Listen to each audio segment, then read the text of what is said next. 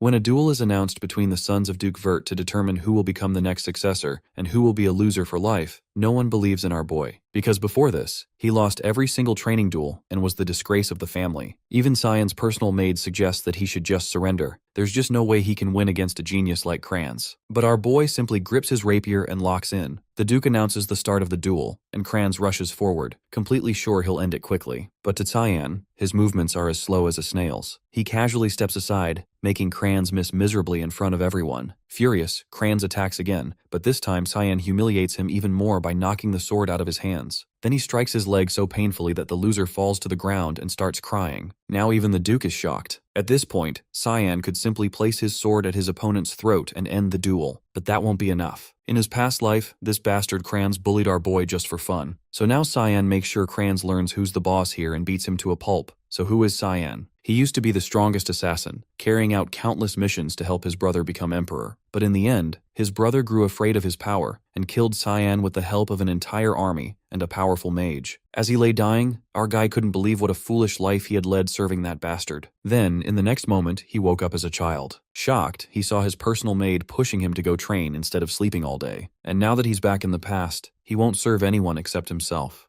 Once the duel ends, he is summoned to meet with the Duke. A high-ranking knight escorts him through the halls toward the chamber. Just before they arrive, he spots Margaret stepping out of the office. A crooked grin tugs at his lips. She's clearly just finished ranting about her precious son. He throws a casual jab, asking if Kranz is holding up all right. Her expression twists with fury, and she snaps, demanding how he dares act concerned after what he did out there. He brushes past her like she's air, muttering that that's how duels work, but she's not about to let that go. Loud enough for anyone nearby to hear, she spits that this is exactly why illegitimate brats like him shouldn't be treated like real heirs. Then she takes it further, insulting his mother and claiming he should be groveling in alleyways for scraps. She hisses that he had no business fighting at all. The words sink in and his jaw tightens. Her venom finally hits a nerve. His anger simmers, sharp and silent. He briefly considers killing her but settles on a more satisfying plan to make her suffer instead. He, of all people, knows exactly how to break her slowly and deliberately. Cyan informs her he'll be enrolling in the academy with Kranz. She squints, unsure what he's getting at. So he spells it out, his tone sharp and deliberate. She wouldn't want her son graduating without his limbs intact. Her focus should be on him now. She steps forward, but the knight blocks her way and says the meeting with the Duke is urgent. They don't have time to waste. He gives her one last smirk before turning toward the Duke's chambers. He walks into the office and offers a formal greeting. Memories flicker, his father's face.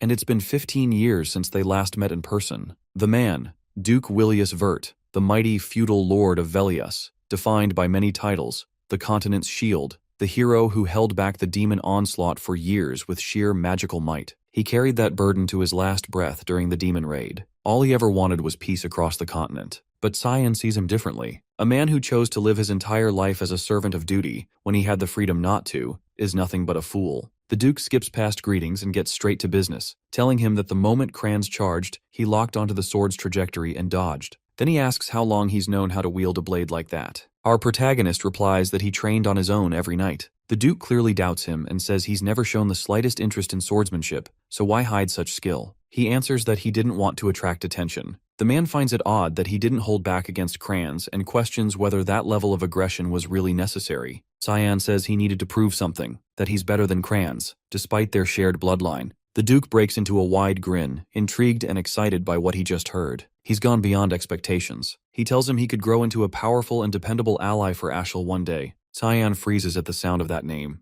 The idea of supporting someone like Ashel, now that he knows who he truly is absurd. Just like always, the Duke's obsession with Ashel hasn't changed. He grabs his son's hands and says he can ask for anything he wants as a reward. It'll be granted. He takes this chance as the opening shot to destroy everything Ashel's built and asks to be sent to the battlefront. Back in his room, the maid nearly jumps out of her skin when she hears what he's requested. She calls him insane for wanting to go to a place swarming with wicked creatures and demonic monsters. Velius, the western territory of the Ushif Empire, is the only region that qualifies as the true battlefront, and even Lamia Valley is considered the front line. It's a brutal war zone that's been locked in a fight against demons for centuries. Because of that, his father gives him one condition. He has 1 month to become strong enough to be worthy of entering Lamia Valley. He has no clue how much stronger he needs to be to meet that standard, but he knows he has to raise his physical capabilities as high as possible in the meantime. He's still weaker than most kids his age. What he does have is combat intuition carried over from his past life and a faint trace of magic within himself. If he can build up his body, he might actually put it to use, so the training starts now. Alice storms into the room calling his name with fire in her voice. She's already heard the news about his plan to head to the battlefront. She lays into him, accusing him of letting his win against Crans get to his head. Then she tells him to meet her on the rooftop. She wants to test him, and if he can hold his own against her for 3 minutes, she won't stop him from going. He tries to talk her down, saying there's no reason for them to fight over this, but she shuts him down cold and asks if he's just chasing after her family's legacy. That's when it clicks. He gets why she's so aggressive. But he doesn't give a damn about her family name. His duel with Crans wasn't even a full day ago, so his body is still wrecked. But she doesn't hold back. She comes at him hard with her broadsword. He reacts just in time, managing to block her strike. She pulls back, taken aback that he defended himself. A 10-year-old with a rapier just deflected her greatsword. She shrugs it off as pure luck and unleashes a flurry of fast attacks. He barely holds them off and takes some hits, but he sees a weak spot in her guard and turns the tables. He parries, slips inside her defense and counters, his blade aiming for her neck. She doesn't have time to dodge the counter, but Cyan twists his blade at the last second, giving her a window to escape. If he hadn't done that, she would have dropped dead on the spot. The Mist's sword technique wasn't built for mercy. Most of its fog-based forms are made for killing, which makes it hard to hold back, especially when his physical strength is still lacking. But now he's starting to burn out. To make up for what his body can't handle, he's been forcing mana through his sword, and he's just about hit the wall. He catches her mid-chant, blending earth and wind into her blade, and shifts into stance. The determination on her face says she's going all in, so he braces for impact, knowing damn well that trying to block that hit could send him flying out of the castle. He charges, hoping pure adrenaline and blind faith will unlock his magic mid-run. But before their blades connect, the knight Ulkin drops in and shuts the whole thing down, blocking them both. He scolds her for going too far on someone younger. Reality hits fast. She blinks, then suddenly pulls him into a hug, trembling and apologizing for snapping. She just wanted to stop him from throwing himself into the battlefield. He gets it. He knows how she is, how she gives everything she has to everything. His sister, the prodigy who scored top marks across every subject at the Royal Academy, her looks alone had people calling her a child blessed by the gods. She'd trained with the sword since she could walk. She once matched Ashel blow for blow in their fight for the title of Continent's Guardian, but then it all collapsed. She joined the Knights of Light and got killed. He clutches her tight and swears to himself. This time, he'll protect her. In the middle of their moment, she turns to Ulkin and narrows her eyes. Wasn't he the Duke's personal knight? What's he doing here if the Duke already left for war? The knight says he's just acting under orders, to guard Cyan while the Duke's away. It's supposed to be a quiet mission. No one's meant to know. The younger man had already sensed him back in the Duke's office, but still finds it odd that his father wanted this whole thing kept under wraps. Mid-thought, fatigue hits like a truck and he knocks out in her arms. She smiles softly, thinking to herself, he really is still just a kid. The next morning, she heads back to the academy. He gets to work training his body. He can barely crank out 10 push-ups, still weak, and the need to grow stronger is getting louder every day. For the past 2 weeks, he's been grinding through strength training. No results. He misses the strength he used to have. He needs anything that works. While he's sinking into that pit, the maid walks in with a message. A package from his sister has arrived. Inside is a bottle of hellhound blood, something he'd asked her for, a rare material from Lamea Valley. The blood of a demonic beast, notorious for its horrible stench and burning taste. People say it's poisonous, but from experience he knows better. It gives a permanent boost to mana and physical power. The maid looks horrified and asks if he's really about to drink that stuff. He shrugs and tells her that after surviving her cooking, this is basically tea, then downs the whole thing in one go. The heat and rush of power spread through his system. Then he says he's heading out for a walk. He goes to a spot he remembers clearly from his past life. He's been waiting for 2 weeks to do this, specifically for a moment when Ilkin isn't around to report back. Years ago, Ashel received a divine revelation from Lumendel, the god of light. It spoke of an ancient temple hidden in the mountains. He hadn't believed it then, but the place turned out to be real, a zone where mana gathers in heavy concentration. In this timeline, though, that prophecy hasn't happened yet. He's the only one who knows it exists. He crouches, feeling along the earth, searching for the exact spot where the mana thickens. Then he channels his magic, and the entrance to the temple begins to open. He steps inside the temple and instantly realizes something's off. It doesn't look quite the same as it did before. This place, once a shrine devoted to the god of light Lumendel, had its history erased during the demon god war that wiped everything clean 3 centuries ago. He moves deeper into the ruins, eyes locking onto a glow pulsing from a sword, the temple's core. Back in 999, BF, before Foundation, humanity had finally driven the Demon King's forces out of Velius. The demons had power far beyond human capabilities, but humans found salvation in ancient relics called the God's Weaponry, artifacts that turned the tide. Among them was Duran Dark, a sacred blade personally blessed by Lumendel. This sword was credited as the key that let humanity win the war, and it will also be the weapon that ends his life someday, when it's in the hands of Vert Ashel. He places a hand on it. As expected, it doesn't react. He walks away, not even surprised. There's an old legend. After stepping beyond the blade's glow, a strange shadow appears. It looks like the sword's cast at first glance, but it's not a shadow. Where there's light, darkness follows. And this darkness is actually a concealed passage, hidden beyond the altar, leading to a secret chamber. He follows it in and finds a sword resting dead center in the room. His eyes soften. It's like reuniting with an old friend, the same blade from his past life. He steps forward, grips the handle, and speaks its name, Karam. The sword submits instantly. He gives it a few swings, but the magic that once pulsed through it isn't responding. It must still be deep in hibernation. Even so, the rush of finding it again fills him with something close to joy. Then, out of nowhere, a voice echoes through the chamber, asking if he really feels no fear, whether he understands what it means to awaken the demon sealed in that sword. She says it's too late to back out now and lunges, aiming to take his body. But he grabs her by the throat before she can get close. He says she's acting way too reckless and wasn't like this before. The demon looks shaken. How can a kid touch her? He calmly reminds her that the blade belongs to him. She tries to push back, then freezes. She senses something, asks if he's the successor. Why does he carry Eru's presence? He repeats himself. He owns this sword. He inherited Eru's legacy, and she should kneel to her new master. She doesn't buy it, calls bullshit, and attacks. He sighs, realizing words won't work. The will of a demonic weapon always ends with it trying to claim the user's body. So he cuts the conversation short, flicks a finger, and slams her skull into the temple floor. He warns that if she doesn't submit now, things will get uglier. She growls, enraged, so he doubles down, pressing her even deeper into the ground to make his point. The pressure works. She breaks and finally calls him master. With that done, he figures it's time to head back. He's already been away too long. Karam practically hums with excitement, eager to breathe open air again after so long underground. She asks his name, curious. When he tells her, she raises an eyebrow. Out of everyone, why would Eru pick a kid she's never even heard of? He answers that he was chosen in a past life. He's already died once. As they walk, he passes Duran Dark, staring at it. He says it'll need to sit tight. Its real owner won't show up for another 2 decades. Karam still isn't convinced about the whole reincarnation thing, so he cuts the hilt off the sacred blade. She asks what the hell he's planning with that. He says it'll make the future a hell of a lot more fun. As the cart finally reaches its destination,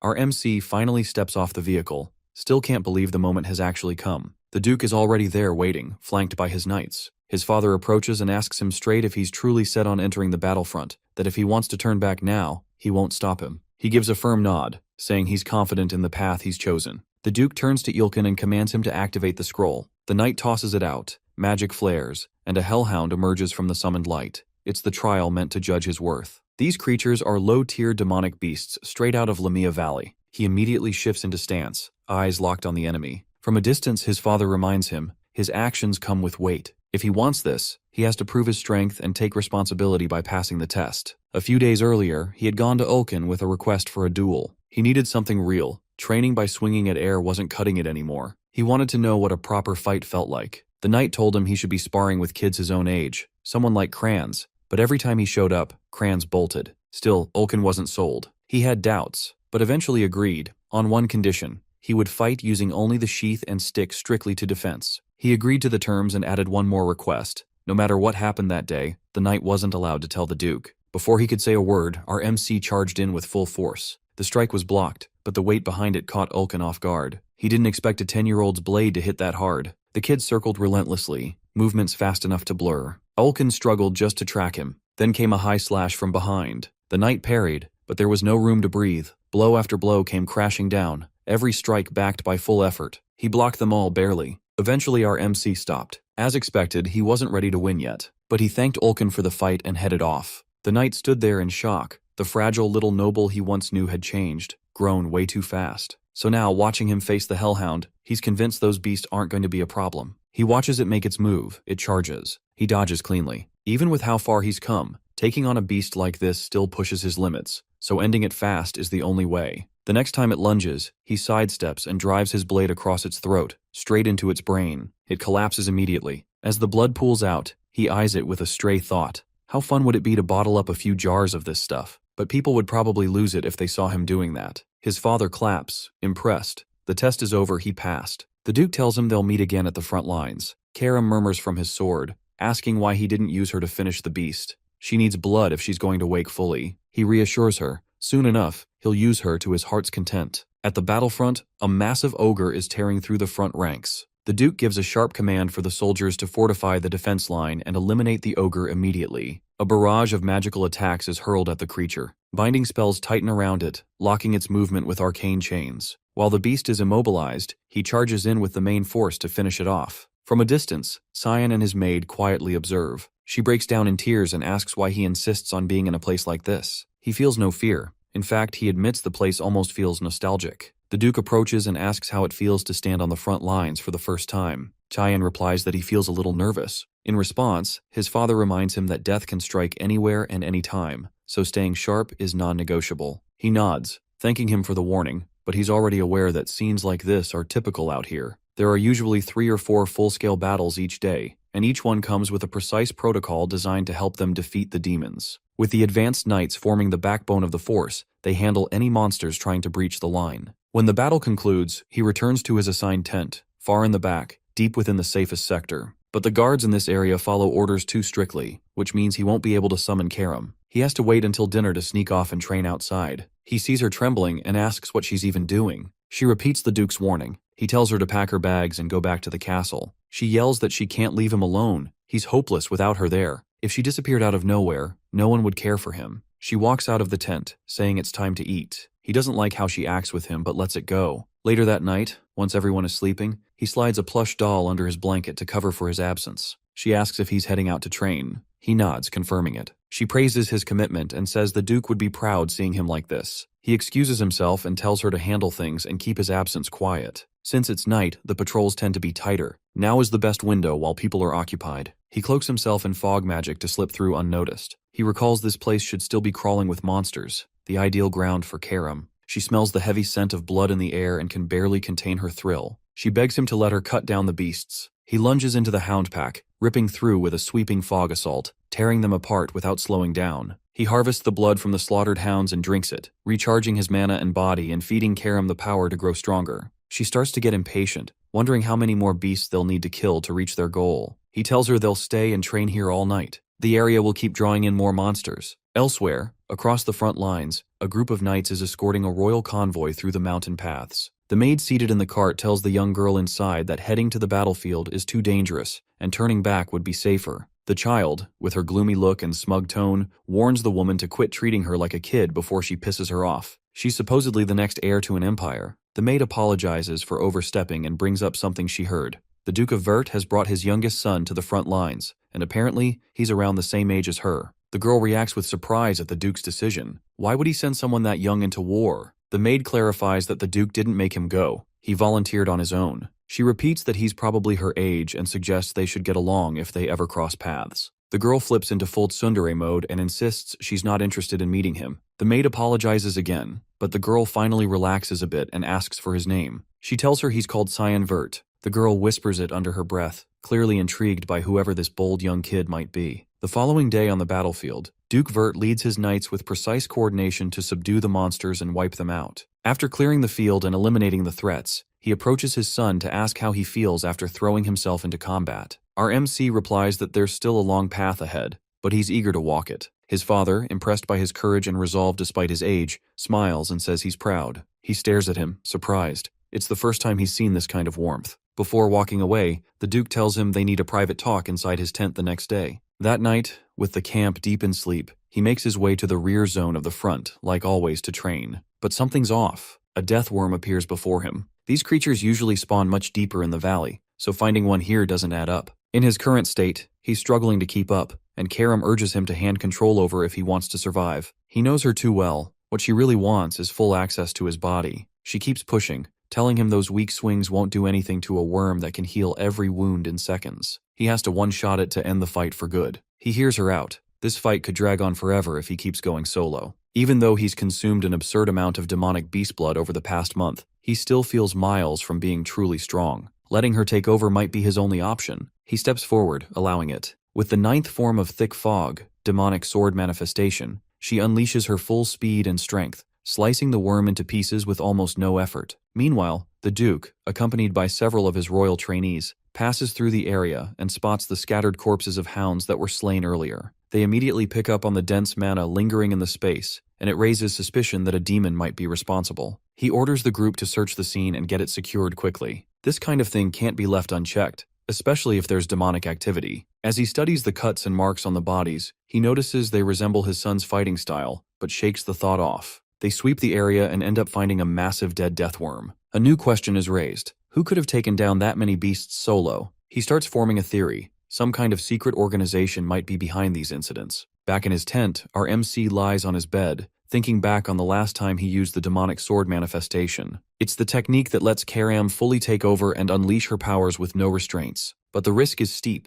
If he slips, she could remain in control permanently. That's why he can't use it on weaker monsters. The cost is too high. Fatigue sets in. His body's sore and heavy. If he hadn't been drinking all that demon blood during his stay here, he'd have collapsed long ago. As he's trying to rest, she appears, telling him she finally understands something. On the inside, he's clearly mature, but his body's still stuck in a kid's form. His instincts, awareness, and fighting skills don't match his age at all. He moves through Lamia Valley like someone who's trained for decades, and the way he uses a sword only adds to that. It's almost like he's had 30 years of experience. And after hearing what he said before about dying, she's now fully convinced. He must have come back from the future. He gives her a tired look and tells her it should have been obvious from the start. She, being the loud beast she is, yells in frustration. But once she calms down, she begins digging into the details of his past death. It must have taken someone damn strong to kill him. Her theory? He was taken down by the wielder of the Duran Dark, either lost in a duel or was betrayed by someone close. She leans toward the second one. He asks how she's so sure. She explains that earlier, she saw him looking at that sword like it meant something to him, like it carried a past. And if that's the case, he's probably out for payback.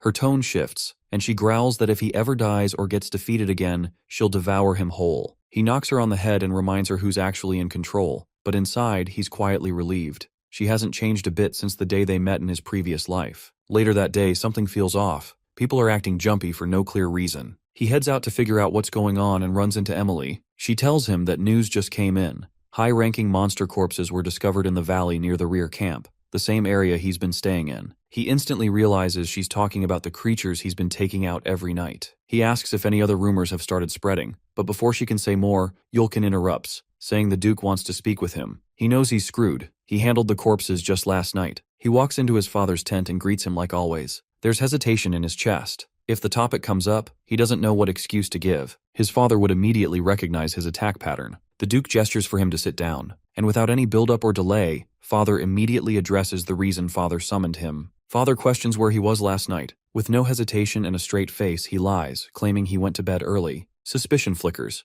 Those markings they discovered yesterday bear an uncanny resemblance to the cuts left by his sword style. But after a moment, the Duke tempers his thoughts, pushing the suspicion aside. There's no way a kid could have taken down something as massive and dangerous as a deathworm. Father asks why he's being questioned. The tone shifts, more serious now, as Father brings up the monster corpses found near the camp. They need to look into it thoroughly, but the one theory Father keeps circling back to is that it might be tied to an old assassin organization known as the Mist. He plays dumb like he's never heard the name before, but the explanation continues. Supposedly, the Mist has existed for centuries. No one knows their motive or ultimate purpose, but they've left a trail of dead nobles in their wake. Their signature? Every kill site is shrouded in black fog. Then one day they just vanished. The last known sighting was 300 years ago. But the troubling part is, the monsters found yesterday were surrounded by that same black fog, the kind linked to Eru, the god of darkness. He's the source of the organization's power and the deity they worship. Based on that alone, the Duke assumes the Mist is behind the Deathworm's slaying and the other recent monster kills. Hearing this, our MC can't help but admire the sharp intuition. Even with the organization having disappeared for centuries, his father pinned the fog back to them instantly. The Duke admits they don't yet understand why the Mist has suddenly reappeared, but regardless, the Empire's higher-ups must be informed. He feels slightly relieved. His father didn't suspect a thing and believed the lie. From that perspective, it makes zero sense for someone his age to be tied to a legendary underground group. The topic shifts. Does he know about the guests arriving later today? He does. The Emperor is set to visit the front. The older man nods, then says he wants a small favor. Meanwhile, the Emperor reaches the battlefield, welcomed respectfully by the knights. The Duke bows on one knee to greet his sovereign, but the Emperor quickly dismounts and tells him there's no need for ceremony. They've been friends for years. He then spots our MC nearby and introduces him as the youngest member of the Vert family. The Emperor seems genuinely pleased to see someone so young surviving in the brutal environment of the front lines. He finds it astonishing. Now he understands why his father wanted him present for this visit. This was the first time he was being formally introduced as the Duke's son. Back in his past life, whenever the Emperor came by, he was always told to stay locked in his room. But now, he feels real happiness, finally being recognized publicly with pride. The Emperor then gestures to his young daughter, introducing her. The white-haired girl from earlier is none other than Arryn Severs, the fifth princess of the Ushif Empire. He immediately identifies her. She's infamous as the tragic fifth princess. The favor mentioned earlier was about her. His father wanted him to ensure her safety. Since they're the same age, he could look after her, keep her company, and stay close. It would help to build a bond now, especially since they'll likely see each other again at the academy. He mentions it's a smart move to be on good terms with a member of the royal family, and hopes they'll get along. He isn't exactly eager to befriend her, but he gets where this is going. His father wants him to build the kind of bond he himself has with the Emperor. Still, that's just not who he is. There's no chance they'd ever actually be friends. For now, though, he has to go along with it. He ends up walking beside her like he was told. She pauses by the river, eyeing it curiously, and asks why the water is red. He tells her it's called the Blood River. Name says it all. When demons get fatally wounded or lose their ability to fight, they instinctively crawl to this river. Eventually, the bodies rot, and the fluids run into the water, staining it red. The idea of a river full of corpse runoff makes her sick. She then asks where exactly the river flows. He enjoys the chance to spook her, saying it heads straight to the demon realm, and if she swims far enough, she might bump into the Demon King. Their eyes drift to the sky, where a faint yellow glow appears on the horizon. He explains the light means demonic beasts are closing in. She panics, asking why demons would dare come this close to the camp. Meanwhile, up at the front lines, the Duke starts organizing for battle. He instructs the knights to focus on guarding the Emperor, then tells the rest of the army to shift west with him. The Emperor interrupts, declaring he won't sit back and let others shield him. He hasn't tasted real combat in ages and is itching to dive into the action. The Duke has no choice but to comply. They announce the Emperor is joining the charge, while the rest of the knights handle the incoming demons. The Duke then calls out for his son to join the others. He doesn't hesitate and moves to follow orders, but before he can leave, Arryn stops him and asks if he's really capable of fighting demons alone. He gives a nod, but she cuts him off, insisting she wants to come too. If he can go, then so can she. They're the same age. He brushes her off, telling her people die in this. Being the stubborn, loud kid she is, she yells that she still wants to go. He ignores her and calls for Ulkin, assigning him to keep her safe and take her somewhere far from the fight. Furious, she starts yelling insults at them for treating her that way. He walks up to her with that cold stare of his and tells her straight, if she keeps throwing herself into things like this, knights will die. Maybe dozens, maybe hundreds. Is she ready to bear the weight of that? Her eyes well up. That hit too deep. He turns and starts to walk away. Before leaving, he tells her to pack up and go home if she's just going to cry like a child. Back in the camp, high-level demonic beasts begin their attack. The Duke commands the army to prep for battle and wipe out every last one. The soldiers respond with fire and charge straight for the demonic snail. The ruler of Ushif, Emperor Dionys Varys, has taken 2 wives throughout his reign. The first, Diana Kozel, passed away years ago. The second, Cassandra Nepellis, currently serves as a royal judge within the Empire's court. Diana bore him 2 daughters, the Empire's first and second princess. Cassandra, on the other hand, gave birth to the 3rd and 4th princes. But then came Arryn, the 5th princess, born not of nobility, but from a commoner woman. A child born out of wedlock, her existence has been treated like a blemish, ostracized and labeled as something unnatural, unworthy of royalty. Still, despite the constant humiliation and social scorn, she never let their judgment define her. She carried herself with the grace and presence expected of any princess, and she dedicated herself with intensity to her academic path. Even so, things eventually spiraled. She was later accused of turning her back on the Empire and banished from the royal bloodline. No one knows for sure what became of her, but rumors suggest she caught some incurable illness and died alone on a remote island. That was enough to earn her the nickname, the Tragic Princess. He, for one, believes things could have turned out differently. Always thought she might have stood a chance at a decent life, if only she weren't so caught up in dreams and blind ambition. She drew too much attention. Karam constantly teases him, claiming her story practically mirrors his. Meanwhile, far across the war zone, the Emperor and the Duke have been making significant progress wiping out the monster swarms. Dion channels raw lightning through his body, slicing through the stragglers like they're nothing. He might hold the throne, but he's also earned a reputation as a terrifyingly skilled magic wielder. Creatures like these barely slow him down. Once the area is cleared, the 2 duck inside the command tent to rest. The Emperor pours himself a drink and offers one too, just to reminisce about the old days. The offer is declined. There's no room for Buzz's judgment on the front, so he shrugs and drinks solo. As the quiet stretches between them, he casually brings up a troubling matter. Several nobles have been killed lately, and word is spreading fast, unsettling both citizens and soldiers. The Duke immediately asks whether there's any link between the deaths. patterns, strange signs. Dione tells him the common thread is corruption. Every noble taken out so far had a dirty record, and more importantly, every corpse showed signs of black fog residue. That makes his companion pause. He says he noticed the same kind of fog behind the camp just yesterday, which leads him to suspect that the black fog users have resurfaced. The Emperor agrees. It's definitely something they'll have to look into further. Then the topic shifts. He's heard whispers that Aaron is being blamed for the recent chaos, and it's starting to weigh on him. He's been trying to keep things from boiling over, but some factions are clearly looking to use the situation against her. He turns to the Duke, face open and serious, and asks for one thing. If something happens, if he dies first, he wants his old friend to watch over her in his place. The promise is made without hesitation. The Duke swears on his life to protect her, no matter what. And with that, the conversation draws to a close. Back in another tent, he's catching Emily up on everything that went down while she was away. She seems let down that he barely spent time around the princess. He tells her not to expect too much. She laughs, half serious, and throws out that he'll never get married at this rate. He brushes it off and steps out to return to his usual training. But outside, he runs straight into Aaron, standing there soaked from the downpour. She walks into the tent beside him and asks where he's heading next. Before he can answer, she tells him to stay for a moment. There's something she wants to talk about. She asks how long he's been stuck out here. He replies, nearly a month now. Not wasting time, he pushes the real question. Why did she come all the way here just to find him? But whatever she wants to say, she holds back. Emily's intense, almost unhinged gaze behind them makes her too uncomfortable to speak freely. He tells her to give them some space so they can talk privately, but she replies with a sarcastic grin, joking that they should all just have fun together. Once she's out of the way, Aaron begins by apologizing, admitting she hasn't been behaving like she should, hasn't lived up to what's expected of her. He accepts it without hesitation and admits he might have gone too hard on her earlier. Her voice lowers, weighed down by emotion. She says he's well liked by everyone, that he carries himself with more maturity than she does. He instantly notices the shift in her demeanor. She brings up the fact that he's probably heading back to the academy soon,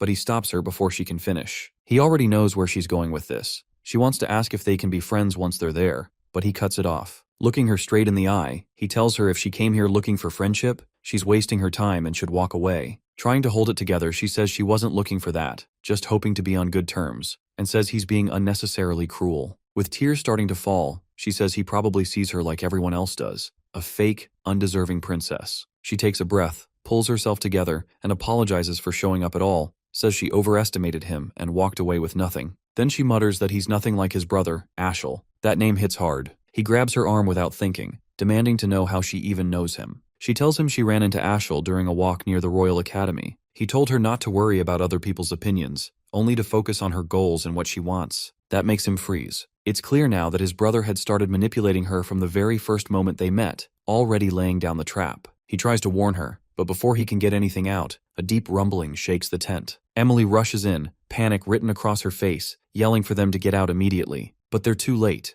An orc crashes through the top of the tent, smashing into the ground and launching her through the air like a broken doll. From outside, the nearby knights spot the torn-up tent and realize he's still inside. Emily, sprawled in the dirt, breaks into sobs, convinced he's just been killed under the wreckage. Word of the attack reaches the Emperor and the Duke immediately. Both of their children are trapped inside the wreckage of a tent, torn apart by a high-ranking demonic beast. Without pausing, Dione commands the entire military force to head straight to the scene and secure his daughter's life. Meanwhile, panic floods his mind. He can't wrap his head around why powerful monsters keep showing up this far behind enemy lines. They're supposed to stay deep within the valley. Something feels seriously wrong, and he's starting to suspect he might be the reason behind it. Tears well in her eyes when she sees him alive, after genuinely believing the orc had killed him. But he managed to get out before the structure collapsed. There's no way he'd let an orc finish him off when he's slain demon kings in a past life. Beside him, she asks if the knights stationed at the camp are all right. Then she breaks down, overcome with guilt for coming here at all, knowing they would have followed her straight into danger. The knights approach and reassure her that protecting her is their sworn duty, and they're ready to die if that's what it takes. But the words are cut short when the orc storms back into the scene, grabbing one of them, crushing his body in a single grip,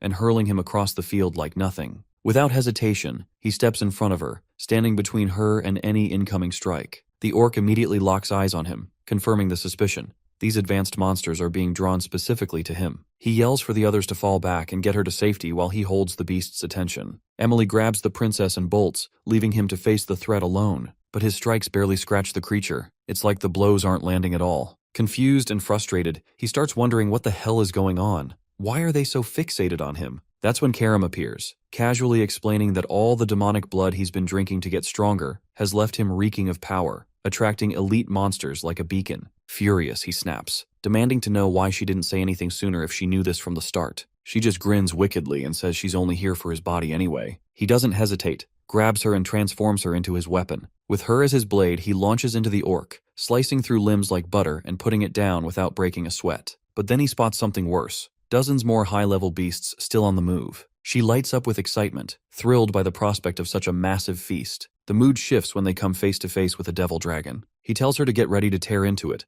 activating his demonic manifestation to wipe out everything standing in their way. Elsewhere on the battlefield, the Duke has just taken out the final remaining monster in his area. Dione turns, asking if there's any word on the kids. The reply is grim. There wasn't a single sign of them near the collapsed tent. The Emperor says he must be panicking over his son, but the Duke answers with a cold expression. Any member of the Vert family should know how to survive something like this. What matters now is the princess's safety. As they speak, the knights arrive, successfully bringing her back to her father. She rushes into his arms, breathless, pleading with him to save our MC before it's too late. Meanwhile, the Duke walks up to the maid and asks if she's his personal attendant. When she nods, he asks what happened. With her voice shaking, she explains that he told them to run while he stayed behind to hold off the monsters. One of the knights offers to go retrieve him if given the order, but the Duke takes a moment, then declines. Their focus has to remain on the current wave. If these creatures break through the camps, nothing will stop them from reaching the Empire itself. They have to return to formation before more lives are lost. When someone asks what's going to happen to him, the answer is calm and final. Our MC has already done his part. He protected the princess. That's what being a Vert means. She continues to cry, still blaming herself for everything unraveling around them. But then a sound cuts through the noise, a voice she instantly recognizes. She looks up,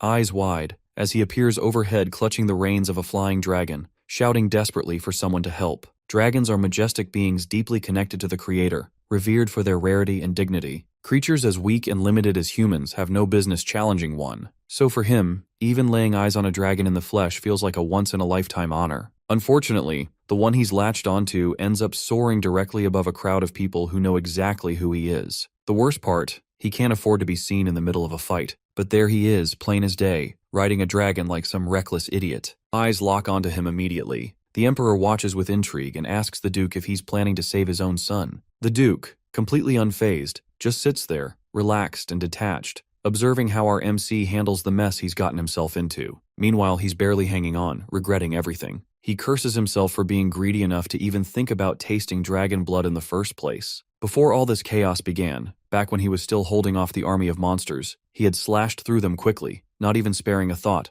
until all that remained was the dragon. Seeing it up close had him practically vibrating with excitement, staring at the mythical beast with wide, awe-filled eyes. But the moment didn't last. It went aggressive fast, blasting a column of fire his way. He dodged and scrambled for the high ground, launching a flurry of attacks in return, but each strike only pissed it off more. Then came the tail swipe, hard and fast, smacking him through the air like a rag doll. Before it could follow up, he switched to martial arts, pounding it with heavy, rapid blows across its body. Still, it wasn't enough to bring the beast down. As he prepped for his next move, something unexpected happened. It stopped. Then it simply turned and flew away. But of course, being the impulsive little gremlin he is, he leapt after it without thinking, grabbing onto its side like a maniac just to steal a taste of its blood. That's how he ended up stuck, clinging to its back, powerless and exposed. She demands to know why he hasn't used her to fight back. At this rate, he's going to get himself killed. He screams back that if anyone sees him use his powers now, he'll be fried alive. He can't let that secret get out. While they're still arguing, they spot the Duke beginning to cast a massive, high-level magic spell, an 8-star incantation. Panic hits immediately. That serious look on his father's face means only one thing. He's about to target the dragon, even knowing his son is on it. The spell launches. Blades of magic shoot into the air, slicing through flesh with terrifying force. He leaps off just in time, trying to dodge the raining blades mid-air. As he falls, she yells for him to use his powers to escape, to fly out before it's too late, but he still can't risk being seen. Desperate, he scans the area and spots a river of blood not too far off. As a last-ditch effort, he shifts his trajectory and aims for it, hoping it'll cushion the fall. Somewhere else in the valley, a pair of demons had been watching the commotion. One, the older of the two, remarks that it must have been a young dragon getting itself into trouble. The white-haired one next to him counters, saying something incredibly powerful must have scared it off. Only a high-level beast could do that. But the elder casually corrects him. That section of the valley is populated solely by humans. Still, If curiosity's got him, he's free to check it out for himself. Just try not to massacre everything in sight. The younger nods, spreading his wings and flying toward the chaos. Back near the river, he somehow survives the fall. Crawling out of the bloody water, breathless and drenched, he drags himself onto the shore to rest. He quickly checks on her, making sure she's alright too, but she's too furious to even speak. He tells her to relax, promises they'll head back soon,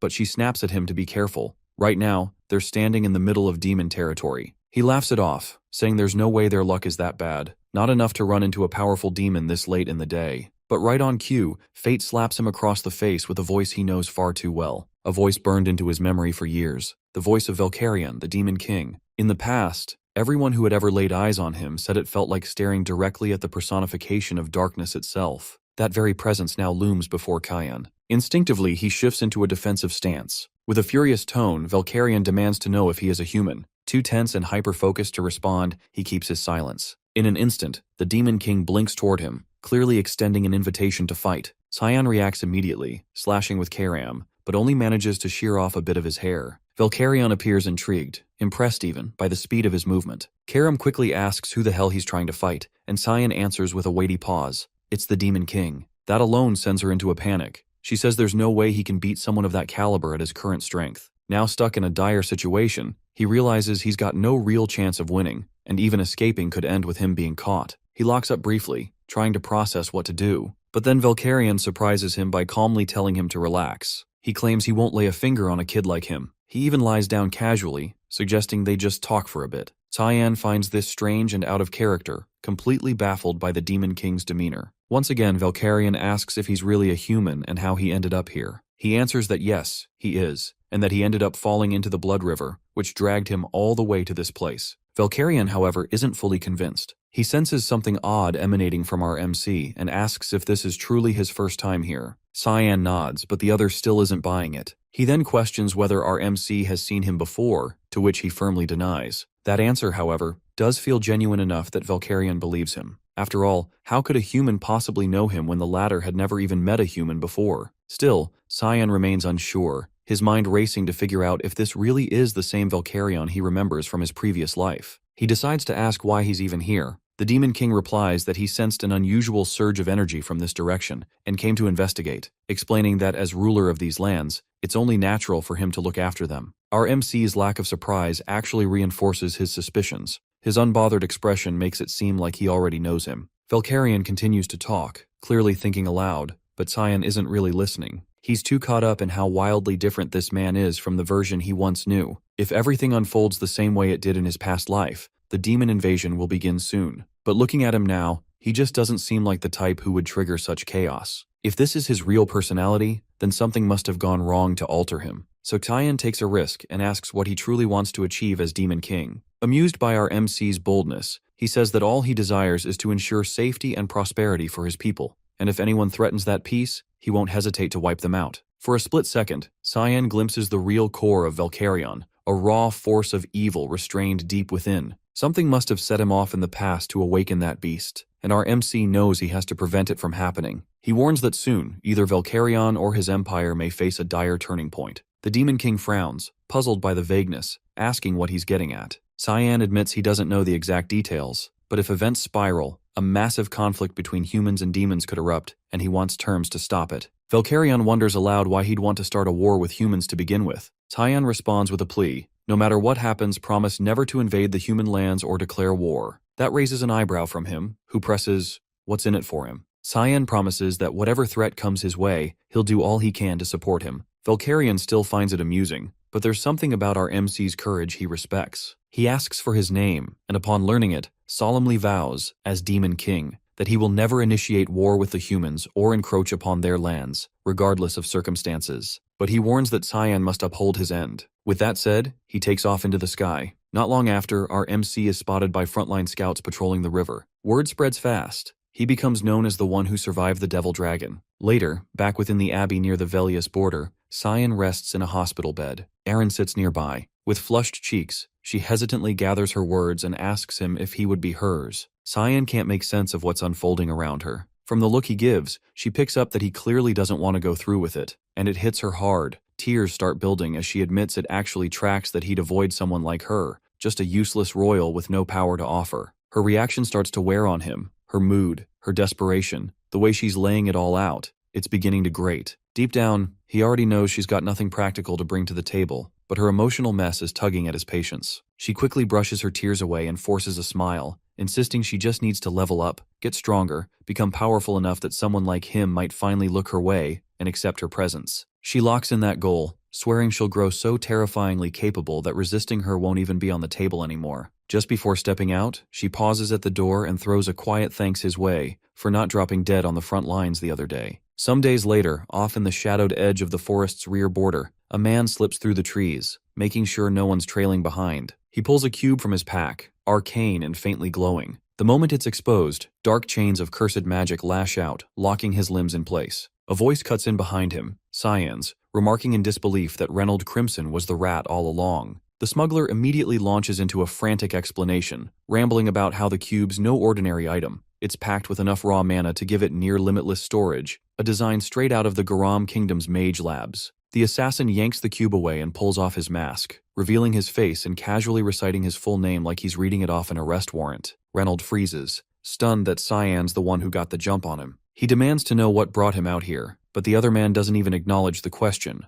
already digging through the crates and supplies the smuggler's been hauling. He notes everything, contraband parts, demonic remnants, and it clicks. Reynold's been draining corpses of their corrupted blood, packing the stuff into carts, and slipping them through the borders with inside help. He's sure of it. Someone's been feeding him access. Reynold shrugs it off, swears he has no clue what his captor's going on about. But Cyan's way ahead. He's seen the demonic blood floating around the underground markets. Somebody's selling. While he tries to piece together who the mole could be, Reynold tries to blindside him with a fireburst. He thinks it'll land, but instead, Cyan's already closed in, slicing through his hands and pinning them into the bark of a nearby tree. Then comes the deal. Either Reynold spills everything, the smuggling path, the identity of the traitor, the whole operation, and gets a clean end. Or he holds out and gets dragged through a torture so drawn out and merciless he'll be begging for death before long. Later, over on the western edge of Velias, inside a trade station near the border, a group of merchants crack open a box of supposed blood shipments, only to recoil when they spot Reynold's decapitated head hovering in a swirl of black mist inside one of the containers. Not far from the scene, Cyan keeps watch from a concealed vantage point, monitoring quietly as his plan unfolds. Karam, standing beside him, questions why he's letting these traitors walk free. He replies flatly,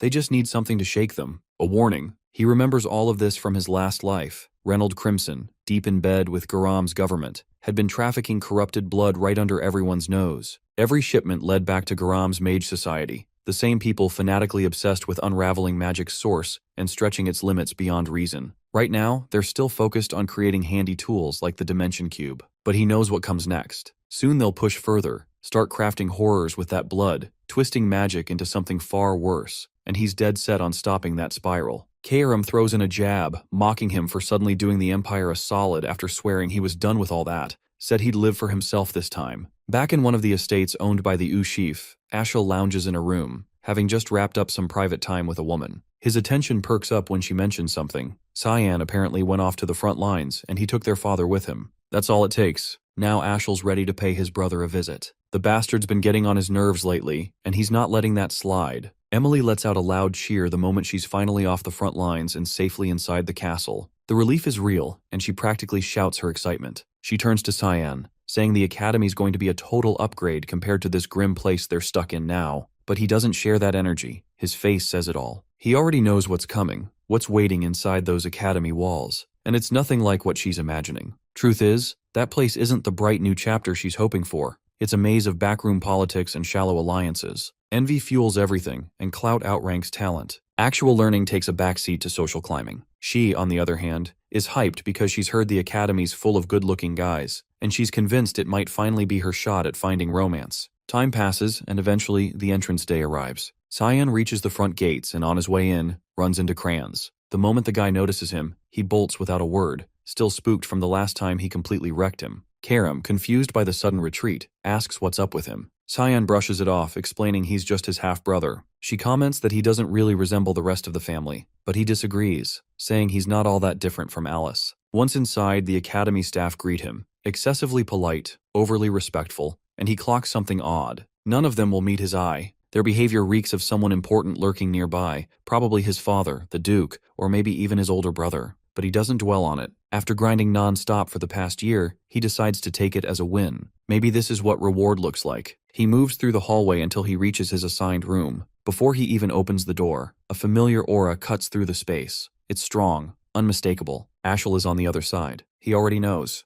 And right on cue, as he pushes the door open, there he is, his older brother, standing there with a smug, been a while greeting. Cyan keeps himself in check, trying not to do anything reckless. Ashel comments that he probably doesn't even remember him. It's been years, not since before he entered the academy. That flicks a switch. Cyan snaps, fury rising, and moves to grab Karam for a counterattack, but she intercepts him just in time, urging him not to lose it, reminding him that one wrong move here could get him killed. He listens, barely. Instead, he greets Ashel through clenched teeth, saying he'd never forget his older brother's face. The elder laughs and ruffles his hair, pleased he still remembers. Then he strolls deeper into the room, casually mentioning that he's heard Cyan's gotten way better at fighting this past year, and that maybe now he might actually be of some use on the battlefield. Cyan bites back the disgust, says he's looking forward to it too, but the hatred in his eyes says something else. Ashel catches that glare and pauses, says he just dropped by to see him, nothing more. But Cyan knows better. He doesn't waste time on people he thinks are beneath him. If he's here, there's a reason. And oddly, that thought calms him down. Meanwhile, just down the hallway, Emily's lugging his stuff toward the room. She yells out, pissed he didn't come help carry it. But as she approaches, she freezes. Ashel walks out instead. He brushes right past her, telling her not to mind him and to just get back to work. Once he's gone, she vents her frustration, demanding to know why the hell Cyan didn't warn her he'd be here today. He doesn't respond, just tells her to leave him alone for a bit. He locks himself in the bathroom, leans over the sink, and throws up. The pressure, the tension, it all hits him at once. When he steadies himself, he turns to Karam, demanding to know why she stopped him earlier. To him, it made no sense. It was the perfect opening. She could have taken over his body right then. She shuts that down, says she didn't hold back because she was being soft. She just wants his rage to keep growing. The more twisted it gets, the better he'll taste. Cyan smirks, says he prefers her this way. Over in Ashel's private room, a butler enters with an update. As ordered, he's been tracking the second princess, and now he's found her. She's deep in the northern region of the White Elves' territory, Fruina. Ashel raises an eyebrow. Fruina's not exactly welcoming, especially to outsiders. But of course it's her. She's got away with people. Makes sense she'd pull it off. He tells the butler to notify him right away if she ever decides to return. The servant nods, but before exiting, asks if something happened during the meeting. He looks different. Happier even. Ashel laughs, shaking his head. Says it's actually the opposite. His mood's crap. All he can think about is that look Cyan gave him earlier, sharp and heavy, like he was staring down a sworn enemy. He orders the man to keep tabs on Cyan from here on out. The butler promises to assign someone for surveillance and leaves. Ashel stays behind alone, still thinking, still trying to figure out what the hell his younger brother might be hiding. Just outside the castle walls, a formation of royal knights waits in full gear, lined up to escort Cyan on his way to the academy. Emily lingers nearby, clearly downcast. She's not allowed to ride along with them, and it stings. He says his goodbyes and tells her to behave, wishing her well before stepping away. Right as he's turning to leave, she calls out to remind him not to get discouraged if people mess with him once he's there, and to take care of himself no matter what. Her words catch him off guard, not because of what she says, but because it proves she hasn't changed at all since his last life. Still the same, still kind, still exactly as she was back then. Like that one time when he was 8, down with a brutal fever, blacking out again and again with no one around to even notice. No one but her. She'd picked him up and carried him on her back, running all the way to the closest doctor. Stayed up through the night beside him, watching over him the entire time. If not for her, he'd probably have died somewhere in a forgotten corner of the castle. Leaning his head out from the cart, he yells back at her, half joking, telling her she better behave, or she'll be punished when he returns. She waves after him, eyes glossy with tears but smiling wide. To him, she's never just been a maid. She's someone he holds close, someone who genuinely matters. Once back inside the cart, something starts to feel off. The escort, 6 nights for one person? It doesn't sit right. He starts to suspect there's more to this than a routine trip. Whatever they're planning, it probably won't wait until he reaches the academy. Hours pass before they pull over. One of the knights tells him they'll be camping here for the night. Curious, he asks where exactly they are. They respond vaguely, claiming it's a location in the center of Saffron, and that they should be arriving at the city by morning. But he knows better. The landscape doesn't match, not even close. No forest like this exists near Saffron. Judging from the surroundings, they've dragged him somewhere isolated, deliberately out of reach. He climbs out of the cart and right away the group closes in, surrounded, Calmly, he asks the only thing that matters.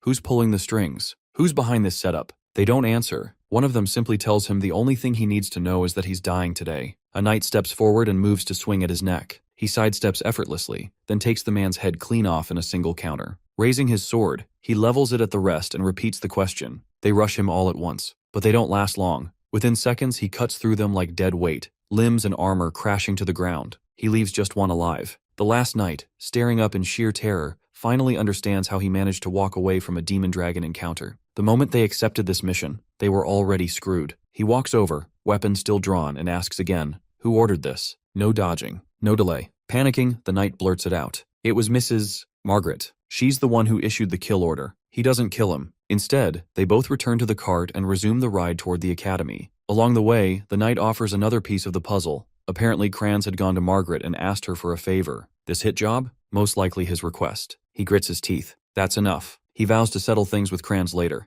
The knight, looking dejected, asks quietly what's going to happen to him now. He responds flatly, he's useful for the time being. So for now, he can drive. Not long after, the outline of the academy finally comes into view in the distance. They've reached their destination. Back at the estate, Margaret completely loses it when word hits that the mission's gone sideways. News spreads that most of their men were found dead near the road, their corpses discarded like trash. Yet somehow Cyan survived, and worse, made it to the academy. Her nerves spike, disbelief setting in. None of this tracks. The butler calmly suggests they may have misjudged his abilities, but the idea that a kid pulled this off doesn't sit right with either of them. He figures there has to be a hidden hand orchestrating this mess. He floats the idea of sending a cleaner to the academy to finish the job. She cuts him off before he can finish. If they try that, he'll go straight for Kranz. She orders a full blackout. No retaliation, no leaks, no word of today's incident. The servant bows out and leaves, but outside the room, Ashel's butler has been eavesdropping the entire time, undetected. It's been 10 days since Kyan and Brian rode out from Saffron. By now, they've probably figured out he's still breathing. That means the road to the Royal Academy is finally safe. But now he has to figure out what the hell to do with Brian after this. Not long after, as he lounges in the back of the cart, soaking in the quiet, the escort gives him the heads up. They've arrived. He glances out and spots the academy building. Nostalgia hits hard. A flood of memories comes rushing in, some good, most crap. He walks in and hands over his credentials at the front desk. A wave of whispers follows. People stunned to hear the name Cyan Vert. He's instructed to head to his dorm and wait there. In 2 days, he's expected to attend the entrance ceremony and elemental assessment. The staff hands him an ornate key paired with a sealed letter. He gives both a once-over, baffled, then stunned when he learns he's been assigned a royal hall, all to himself. No one in his bloodline has ever gotten that honor, so clearly someone's pulling strings. Brian steps inside with him, still trailing along. Cyan turns to him. Now that the escort gig's over, it's time to settle things. The guy freezes, convinced his time's up. But instead of a blade, he gets a hefty sack of gold, payment for his work, more than enough to start over somewhere. Caught off guard, his eyes well up. He drops to one knee and begs to serve for life. The request throws Cyan completely. Why would anyone want that? So the man explains, his father always told him, if you ever find someone worth your loyalty, don't hesitate. The whole thing annoys Cyan. He thinks it's a stupid way to live. How can Brian be so sure he won't get betrayed down the line? The answer's simple. If it happens, it happens. Cyan shrugs it off and decides to skip the ceremony. He's going straight for the elemental test. Meanwhile, inside the dean's office at the Royal Academy, the man sifts through the latest elemental results. This year's batch brought in plenty of impressive candidates, like Aaron, who scored 2-star mana and shows a 50% alignment with the light element, and more beyond her. He's honestly impressed with what the kids are packing this year, but one name jumps out above the rest. Cyan. 2-star mana, S-rank physique, and most shocking of all, 92% darkness affinity. Not even his sister Alive Ver, the so-called child of God, hit those numbers. She only scored 88 in water when she graduated. He admits it's wild. None of the other prodigies match up to her little brother. Instructor Sarika points out that his element is still darkness. He knows, but she should also know that he was granted a royal hall on direct order from the Emperor. The kid earned it after saving Aaron from a monster attack at the front lines. Now the Emperor's thinking about marrying them off. He asks Sarika what she thinks would happen if the overlooked 5th princess married into the Vert family, known for churning out elite talents. The answer's obvious. Succession drama, empire-wide chaos, maybe even civil war. She cautions that pushing things too far could shatter the realm. But he brushes it off. No need to get ahead of things. He wants to see how this plays out, whether Cyan becomes the empire's savior or its downfall. Elsewhere, Cyan paces the halls, going over his elemental results in his head. He's still stunned by the numbers. He only had 80 in his past life, He figures guzzling all that demonic blood must have given him a boost to 92. Out of nowhere, he runs into Kranz, who looks like he's seen a ghost. The guy clearly thought he was dead. Right next to him is a chubby jerk from back in the day, Popper Panarin, another asshole who used to make his life hell, just like Kranz. Cyan practically lights up at the chance to deal with him early. Popper charges forward trying to start something, but doesn't even get the words out. Cheyenne slams him into the wall with one clean kick before the guy can make a sound. He leaves Popper knocked out cold on the floor, then turns to Kranz, asking for a quick talk. Stepping in close, voice low and smile unsettling, he says flat out, he doesn't give a damn what schemes the guy runs behind the scenes, but if he lays eyes on him again, he's leaving the academy in a wheelchair. Kranz's legs give out. He drops, eyes watering, completely broken. Cyan walks off grinning wide, pride practically spilling out of him. Sarika, still lingering on the dean's words, replays the whole conversation in her head. She's now convinced she needs to keep tabs on him, tight ones. Just as she goes to pull a book from the shelf, she notices it's gone. Behind her, his voice breaks the silence. He's holding it, asking if she was searching for this. She whirls around, caught off guard. She didn't sense him get that close. She reminds him students aren't allowed in here and tells him to hand over the book. The second she gets it back, she strikes. Black fog lashes out. He narrowly sidesteps the hit and calls her out as the hall master of the assassin group, Mist. That throws her. She has no idea how he knows that. In his past life, their first meeting had felt completely normal. She'd casually asked about his day, assumed he wanted to be done with counseling fast, but insisted it was for his own development. Back then, it made zero sense. What growth was she expecting from someone constantly humiliated by his own brother in front of the whole school? She'd admitted she found him intriguing. Not every day someone shows up with an 84% darkness element, but he'd always been told darkness wasn't worth much. She disagreed, said that was just because humanity barely understands it. His potential, she claimed, was limitless, and she was looking forward to seeing what he became. Her sweet tone and soft smile had fooled him completely. The whole instructor act? Just a cover. She's hiding out in the academy, smack in the middle of royalty and nobles, while working as a real assassin. Her demeanor shifts. She tells him they'll continue this in her lab. He's a bit thrown off by how calm she is. Inside, it's just like he remembers. He takes a sip from the tea she pours and instantly knows she laced it. She laughs it off, but he shrugs. Poison doesn't work on someone who's been chugging demonic blood. He tells her she'll need a better recipe next time. She asks how the hell he knows all this, especially the fact she gets her orders from specific books in the library, the exact spot he went for. Now she's suspicious he might actually be Miss too. He tells her there's no better proof than that. That pisses her off. He brings up how, before he left for Chatan, someone questioned whether one night would be enough. Nobles have been dropping like flies lately. He grins and casually asks when the purification project kicked off. She plays dumb, claiming she has no idea what he's on about, but he calls her bluff, says he's on to the assassinations. She warns he's going to regret running his mouth. They both gear up to fight. Fog thickens around the lab as she suddenly hurls the table at him. He doesn't dodge, just drives his fist straight through the wood, splitting it in two. He tells her he's already shown more than enough to prove who he is.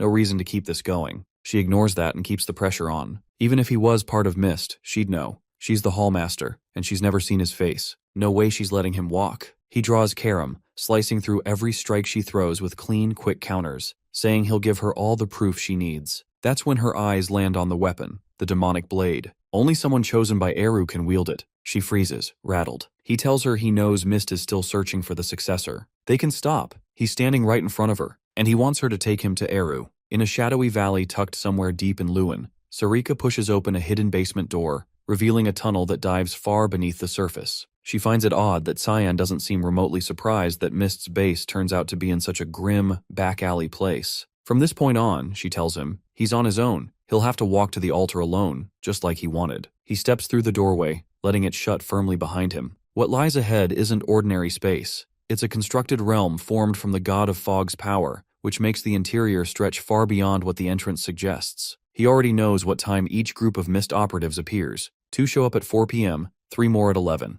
As he walks down the dim path, a barrage of flying daggers comes at him out of nowhere. With a sharp swing, he bats them away cleanly. Honestly, this kind of violent greeting is exactly the sort of thing Mist would pull for new arrivals, though this might be a little much, even for them. A cluster of masked assassins leap from above to catch him off guard, but all they land on is his afterimage. He's already out of range. They throw another round of blades, but he isn't stupid enough to fall for the same gimmick twice. Hell, it didn't even work the first time. This time he swats the daggers back mid-air, sending them straight into the ones who threw them. They pause, clearly impressed by his reaction time and control. Now serious, they spread out and encircle him, ready to strike from every direction. He unleashes his fog magic, Bloodthirst Wave, a special mist-only technique that channels killer intent into a physical force to restrain opponents. The red mist wraps around their bodies, squeezing so tightly they can't even breathe. One by one, they crumple to the floor, passed out. But not all of them. One remains standing, unaffected by the spell. He clocks right away that this one is clearly higher ranked than the others. He gears up to cast Unshakable Roots, something more powerful, but the assassin blitzes in before he can finish, cutting him off. The attacker's mask falls in the scuffle, and it turns out it was Sarika the whole time. She inserted herself into the fight to personally test what he was really capable of. A total combat freak obsessed with powerful mages, she just happens to see him as the perfect target. He knocks her back using Karam, but she's still too hyped up to quit. While she keeps rambling about how skilled he is and how badly she wants to keep going, he abruptly takes off. He already knows what kind of lunatic she is, someone who fights for the thrill and doesn't stop until either she or her opponent drops. Only people who've faced her firsthand would understand. She's the kind that chases until one of you is dead. She sprints after him, casting a speed-enhancing spell to close the gap and launching an attack that he parries without much effort. Still, he has zero interest in throwing down with her right now. She slows and says he doesn't need to worry about people outside detecting his magic. This whole zone is sealed off, built by Eru himself. The outside world doesn't even know this place exists, which means he can go all out and use whatever he has in his arsenal without restraint. But she also warns that if he does, she might not walk out alive. Before he can respond, his legs give out, and he collapses right in front of her without warning. Then Karam materializes into her physical form, stepping between them. Sarika instantly recognizes her and bows in respect. The spirit demands an answer. Why the hell was she attacking Eru's chosen successor? Sarika casually replies it was all just a little test to see if he really was who he claimed to be. Karam is not amused. She's pissed and threatens to take over the fight herself. Before she makes a move, they both notice him on the floor, bleeding out and unconscious. When Karam enters her true form, it drains the life force of the host, and right now his body isn't built to handle that kind of load. She cradles him in her arms, yelling at him like this is the last thing he needed added to his plate. Sarika, still grinning in that weird, creepy way, interrupts to say she's not going to reject the duel that was offered. He forces himself upright, barely holding steady, and asks why the hell she manifested without warning. Karam tells him to stay out of it and rest. She'll handle this round. Sarika lights up at the idea, thrilled to fight the spirit instead. They square off, and she's clearly loving the threat, acting like a full-blown masochist. Before they can trade blows, Eru's voice cuts through the realm, booming from a portal overhead, ordering them to knock it off and send Cyan to the altar. Finally, things might go as planned. He's about to meet the god of darkness. People from long ago speak of the god of black fog as a heartless force, one who takes lives without pause or reason. They defend it as an act of mercy, twisted in a way only they seem to understand. It was their will, their call, what they claimed to want in the end. They insisted no one else had the right to define right or wrong on their behalf, and if killing was the only option to protect your beliefs, then fine, so be it. Most folks label that mindset insane, totally unhinged, but in truth he has been shielding the vulnerable this whole time, which to Cyan just makes him a deluded fool. He steps through the portal, heading straight for the altar where Eru resides. The moment he arrives, he's asked if he knows who stands before him. He answers without hesitation, Eru, the god of black fog. Even though he's technically the chosen successor, the god has never heard his name before and wants proof, something solid to back the claim. But the fog energy already pulsing inside him says enough on its own. There are only two paths to becoming a successor. Either Eru handpicks you, or the Mist Stone does. Since the god doesn't recognize him, it can only mean the stone chose on its own, especially considering it vanished completely last year, which lines up even more with his identity as the next in line. Eru is honestly impressed that he managed to awaken Karam, let alone control her with such ease. And those eyes, sharp, focused, nothing like a kid's, tell him immediately this boy is from a time and place far removed from his own. Cyan once suspected the god had meddled in his trip through time, but Eru isn't the all-powerful being he used to be. His divine power has been long gone, and Cyan already knows that. Still, he came here hoping for better answers. Eru shrugs it off, saying it's actually worked out well. Less effort for him now that the successor found his own way here. Lazy as ever, just like Cyan remembers. But jokes aside, the god notices something off. His guest didn't come empty-handed. He can feel it, an object giving off a nasty aura. It's the hilt of the holy sword. He questions him. Wasn't the power of the demonic sword enough? Now he wants both? But Cyan has no intention of doing anything with it for now. He just doesn't want the world to remember the blade exists. Let it fade into irrelevance. The way he thinks catches Eru off guard, but he doesn't press further. It's none of his business. Still, tradition is tradition. He has to ask the successor what he intends to do with the power he's about to receive. This isn't the first time Cyan has faced that question. Last time his answer was dumb, live for his brother. That answer got him betrayed, got him killed. What's strange is how no one seemed bothered by it back then.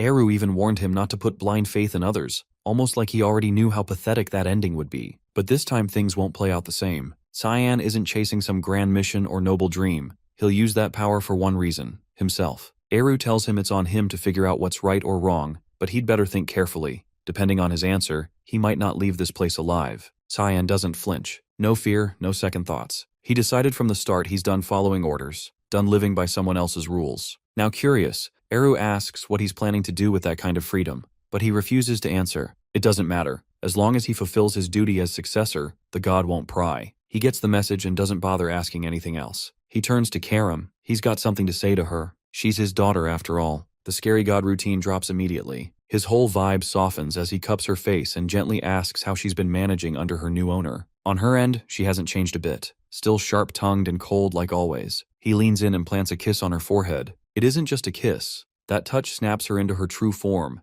and it doesn't drain any of Cyan's mana this time because Eru gives her a portion of his own life force, allowing her to maintain that body without wearing him out. Then he jokes that she'll need a body if she wants to get freaky with her master. She absolutely loses it, yelling and tearing into him for saying something so disgusting. Honestly, they're kind of perfect for each other. Same chaotic energy. The following day, inside the royal hall, Brian asks what the hell is going on, but Cyan is just as lost, watching it all unfold. At the center of the room, Sarika and Karam stand face to face, tension building with every glare. The sword spirit tries to rile her up, saying it's suspicious how close the constructor and Cyan must be if she's sneaking into his room early in the morning. Sarika doesn't react. She just gives a calm smile and lets it slide. Still, the air thickens like two wild animals sizing each other up before a brawl. Midway through the awkward standoff, he dips, saying he's going for a walk, and leaves Brian stuck between them, right before things finally boil over. Outside, though still within academy grounds, Cyan perches high on a rooftop, quietly observing the students down below. No one can see him. It's his go-to escape spot. His peace doesn't last.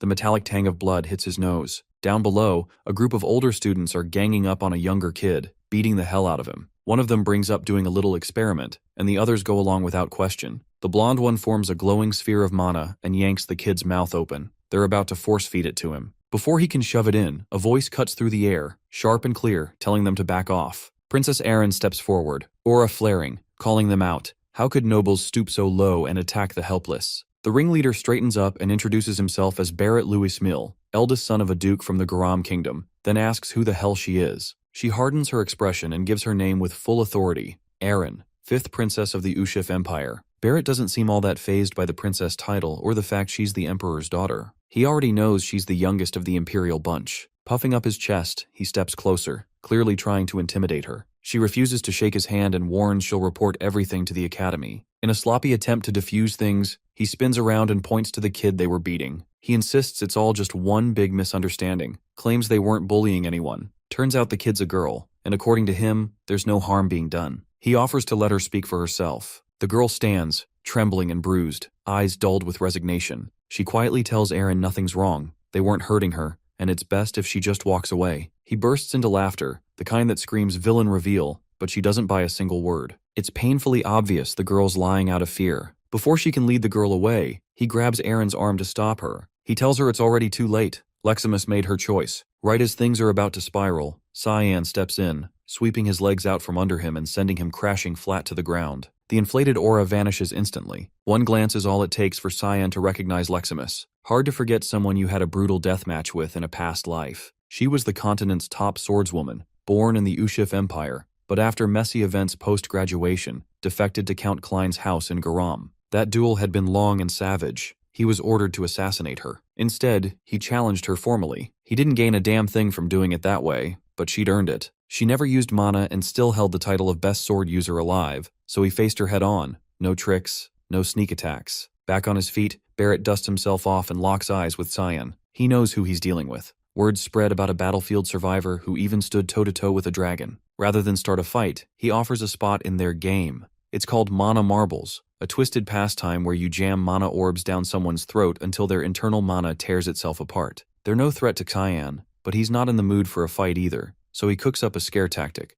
forming a mana marble in his hand, and building it until it balloons to the size of a damn cow, then calmly threatening to force-feed it right back. They take Leximus to the dorms to get checked out. She looks okay on the surface, but she'll need to rest a few days to let her internal injuries mend. Aaron stands beside the bed, proud and unshaken, telling her to take it easy. She assures her this was something they had to do and she doesn't owe them a thing, then teases how those cowards bolted the second Cyan showed up. At the far end of the room, he stays quiet, remembering how tough she really was. Cracked ribs, a concussion, still pushing forward. Exactly what you'd expect from the best swordswoman the continent would ever see. She catches him staring and asks if they've met before. He apologizes, saying no, but it's a lie. Aaron asks where her room is. She wants to walk her back so those guys don't mess with her again. Leximus mentions she lives in the commoner hall. That throws Aaron off. She didn't expect that. She blurts out, "Wait, you're a peasant?" Leximus nods. She got into the academy thanks to instructor Veltain, who promised to cover her fees, but after getting dismissed with no explanation,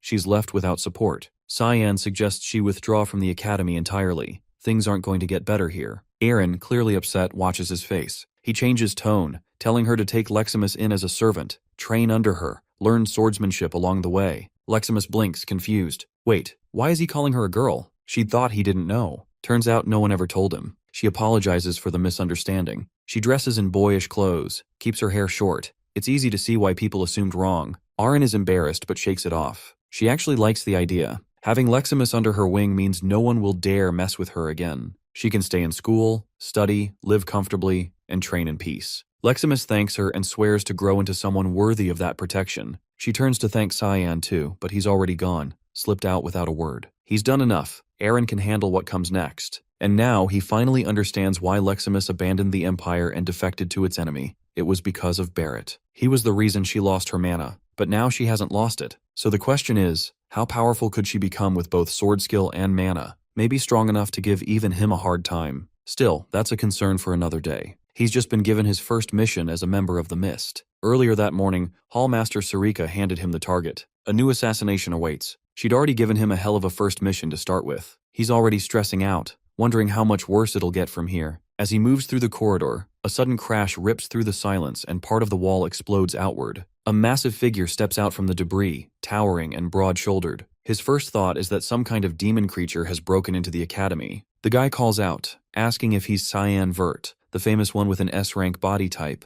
also the youngest in the Vert bloodline. Turns out he's not a beast at all, just another 11-year-old, Seth Chaharkin. Apparently, he's heard the stories, the kid who walked off the battlefield after fighting a dragon and lived to tell it. But the thing that really got his attention? The S-rank physique, a level even he couldn't reach. So now he's shown up just to throw hands and see how he measures up. Cyan finally spots the emblem pinned to his uniform and clocks where he's from. The Sparnia Empire, a desert-based nation tucked on the eastern edge of the continent. Back in his previous life, that place gave even the Ushif army trouble because of its brutal military, led by none other than Seth himself. But for all its might, it still crumbled after the prince suddenly dropped dead from illness. Dude had built himself into a walking tank, but forgot to take care of the basics, like not dying. And now, here that same guy is, standing in front of him way earlier than expected. The timeline doesn't match. They weren't supposed to meet this soon. Fighting random children isn't on Cyan's to-do list today, so he shuts it down. He says the academy doesn't allow street fights. If you want a duel, file it properly with the main office. Muscle mass clearly doesn't equal brain power, because Seth bolts off in the completely wrong direction. Cyan just watches him disappear and lets out a breath, glad he won't have to deal with that walking dumbbell for a while. He's got a mission to focus on anyway. Out behind the academy, tucked away in a shadowy corner, two men are speaking. One's a knight, confirming that everything's ready to go. The other gives him the order to move, deliver it to the buyer immediately. This man is Zickerman Albus, one of the richest three on the continent. On the surface, he looks like a saint, donating to charities and handing out cash like a hero. But in reality, the man's a monster, the kingpin behind the slave trade. He runs it, manages it,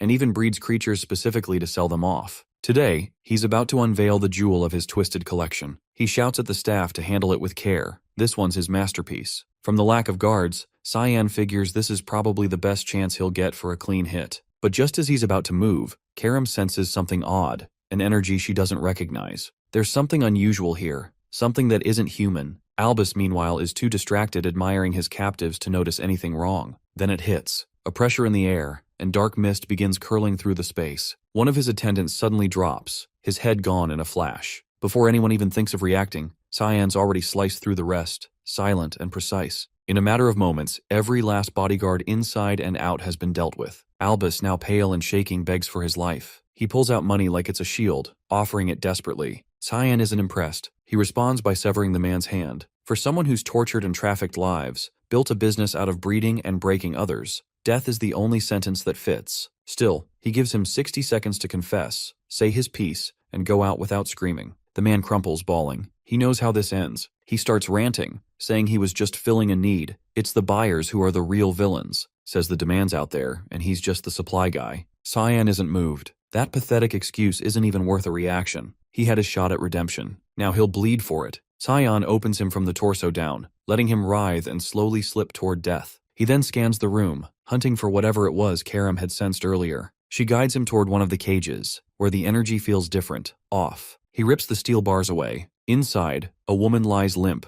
looking dead at first glance, but she's holding something tightly. Turns out she was clutching a dragon egg. He takes it with him. Back at their place, Brian sees it and immediately flips. How the hell did he end up with a dragon egg from the street? Cyan brushes it off. He's not spilling anything. Besides, it's not like it matters. Dragons are basically mana-given form, and unless someone can pump that egg full of magic, it's never going to hatch. As far as they're concerned, the thing might as well be a paperweight. But of course, right on cue, the moment he finishes that sentence, the shell starts cracking. To make things even stranger, what emerges from the egg isn't a dragon, but something in between a dragon and a human. This is already spiraling into something far more tangled than he ever expected. The little creature locks eyes with him and blurts out, "Papa!" Without hesitation, she leaps onto him, clinging to his torso like she's found her long-lost father. He immediately turns to Karam, throwing blame her way for letting things end up like this, while she's doubled over in laughter. Back when the mission had ended, she was the one who urged him to keep the egg, just to prevent it from falling into the wrong hands and being used. He argued it would never hatch anyway, not without its mother, and at this point it was no more than a volatile rock. Turns out he'd been completely wrong, and now they're stuck with a half-dragon kid and all the chaos she brings. The issue isn't just weird, it's massive. Her very existence is dangerous. Being a hybrid of dragon and human, she belongs to neither world. The Academy would purge her the moment they discovered her, just to preempt any potential disaster. As for the dragons, they're fanatics about keeping their lineage pure, and if they learn of her birth, they'll execute anyone involved. He's cornered and doesn't know how to handle her. The risk of sheltering a hybrid is astronomical. Logic tells him the kindest option might be to kill her now, spare her from the grim fate waiting ahead. Karam watches silently as he battles through the dilemma, visibly unsure what his conscience will decide. His hand moves around the girl's neck. His choice is made. He'll eliminate her. But just before he follows through, she opens her eyes and calls him Papa again, arms wrapping tightly around him. Her warmth and a strange, foreign emotion sweep over him. He lifts her slowly and takes in the small, bizarre creature clinging to him. Something changes. He decides he'll raise her. With Karam, back in the halls of Vert Castle, Margaret paces in circles, spiraling over what to do about him. If she lets him run free, there's no telling what he might do to her precious spoiled child, Kranz. Her anxious storm is broken when Ashel interrupts, offering to lend an ear if she needs someone to talk to. She quickly dismisses him, brushing it off with an excuse and making a swift exit. Once she's gone, he calls for Kellen and asks for an update.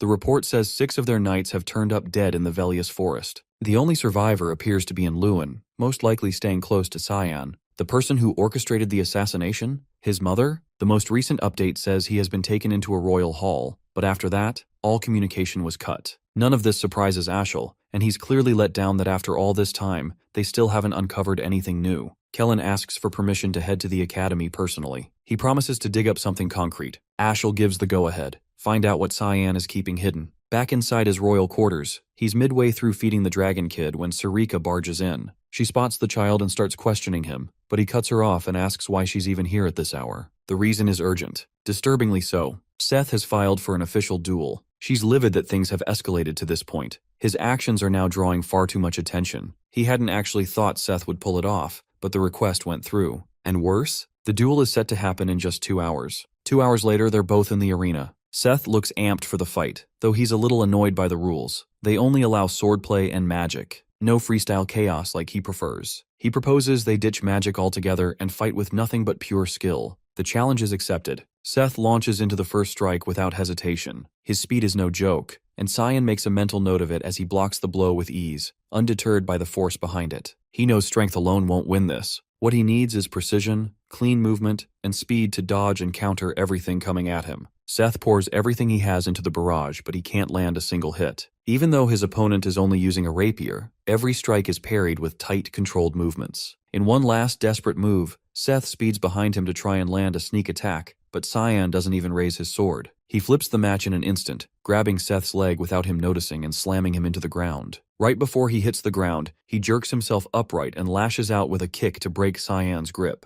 That quick recovery finally manages to catch his attention. The audience is absolutely locked in, watching what feels like a duel to the death. Seth rises, admitting he's lost the edge when it comes to swordplay. Now he's going all in. Whatever he's got left, he's throwing it. He shifts into stance, readying a high-tier spell. Off in the distance, the Dean observes in silence, clearly invested in how this match unfolds. There's a glint in his eye, waiting to see how Cyan reacts to the next move. Cyan may hold an A rank in physical ability, but his opponent sits one tier higher, an S rank. If this were only about raw stats, the outcome would already be written. But Seth carries an ace. His mana rank's a rare 3-star, the highest among any student here. Sarika watches from the sidelines, holding back the urge to yell at Cyan for dragging things this far. Seth summons a magical fist, ready to strike. Cyan barely shifts, dodging it takes no effort. The spell is redirected mid-air, forced to track him, yet he still evades with ease, not even breaking focus. He's studying the way the caster works, and it's starting to click. This guy might actually be channeling above his level, possibly a 4-star spell. Pissed, Seth accuses him of cowardice for refusing to meet the blow head-on. He decides to up the ante, this time no dodging. A 4-star sandstorm tears toward him. Cyan, ever the aura cultivator, plants his feet and takes it full on.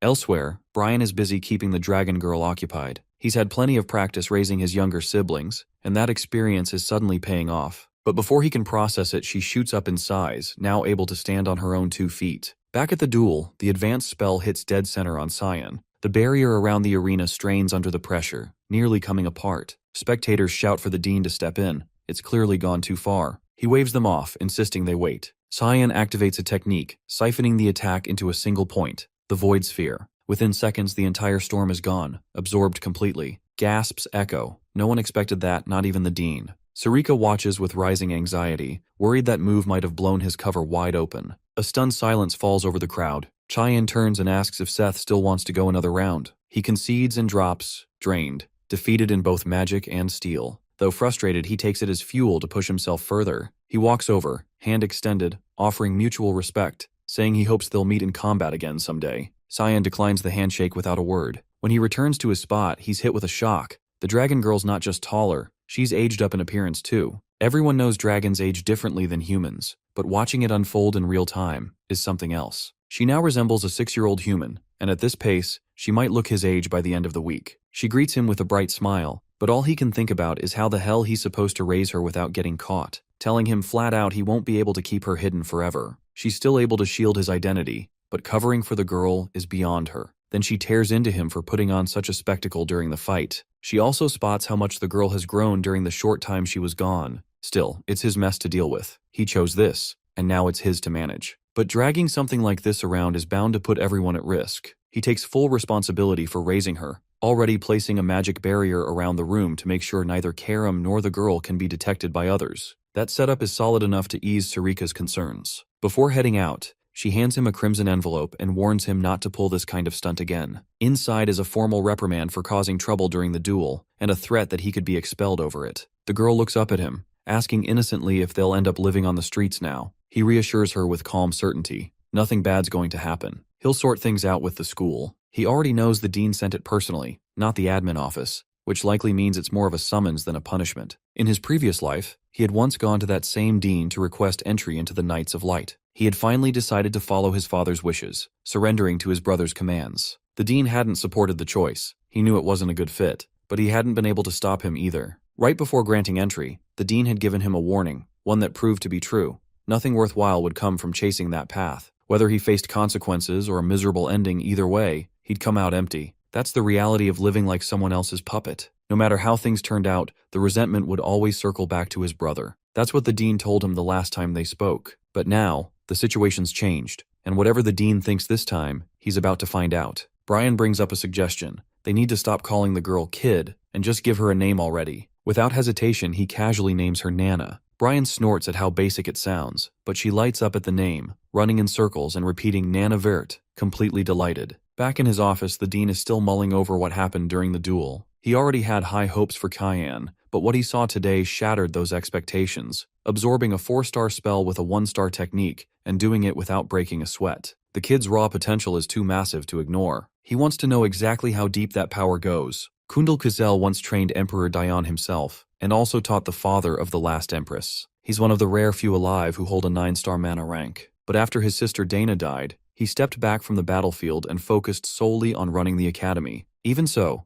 there's one thing Cyan has always wondered. He's never actually seen the man fight, and assumed he was a peaceful figure. But in this lifetime, Quazel has thrown himself into the royal succession crisis, yet his personality doesn't seem any different. On his way to the office, he runs into a dense wall of magic blocking the path. The dean clearly expected him to show up, and this 9-star ward was planted as a test. From his office, he waits to see how the challenger handles it. Only a capable mage could break through. He acknowledges the challenge, but instead of forcing the barrier, he circles around the building and hops in through a rear window. He introduces himself face to face and says he's here to formally complain about the warning letter. The dean accepts the confrontation and asks what the issue is. Cyan points out that the letter came straight from him, but after seeing the tomb, he's certain now it was just bait to test him. The dean doesn't deny it. He admits the trial was excessive, but Cyan passed it, no question. Still, the warning stays. He repeats it. He's not retracting the warning. Cyan insists on asking something first. Does the dean want to expand the empire, or protect his family's legacy? The older man replies, calling it a gutsy question, but claims he doesn't care about either. Cyan isn't buying it. He presses further.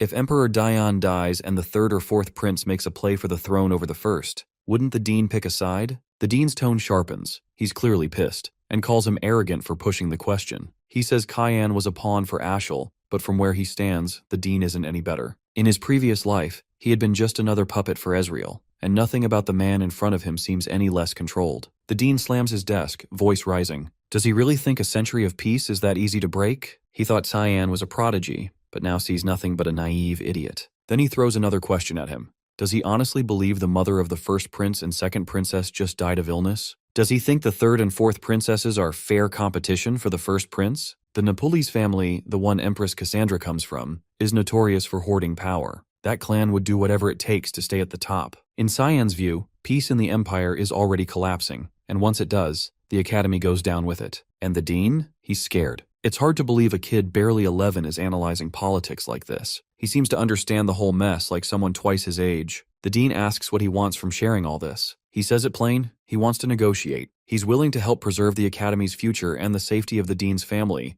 but he wants the warning rescinded in return. The dean just laughs. He casts a spell above, conjuring magical restraints that snap tight. Chains wrap around Cyan, locking his movements. Then the dean stares him down, wanting to know what kind of power he thinks he holds to even dream of offering a deal like that, because now he's going to learn what it means to screw up. The dean activates his spell, latching Cyan in place with his chains of judgment. Magic coils around him, restricting movement entirely. He looks confident, convinced the protagonist won't be breaking free from a 9-star spell like the Chain of the Tower. He quietly wonders if he might have given him too much credit, but that thought doesn't hold for long. Cyan calls on the Void Sphere. To his shock, the supposedly weak 1-star spell starts pulling in the high-rank magic. Cyan meets his gaze, asking if he still seems useless now. The dean admits it. He's impressed. And yeah, he'll revoke the warning. But that can't be the only thing the kid wants from this, right? Meanwhile, Brian has stepped out to grab food for Nana. He ends up buying a random collection of sweets, already picturing how happy she'll be devouring them. But something's off. The streets are unusually quiet for this time of day. He brushes it off, assuming it's nothing. That is, until he feels something strange coming from a shadowed alley. He calls out, telling whoever's hiding to show themselves. When they do, his eyes go wide. He recognizes them instantly. Before he can react, they take him. Back at the academy, after wrapping up his talk with the dean, Cyan decides to attend his final class of the day. He's there, but mentally, completely checked out. It's hard to stay interested in material he already mastered 30 years ago. He tries to sneak out mid-lesson. No assignments today, planning to head straight to training. Aaron catches him mid-exit, asking where he thinks he's going. Class isn't over yet. He throws out the bathroom excuse, hoping to slip past, but she's not buying it. Wrong hallway for that excuse. Leximus chimes in, reminding her to carry herself like a proper princess. She ignores him and presses Cyan again. If he's not going to the bathroom, then where? He tries switching topics, asking why she lets Leximus speak to her so casually in public. She shrugs, saying she only allows him to use her first name in private, then adds that Cyan should do the same, since they're friends now. He replies that he's just some nobody while she's the Emperor's daughter. She calls him too uptight. Before their exchange can go further, Two upperclassmen step into view. Aaron freezes when she sees them. One smirks, saying it's been a while. Pavian stands in front with his brother Nerovian beside him. She bows politely, showing deference. Nerovian mocks her, asking why she's running around with peasants she once had chained up. Cyan clocks them immediately, the Neptune brothers, her half-brothers, and they're clearly not fond of her. Then they notice him. He steps forward and introduces himself as Cyan Vert, youngest heir of the Vert family. They nod, saying they'd recognize a duke's son anywhere, and mention they caught his duel earlier. It left an impression. They tell him next time there's a gathering, he should come. Might even become friends. Then Pavian turns back to Aaron, telling her flat out to stay in her lane, drop the arrogance, and remember her place. With that, they leave, dragging her pride along. Leximus looks over, confused, asking if those two were really her brothers, and what the hell's wrong with them. She keeps her voice calm, saying they're still family. She can't just abandon blood ties. Cyan disagrees. To them, he says, she's beneath dirt, less than a stranger. Blood or water, it means nothing without power. That's why they treat her like that, because deep down, they're afraid of her. This is just their way of keeping her in check. So she has no reason to hang her head. The words hit harder than she expected. She goes bright red, clearly moved, unable to believe he'd say something that kind to her. He returns to the royal hall and immediately notices something's off. No one's around except Nana. He calls out for Karam and Brian. Only Karam responds. He notices she's in fireball form, hovering. When he asks why, she says it helps conceal her energy whenever she needs to stay hidden, then asks what's so urgent. He says he needs her to track Brian. She pauses, focuses, then says she can smell blood. And it's coming from the direction he went. Elsewhere, Brian is getting slammed around by a group of thugs clearly working under Barrett. The man crouches nearby, sneering that Brian should have listened when they were still playing nice. But now they're done holding back. They're going to cut him up and mail the pieces to Cyan like a present, all because he dared act bold in front of him. Brian just laughs, unshaken, telling him he's still got nothing. That's the last straw. Barrett loses it and gives the order, kill him. Now, they raise their swords, ready to strike, but Cyan cuts in with a sharp question. What exactly do they think they're doing? Barrett freezes the moment he hears that voice. He knows who it belongs to. The S-rank mage turns his attention to Brian, who looks absolutely wrecked, barely able to speak. The eldest Louis Miles sees the moment as perfect. This might be his shot at payback. He growls out a threat, saying he'll rip out Cyan's organs. The other boy cracks a smile, welcoming the fight, then unleashes Thick Fog, 8th form, Assault, slicing the knights into bloody fragments in an instant. Barrett stands stunned, speechless as every mercenary he brought drops dead in seconds. There's no chance he can beat someone like that. It's beyond what his brain can process. Cyan's strength is too unreal. He tries casting a spell in desperation, only to get cut off by a brutal kick to the gut that sends him flying. The mage glares down at him, asking if picking on weaker people is what he calls fun. The would-be noble coughs and laughs it off, saying it's just one of his hobbies. He wants to know if Cyan's really going to kill him over that. Barrett, the eldest heir to the Louis Mile family, is effectively the shadow ruler of the Garum kingdom. His reputation for being twisted is well known. Beating people up was the least of his crimes. He once set a small animal on fire just for fun. Then came the moment he crossed the line entirely. He murdered a female classmate. His excuse? She was simply practicing magic. Eventually, the Mist issued a purification order against him. When Cyan broke into the Louis Mile residence after the exile, he discovered piles of corpses, dead servants stuffed into the basement. He hadn't planned a quick death. He intended to make him suffer first. But then the criminal laughed, telling him to skip the drama and just get it over with. He claimed he didn't mind dying, said he'd already wrung all the pleasure out of life. Now thinking back on it, Cyan realizes that killing him like that wouldn't have been punishment. It would have been mercy. Barrett already got what he wanted out of life before dying. Just dying won't ever come close to repaying what he's done. The mage grabs him, pries his mouth open, and begins forming a marble of mana. The Louis Mile heir recognizes what's coming and suddenly panics, begging him to stop. He throws out threats, warning what'll happen if Cyan dares hurt someone from the Garam kingdom's most powerful bloodline. But before he can finish, the sphere is jammed down his throat and swallowed. The victor tells him it's fine if he wants to hate him, talk trash, curse him, whatever. But there's one thing he better not forget. Never lay a hand on someone under his protection. Barrett writhes in agony as the mana marble detonates inside him, permanently shattering his internal mana flow. From a nearby rooftop, Ashel's butler has been watching everything. He's stunned. Cyan's power far exceeds what he expected. He realizes he has to report back to his master immediately, before the mage ruins everything. But he doesn't even get the chance. A cold blade presses against his neck. It's Sarika. She's finally tracked down the stalker who's been tailing her student for days. Meanwhile, Cyan heads over to Brian, checking him for injuries. The injured man apologizes, saying he didn't expect them to gang up on him like that. The mage straightens up and asks if he truly sees himself as a subordinate. Then why the hell was he fighting a losing battle? He says charging into a hopeless fight might be noble, but it's still dumb. A dead loyalist is useless to him. He cuts the scolding short, telling him they'll finish this conversation back home. He then calls out, demanding Sarika reveal herself. A group of mist assassins appear, with the woman leading them. She's impressed. He noticed them despite their perfect concealment. She drops down, dragging the butler with her, saying she brought him a present. But Cyan already knows the guy's been shadowing him for a week. The assassin acknowledges his growing capabilities, outclassing a mist assassin, outwitting the dean, and handling a demonic sword without losing his mind. He checks all the boxes of an ideal successor. Still, she warns him, it can't go on like this. More people are getting suspicious. He promises to be more discreet, but he has no plans to keep playing the idiot who takes abuse from others. He makes it clear, if anyone touches one of his people again, he'll destroy them. No exceptions. Sarika gets it. She respects that he wants to protect his own and prepares to leave. Before she goes, she tells him to deal with the butler and that she'll handle the situation with Barrett. The captive has been listening to every word. He thinks he's about to die, but Cyan has something different in mind. He asks if the man is Ashel's top subordinate. He clearly never leaves his master's side. The mage used to envy that loyalty in his past life. He could kill him here, but there's a better use for him. Cyan casts a shadow personality spell. The butler screams as the dark energy pours into his body, taking control from the inside. Leximus and Aaron are sparring nearby, using their match as part of their training routine. She struggles to keep pace with his speed and precision.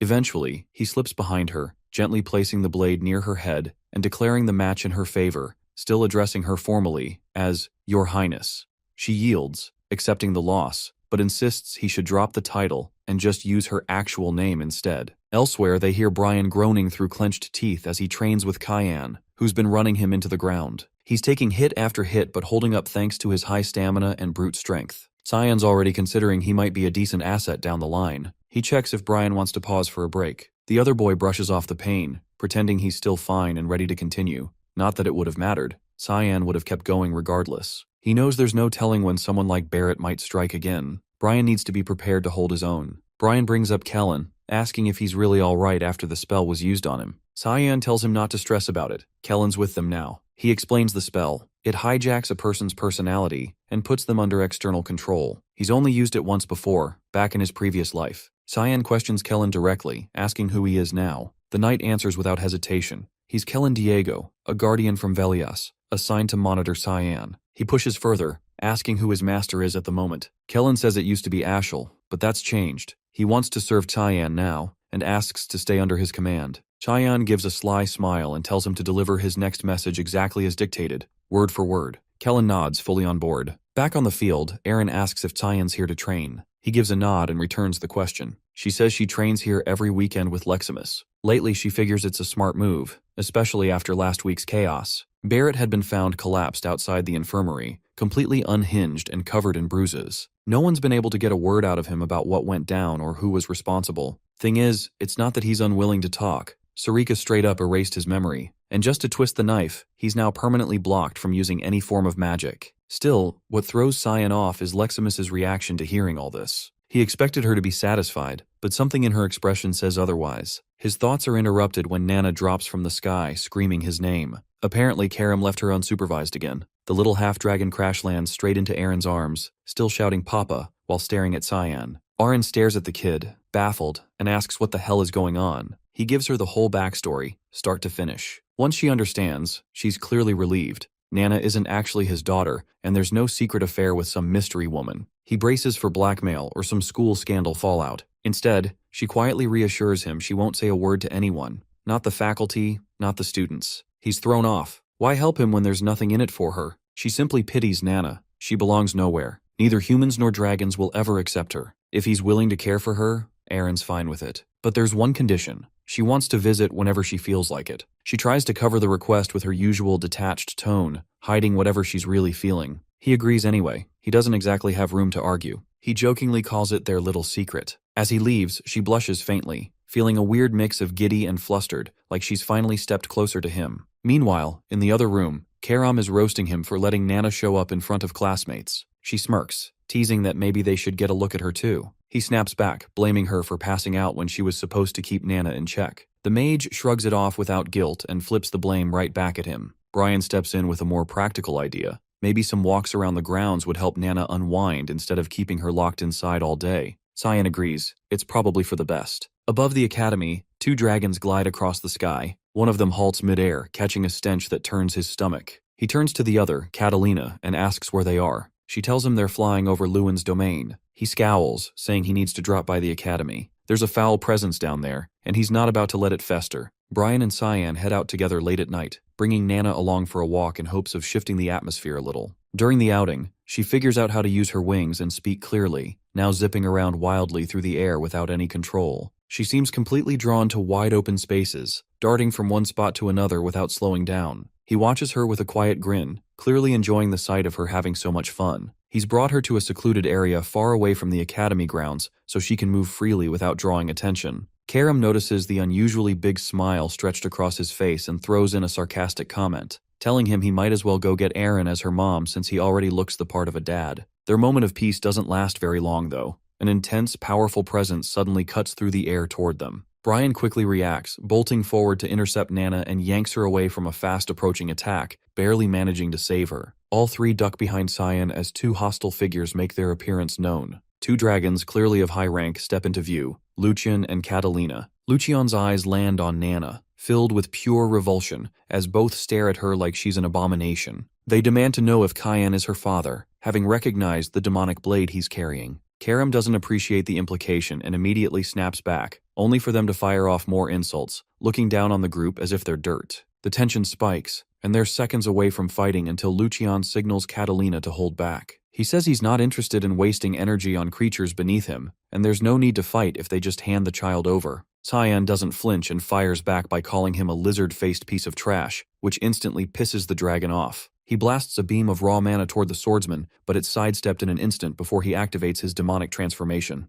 They both instantly recognize the aura. This is the power of the exile. Even so, they don't take him seriously. But he moves faster than expected, and closes the distance without Lucian even noticing. The dragon just manages to block the incoming blow and create space between them for a moment. He fires off a shockwave spell, catching his opponent off guard, but the impact doesn't seem to do anything. Cyan breaks out of it almost instantly. Before the dragon can react, the swordsman sweeps around and attacks from behind, only to be blocked by Catalina's shield. Lucian tells her to back off, warning she's no match for him, but she holds her ground, trusting that her shield, reputed as the strongest among the dragons, will be enough. It isn't. He makes one clean movement, cutting straight through her magical barrier like it's nothing, and slashing her apart using one of his fog-based techniques. Lucian is left stunned. He can't wrap his head around how a human is wielding this level of strength. Even the god of fog has already lost his dominion, so it shouldn't be possible for anyone else to channel that kind of power. He demands to know who the man really is, but the swordsman keeps quiet, refusing to say anything at all. Desperate to turn the fight around, Lucian activates his polymorph, transforming into his full dragon form in one last effort to win.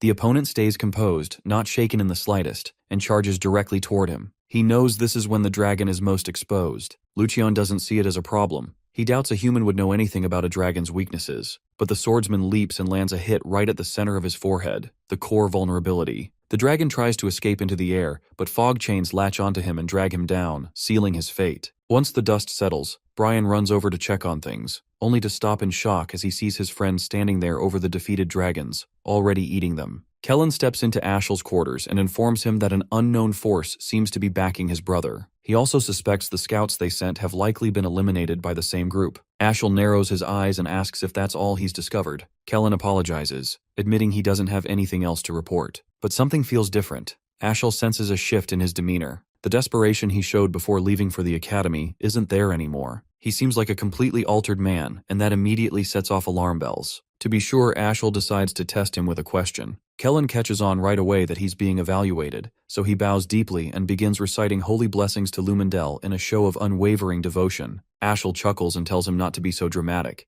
It's just part of standard procedure, nothing personal. He waves a hand, dismissing him from the room. Kellen exits, quietly noting to himself that he'll need to tread more carefully next time. If suspicion grows even slightly, he won't be walking away so easily again. Just as he opens the door, he almost bumps into a young girl. He instantly recognizes her. She's Cyan's personal maid. Curious, he asks what business brings her here. Before she can respond, Ashel appears behind him and places a hand on his shoulder, saying that he's the one who summoned her. He flashes a polite smile and gently requests her help with something. She looks puzzled at first, but agrees. ready to assist however she can. Elsewhere, the dragons hold a private emergency meeting. They've realized that Catalina and Lucian have gone completely off the grid. The last trace of their presence was a massive divine power surge recorded near Lewin's borders. After that, nothing, just total silence. What's alarming is that both were above 8-star rank, and their mana cores were shattered. All that remains of the battle site is raw destruction. No bodies, no clear evidence, just overwhelming magical residue. Whoever killed them went through the trouble of wiping every trace clean with magic. That suggests a dark element caster was involved. The only one they know of who could kill both is Kundal Kazeli. But Kundal doesn't possess dark affinity, which leads them to one conclusion. There's someone out there with dark element powers they haven't identified. They already know of Cyan, who's enrolled at the Royal Academy. To them, he's just a teenage boy who happens to wield dark element mana. But now the rumors are piling up. Apparently he survived a clash with a devil dragon. They also suspect he might be tied to the deaths of Reynold and Zykerman, two major players in the slave trade. Both men had been supplying the dragons with human test subjects and magical materials. The leader of the meeting decides they need more information about Cyan. He turns to his granddaughter and tells her to start getting close to him. Back inside the royal dorms, Aaron arrives carrying a pile of sweets for Nana. Cyan stays seated off to the side, watching quietly as the two interact. Despite the peaceful scene, he can't help but stay on edge, worried other dragons might sense Nana again if they aren't careful. He's determined not to let anyone mess with those he considers under his protection. He's already made up his mind to live for himself this time around, and to wreck whatever schemes Ashel has planned. Aaron notices the soft, unguarded smile that crosses his face as he watches them laugh together. She pauses but writes it off as him simply enjoying the moment. Meanwhile, over at the Vert residence garden, Lenal Severus, the first prince, sits with Ashen for a private conversation. It's been some time since they last saw each other. Lenal leans back and asks how long he plans to stay cooped up, wasting away out here in the middle of nowhere. He's also heard rumors that Alice left on some kind of journey. Ashen confesses that he's genuinely worried about her, but admits he has no idea where she's gone or what she's up to. Lenal smirks and teases him, suggesting that maybe he's more concerned about his influence and position than he is about Alice herself. Ashen warns him not to discuss sensitive topics out in public, but the prince shrugs that off, saying they're close friends. It's fine to be honest with each other. He then asks if Ashen's brother is named Cyan. Apparently, the Emperor is starting to take an interest in the protagonist. He's even been thinking about arranging an engagement between Cyan and Aaron, the fifth princess. Lenal admits he's not sure why the Emperor is so adamant about it. Maybe it's his way of trying to shield his daughter. Ashen advises him not to act impulsively. He believes the more attention Aaron gets, the more her value and influence will rise, and the more useful she'll be to them. Lenal raises an eyebrow and chuckles, clearly entertained by his calculated approach. A butler arrives with drinks, offering them politely. Ashel, who's now joined them, glances over and asks who this knight is, as he doesn't recognize the man.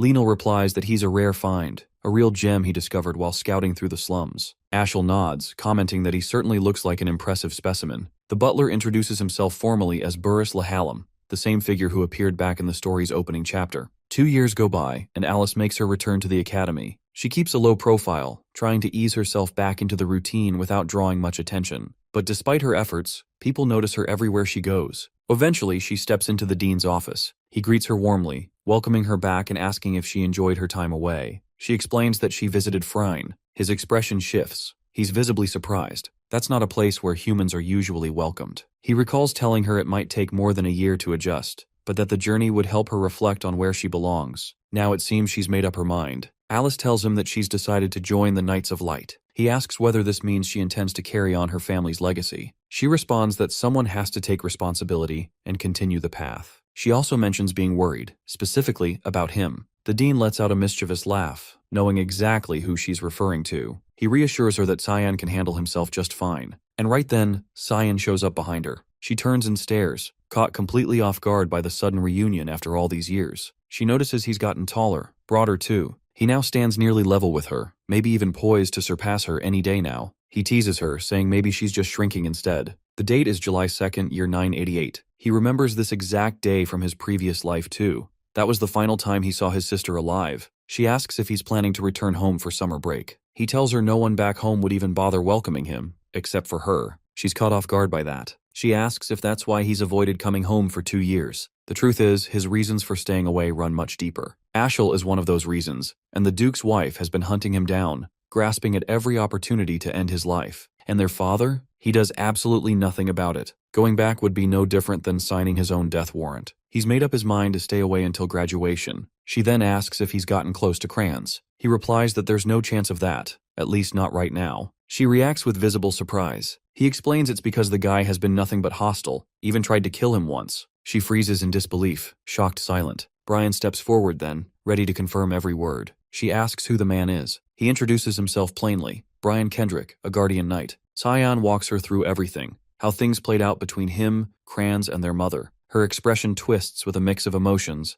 mostly rage, completely blindsided by the truth. But he is quick to tell her it's not her fault. Even so, her anger only keeps rising. She asks if he's told anyone else about this. He answers that there's really no point. It's all in the past now. But Kranz shows no signs of guilt or even second thoughts. Alice suddenly throws her arms around him in a tight embrace. She says he doesn't have to bottle it all up, that she'll be his shield from now on. She makes him a promise that she'll watch over him going forward. She says she'd love to stay longer, but she's got somewhere she needs to be. She tells him to stay safe while she's gone. She even hugs the guardian, as a thank you for looking after him. He throws the knight a deadly glare, simmering with jealousy over his sister. They say their goodbyes and she heads out, but he can't shake the image of how pissed she looked. He hasn't seen her that furious in a long time. In his past life, during sword training with Kranz, he was getting ragdolled. The older boy told him to stand up and keep fighting, but he had given up and told him to stop. Kranz didn't care what anyone thought. He kept landing punches right to his face until Alice stepped in, ordering him to quit it. She'd made him apologize, wearing that exact same furious face she had just now. It was the only time he'd seen her that mad.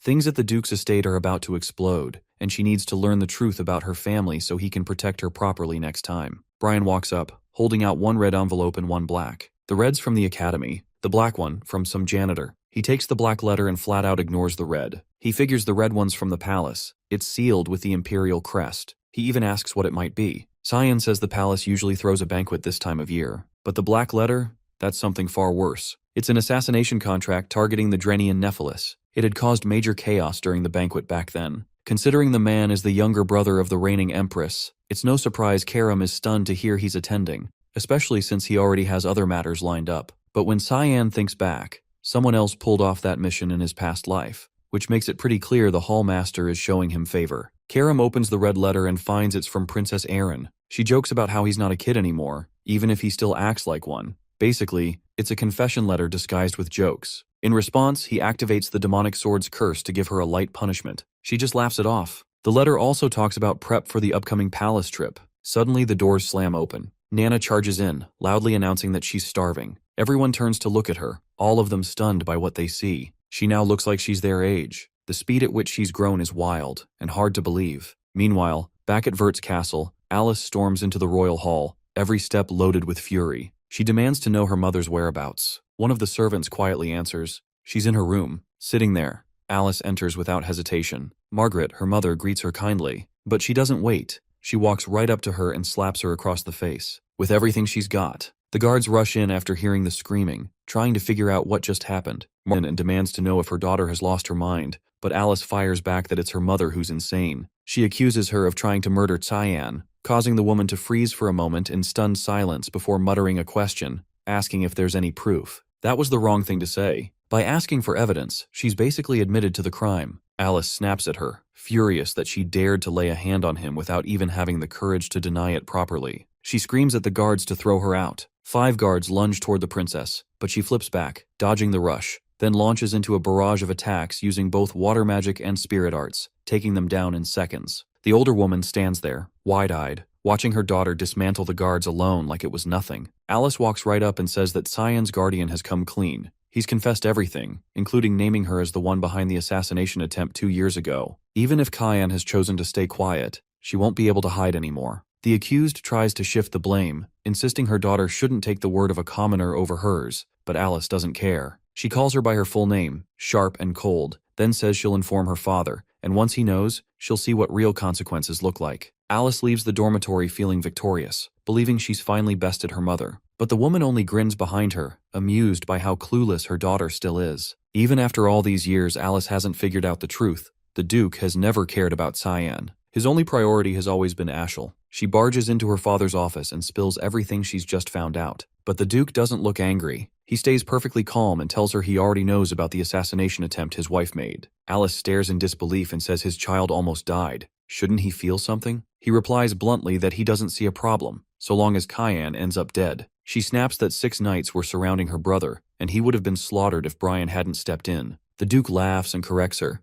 Brian didn't save him. He's just an errand boy. Now she's truly confused. That would mean Cyan took out all 6 knights by himself. Her father lets out another low chuckle, realizing she doesn't know her brother at all. He hands her a red envelope, an invitation to a royal banquet. He says he won't be attending, and that she should go in his place. Then he casually tells her not to worry about Cyan. He's far stronger than she thinks. Alice leaves the room, but his words keep echoing in her head. Just then, she runs into a girl with white hair, returning from a long absence. She lights up and throws her arms around her, demanding to know where she's been hiding all this time. The newcomer is Cecilia Rain, a high-ranking member of the Knights of Light, and once Alice's maid, mentor, and close friend. She gently cheers her up and invites her to come along to the banquet with her. Meanwhile, Cyan and Brian have already begun their journey to the banquet. Nana is thrilled, staring wide-eyed at all the scenery and wildlife they pass. He reminds her to hide her tail. He doesn't want trouble. She uses magic to disguise both her tail and wings, making it easier to blend in. He asks if she still remembers what he told her. She quickly nods and says she'll introduce herself as his maid,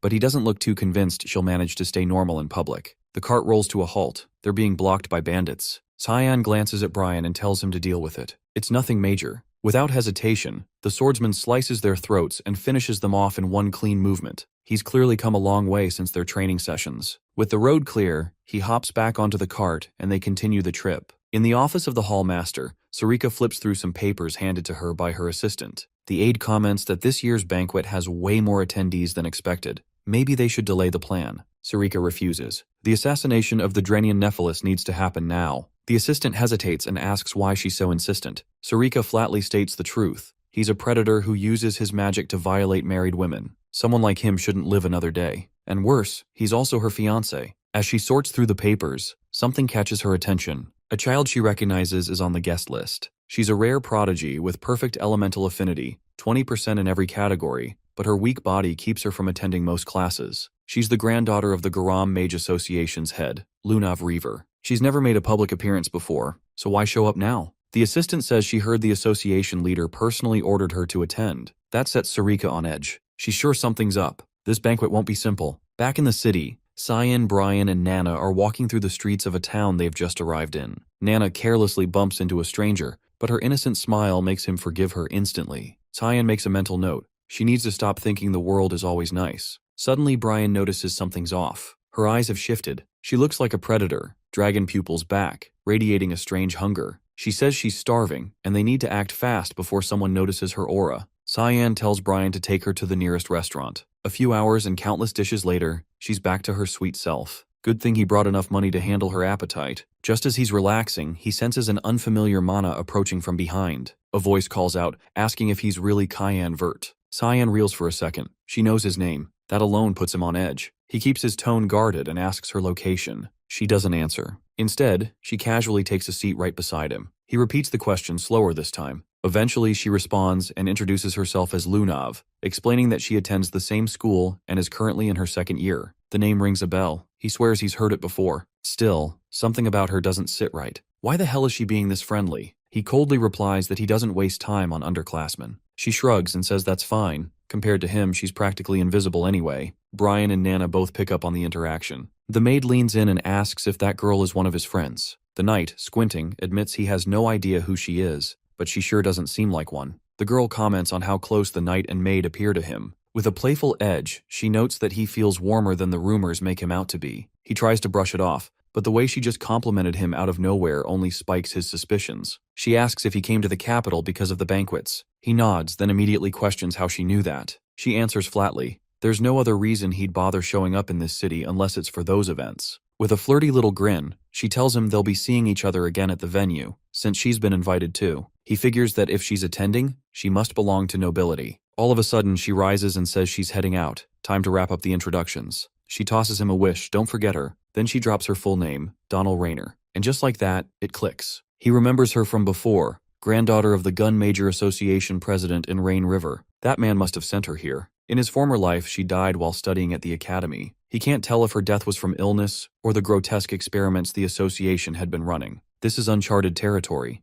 People he hadn't encountered in his past life are suddenly entering his path now, which means the future is in constant motion. And to top it all off, this is happening on Banquet Day, the day history will later remember as the Banquet of Blood. Elsewhere, Erin gets dressed for the occasion. She glances at Luxemius and asks if she looks okay. He reassures her. She looks stunning, more beautiful than ever. Even so, she's not convinced about the outfit and switches into a new dress. Luxemius grins, teasing that Cyan's going to love it. Her cheeks light up, her whole face flushing red, completely flustered. It surprises her that he'll be there tonight, even though she's the one who sent the damn invitation. A maid enters holding an ornate box and presents it to her. It's a necklace, sent by her brother, Lionel, who insists she look her best for her future wedding. She blinks, caught off guard by the gesture, but doesn't dwell on it much. Finally, the banquet arrives. The atmosphere is lively. Crowds pack the place, laughter and chatter flooding the space. Cyan moves through the hall, eyes scanning for his target. So far, no luck. That's when he spots Kellen among the guests and quickly asks whether Ashel is here too. Kellen confirms he's currently with Prince Lewin. But before anything else, he has something urgent to say,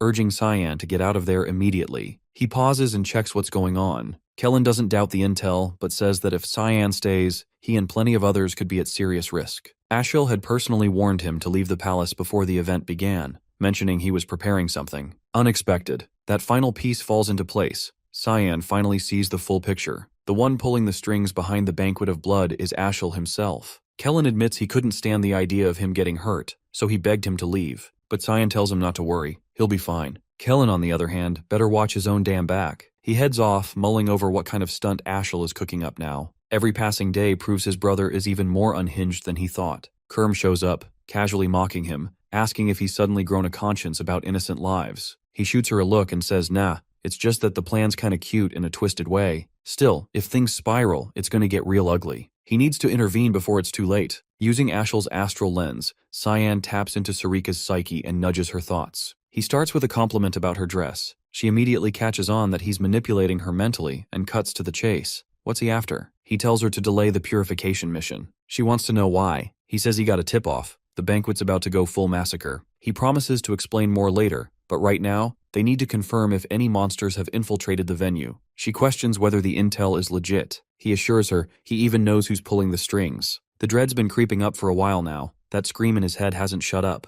He didn't have full confirmation until now. He tells her to forget the target for the moment. With a smug tone, he adds that her creepy fiancé is probably going to die in the chaos anyway. He walks off while she stares after him, clearly pissed. Alice sees her and calls out. Sarika hears the voice and turns. She didn't expect to see Alice here. This wasn't part of the plan they agreed on. Alice replies that she just wanted to step out and get some air. But this isn't good. Alice is about to get caught up in the shitstorm. Sarika grows anxious about the mission. Then another voice cuts in, addressing her as Miss Sarika and calling out to Alice too. His tone practically drips with sleaze. And just when things couldn't get more chaotic, the target makes his grand entrance. He introduces himself with a smirk, Drainian Nephilis. That grin says it all, trouble. Meanwhile, Cyan pulls Brian aside for something critical. The knight perks up, eager to jump in. Cyan can tell he's getting more into this protector role lately, probably the excess dragon blood. He gives him orders to check the palace's underground tunnels. Brian takes off, ready to go. But before Cyan can say anything else, he stops him with a reminder.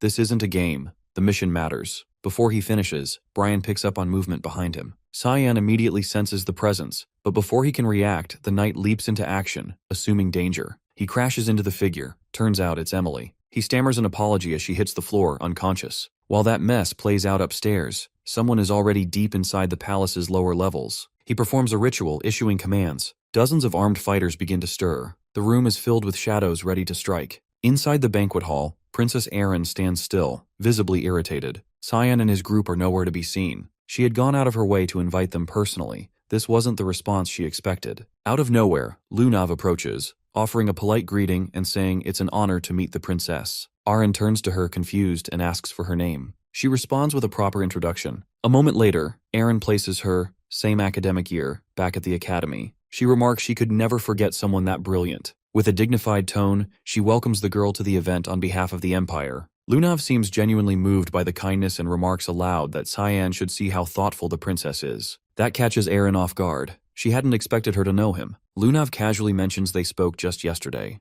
Without meaning to, Arin blurts out the question, are they close? That's all Lunav needs to confirm her theory. So the princess is jealous, and in love. Their conversation is cut short by a woman's scream from across the hall. She yells for help, begging the guards to protect her, but it's already too late. A soulless fighter from the depths of the palace slashes her throat clean. Arin stands frozen. A monster has made it inside. The killer turns his head and locks eyes with her. There's no doubt she's his mark. Elsewhere in the palace, Kyan is in a side chamber, introducing Nana to Emily. He refers to her as his mate. Emily collapses to her knees, stunned. It hits her like a truck. He swapped her out for a younger, cuter maid. He doesn't humor the idea. He moves on, asking if Ashel was really the one who brought her here. She nods and says Ashel was so desperate to have her, he even offered her a job. She recalls how, a few days ago, he summoned her to his office. He asked her to work as his personal maid, claiming that since Kyan was away at the academy, she must be feeling lonely. She had declined, saying she'd rather stay and wait for him to return. He narrows his eyes and asks if she's absolutely sure, but she doesn't have any more answers. That's all she knows. He turns to Brian and tells him to stay close.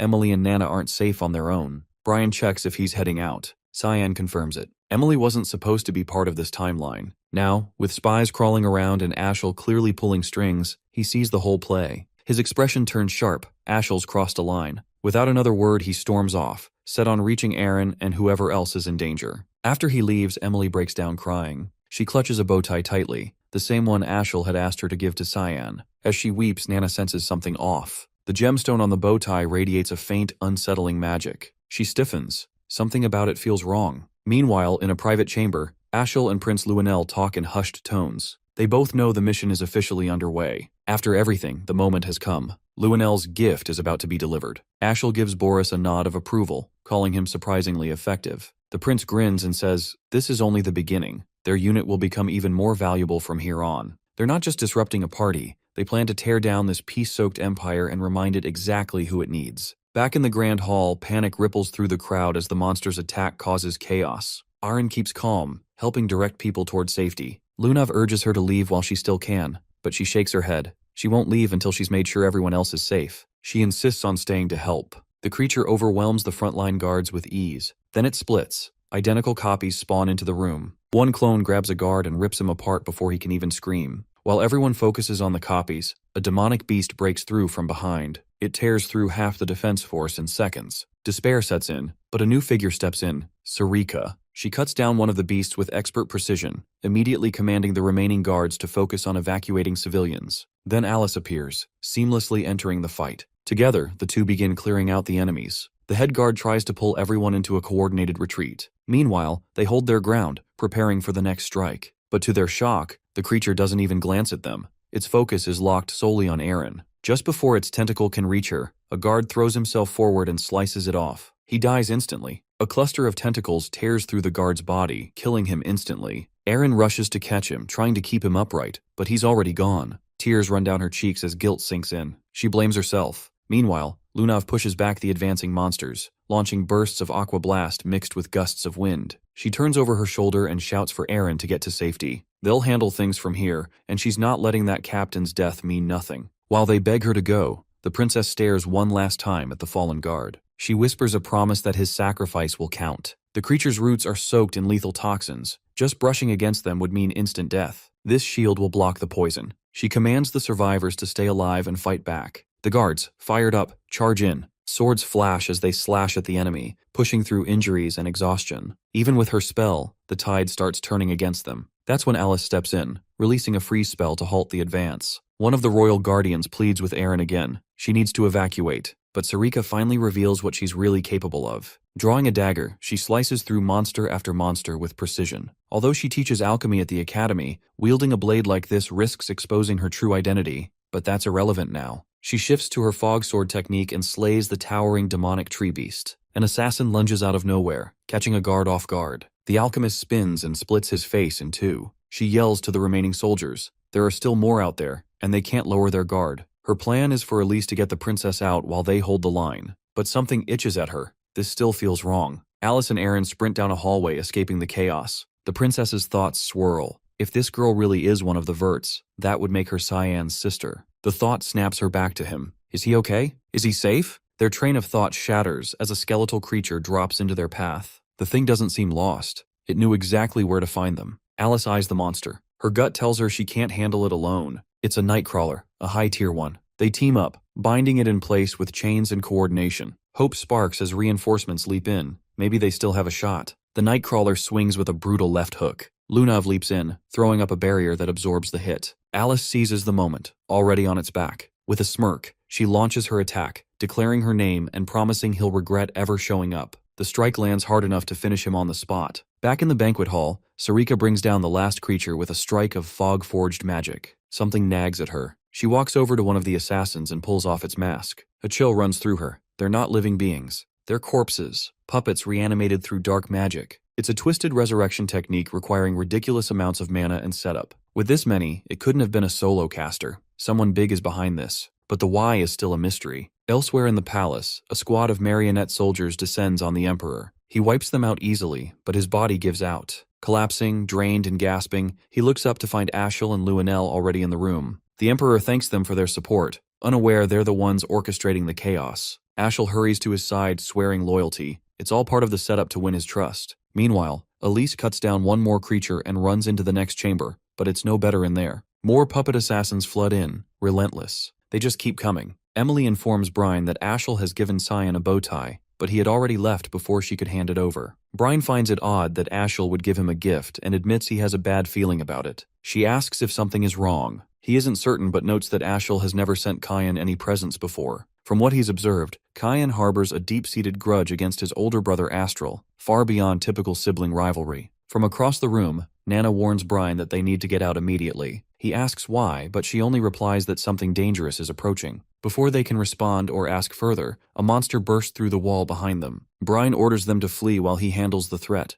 a powerful beast, a behemoth. Meanwhile, Drainian, the target of the purification, runs desperately for his life. The others help evacuate him. He escapes faster than anyone else, but is ambushed at the front doors by a horde of marionette corpses. Fear grips him. His only hope is to survive and return to his sweet, dear mate, whom he has been tormenting and abusing in his absence. He turns to suggest retreating to the back doors, thinking it might be safer, but before he can get a response, a marionette decapitates him in one swift motion. Just as the marionettes prepare to kill more, Alice intervenes with an aqua explosion. Paired with Lunav's freeze spell, they overwhelm and destroy the marionettes. Everyone in the room stares in shock at their display of power, curious about who they are, but there's no time for introductions. The mage warns that the danger isn't over, and urges them to protect Princess Erin. They turn their attention to the princess, checking if she's unharmed. She, however, is more concerned about Lunav's frail condition. Lunav reassures her not to worry and promises to recover quickly. She warns that the next assault will begin soon, and that Erin needs to evacuate. Despite that, the princess can't shake her concern for them. The guards step forward, pledging to shield her. Alice confronts the monsters directly and commands the guards to use their magic to defend the noble guests.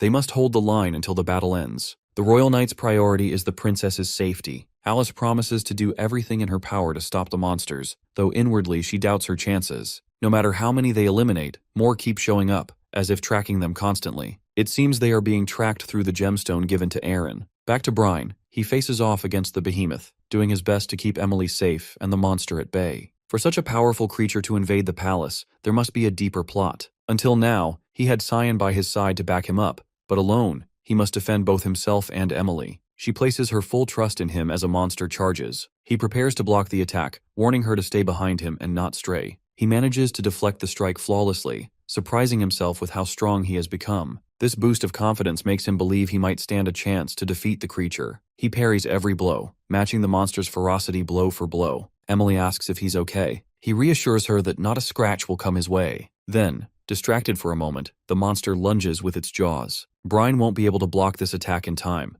Just when it seems too late, Nana leaps in, forcefully driving the monster away. She seems transformed, like a different person. Meanwhile, Erin and Alice continue battling the remaining marionettes. The princess raises a magic barrier to shield the knights, while her ally uses spirit water spells to immobilize the enemies. The fight feels endless. Whoever masterminded this is unknown, but clearly planned thoroughly. The knights will wear out eventually, and they need another strategy. In the heat of battle, a mask is knocked off, revealing the corpse beneath. Alice realizes these are essentially marionettes, reanimated by dark magic. To counter them, they need something that opposes dark magic. The first thought that comes to her is Lumendel, the god of light, and his light magic. If someone can wield it, they might have a chance to turn the tide. She calls out to Princess Erin, asking her to infuse her sword with mana. Erin replies that she can't. Doing so would break the protective spell cast on the knights. The Guardian Knight consoles her, saying they'll be fine without it. She hesitates but knows they have no choice. She proceeds to bless the sword with the Blessing of Light. Although combining two mana types is difficult, the princess channels the Blessing of Light into the blade. Spirit magic flows through the sword as smoothly as water, giving it a tangible mana form. Alice isn't fully confident this will work, but is willing to take the risk. On the other side, Cyan had already eliminated most of the marionettes in his path and quickly realized these enemies were nothing more than puppets and mandrakes. Apparently, he had begun assisting Ashel. This was also when Boris officially became one of Ashel's subordinates. Karam expressed surprise that humans still practiced necromancy-type dark magic, such an ancient and forbidden art. He acknowledged her observation and mentioned there was a particular individual who frequently wielded it. He explained how the use of dazed stones accelerated the monster's strength and that the mana within those stones attracted beasts. She confirmed she could sense the dazed stone's mana emanating from a specific direction. He urged her that they needed to move faster, warning that the palace was turning into a slaughterhouse, but before they left, he insisted on changing his clothes. Meanwhile, Alice, aided by Aaron, summoned the spirit Marion using light-type mana. Since mana types couldn't be combined easily, the spirit's existence was unstable and couldn't be sustained for long without risking bodily collapse. They needed to end the summon before the spirit deteriorated completely. Suddenly the spirit spoke, questioning why the girl was willing to sacrifice herself. She confessed she hadn't found any other way to defeat the enemies. The spirit expressed disappointment that a child blessed by Freen would face such a cruel destiny. As the marionettes advanced,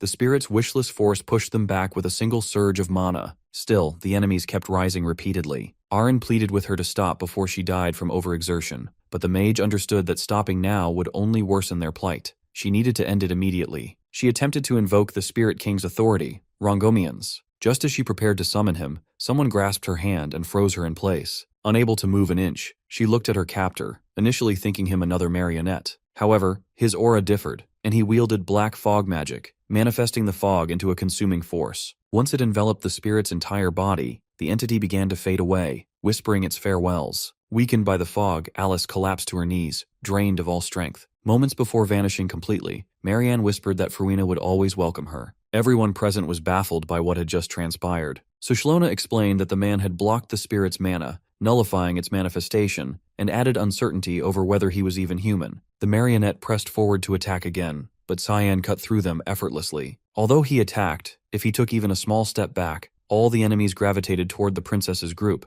as if irresistibly drawn. He asked Karam if she sensed any mana around the group. She confirmed feeling demonic mana emanating from Aaron's necklace. He requested her help to clear the situation swiftly and cleanly. Using his creation space technique, he enveloped the entire room in a fog domain. Panic erupted as no one knew what lurked inside the fog or what threats might emerge. The marionettes began sinking into the mist, consumed within seconds. In moments, all of them vanished completely, leaving the space silent and empty. It was as if nothing had occurred. Both parties were intrigued and amused, wondering who the masked man could be. Suddenly, Lunav collapsed, unconscious from exhaustion. Cyan appeared behind Orion, attempting to remove her necklace. She sensed a vague familiarity but couldn't place him. He shattered the gemstone that had been attracting the marionettes, but the guards attacked, fearful for the princess's safety. Rather than dodging, his body transformed into fog, dissolving from sight. He reappeared beside Lunav, performing something on her, but Aaron counterattacked with her light stinger, also turning him to fog without harm. Employing psychological manipulation, he spoke, assuring them he meant no harm and was there to help. He had destroyed the druids, so the monsters should no longer be drawn to them. He urged them to exit through the front gates, assuring the path was cleared. The fog domain dissipated, revealing the original room. The guardians checked on the princess, but she told them not to worry about her and to assist Alice and Lunav. The mage confirmed she was fine and insisted they recover and leave through the front gate as Cyan advised. She silently resolved that ensuring the children's safety was her top priority, leaving the mystery of the masked man's identity for later. Lunav had sensed his mana and had concealed his presence. In a separate room where Emily and Brian fought the monster, Nana had already slain it and was now devouring its corpse piece by piece. Emily was horrified, questioning if the girl was really a maid. Brian shared her confusion, having never seen her act like this before. She had transformed into a small dragon, radiating a powerful aura. Rumors swirled around Cyan's past life about the banquet flood incident that claimed many lives. Whispers blamed the fifth princess of the empire, Erin Severs, alleging she'd been blinded by her craving for power. The storm that day was likely the real cause, but speculation suggested either Ashel or Luenel had handed her something that sparked the disaster. Following the chaos, both were hailed as empire heroes, emerging as the biggest beneficiaries of the tragedy. Karam struggled to believe they had fabricated the whole event to their advantage, sacrificing their own people for profit. Her disdain ran deep. She even considered humans worse than demons. He responded that this was nothing compared to the atrocities they would commit later, though he admitted feeling regret for the massacres he'd wrought in his previous life. Perhaps he was even darker than them. Rising to his feet, he prompted her to ask if they were leaving. He replied that Nana was probably waiting, and that the knights should handle the palace mess. She hesitated, then recalled her unease about the princess's necklace. She also mentioned Emily, noting the girl carried the scent of Day's stone as well. His shock was immediate. Emily was in serious danger. Nana had lost control, obsessively repeating how delicious Emily smelled as she tried to approach her. Brian stepped in to shield the girl, but was no match for the little one's ferocity. He was forced to admit she was no longer herself. Something monstrous had taken hold. Strangely, she targeted only Emily, ignoring him entirely. He faced a dilemma. He needed to stop her without harming her. Both feared their end as Nana lunged forward, but Kyan arrived just in time, intercepting the attack with his own body, sacrificing himself to save them both. Emily grabbed the bow tie from Nana and destroyed it instantly. Karam shouted at the girl to snap out of it, reminding her that her father was here. The words broke through, her awareness returned, and she understood what she had done. He stood, a large slash across his back, assuring her it was fine and didn't hurt. Since she hadn't meant it, she hadn't done anything wrong. She collapsed to her knees, consumed by regret over her actions and the destruction she'd caused. The aftermath of her assault had demolished half the room. He turned away, telling her they needed to get out. Meanwhile, Luenell and Ashel assisted the Emperor's escape. They were surprised the rest of the palace appeared untouched, as if nothing had transpired. Both expressed relief that the crisis was resolved but sensed something was off. The Emperor heard Aaron's voice calling out. She sprinted to him, clutching him tightly and thanking the gods he was safe. During this heartfelt moment, the princess noticed Luenell standing behind him, casting her a frosty glare. In a cold voice, the mage said she was glad Aaron was alive. Aaron's contempt for her deepened. She had countless questions, but prioritized tending to the others first. Alice, Lunav, and the guards finally arrived and knelt before the Emperor. He expressed gratitude for saving his youngest daughter and promised generous rewards. Eric noticed Ashel whispering to Luenell. Suddenly, he shouted, pointing his sword at her and accusing her of orchestrating the incident. He declared knowledge of her identity as the granddaughter of the Garam Mage Association president and demanded her arrest. The Emperor rebuked him, ordering his sword lowered, while Aaron defended Luenell, noting she'd saved many lives and was an ally. Eric insisted it was a trick, and claimed the Garam kingdom had long awaited a chance to destabilize the Yushif Empire through assassination and chaos. Luenell, unmoved, challenged him to provide evidence. Ashel interjected, revealing a suspicious mana aura had been detected at her residence the previous night. The Emperor demanded proof or for the issue to be dropped. She explained that she had invited them in peace but kept watch as a precaution. She assured him she would uncover more evidence if given time. He consented, though Aaron voiced frustration. Luenell remained uncertain whether this was a trap or part of her grandfather's design. Lunav of Rain Reaver and her group from the Garam Mage Association were imprisoned for investigation. Meanwhile, Luxemius, separated from Aaron, collaborated with other knights to safeguard nobles and oversee funerals for Marquis Dranian and many others. Funerals took place openly on the streets. Cheyenne had prevented far more deaths than in his past life, yet the event would forever be remembered as the Banquet of Blood. Still, it could have been much worse. Alice tended to his open wounds, cleaning and bandaging them. He protested that she needn't go to such lengths, but she insisted it was her duty as his sister. She remarked on how dangerous the situation had been and was grateful he had escaped alive. She mentioned the masked figure. If not for him, she would have perished. His identity remained unknown, but his height was close to Cyan's. Realizing how much fitter he'd become and noting the fresh scars from training, she reached out teasingly, but he shrugged her off and walked away. Then Ashel entered, his fake cheerfulness casting a darker shadow. Cyan's wariness grew. Alice noticed and suspected he knew of Ashel's cruel and vile nature. He inquired about the progress of the investigation. Ashel said he'd come to discuss it. He revealed that a bracelet containing a day's stone had been found in Lunav's room. She claimed it had been given to her. Cheyenne suggested whoever gave her the bracelet should be a suspect. Ashel nodded and asked if he recalled receiving anything during the banquet. Recognizing a trap, he denied knowing. He then asked if Ashel knew who had given Lunav the bracelet. The man replied that someone had died in the palace today, prompting the investigation. He repeated the question. Cheyenne understood this wasn't about the investigation. Ashel was setting him up as a scapegoat. This realization meant Emily was in grave danger. Cheyenne clocks it, it's a setup. Someone wants him dead. He slumps back, feigning dizziness, one hand brushing his forehead like the pain's real. Alice steps in without missing a beat, backing him up. She reminds Ashel how much he's already been through and adds that the doctor's advice was clear. He needs rest, not stress. Pressuring him like this isn't helping anyone. Ashel seems to buy it. The act is good enough to ease his suspicion. He suggests heading out, but before turning, Cyan finally gives a reply. He says he doesn't recall receiving anything, and even if someone had tried to send something, they probably didn't make it through that hell alive. Ashel gives a slow nod, acknowledging the answer. Something about it satisfies him, maybe because it means he no longer needs to take him out. Still, a part of him regrets it. This was his best chance to erase him. Cyan stays on alert even once he's gone. Alice forcibly pushes him to lie down, insisting he rest whether he likes it or not. Elsewhere, a maid runs through the halls in a panic, Boris not far behind. She keeps shouting that she did exactly what she was told. She gave the necklace to Aaron just like they ordered. She doesn't even know what the damn thing does. Her voice cracks as she begs for her life. Boris catches up and, almost calmly, tells her she didn't mess anything up. But there's still something he has to do. No choice. He slits her throat without hesitation. As she crumples, he quietly curses how all his careful planning just went to shit. Before leaving, he summons a demonic hound from the dark. It snarls, then starts tearing the body apart, erasing the evidence. Far out in a secluded forest, Emily and Brian lie low in a quiet wooden house, far from any eyes. He walks over with a handful of apples and offers her some. Dropping down beside her, they snack in silence before conversation picks up. She asks how long they're supposed to stay hidden out here. He says Kyan gave clear instructions. They're staying put until told otherwise. There's no timeline. It's open-ended.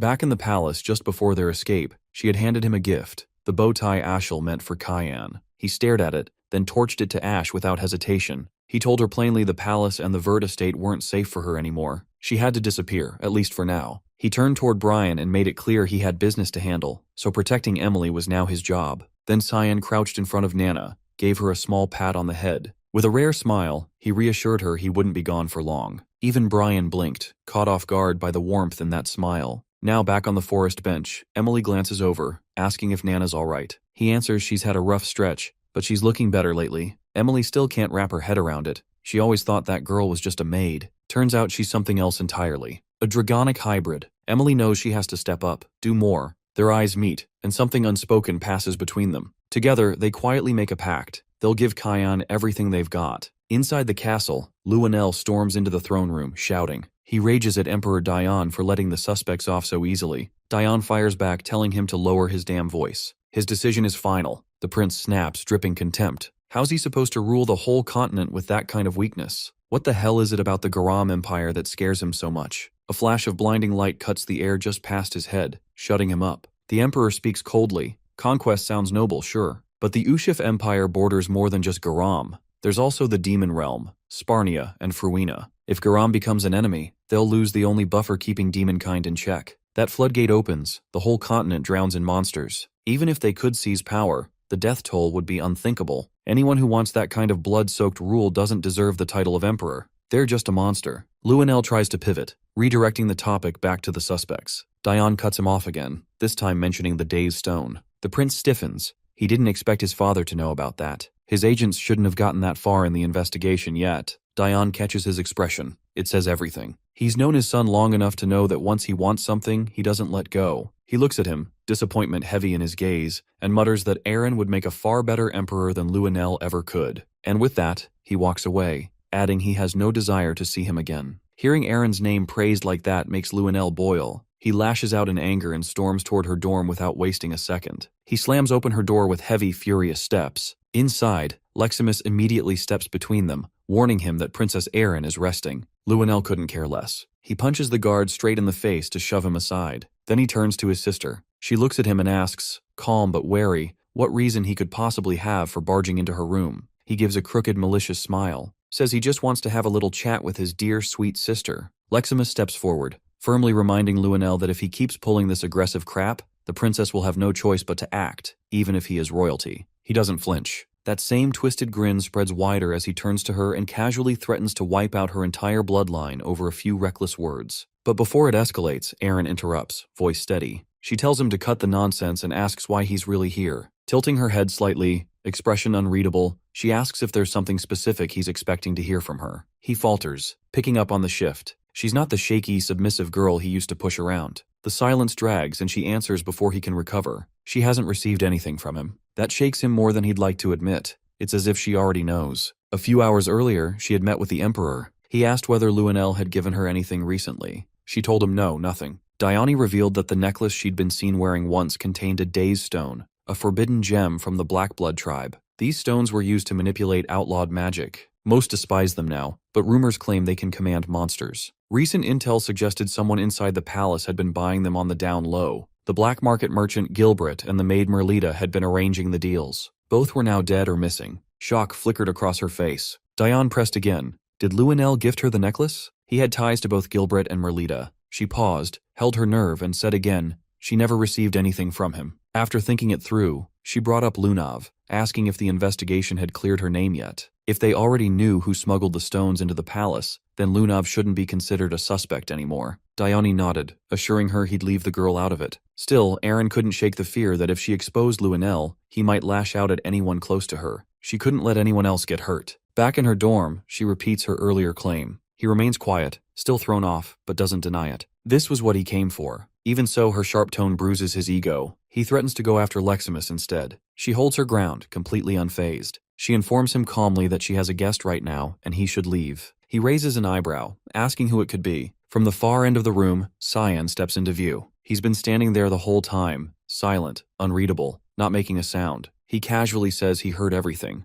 Luenell stares at him, dumbfounded, not sure what's worse, Cyan's stealth or the fact that he didn't notice a damn thing. He scowls, annoyed that the knight's treating the whole thing like it's a joke, but Cyan doesn't react, not even slightly. He moves to stand beside Aaron and, unfazed, asks if Luenell plans to come at him next. The prince hesitates. There's been talk that Cyan and Aaron might be engaged, and pissing him off would be stupid. He's the son of one of their father's closest allies. What Ashel had said earlier still gnawed at him. A few days ago, he had asked why Ashel was so dead set on eliminating Cyan when their father clearly trusted him. Ashel told him straight. Cyan irritated the hell out of him. He was hiding something big, and the not knowing was driving him insane. Now Luenell gets it. That presence Cyan carries, it's unsettling. He suddenly tones it down, backing off and claiming he was just messing around. Now that the misunderstanding is cleared up, he says he'll be on his way. Cyan finds the whole thing weird. Luenell Severus, the one history once called the Insane Emperor, actually seems reasonable, at least compared to the one from his previous life. Before leaving, the prince glances toward Leximus and gives an apology for the earlier hit. The knight, still stiff from the punch,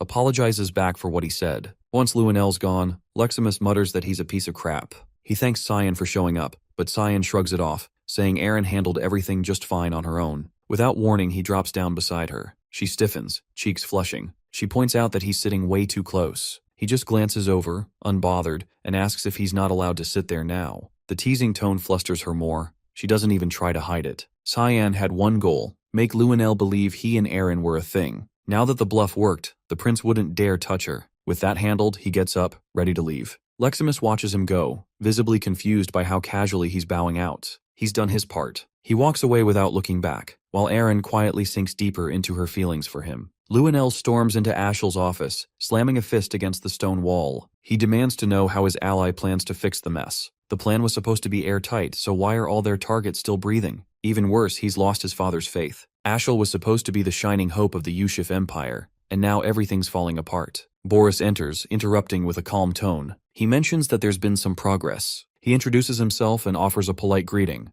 The prince glares, asking where the hell he's been this whole time. Boris explains that Ashel had sent him out on an errand. He also brings news. Emily has vanished. Ashel asks what kind of success he's talking about. Boris pulls a small, glowing pyramid from his coat and holds it up. He says they've underestimated the people closest to Princess Erin. Luenell asks if they're supposed to reflect on that. Boris shakes his head. It's not about reflection. It's about facing the evidence. Inside the crystal, faint traces of mana swirl. Most of it is ordinary, but there's something else. Black fog creeping along the edges. That specific aura belongs to the demonic sword, which means someone in Aaron's inner circle is wielding forbidden power. Back in the royal dorms, Emily sets down a steaming platter. Dinner tonight, a monstrous, demonic-looking scorpion. Brian stares at it like it might lunge at him. Meanwhile, Nana and Cyan eat like it's no big deal. Brian pushes his plate away. Cheyenne's already finished, brushing his hands clean as he stands. Emily asks if he can stay longer, maybe eat a bit more. He declines. If he sticks around, Ashel might find him, and that would put all of them in danger. He says he only came to check on them. Emily still can't go back yet, but Brian can handle errands if needed. Cyan quietly assures them that he's stationed people nearby. Right now, this place is safer than anywhere else. He tells them he'll be back later, then heads out. Just as he steps outside, Sarika, the hallmaster, blocks his path. Her voice is laced with sarcasm as she comments on his adorable little family. Then her tone darkens. She wants answers. How did he know about the banquet of blood? Or the death of her fiancé? Everything about him screams foreknowledge. She gives him one warning. His answer will decide what comes next. Depending on what he says, she'll either mark him as an ally or label him a threat. Her voice drops, serious now, as she asks him directly, no more games. Who the hell is he, really? Who is Cyan Vert? There's no way he could have known who her fiancé was, let alone that he died. Cyan tells her straight. Drenian, her fiancé, was bound for purification regardless. It shouldn't matter. She doesn't buy that and suggests he might actually be part of another faction, one that's been spying on them. He stays unfazed and asks her directly, if he were a spy, what kind did she think he was? Her only reply is a dagger hurled at him in a flash. Karam bats it away mid-air, stepping between them and snapping at her for daring to attack her wielder. Sarika holds her ground, not backing down when there's a chance for a real fight. They throw themselves into a clash, sharp and fast. The blade spirit breaks away just enough to ready a technique, then unleashes a dense sphere of black mist straight at her. She narrowly twists out of the way, and everything the attack touches is obliterated behind her. Had it hit, or worse, had she tried to deflect it, she'd be dead on impact. Now she gets it, why Karam stays in sword form so often. It's the only way to keep her strength in check. If she went all out, she could level the whole city. Only another demon lord could go up against that kind of power. Their standoff resets, eyes locked, both poised to strike again, but Cyan cuts in first. He activates demonic control over Karam and shuts the whole thing down. He warns them both that this much noise is going to get them noticed. They've blown their cover, and now Emily and Brian need to relocate. He steps inside the small house, ready to tell them the plan, only to freeze at the sight of Lunav, sitting casually at the table with the others. She's bypassed the barrier completely, not even a ripple of detection. She's way more dangerous than he'd guessed. He questions how she found this place. She shrugs it off, says it's just one of her little talents, and assures him no one else knows. She came alone, only to thank him. He brushes that off. He doesn't think he's done anything worth thanks, but she insists. From the moment his energy entered her, she recognized it. Everyone turns to him, confused, none of them realizing she's talking about the day in the palace when his mana surged into her body. She explains she can manipulate all types of elemental magic, blend them, and shift them. She can even trace a person's unique mana signature, a gift passed down from her grandfather. He disagrees, calling it a curse. Her body's already cracked under the strain. Her expression shifts, half wonder, half gratitude. It really was him who helped her that day. He stops her there and suggests they continue the conversation somewhere else. Emily lights up when he says they're going back to Lewin Academy. Finally, she'll get to look after him every single day. Lunav opens up, saying most of her life's been spent locked away in a freezing, dark place, subjected to brutal experiments. She didn't have a choice. It was her role, her burden, as Reigen's Rainreaver's granddaughter. She asks if he also has some fate he's bound to. He says no, so she presses. Then why save them? Why wear a mask while doing it? He answers bluntly, fame's a headache he'd rather not deal with, and she can figure out the rest. She falls quiet, then conjures a swirling orb of black mana in her palm. She tells him that when they first met at the restaurant, she thought she'd picked up pure darkness from him. He's clearly caught off guard. He didn't know she could read mana through touch. Not something he'd come across before, not even in his last life. She continues. The day she collapsed in the palace, the energy he pushed into her didn't match any element she knew. She's convinced it's his, but it's like nothing she's ever seen. So she asks him, what exactly is it? He figures out why she's really here, and asks if she plans on handing that information over to her grandfather. She shuts that idea down, saying it sounds like a hassle. He pushes again. So she's defying him now? She doesn't answer, just leans in and wraps her arms around him, thanking him again quietly. Her body had become a volatile mess, like a boiling pot overloaded with all types of mana. Someone had slammed a lid on top, trapping it all inside. The heat built up until the pressure began to smother her life force. She'd been standing at death's door. All he had done was poke a hole through that lid, enough to let some of it out, just enough to relieve the pressure. In his eyes, she looked like someone else's pawn, and that hit a nerve, because she reminded him of who he used to be. He gently pushes her back and tells her she owes him nothing. He asks her to keep it quiet. He's gotta go. Just before leaving, he turns and warns her not to overdo it again. Next time, it might kill her. A soft look crosses her face. Now she's sure he really is a good person. Meanwhile, deep within the Garum Empire, inside Reigen's chamber, the Emperor's expression twists with fury the moment he hears the news about Lunav. His butler tries to calm him, saying no formal charges have been filed. But that's not what's eating at him. She still hasn't returned home. He orders them to track her down and bring her back, no matter what. Cyan and the rest of his group finish gathering their things, preparing to depart, and begin making their way back toward the academy. Among them, it's Emily who stands out the most, her mood brighter than anyone else's. Curious about her enthusiasm, he looks over and asks what's gotten her in such a good mood. She happily responds that it's because she gets the chance to serve him again, just like before. But then she adds something else, reminding him that the academy has a strict rule against bringing in maids, and wants to know what exactly he's planning to do about that problem. He explains that the headmaster might allow it just for him, though he's definitely not in favor of the idea. If the principal lets it slide, he'll take responsibility and make sure no one notices her at all. He then adds that he plans to ask for special permission, but only for himself. The dean replies by asking why he should even consider making such an exception in this case. Trying to find a quick deal, Cyan offers to never skip class again, hoping it would be enough to win him over. But the man isn't impressed. That's clearly not good enough. Instead, he shifts the topic and asks why Cyan has shown up with 2 maids instead of just 1. He then presses further, wondering aloud if this has anything to do with the incident known as the Banquet of Blood. He doesn't believe for a second that the request would be made unless there was something more behind it. Cyan suggests a trade. He'll give him the answer, but only if the dean agrees to his request first. Condell gives a nod and agrees. In turn, Cyan admits that it's not easy to explain the situation at the moment. However, there is one thing he's absolutely sure of. He had nothing to do with the Banquet of Blood in any capacity, and he knows full well that this is the answer the dean was waiting to hear. The older man asks for confirmation, still not quite convinced, and wants to know if Cyan is truly certain about that. Although his reaction shows skepticism, he doesn't press further. The conversation ends on a relatively positive note. Even so, Cyan can't shake the thought of what might happen if the truth ever came out. If Condell realized that the real person behind the Banquet of Blood was none other than his own grandson, things would fall apart. From what he knows, it couldn't possibly have been Lewinell, too sloppy for something that precise. He's pretty confident it was Ashel who came up with the plan, while Boris likely worked things from the shadows, pulling strings as usual. That's always been the pattern. Ashel runs the front while Boris manages things behind the curtain. Later, when Cyan returns to his dormitory, he's surprised to see someone outside his room doing push-ups on the floor. It's the same guy who challenged him to a duel a few years ago. As soon as he spots him, the guy jumps up and immediately asks for a rematch. Apparently, he's been showing up every single day for the past 2 years doing this routine. Cyan doesn't even acknowledge him. He just walks past and enters his room without a word. Inside, he stops when he sees Brian lying unconscious on the ground. Turning to Emily, he asks what's going on. She calmly explains that Brian passed out after eating some cookies she'd given him earlier. She then offers Cyan one, asking if he'd like to try them too. He immediately shuts her down, telling her not to feed Brian anything again, ever. Dropping onto the couch, he's ready to finally get a moment of rest. But his mind won't quiet, already stressing about what kind of chaos his new group might bring. That's when he notices a white envelope sitting on the table. He asks aloud where it came from. Opening it, the first thing that catches his attention is that it's from Lunav. Before he can get past the first line, she walks through the main door in person, stepping in casually and asking how things have been.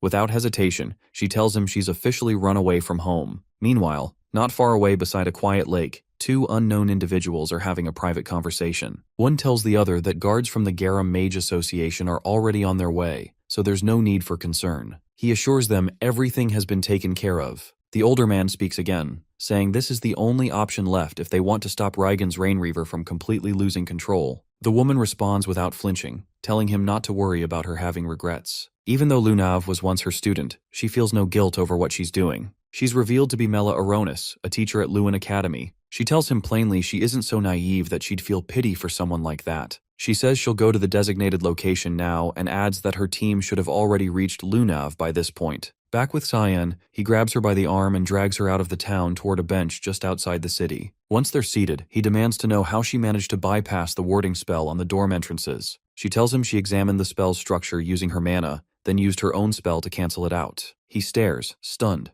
What she just described goes way beyond basic analysis. She can dissect and reproduce magic instantly. It's not just about scanning. She can flat out replicate. She then asks if he had time to read her letter. He hasn't. She showed up before he could even finish the first sentence. She admits she came early because she didn't want to wait for his response. He presses next, wanting to know if her grandfather sent her here. She freezes, saying nothing. So he pushes again. Did Reigens tell her to approach him specifically? She takes a breath and says that yes, it started that way, but not anymore. Whether he believes her is up to him. Then she shifts the subject and mentions something strange happening at the association. 2 dragons affiliated with them suddenly went missing near the Lewin region. On top of that, some smugglers transporting illegal goods from other countries were recently found dead. Now that she's pieced things together, she realizes he's tied to every single one of those incidents. Up until now, it had just been a guess, but now she knows for sure. Cyan hadn't realized the dragons were tied to the association in the first place. He chuckles and asks what she plans to do with that knowledge. She responds quietly, saying she won't be alive much longer. Even though he helped her before, she's convinced her body's already beyond fixing. If she's lucky, the best-case scenario is 3 years left to live, all thanks to his help.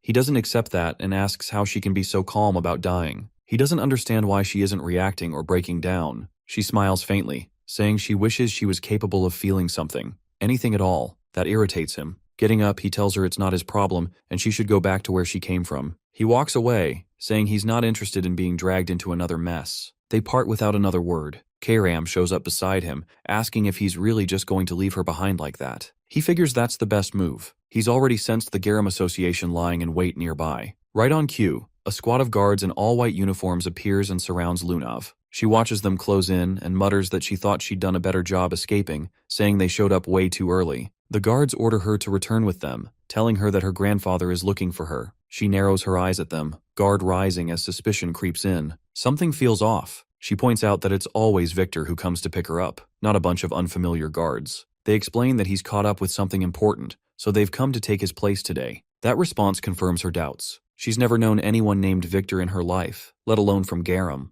Without hesitation, she unleashes a gust of wind, using the brief distraction to bolt away. She manages to break free from their grasp and slip out of sight, but a hand touches her shoulder, and just like that, she collapses unconscious. Her escape fails. The abduction has worked. One of them gives the order to carry her to the carriage and move out. Meanwhile, Karam glances at Cyan and quietly mentions she's picking up signs of fighting nearby, clearly referring to those fake guards. He tenses slightly, now genuinely concerned they might not be affiliated with the Garam Association after all. The group brings the unconscious girl to an abandoned chapel hidden in the outskirts. Once they arrive, one of them notifies their teacher that the mission was a success. She assures them with eerie calm that the girl will serve a greater purpose. While the kidnappers hang around just outside the church, lazily keeping watch, something unnatural starts to creep in. Thick black fog rolls over the area, and before they can react, blades slice through the mist. Screams erupt from the guards as they're cut down in seconds. The wails reach inside the chapel, and the teacher calls out, ordering Ralph to go out and eliminate whoever's responsible. Outside, Cyan stands alone, surrounded by corpses, barely winded from the massacre. He knows that wasn't the main threat. The one he's really here for is still inside. Ralph storms out of the church and lunges at him, striking without a word. Cyan immediately senses that the man shares the same chaotic energy as Lunav, though far more unstable. Minutes later, the fight ends with Ralph collapsed in the dirt, fully defeated. Lema arrives and freezes, clearly not expecting to find her ally in that state. Cyan stares her down and asks if she's the last one left, and what her reason was for taking Lunav. She gives no answer. Instead, she launches straight into a violent barrage, merging fire with thunder in a single burst. Just like Lunav, she's using dual elemental magic. He counters the fire spells with Karam's help and instantly closes the distance. Lema hurls a blast of wind to shove him back and immediately follows with a lightning strike, but the sword spirit materializes behind her mid-cast, interrupting the attack before it lands. The lightning had force, but her aim was off, leaving him untouched. Cyan traps her with his black fog chaining spell, locking her in place so he can interrogate her directly. His first demand, who ordered the kidnapping, and how many more are involved. She breaks into a twisted laugh and tells him they'll come find him soon enough.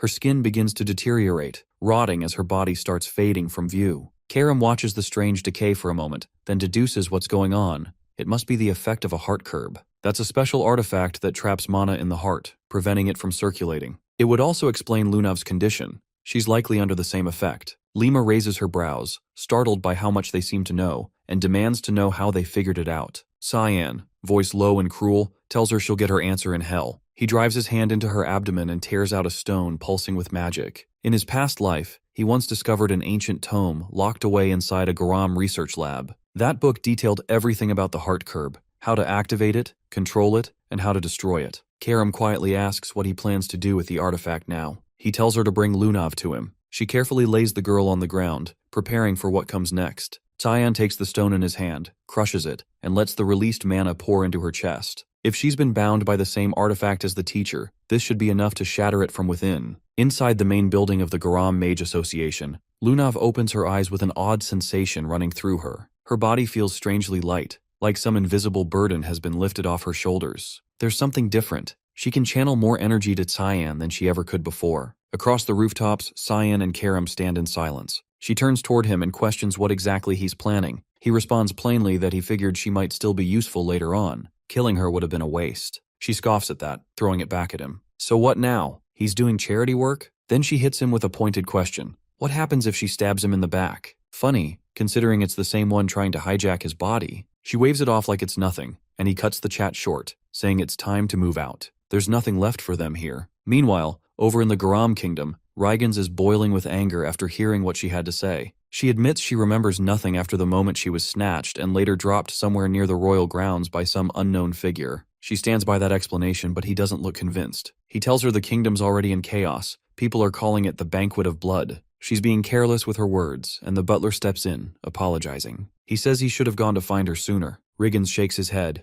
It's not his fault. She just acts on her own whims. He walks closer, claps the man's shoulder, and remarks that things only work because of his granddaughter. Then something shifts. His palm ignites, searing into the man's skin. He glares at him, saying he's known for a long time that the butler was a traitor. Now, he won't let that betrayal slide, not after what happened to her. The man drops to his knees, pleading for his life, insisting it's all a mistake and begging for a second chance. But Riggins shuts that down cold. No more talking. Flames erupt inside his body, consuming him from the core outward until only ashes remain. Lunav just stands there, frozen, shocked. Riggins turns to her and explains that the butler was one of the people who ordered her capture. Then he asks something else. Did she learn anything about Cyan? She lies, saying there's nothing notable about the guy. It's a weak lie and she knows it. He isn't buying it. His eyes narrow, asking what she really means. She tells him she was up late that night to meet Cyan. Their conversation didn't reveal anything special. That was it. He places a hand on her shoulder and says that's exactly the kind of answer he wanted. But then he asks again, what is Cyan hiding? Riggins knows he's one of the Verts. That alone means he's got secrets or backup. With a straight face, she tells him he's just got a bodyguard and a useless maid at his side. Nothing that connects him to anything major. She pushes back, asking why he's so hell-bent on him in the first place. That question strikes a nerve. His mood shifts instantly, annoyed now. He says it confirms it. Cyan's definitely hiding something. Then he cuts off her questioning. She's a Rain Reaver by blood. She doesn't need reasons, just orders. He tells her to leave unless she has anything important to add, and that she's not allowed to step outside for now. She stays put, gaze stuck on the pile of ash where the butler once stood. She's had enough. She's not just family, she's supposed to be a consultant in this house. Back at Lewin Academy, some buff dude's been loitering on top of Cyan's dorm roof for a while. 0 classes, just standing there. Cyan catches sight of him and immediately turns away, not in the mood for whatever that is. As he passes by a few students, he overhears them gossiping. Apparently, classes have been canceled for days and one of the teachers is missing. Then he hears a familiar voice, Erica. She walks up behind him and casually mentions that instructor Nella Aronis has disappeared, and she's got a feeling he's involved. She confronts him directly, asking why he killed her. He looks confused and tells her he's never even met the woman. He doesn't go to his lessons anyway. Nella Aronis had a rep as a powerful mage from Garam. Not unusual for Garam mages to hang around neutral grounds like Lewin, but rumor had it she wasn't a fan of the Rain Reavers. That's why the Mist had eyes on her. Lunav's kidnapping wasn't part of her plan. They were about to make a move, but he handled everything before they could even act. Erica says she's the only one who knows any of this, so he doesn't need to stress. Instead, she hands him a new job. He'll need to lay low outside campus for a bit. He asks who'll take over Nella's spot while she's gone. She tells him the other instructors will rotate for now, but they're already scouting for a new mage. She figures the recruitment flyers are already out. Somewhere in the countryside, Boris is riding with a local farmer. He gazes out at the landscape and compliments the view. The farmer asks what brings him all the way out here. Boris says there's a position he's after. He heard it opened up recently, so he's rushing to apply. The farmer connects the dots quickly. He wants to be the new teacher at Lewin. Back in Cyan's upscale dorm, Emily is sprawled across the couch, practically dying from boredom. Karam isn't thrilled about the overcrowding and tells her to move off her favorite spot. They get into a spat, and she doesn't wait. She forcibly kicks her off the seat. Cyan steps into the room mid-chaos and calls her over. They've got a mission. Emily perks up, begging to go with him. But he tells her she's got a more vital role. Her job, make sure Nana never goes hungry. Ever. At first she's offended. It sounds like the dumbest task imaginable. Then she hears a deep growl from the other side of the room. Nana's already starting to shift, predator instincts kicking in. Emily panics, shoves a cookie into her mouth, and immediately reassures him she's got this. No problem. Feeding duty secured. He reminds her, don't give Brian any food yet. He's still recovering. She tells him she's already cooked and prepped. They're covered. Karam asks where they're headed. He tells her, Southwest Ushif Empire, Lambaster, a city built on blood, corruption, and coin. The strong rise, the weak vanish. Below its surface lies a massive underground arena, echoing with the roars of a bloodthirsty crowd. Tonight's fight? A no-rules deathmatch between two warriors, Zalbard and Zyber. Their size difference is almost absurd, yet both are locked in, focused, and ready to kill. Zalbard makes the first move. One punch from him craters the floor beneath their feet. Zyber dances around it, movements quick and precise, but not quick enough. Zalbard grabs him mid-air, fingers closing around his body, and crushes him with one hand. The crowd goes absolutely feral, screaming his name as the victor. Karam and Cyan make their way through the grimy streets of Lambaster. The place reeks of chaos, with drunks passed out in every corner and the air heavy with rot and lawlessness. Even the demon cringes at how gross and unregulated it all is. He explains that unlike Lewin, which maintains neutrality because of formal treaties, Lambaster is a different beast entirely. It's not neutral by diplomacy, it's just completely ungovernable. While they keep walking, a pack of sleazy men steps into their path, eyeing her and trying to flirt like it's going to go somewhere. It's clear now the city's flooded with lowlifes and criminals. They barely get a sentence out before he tells them to back off. Cut to moments later. Those same guys are face down in the dirt, groaning, already dealt with. They head into a bar attached to a hotel. He tosses a fat coin pouch onto the counter with a thud and asks for the best room they've got. The waitress raises a brow, shocked by how young he looks, and casually asks his age. He repeats the order, but this time his voice drops.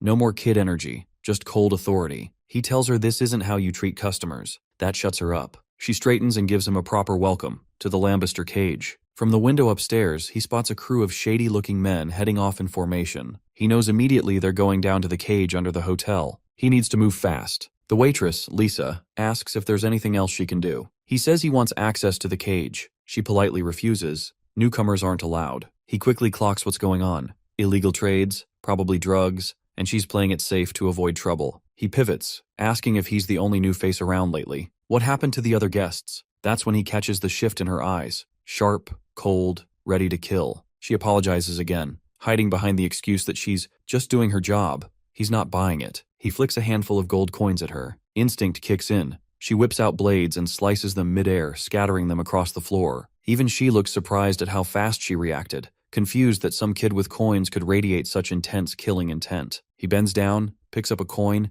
and deadpans that she just ruined him. Then he asks if she just tried to attack him. Lisa scrambles to explain it was a reflex, not an attack, and begs him not to take it the wrong way. But his face hardens. Annoyed now, disgusted, he tells her she has to take responsibility. Backed into a corner, she finally agrees to let him into the cage. She opens a door to the basement and says the staircase will lead him directly to it. She also gives him a VIP token, something reserved for guests in special rooms. If he wears it, it should protect him while he's down there. She still doesn't get why he's so eager to dive into that mess, but warns him to stay out unless he's got more than one life to spare. He ignores her and starts down the stairs. The demon watches him go and asks why he doesn't just order Lisa to drag out the cage's owner, the one who runs the whole underground scene. That's the actual mission. He replies that they don't even know what she looks like. No leads. But they'll have their answers soon. She glances at him suspiciously. He's acting like he knows this place already. He confirms it. He's been here before, in a previous life, back before this whole city went up in flames during the Civil War. She asks just how bad it's going to get. He tells her she'll find out soon enough. The real story behind the Lambaster cage. They finally reach the giant door leading to the underground arena and walk straight toward the ring. Elsewhere, the same thugs he flattened earlier are kneeling in front of their boss, reporting in. They explain that some punk kid wiped the floor with them.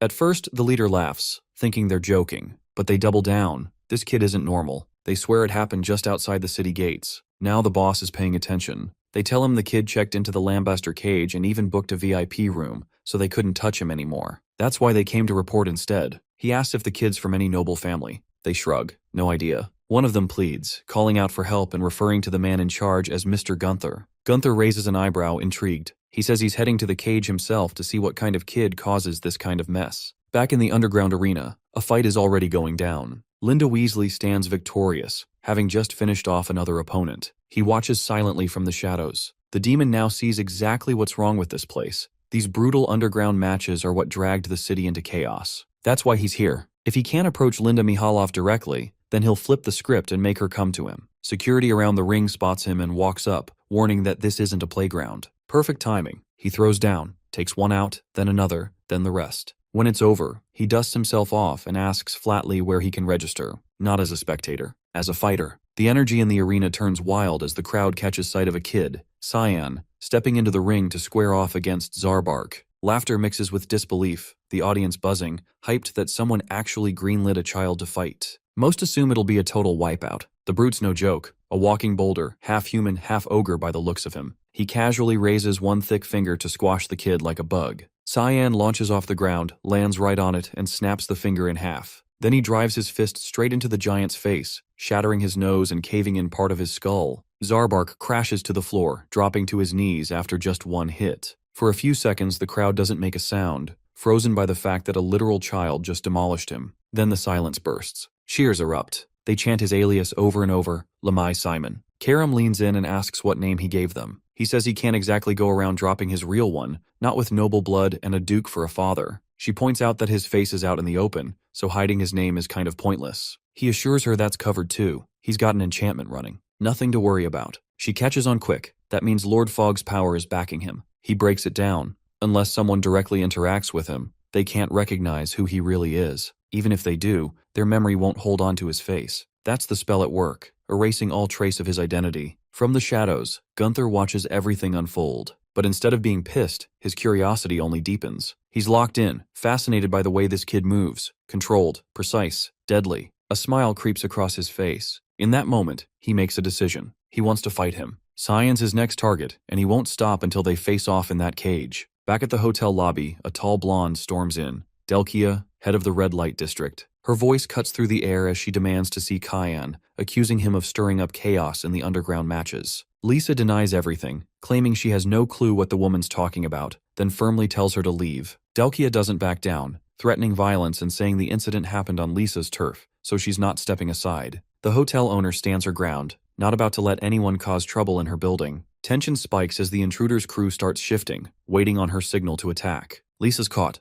torn between protecting Cyan or staying neutral. Then, out of nowhere, he strolls in like nothing's happening. Cool as ever, he casually asks if someone's been looking for him. The room goes still. No one even noticed he was there. He walks straight to Delkia, calmly suggesting they talk directly instead of bothering hotel staff. She turns to face him, and instantly her expression changes. It hits her like a drug. For a second, the world drops away. All she sees is him. She steps closer, takes his hand like it's the most natural thing in the world, and softly asks his name. He answers with the fake one, Lamea Simon. She swoons, completely under, saying it's a bold name for a face like his. Lisa watches from the side, clearly disturbed, muttering a warning to him not to go anywhere near Delkia. He shrugs it off, telling her he's got it handled. The blonde slips him a business card, voice dipping to a flirt-heavy tone. She says she'd like a deeper conversation next time, somewhere private. The card's for her personal lounge in the Room of Pleasures, and she hints at a free service. The offer is as clear as it is shameless. With that, she struts out of the hotel, still under his spell. Once she's gone, Lisa immediately scolds him. She's already heard he stepped into the ring and won. Word travels fast around here. He tries to make an exit, but she blocks him, warning him not to even think about going to the Room of Pleasures. He reassures her,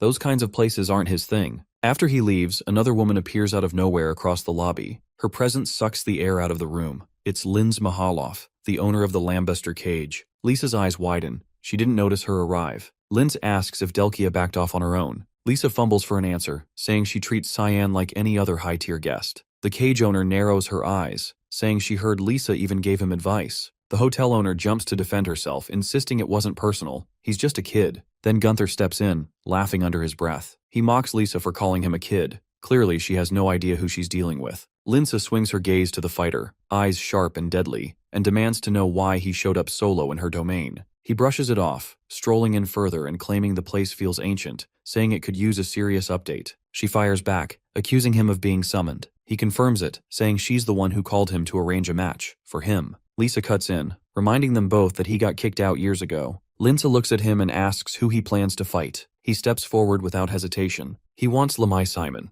Gunther's dead serious. He's ready to take on the kid, and he pitches the fight as a huge payday. Meanwhile, back in her velvet-cloaked hideout, Delkia's in meltdown mode. She's pacing, yelling, something's wrong. Her attendants are growing nervous. One whispers that she meant to seduce Cyan, but now she's the one completely undone. The script's been flipped badly. Everyone in the room can tell she's obsessed now. She'll stop at nothing to get him back. Inside, she's been sitting at her desk for hours, trying to sketch his face over and over. But every time she gets close, her mind fogs. She just can't remember what he looked like. She knows she saw him. His features were right there, but they vanish the second she tries to picture them. Frustration turns to desperation. She whispers his name, his fake name, again and again like a prayer. Lamea Simon. To her, he's already hers, whether he knows it or not. Booze, women, and high-stakes games. The red light districts of Lombasa are notorious for indulging every vice imaginable. Cyan never willingly sets foot in a place like that. He expects trouble, but Delkia proves even more unpredictable than he anticipates. Her reputation for questionable appetites has always circulated in whispers, but he doesn't have time to dig into that now. He needs to investigate other regions for any trace of Linsa. As he cuts through a crowded alleyway, he bumps into a young girl and accidentally knocks her off her feet. She drops what she's carrying and immediately bows her head, apologizing in a panic. He blinks, confused, thinking she is saying sorry when he's the one who ran into her. Crouching down, he helps her gather her things, a bundle of cigarette packs scattered across the dirt, and asks if she is hurt. She shakes her head, still bent in a respectful bow, saying she's fine and thanks him for his mercy. He hands her the scattered packs, eyes narrowing, and wonders if she's selling them. She nods and says they're specialty smokes from the Gru Merchants Union, even offering to sell him one. He declines since he doesn't smoke, and he doesn't recall ever hearing of any Gru merchants. Before she leaves, he asks where she plans to sell the rest. She answers honestly that she'll be in the alleyways just west of the red light sector,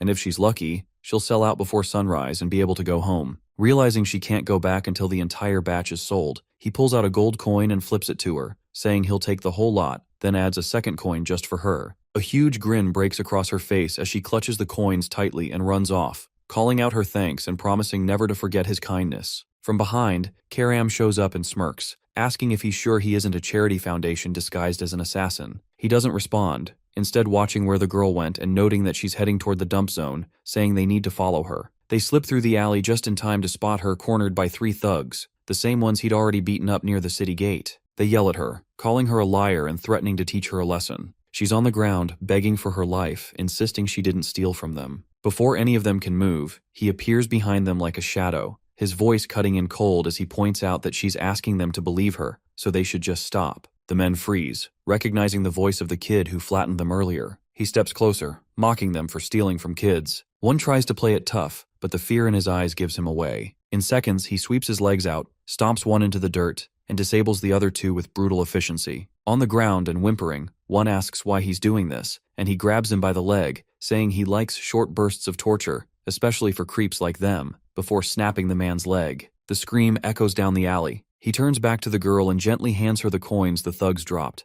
telling her they won't bother her again and to be more careful next time. Before she can thank him, a slow clap breaks through the silence as Gunther steps out from the shadows, grinning and calling it a performance. He turns, tense, wondering if the guy knows him, thinking he shouldn't be recognizable under the spell cloaking his identity. Gunther laughs, saying there's only one guy who fights like that, calling him Lemai Simon and introducing himself as Gunther Lictus, the one who controls this corner of the city. Seeing perfect timing for questions, he figures Gunther may have answers. The man glances at his broken henchmen, scoffs, and mutters that they're trash before casually killing one on the spot without hesitation or regret. The girl recoils in terror, and Tyann flinches, saying it wasn't necessary. Gunther shrugs, wiping blood from his fingers, saying he got carried away and just came back from chatting with Linsa Nihilov to set up a match. The name catches his attention, and without warning he throws a punch. Gunther blocks it, smiling wider. Tyann tightens his stance, feeling the resistance in the block, realizing this guy isn't just showboating. Gunther's fist comes flying back. He dodges by inches,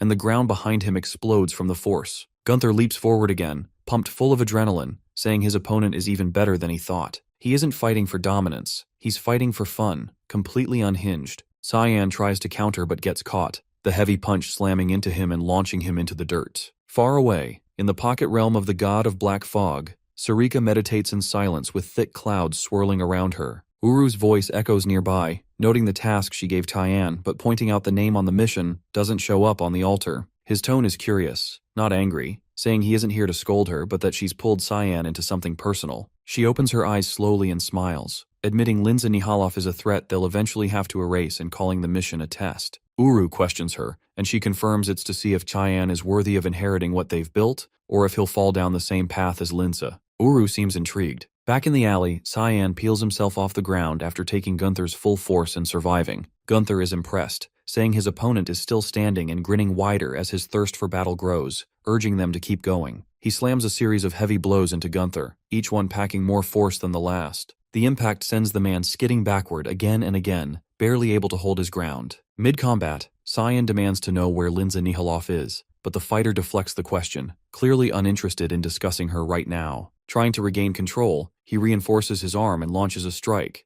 but it's sidestepped effortlessly. In that brief exchange, Tyann catches something troubling. His attacks aren't leaving a mark. That arm is tanking the hits, and he's charging forward without even slowing down, ripping through anything in front of him. Tyann realizes he misjudged the guy. Gunther isn't just strong, he's something else entirely. He leaps high, using elevation to create distance, and scanning the man's movements from above. Before either can land the next blow, a voice cuts through the chaos. Lisa's arrived. She tells them both to stand down. Tyann brushes her off, stating it's personal, and she should stay out of it. She ignores him and tells Gunther to back off, saying he's fighting someone marked as a VIP guest. He tries to defend himself, claiming Kyan started it, but she isn't in the mood to entertain excuses. The two of them bicker like siblings caught fighting in the living room while Cyan stays silent, just watching them go back and forth. Eventually, Gunther gives in and walks away, but not without tossing a reminder that he hasn't forgotten about their fight. Once he's gone, Lisa turns to check if Kyan's okay. His expression says enough. He's far from pleased. She immediately apologizes for showing up late and for letting things spiral like that. He studies her for a second,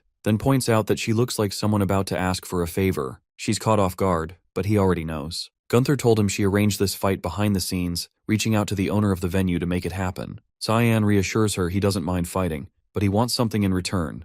The little girl from earlier should be given a job at the hotel. The news of the upcoming fight spreads fast, rumors flying as everyone wants to know how it'll go down. Over the next several days, he drifts around the area, occasionally stepping into a fight. He picks up some intel about the Lambaster cage. Turns out it's not lawless. There are ground rules, no weapons, stop if the opponent gives up. And the most important one, no killing allowed. That rule's about to be thrown out. Match day arrives, and a commentator runs down the details. Both Cyan and Gunther are informed there are no rules for this fight, the change made by personal request of the owner. Cyan blinks. This is the first he's hearing about it. Gunther, meanwhile, looks like a kid unwrapping a birthday present. He's practically vibrating with excitement. Cyan doesn't even get a chance to ask questions before the bell rings. The match begins, the crowd roaring louder with each passing second, the arena buzzing with tension. From a hidden spot in the shadows, Lindsay Nihaloff watches silently, waiting to see what Cyan is really capable of. Gunther calls out, mocking, saying if Kyan's scared, he can always pick up a weapon. Cyan doesn't bother replying. He doesn't need a blade to win. He shifts into a stance, surrounding himself with black fog magic. This is where the real fight begins.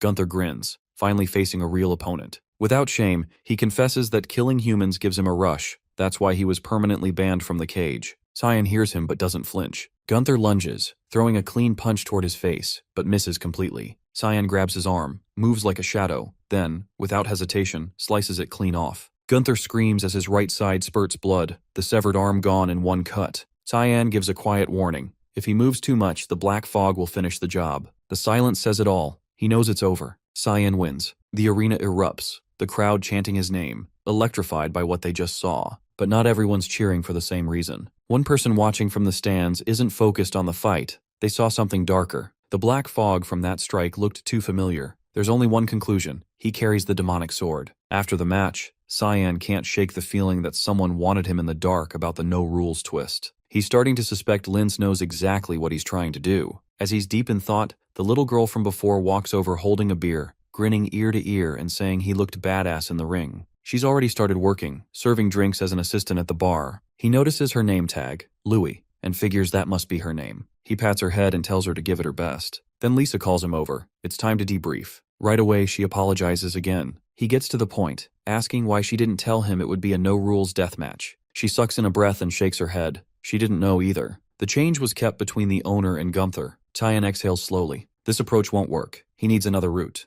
As he turns to leave, he stops. An old man is standing in the doorway, the same one he spotted earlier in the crowd. The man introduces himself as Morris, representing the Gru Merchant Union, and wastes no time. He's here to ask one thing. That sword? Is it the demonic sword? And if so, would he be willing to sell it? He gives nothing away, brushing off Morris's comment with a flat denial, claiming not to know what he's talking about. The merchant isn't buying it, saying there's no reason to keep up the act and that all he's interested in is the sword. Leaning in slightly, voice smooth, he adds, there's no shame in wielding something demonic. If anything, it shows style. Cyan doesn't reply, just watches him, eyes narrowing. Unbothered, Morris grins and says they'll cross paths again very soon. With that, he turns and exits, security detail flanking him. Cyan's thoughts drift to the Gru Merchant Union. He remembers now, that group didn't exist until after he killed Zickerman Albus. Lewis approaches, eyes glossy, and shakily asks if he's okay. He gives her head a gentle pat and tells her there's nothing to worry about. Then he faces Lisa. His expression hardens, eyes sharp. He wants something and he doesn't ask. He demands. He wants to meet the owner immediately. She freezes, stunned by the sudden shift in him, unable to find the words. Elsewhere, deep in the rundown backstreets of the city, Gunther is unraveling. His rage spirals, smashing everything in reach, wrecking the alley as if that'll fix what happened in the ring. People nearby try to calm him down, telling him to stop moving before his injury tears open again. He ignores them and roars the name Simon into the air, vowing to kill him. The helplessness is eating him alive. He got destroyed, and it stings. He needs a new plan, something that'll actually work. But nothing comes, not until a thought hits. Louis. Cyan's taken a liking to her, looked out for her. Maybe she's the key. Maybe he can use the kid to get to him. Later that night, with the hotel quiet and the guests mostly gone, Louis is wiping down the bar counter. The door creaks open. Gunther steps inside, that same eerie grin spreading across his face as he asks if she remembers him. She hesitates, then nods. Yes. He doesn't drop the smile and says he needs her help with something. In a nearby room, Cyan is still talking with Lisa. The conversation hasn't cooled down. He wants to know why the owner won't meet him. She tells him flatly it's not that simple. Linz isn't someone people just meet. He narrows his gaze, wondering why she's defending Linza so hard. Lisa's not surprised he already knows the owner's name, maybe impressed, but not shocked. She figured he wasn't just some average guy the moment he walked in. She explains that Linz has been watching him closely. The fight with Gunther? That was her idea. And so was the rule change. Then she gets serious, saying if he's smart, he'll leave. Fast. Because staying might get him killed. He listens but doesn't speak. He can't tell whose side she's even on right now. Maybe none.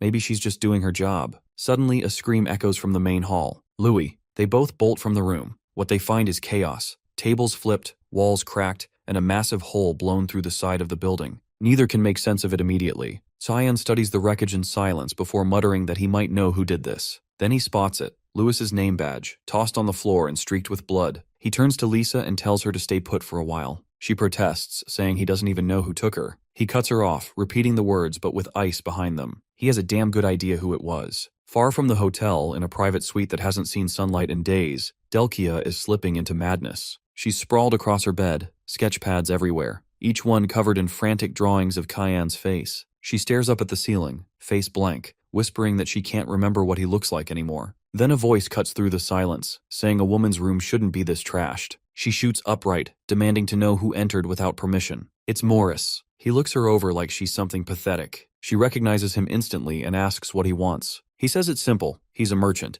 and he only shows up when he's got a deal to offer. Glancing at the drawings scattered across the room, he catches on quick that she's completely obsessed. Without wasting time, he pulls out a small glass bottle filled with murky liquid from the Garam kingdom, the strongest paralysis potion they make. With this, he says she can have Cyan completely helpless. She takes the vial, expression unreadable, and asks what it'll cost. He doesn't flinch. All he wants is whatever Cyan carries. She can do what she wants with the rest of him. The offer sounds like a setup, but Morris insists. That's it, nothing else. He turns to leave, adding that he doesn't care who gets it done. He just needs Cyan out of the picture. And ideally, Gunther handles it first. That's the plan. Back in the slums, Gunther's been waiting. Cyan doesn't take long to show. The brute smirks and tosses something at him. An ear, saying it's a keepsake. The rest of the body? Inside the crate he's sitting on. Cyan stares at the severed ear, barely breathing. His expression goes dark, and his restraint snaps. He warns Gunther that he's going to kill him. The rematch has officially started. Gunther couldn't be happier. Elsewhere, Linza sits across from Lisa, her voice calm as she asks if she believes Cyan will actually kill Gunther. She nods once, certain, no hesitation in her eyes. Yeah, he's going to finish him. Linz tilts her head, curious, and wonders aloud if she's worried about him. Lisa's tone stays even, saying whatever connection she had to the fighter died out a long time ago. Then she pauses, something lingering on her mind, and finally asks why the obsession with Cyan. Linz chuckles under her breath and says, if she's that curious, she'll ease her mind. Then she asks something strange. Can Lisa remember his face? The question lands hard. She blinks, then blinks again. Slowly, she realizes she can't. She can picture the man, his movements, his voice, but no matter how hard she tries, his face won't come into focus. Linza smiles and tells her it's a side effect of one of Eru's divine powers, one of the authorities of the god of fog. Lisa's eyes widen at the name, Eru. Linz laughs again, entertained, saying it seems fate's digging up old roots. She says it's funny how her past is circling back like this. Lisa's voice drops, quietly asking if she's in danger. The other woman waves it off, saying no, not danger. They're just about to receive a guest worth keeping, and she plans to treat him right. Back in the junk district, the fight is reaching its peak. Gunther stands amid the ruin, a manic glint in his eye. His arm, once torn off, is now reforged with raw mana, reinforced by scraps around him. He hurls it, sweeping destruction through the air, the swing crashing into Cyan.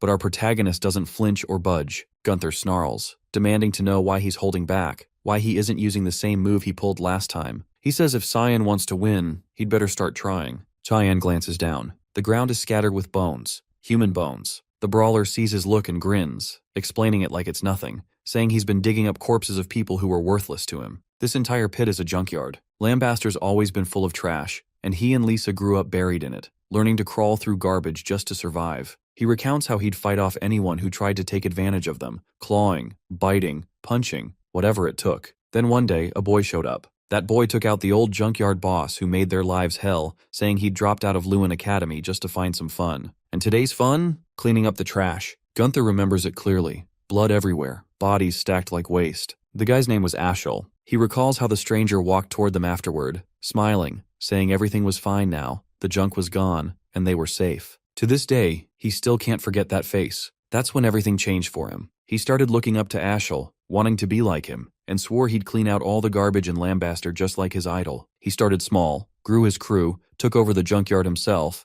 got into the Lambaster cage fights to make money, and ended up killing someone. He got expelled and didn't care. The guy was trash anyway, meant to be thrown out. That was the last straw for Lisa, who cut ties. Didn't bother him though. He'd already become one with the trash heap. He repeats the promise he made to himself, to scrape out every last piece of filth in this city. Cyan interrupts, telling him enough to shut up and fight. He points out that the last attack didn't leave a scratch, and if Gunther wants a shot at breaking through, he'd better push harder. The other man doesn't hesitate. This is what he's been waiting for. With a wild grin, he pulls mana from deep within, fusing metal, bone, and debris into a monstrous arm. In one hand something glows. Cyan spots it instantly. An artifact. Old. Dangerous. Gunther smirks and names it. A gravity chamber. He activates the relic, and a field slams down around Cyan, air tightening like a noose as the gravity multiplies 20-fold. He drops slightly, boots sinking into the dirt like the planet itself is trying to crush him, then launches forward while his opponent's stuck. Karam's voice cuts in, offering backup, but Cyan refuses. No need. In the blink of an eye, he tears through the field and reappears right in front of the other man.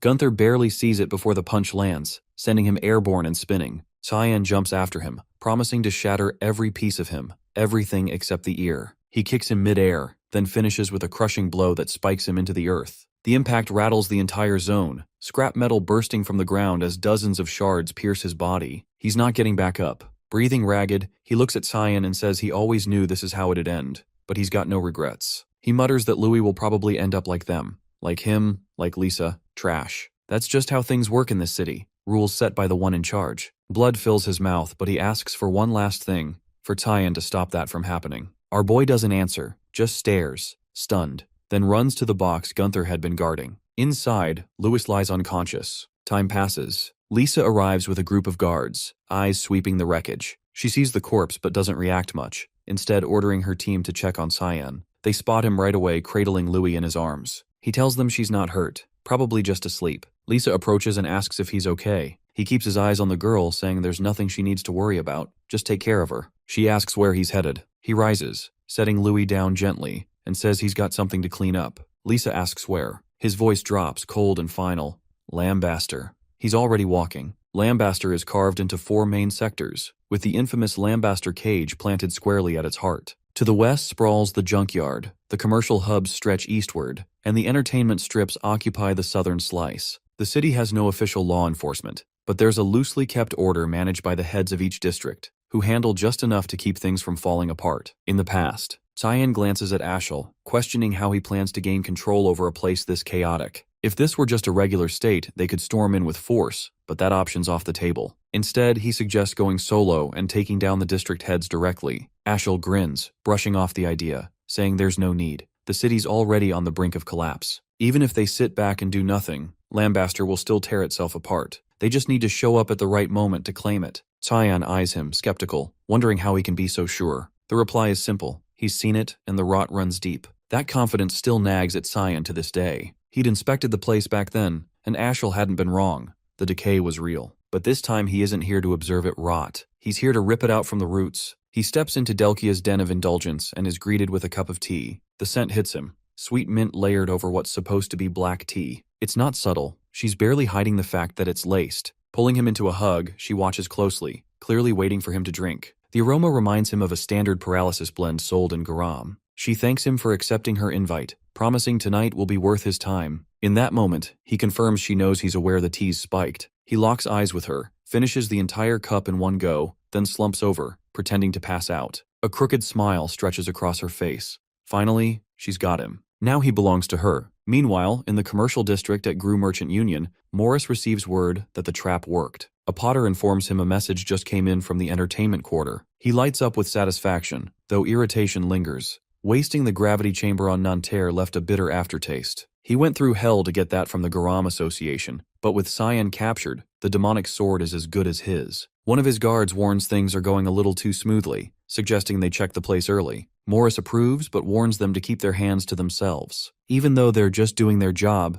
their eagerness annoys him. He suspects they're after the sword too. Instead of waiting, he hitches a ride in his cart and heads there himself. Pushing open the door to Delkia's chamber, he finds her lounging on the main bed, Cyan unconscious beside her. She teases that he's early and asks if he couldn't hold back a bit longer. She was just about to start the fun. He shrugs her off, saying he doesn't care about the body. It's the sword he wants. She replies coolly that she's already removed it from Cyan. That gets his blood racing, and he urges her to hurry and hand it over. She tells him not to rush, then yanks a rope. What he sees next sends a jolt through him. Bodies, all stuffed and propped up, clutter the room. At the center lies another Delkia, bloodied, beaten, unconscious. He's stunned. The first one peels off her disguise. It's Karam, the living embodiment of the demonic sword he's been obsessed with. The sight still shakes him. He hasn't gotten used to the sword taking human form. A voice rises behind him. Cyan. He says Morris knows too much to walk away. Panic flashes across the merchant's face as he calls for the Shadow Assassin Squad, but a fist drives into his throat before he can finish. If he's so eager to see his men, Cyan says, he can meet them the hard way. Creation space flares to life, unleashing the fog swamp technique. Black shadows swirl around Morris, creeping up as they begin devouring him alive. Cyan calmly tells him he knows about the artifacts given to Gunther,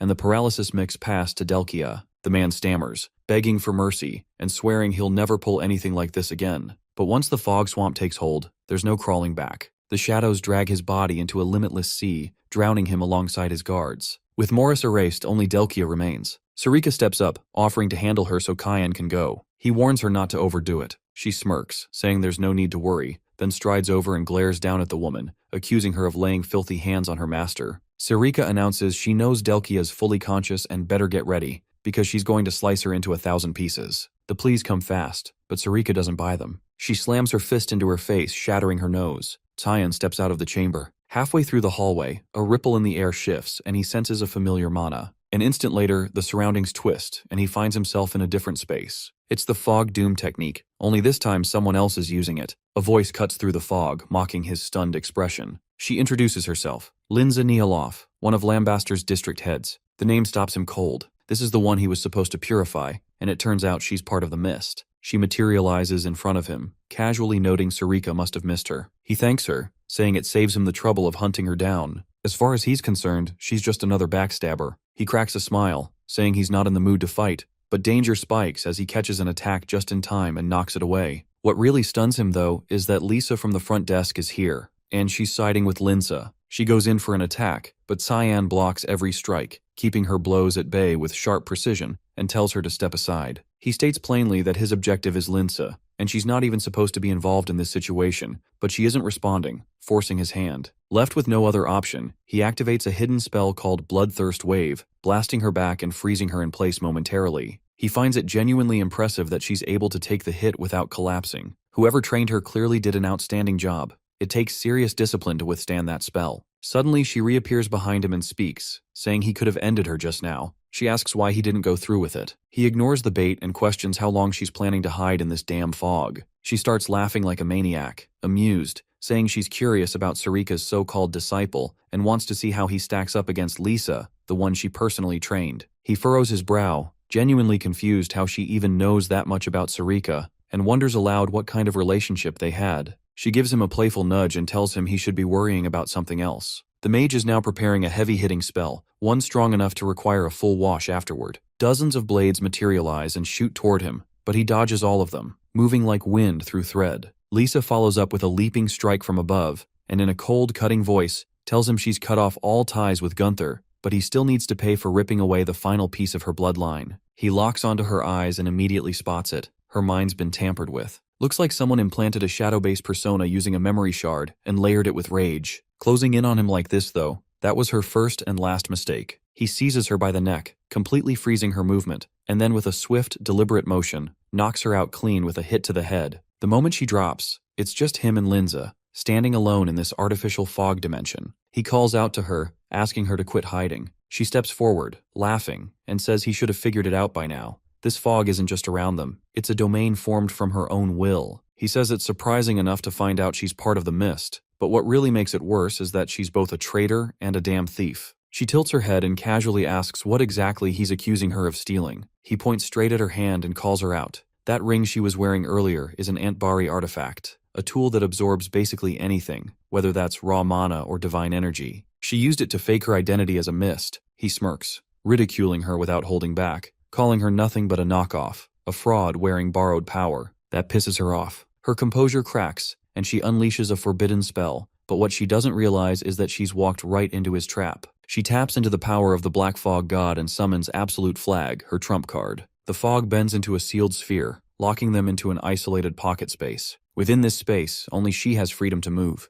This world is hers. But then, a new voice breaks in. Karam, sharp and sudden, calling out that she's finally located it. A tear rips open across the rail, and through that tear steps Kira, calm and ready, asking if Lince is really aiming for her master. Lince freezes completely, eyes wide in shock. She just watched someone slice open her domain like it was made of paper. She can't believe it. Kira's power is rivaling that of the Black Fog God. Her brain stalls trying to process it. Excluding Uru, there's only ever been one person who could pull this off, and there she is, the blade-turned being. With a calm, vicious glint, Kira playfully asks how many parts Lince wants to be cut into. She snaps her fingers and tears down the entire fog barrier with a single gesture. The woman stumbles back, mouth open, reeling from how casually Kira just walked in, yelling that there's no possible way this brat is the true heir. She insists it's impossible. 300 years and now some random kid shows up? No way. The demon leans in, speaking in a sharp whisper, asking what her deal is. He gives her a look and mutters that she's just throwing a tantrum. Karam boils over, rage spiking. She calls him a child again and follows it up by calling him a fake successor before dashing forward, ready to strike. He doesn't flinch. He grabs Kira, shifting her into weapon form instantly, and with a grin, comments that she's way too sloppy to ever pass as a decent assassin. Both of them activate a high-grade fog skill, Russian Fogstorm, and their weapons crash violently. But even in that clash, Lince has no real power to push back. He asks if she still doubts that he's the real one chosen. He says fine. If she still won't accept it, he'll just show her the real deal. As she stumbles, trying to regain her stance, he unleashes one of his highest-tier fog techniques. A massive orb of dense, churning black energy begins forming. The spell is called Adamant. The mana charges spiraling violently. Before she can even get a breath, the sphere launches toward her. Flashback, years earlier, at the Temple of Black Fog, Sarika looks at her and asks if she's really going to walk away now. The woman replies that she's sick of waiting for a successor who may never appear. She turns her back and asks if Sarika plans to kill her. The priestess calmly denies it, saying there are far worse people in the world, and no reason to kill her yet. Still, the second she senses the fog has corrupted her soul, she'll eliminate her without hesitation, and when that time comes, she'll also reclaim every piece of stolen gear she took. The woman shrugs, almost smug, saying no one even knows she stole anything, so there's no need to be nervous. She offers a farewell and says to stay decent, as if they were still friends. That was the last moment they shared. She left behind an empire's shadow and built a faction in secret, her goal being to create a system where strength got noticed. She didn't want to rot in silence waiting for someone else's legacy. She truly believed she could have been the chosen one herself, and now, this is where it ends. Half her body is burned away, completely gone from the blast. She didn't have a prayer of dodging it. She drops to her knees, breath shallow, life slipping. She asks him to pass a message to Sarika, tell her she was wrong, and finish it. He honors the request. Using her own fog, he dissolves what's left of her body in silence. No one sees their downfall coming. Not hers. Not even his. Following Lince's death, her domain begins to unravel and dissipate. As a result, it collapses into a space just outside the hotel, cutting down the time Cyan would have otherwise spent traveling. Lisa breaks the silence, asking why he let her live. After all, she had tried to kill him and clearly knew far too much about the mist. There was no logical reason for her to still be breathing. In a detached tone, he asks whether she plans to report what she knows. She firmly says no. That's enough for him. He says she's free to go. Bewildered, she asks what she's meant to do now. Before he can respond, the door bursts open and Louis rushes in, calling out her name in a panic. The girl is nearly in tears, saying how scared she was when Lisa suddenly disappeared. Lisa gently assures her she's fine, asking if she's hurt. Louis says she doesn't care about that. She just doesn't want to be left alone again. Lisa had been the kindest person she had ever met, and she begs her not to vanish again. Cheyenne tells her she's just found her new role. The district of Forva has no managers left, so she should take over and make sure Louis grows up better than either she or Gunther ever did. Lisa silently nods in understanding. He bends down and pats Louis on the head, telling her to listen to Lisa's guidance. Louis then asks if he's leaving. He confirms, saying he has to check out. Lisa follows with a question. Will he come back? He answers with a maybe, but deep down, he hopes he never has to witness what he saw in that place again. He heads back to the Fog Temple to follow up on Sarika's mission regarding Lin's. When he arrives, she seems surprised that he managed to purify Lin's Nihiloth. She asks whether it was difficult. He gives a dry response, stating she already knew how hard that mission was. Sarika nods and notes that he seems to have some questions. He asks about her past connection to Lin's and whether she was ever part of the Mist. She confirms they trained together but left when she disagreed with where the Mist was heading. She even took the Hallmaster's ring with her, something passed down through the Order. Cyan pulls the very ring out of his pocket. She tells him it was supposed to be hers, but she wants him to keep it. He's confused, since that ring was only meant for Hallmasters, but she says she no longer needs it. She's strong enough without such symbols. He admits he thought her true motive for sending him on that mission was to retrieve the ring. He hadn't expected this. Karam materializes nearby, remarking that Sarika probably resented Lin's, which explains their dynamic. She says she was only keeping a promise, and that most people eventually break under the ring's power. He wonders aloud whether this is a test to see if he too would be corrupted. He asks if she plans to warn him like all the others, that if he succumbs, he'll be purified just the same. Then he questions whether she even accepts him as the next successor. Sarika grins slightly, saying she's simply watching to see whether he becomes a menace to humanity or a hero. Testing a successor is a tradition. She even admits Karam may have chosen wrong. The spirit reacts with anger, but Cyan remains composed. He understands what she means. Days pass. At Lewin Academy, in the dean's office, the administrator is in conversation with a newcomer. With instructor Nella's sudden disappearance, student anxiety has risen. He acknowledges the weight the new appointee carries, but expresses faith in him. The man responds calmly, promising to be understanding toward the students. This is Boris, the newly appointed substitute instructor. Once the meeting wraps up, he excuses himself to tour the academy, but the dean watches him go, sensing something odd in his demeanor. A moment later, Sarika enters the office, apologizing for being late. She was responding to the dean's earlier summons. Boris greets her, introducing himself formally. As he speaks, she immediately senses his ominous aura and the unmistakable stench of blood clinging to him. He radiates danger. The dean mentions that Boris comes from the capital and privately asks her to keep watch over him. Though polite and skilled, there's something unsettling about him. She agrees. That level of blood on someone can't be washed off. It clings, thick and permanent, like the scent of death walking in a man's skin. Later that day, inside the academy, a large assembly of guards has formed, standing in organized lines. The sheer number is staggering. Even Erin is taken aback. She had heard the guard force had expanded since the Banquets of Blood, but this is excessive, overwhelming even. Suddenly, a voice calls out to her. She turns and recognizes Lunav, who approaches with a warm smile. They walk together, chatting. Lunav expresses her gratitude and happiness, saying she's been doing well lately, all thanks to Erin's help. Aaron, being modest, returns the compliment, saying her friend has done a lot for her too. Then she introduces her to Leximus. The three chat and laugh together as they wander, but then they run into Boris. He introduces himself as the new instructor, asking specifically for Princess Erin. She greets him with a polite smile, mentioning she's heard quite a bit about him. She inquires if he's teaching mana application. He then makes a casual request. Could she spare a moment? He claims it's nothing urgent. He just wants to assess her mana levels. He asked her to produce her mana sphere. Without hesitation, she creates and presents the sphere. Leximus and Lunav exchange wary glances. Something doesn't feel right. But Erin brushes it off, insisting it's just a routine check. What could possibly go wrong? As Boris prepares to do something with the mana, a blur of motion interrupts. Cyan appears beside her, grabbing her hand just in time. His expression darkens, eyes sharp as blades, fixed on the instructor. In a low, threatening voice, he asks why the hell he's in Lewin. 1,000 years before the founding era, the Demon King's army had already launched its brutal campaign. On the front lines, human soldiers struggled to withstand the relentless onslaught, desperately casting barrier spells and defensive wards, only for them to be torn apart almost instantly by savage blows, like those of a giant demonic spider. The casualties climbed quickly. They scrambled to regroup, trying to re-establish order in the chaos, but the enemy pressure didn't let up. As they faltered, a blur of motion caught their eye. A figure approached at speed. Cian. In one swift move, he severed a monster's leg clean off. He'd finally arrived. The rumors weren't lies after all. Though they had believed he'd been deployed to the Western Front, the stories were true. He always showed up when it mattered. He pointed toward the wounded, telling them to fall back. He'd handle things from here. The demonic spider charged up and fired a laser blast directly at him, but he leapt aside just in time, landing clean. Excitement flickered in his chest. He'd hoped it would be a special class monster, but it was too slow to be worth the effort. Disappointed, He summoned the void sphere and obliterated the creature in one blow, vaporizing its head entirely. Moments later, he caught the sound of clapping. It was Boris, clearly impressed,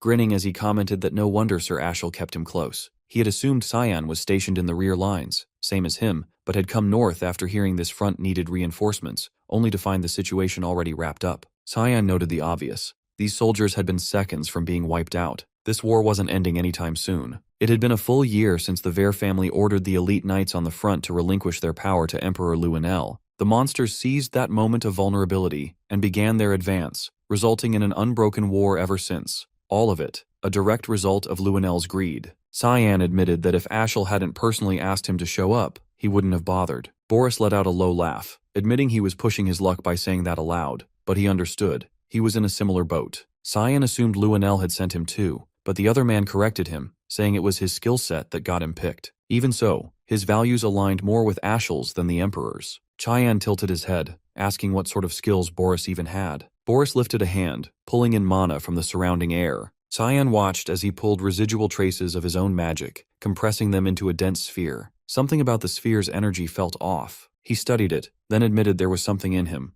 maybe even what he'd been looking for. Looking back now from the present, that might have been the moment the hunt really started. He wouldn't let himself slip up again, which was exactly why giving mana access to someone like Boris was a terrible idea. Boris recoiled at the sudden shift in tone. The aggression caught him off guard, unraveling whatever plan he'd been running. Leximus stepped in, shielding Princess Erin and snapping at Cyan to rein it in. Boris tried to smooth things over, claiming it was just a misunderstanding. As a newly appointed instructor, he'd only meant to assess student aptitude. Cyan wasn't having it. That was a weak excuse. He'd never heard of that kind of protocol, and he'd only just learned about the appointment. Boris shrugged, saying he'd step back if they felt pressured, adding a half-hearted apology if he'd made anyone uneasy. Cyan gave a curt nod, accepting the apology but telling him to get lost before things got worse. He kept hold of Arin's hand as he said it. With no room to argue, Boris turned on his heel and walked out, thoroughly thrown off by the hostility. Lunav blinked, clearly puzzled, whispering to herself, wondering if she'd ever even heard of that instructor's name before. Cyan released Erin's hand and muttered an apology for snapping,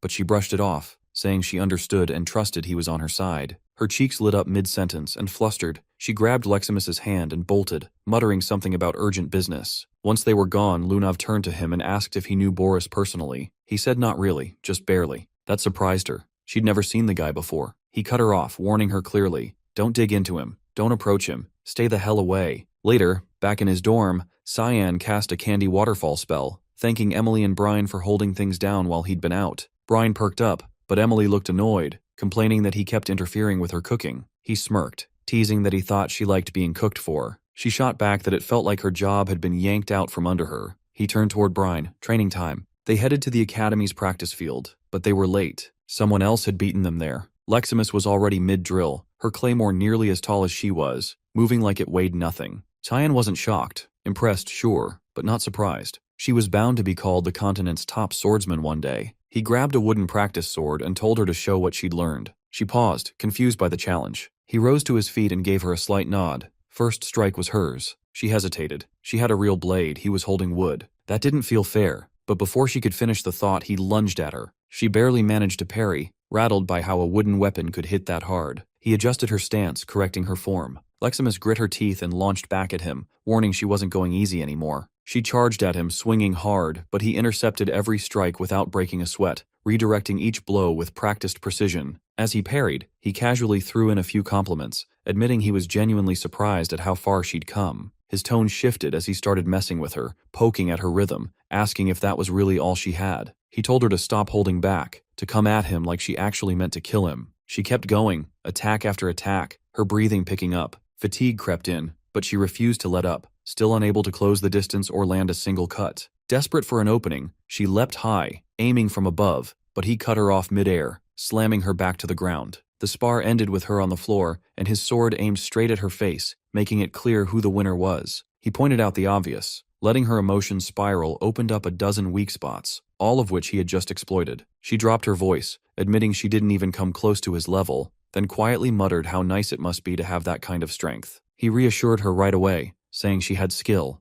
real, rare skill. Not everyone could handle that kind of sword, especially not as smoothly as she did. She was doing something even veteran knights still struggled with. If she kept up at this pace, He honestly believed no one was going to be able to match her in a duel. She blushed a little, caught off guard by the praise, especially after getting wrecked like that. He shifted the subject, asking Brian to start training with her from now on, then paused, thinking for a second. Of course she was confused. He explained, a little awkwardly, that regardless of her current ability, he had other matters to handle and couldn't train Brian himself right now, so he was leaving him in her care temporarily. She nodded, saying she'd bring a wooden sword next time so they could get to work. Brian piped up, asking where Cyan was headed. He just said there was somewhere he needed to be. Leximus looked more than fired up to get into the next session. As Cyan walked away, that eerie sensation he'd felt earlier still lingered, creeping around the edges of his awareness. Then he spotted her, Lunav, standing dead center on Academy grounds beneath the night sky, unmoving. He walked closer and realized she was watching Boris's tower, eyes fixed on the searchlight. He asked if she was planning to sneak inside. She grinned knowingly, saying he already knew she would. Just curiosity, she claimed. She'd never heard the guy's name before, not even once in the entire Garam Mage Association. For someone labeled an 8th Circle Mage, that was not just weird, it was suspicious. That grin of hers didn't fade. She was clearly sticking her nose where it didn't belong and loving it. Then she turned to him and asked if he was coming too. It felt like he already knew Boris, maybe even hated him a little, enough to get involved. He exhaled heavily. She was dragging them both into a mess, and they both knew it. They waited for Boris to finally step out of his room. Once he was gone, Cyan led the way and cracked the door open with a spell. The room inside was stacked with books, dense with ancient symbols and magical writing. One glance was enough. They both thought the guy was a total academic freak. She picked up one of the texts and flipped it open. Most were heavy on old, forgotten spells, stuff that probably hadn't been used in centuries. Then he froze. He felt Karam slipping away from his body. He asked her where she was going. She answered from afar, saying she was heading to the rooftop, telling him to chill, they could keep poking around the lab. He narrowed his eyes, confused by her sudden departure. Before he could dwell on it, Lunav called him over. She'd found something, a strange, dusty volume older than the rest. From one glance, his expression darkened. This wasn't just any book. It was Hearth Kreia, Boris's armor. Meanwhile, up on the roof, Karam lifted her head, catching a foul, almost rotten smell in the air. She muttered that it was already about to emerge. She called to it, Hearth Kreia. A presence descended from above. A voice echoed out, calling her by name, saying it had been far too long. 3 centuries to be exact. She forced a grin, anger barely held in check, saying she was doing perfectly fine until he showed up. The voice teased her, saying her personality hadn't changed one bit, joking that maybe that was why she ended up picking Cyan as her wielder. That hit a nerve. She snapped, lunging at him, but he calmly held up a hand, telling her to relax. He wasn't here to fight. He just wanted to talk. She demanded to know what he was really up to, what his endgame was. Down below, Cyan and Lunav were still locked on the old book, Hearth Kreia. She studied it closely, saying it didn't read like any magic text she'd seen before. It had the structure of a historical chronicle, but everything was encrypted in strange glyphs and codes. Decoding it would take time. She flipped a few pages and pointed out one image, a half-drawn sun. It was the only symbol she recognized, but even that looked off, unfinished. She asked what he thought it meant. A sun, trailing darkness behind it. His face shifted immediately. He slammed the book shut and told her they had to destroy it now. That book was the core of everything, the banquets of blood, and all the disasters that followed. But before they could move, a voice cut in from behind. Boris. Calm. Cold. Cyan hadn't even noticed him coming, too caught up in the book's danger. Boris casually took it back, holding it in his hand like it was nothing, saying he'd been debating whether to drop by, but now they'd saved him the trouble. He called it an interesting coincidence, but spying, that's where the fun stopped. He lifted a hand and cast a spell, blasting Lunav clean through the window. He apologized, sounding almost sincere, saying Cyan didn't need to worry. She was fine. He'd only sent her back to her dorm. Now that they were alone, he said they should talk. He'd been curious about Cyan, about the version the world saw and the one hidden underneath. Cyan clenched his fists. This was bad. He wanted Boris dead right now. But Hearth Kreia complicated everything.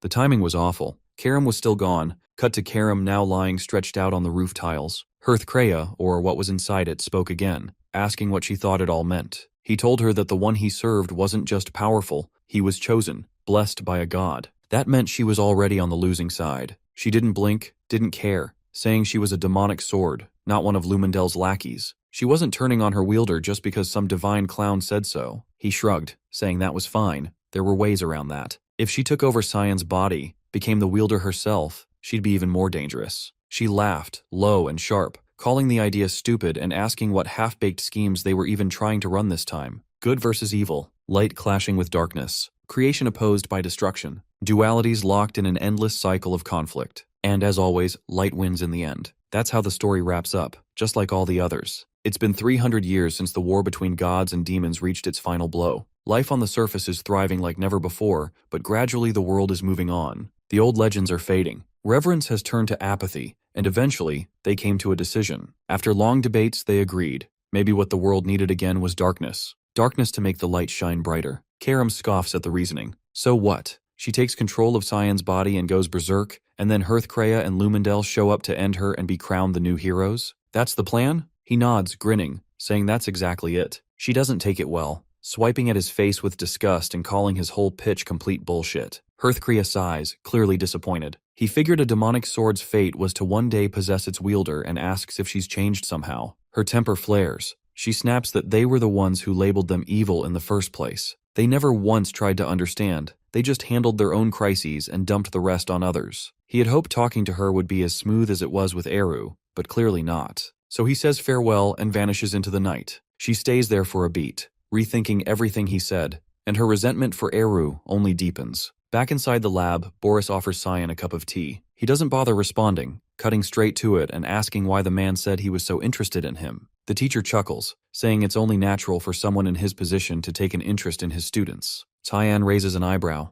He's not even in his class. There's nothing left for him to learn here. Boris casually asks if the dean or his father, the duke, know about that. Cyan tells him to stop dancing around and just say what he really wants to say. The mage drops the pretense, asking if they've met before. He says he's been getting this vibe since the beginning, like Cyan despises him, like he wants him dead, but he's certain they've never met. So he wonders if maybe our MC already knows of him. The answer is flat. No, he doesn't know him. What's more shocking is that no one knows him. An 8th Circle mage should be a household name. Boris says he just likes to live quietly. Cyan shoots him a cold look and asks where he's really from. The reply is evasive, claiming it's a small, obscure place he's probably never heard of. But Cyan sees through it. He's lying. He always has been. Even in a past life, he buried his origin deep, refusing to let anyone in. Cyan asks if there's anything else he wants to know, but Boris glances at the time and smiles, saying it's late. They can continue this conversation another day. Once Cyan leaves, Boris speaks to Hearthcrea, saying he got so caught up in the moment that he couldn't even think of the right words. But now he understands why Ashel felt so threatened. It's Cyan, the one behind the dying princess, the little brother of the savior, chosen by Lumendel, bonded to a demonic sword.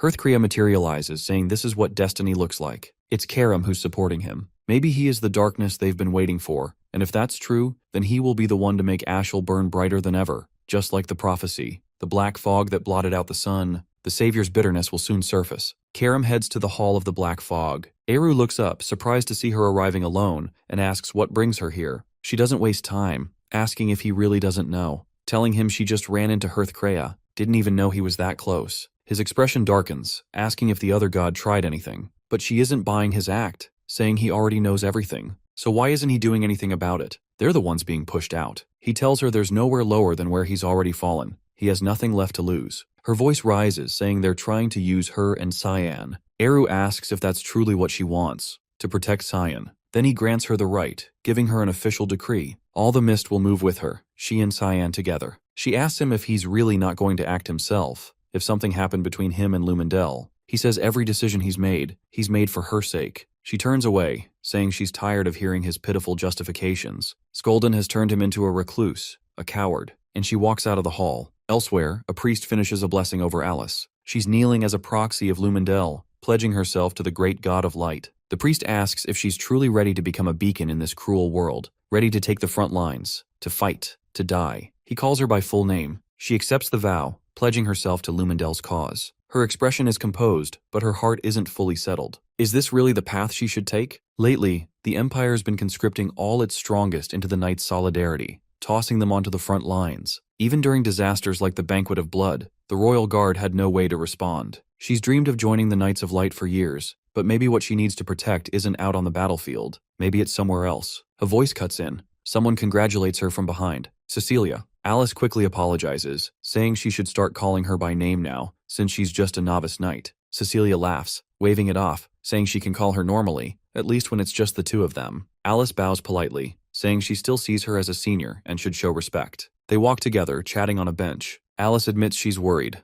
afraid she may have chosen wrong. Cecilia faces her seriously, saying that's impossible. She's known her too long to believe she'd ever pick the wrong path. Alice confesses she's still torn, The screams from that day, the ones begging for help, still haunt her. Her companion's voice sharpens, saying there's only one way to be sure. Only one way to know if the front lines are where she's meant to be. Alice leans in asking how. Cecilia tells her to come with her. When she heads there, join her. That's how she'll find out. They talk. Villiard has given them a mission. A serious one. Their first real assignment. Alice's eyes widen. Her own father? She hadn't expected that. Brian looked like he was gearing up for something major. Emily noticed the sudden urgency and asked where he was off to in such a rush. He shrugged, admitting he had no idea. Cyan told him to get ready, so he did. Nana, sounding unsure, asked if this meant they wouldn't see him for a while. Just then, Cyan stepped into the room and assured her it wouldn't be that long, so there was no need to stress. He turned to Brian, asking if he was all set for the trip and where they were headed. The reply came. Their destination was the Valley of Lamia. At the sound of the name, Emily's expression shifted.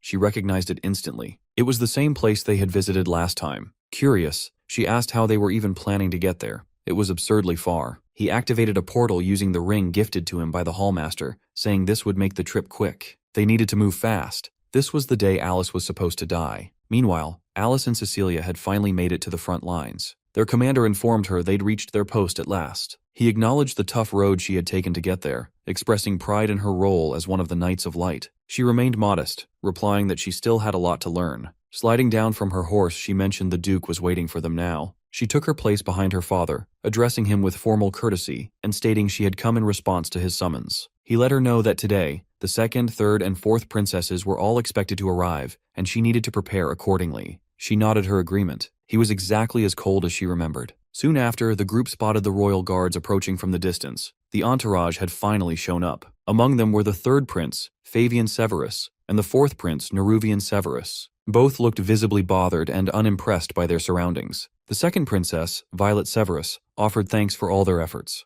The Duke stepped forward, introduced himself properly, and greeted the royals. Neruvian, clearly impatient, complained that they should just get this over with and leave. This visit was purely symbolic anyway. Fabian remarked that no monsters were going to ambush them out of nowhere. The Duke reassured him that the creatures stationed at the rear were minor threats at best. Besides, their top knight was with them, so they were in safe hands. Ashel emerged right then, noting it had been a long while since he'd seen his father. The older man eyed him with pride, expressing confidence in his ability to handle the job. Fabian gave him direct orders to wipe the enemies out before they even got close. Unlike him, their corpses held actual value. The princess shifted focus, asking about Luenel. He wasn't one to skip official visits like this. Ashel replied that Luenel had handed the task off to him due to pressing matters elsewhere. Though still unsure, she didn't push it, remarking that she was lucky to have him as her bodyguard instead. Alice shared the confusion silently. Ashel was always seen guarding the first prince, yet here he was, standing beside the royal daughters. She decided to dismiss it as coincidence. He met her gaze, mentioning he'd heard she joined the Knights of Light at the top of her class. His stare carried a chilling, almost violent intensity, and he congratulated her. The look unsettled her.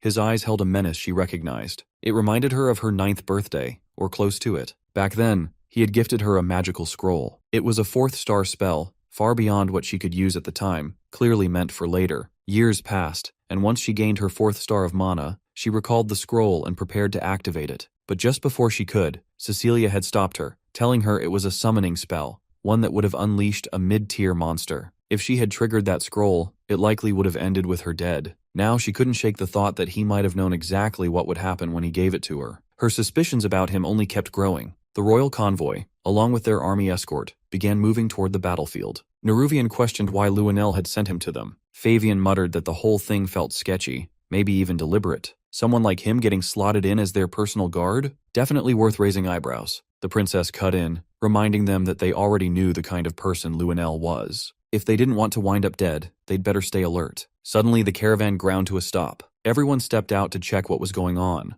They saw Alice sprinting toward them, panicked, yelling about screaming. An ambush had begun. They needed to get out now. The attack came from a rare creature, a Tsaraerk. The ground dragon let out a piercing roar, sending a wave that hurled soldiers backward. The guards didn't stand a chance. Alice rushed to pull the princesses out of danger. The beast's tail came crashing down, aiming to smash through the guard lines, but she summoned a mana shield to block it. The barrier gave just enough time for the princesses to escape. She couldn't believe it. How had a high-level monster ended up this deep into their secured territory? Something wasn't right. Down in the dirt, the princess heard Ashel speak up, vowing to protect them and urging them to come closer. And that's when it hit her. This whole ambush might have been part of his plan, a way to kill them under the cover of chaos. Right then, Cecilia arrived, launching her Wind Blossom spell to drive the monster back briefly. Alice grabbed the princess's hand, trying to lead her to safety. Something felt horribly off. Back when he looked at Violet, there had been real bloodlust behind his eyes. She glanced back and saw him standing next to the dragon like he belonged there. She shouted his name, telling him to watch out. A barrier flared up around Ashel, launching the monster backward with force. He clicked his tongue in irritation after noticing that both the princess and Alice had already slipped away. The creature lunged again, but he, now visibly pissed, leapt into the air and struck it down in a single blow.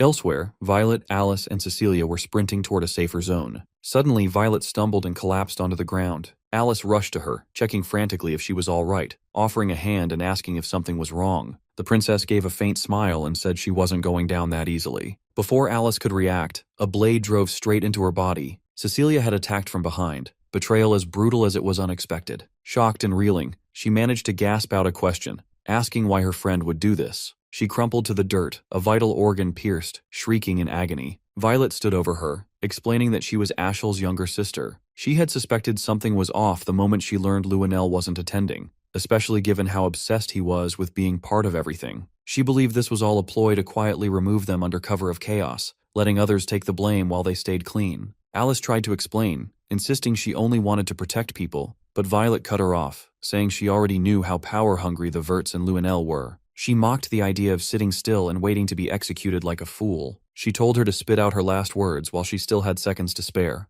laughing as she added that maybe Luenell would swoop in and rescue her in time. She tossed down a scroll, an emergency teleport and summon spell, to warp both herself and Cecilia away. Left behind, Alice lay stunned. She couldn't wrap her head around what Cecilia had just done. Some part of her refused to believe the betrayal was real. Maybe it was mind control. Maybe there was another reason. Tears slid down her face at the thought that her closest friend had turned against her. She glanced around. The area was crawling with monsters. Forcing herself to rise, she whispered that she had to pull it together. This wasn't where she was going to die. She had to survive, and she needed to know why her friend had done this. Blood seeped from her wound, and she used it to enchant a spell, turning it into razor-sharp blades. Meanwhile, Violet and Cecilia reappeared inside a secured safe house. The princess looked much more at ease now. Cecilia was quiet, clearly trying to mentally erase any trace of Alice or their shared past. Violet asked why she'd spared her. There had been plenty of chances to finish her off. She reminded her that the order had been to kill, not let her go. Cecilia calmly replied that Alice wouldn't last long anyway.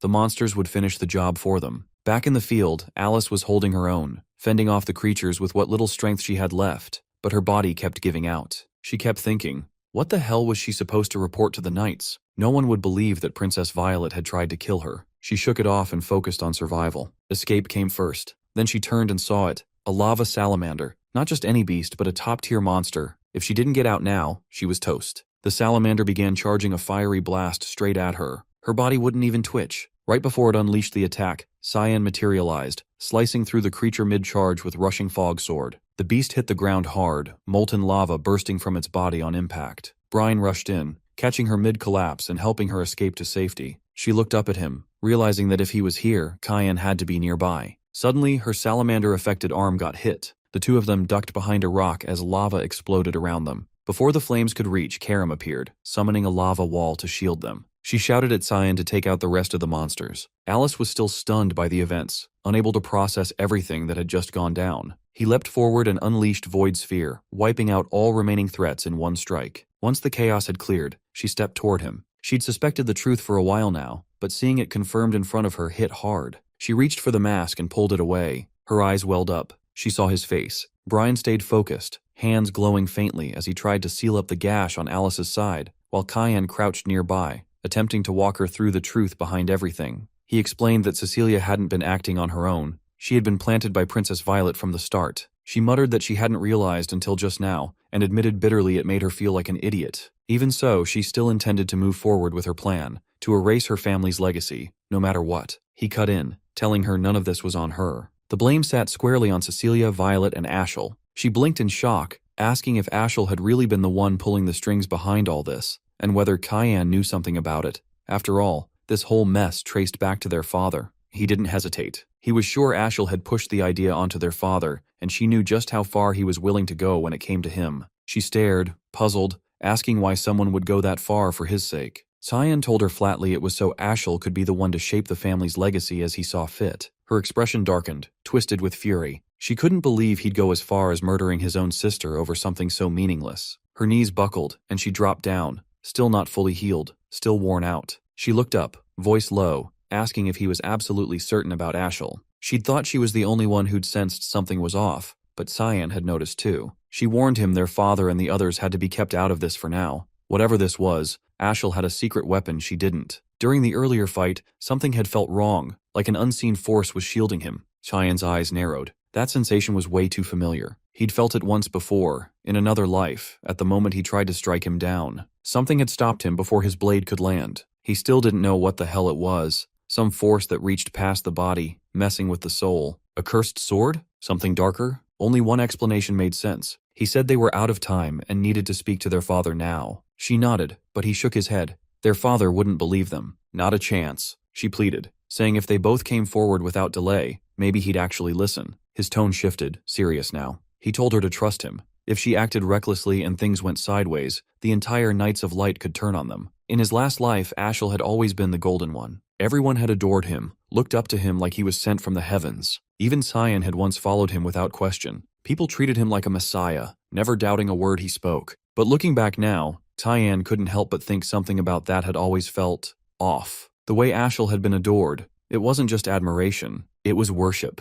And if some still questioned him, they never said a thing. Even their father, an emperor who'd died chasing his own dreams and fears, had trusted Ashel completely, not a shred of doubt. Cyan had clung to that trust too, right until the end. When the betrayal hit, he'd felt nothing but rage. And one nagging question kept digging into his mind. What the hell made everyone believe in Ashel so blindly? But the answer had always been right there. It was him. Cyan said it aloud. Ashel had become an untouchable icon, carrying the divine authority of the most revered god in human history. He was the chosen one, humanity's supposed savior. Meanwhile, on the rear end of the battlefield, the royal guards had formed a shaky perimeter around the princesses, trying to keep them safe. The girls stood frozen, shaken to their cores, unsure what to do as the ground rumbled beneath them. A massive earth dragon lunged forward, claws raised to strike. Then Ashel appeared, cutting in just in time to shield them. The dragon launched another strike, but he raised the shield of judgment, blocking the blast for everyone behind him. Then, in a blur, he shot toward its face and split its skull in one swift blow. The beast crumpled dead. He asked if everyone was all right. Cheers erupted,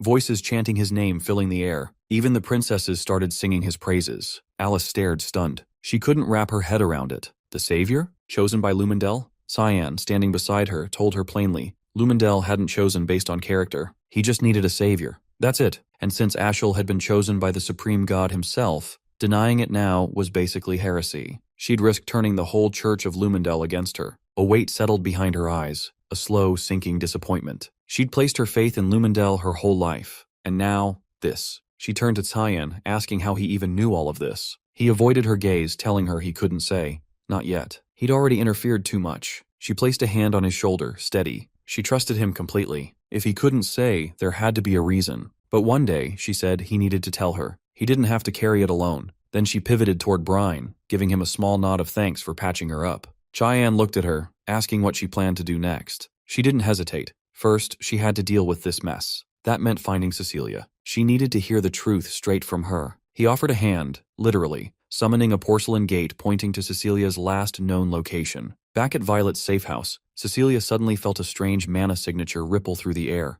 Someone was getting close. Violet scoffed. No one else knew about this place. They didn't even have time to blink before a blade whirled through the air, narrowly missing the princess's throat. Cecilia's eyes widened. She knew that sword. It was Alice's. While that played out elsewhere, Ashel arrived at the last known location of Alice and Cecilia. He picked up the remnants of a magic scroll and immediately suspected it had been used for teleportation. Without wasting time, he told the soldiers nearby to sweep the area and check if any shelter was close. One of the guards called out, motioning toward something, and brought up a question. Would Princess Violet be all right? They all turned to see a corridor littered with what used to be salamanders, now ripped to shreds. He issued a sharp order to secure both princesses without delay, then took off to investigate whatever had done this. Over at the safe house, Cecilia had been tailing Cyan for quite a while now. At first, she'd assumed he'd be incredibly skilled. His mana pressure and killing intent had been off the charts. But in the end, he was just a kid. Still, something felt off, like someone else was backing him up. To close the distance, she cast a spell that flung her forward,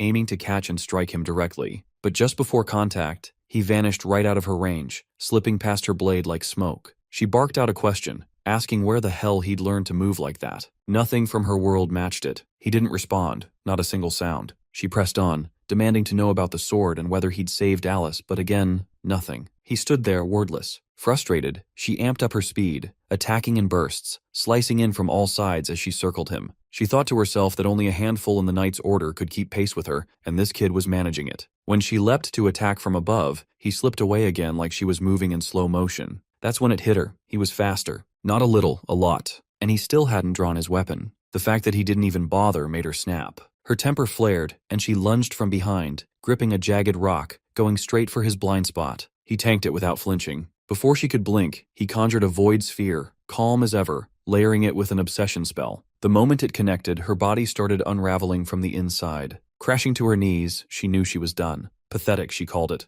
A humiliating way to go out. This wasn't the kind of place she ever thought she'd die in. She called him Grim Reaper, half in awe, half in horror. Even then, she asked if he was seriously just going to stand there silent, even now. Desperate, she begged him to at least answer one thing. Was Mr. Leximus still alive? He dropped to one knee, eyeing her curiously. He asked what kind of expression that was. Was that relief? He admitted he'd expected something messier. Anguish, maybe. She gave a faint smile, telling him to think of it as justice finally cashing in. That this ending, ugly as it was, kind of fit. A voice rang out across the space, asking, "Justice for what exactly?" Alice stepped into view, eyes locked on her, asking how she could do it, how she could betray her. The other woman looked up and smiled weakly, eyes wet, saying she was just glad Alice was still breathing. Alice screamed, cutting her off, demanding an answer. She wanted to know why she'd lied all this time. Years back, her village, just a nameless dot on the map, was wiped out by monsters. Every building gone, every person dead. She'd been the sole survivor. Barely clinging to life, she'd thought it was the end right there. But then came the sound of voices.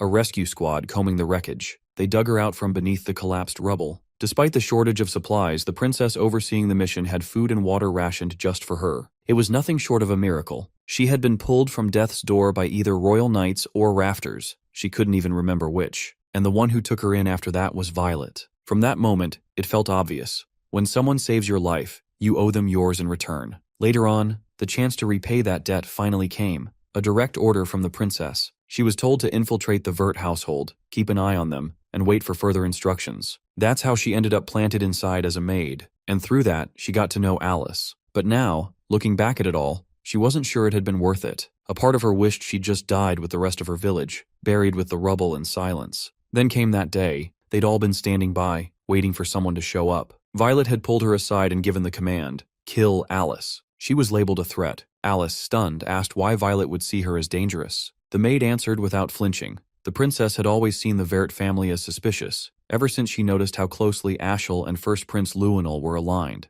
To Violet, that loyalty meant the Verts were probably backing Luenel, and in the paranoid world she'd been backed into, that assumption only grew worse. She spiraled, gripped by fear and distrust, because that's who she was, someone who only trusted herself when the walls closed in. The would-be assassin gave a faint, bitter smile, saying she was nothing like her, and wondered aloud how she'd spent her whole life taking orders from someone like that. And the worst part? Alice had trusted her the entire time, and in return, all she had done was betray that trust. That's when Cyan snapped awake and cut through the moment, calling it what it was. Bullshit. If she thought admitting guilt was some kind of free pass for forgiveness, she was way off. Alice tried to step in, asking him to slow down, give her a second to figure out how she felt about all this. But he raised his blade toward the kneeling woman, cold and unshaken. This wasn't a minor offense. She shut her eyes, ready to take whatever came next. Alice screamed, pleading with him to just listen a little longer before doing anything final. Brian held her steady, whispering for her to put her faith in Master Cyan. The sword came down toward the condemned. Back at the safe house where Violet had holed up, the silence shattered as the door slammed open. She immediately demanded to know who dared to break in. Calling out for Cecilia, she suddenly realized she had no idea when the girl had disappeared. Ashel stepped into the room. He told her he'd come to get her out. A sharp draft crept down the princess's spine, her thoughts snagging on one question. How the hell did he manage to track her here? She flashed a calm, almost mocking smile, noting how he was practically radiating intent to murder. With a sharp edge to her voice, she called him out for barging in uninvited, tossing in how insanely rude it was. He met her gaze, voice level and frosty, admitting outright that killing her was on the to-do list. and that Fabian, Neruvan, and she were all supposed to be casualties, taken out by the monster. She threw it back at him. There was no way in hell he could walk away from something like that without consequences. Her hand went for a teleport scroll, but he shredded it mid-move, coldly stating that he wasn't finished here. She asked if he was seriously planning to carry that scheme all the way through. He answered with a shrug of uncertainty. Maybe, maybe not. Her eyes scanned the room, and that's when she spotted Cecilia's blade jammed into the wall. He demanded to know where his sister was. She hit him with it. She killed her. She admitted she wasn't entirely convinced the girl was working with Luinen, but blood was blood, and that was enough. Still, no regrets. Then she flipped the question back. What now? Was he here to avenge her? He shut that down, saying he was rethinking the whole strategy altogether. He commented on her composure, how she was keeping it together while dealing with threats she didn't fully trust. Cutting off loose ends like that was a smart call, and he was honestly impressed. She wasn't like Prince Luinol, not even close. That rattled her. She stared, wide-eyed, unsure how he could talk about his own sister like it meant nothing, unsure what his angle even was. He stepped in closer, saying the whole thing was doomed anyway. He planned to report to Luinol and tell him straight up.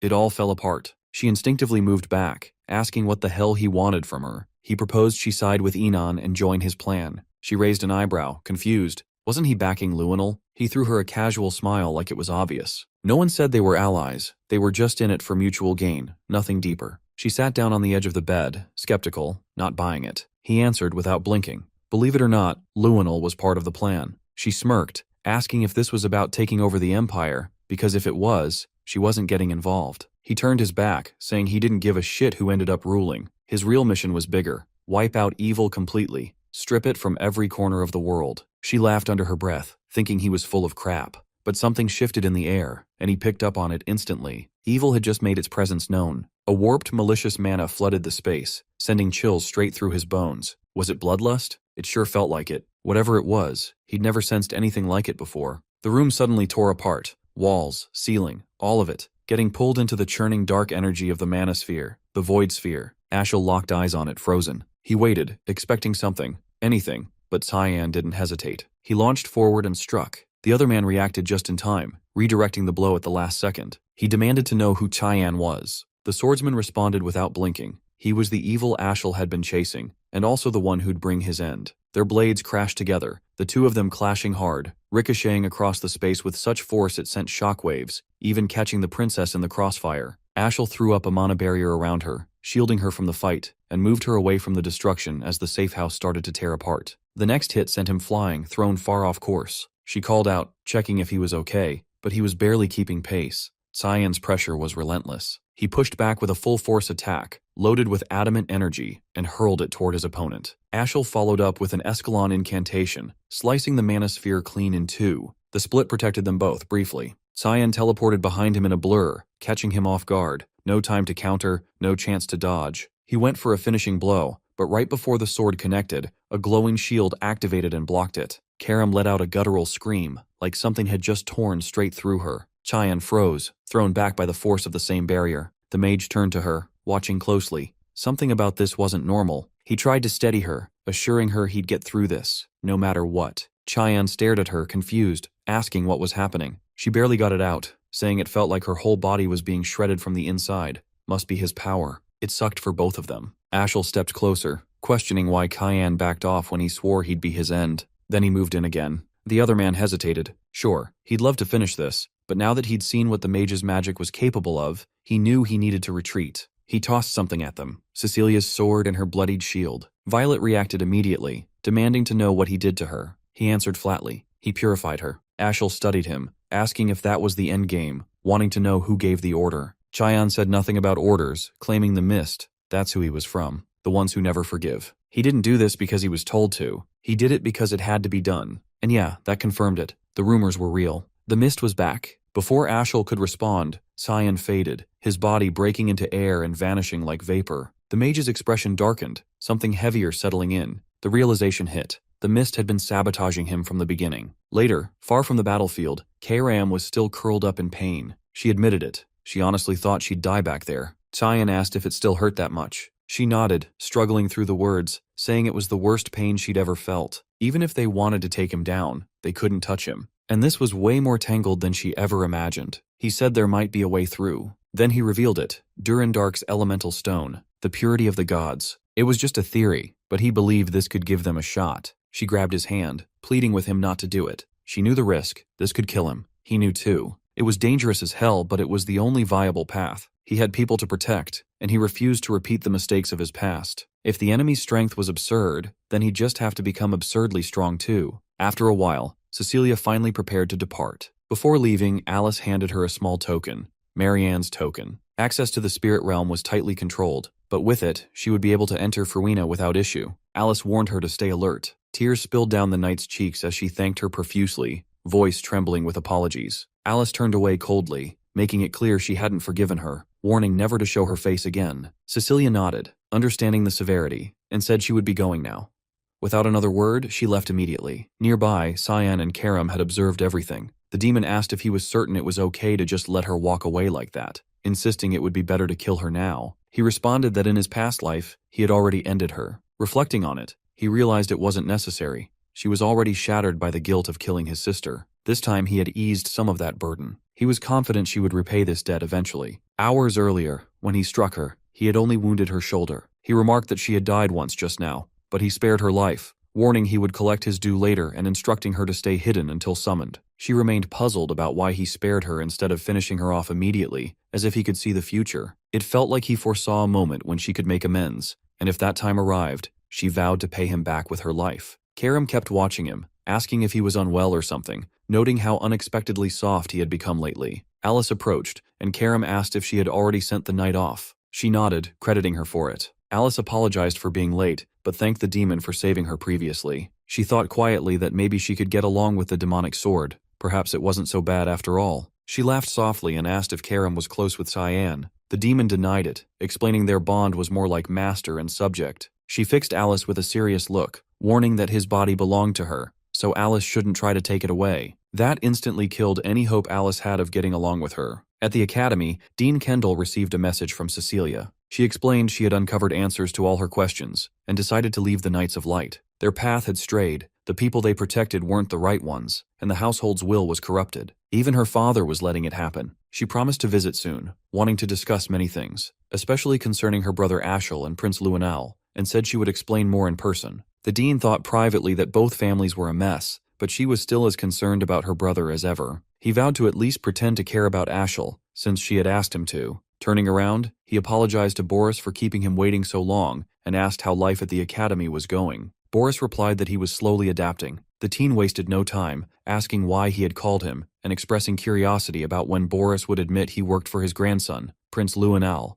and whether there was a reason he had been hiding it. Boris smiled, saying he wasn't hiding anything. It simply didn't relate to his work there. The teen leaned in, serious, asking what purpose he actually had there. Boris answered that he was searching for someone. When pressed if he had found that person yet, he confidently claimed he believed he had. Kundal interrupted, telling him to stop and warning that if the person Boris was after was Cyan, he should give up whatever he was planning. Kundal's aura darkened ominously. Boris felt the threat but respected his determination. Afterward, he retreated to a secluded spot to write a message, noting he hadn't expected such a reaction from Kundal and commenting that Cyan had impressive connections, becoming more intriguing by the minute. He sent the scroll skyward. Hithkria asked what the plan was now, warning that if another human got involved, things would get harder. Boris assured him he knew, and there was no need to worry. Hithkria cautioned that Karam wasn't like him. She had a physical form. Boris comforted him, saying he just needed to sever her connections first, and that it was under control. Suddenly, Hallmaster Sarika answered his summons, asking why he wanted to meet. Boris thanked her for coming.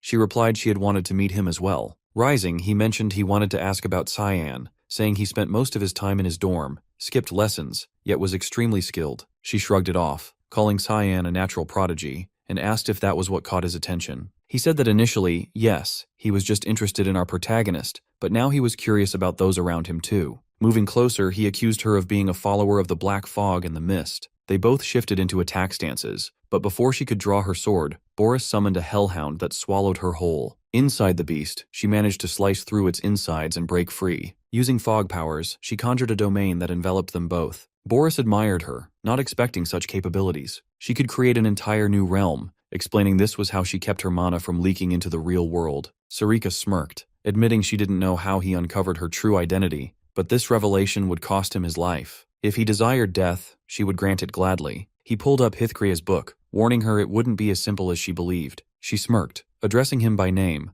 Cyan, but mocking that his confidence wouldn't last much longer. Without hesitation, he summoned Marines who immediately surrounded her from every direction. In response, she called forth her fox assassins, declaring she was ready to begin his purification. At that moment, a portal materialized inside the royal dormitory, and both he and Brian stepped through. Nana immediately lashed out at him, chiding him for how much she had missed him. She had grown noticeably larger since the last time he saw her. He asked how she had been doing, and she replied she had been training diligently with Sarika, just like he had instructed her to. Over the past weeks, she had been honing her skills under the woman's tutelage. About a week ago, he had requested Sarika train Nana to control her emotional breakdowns, emphasizing that the banquets of blood must never happen again. Nana had held up remarkably well, having slain countless monsters during her training. He patted her head, acknowledging how tough that must have been for Sarika, who was known as the best at managing instincts. She kept hugging him tightly, adding there would be no training today because Sarika had other plans. He inquired what those plans were. Karam stepped forward and revealed it was purification.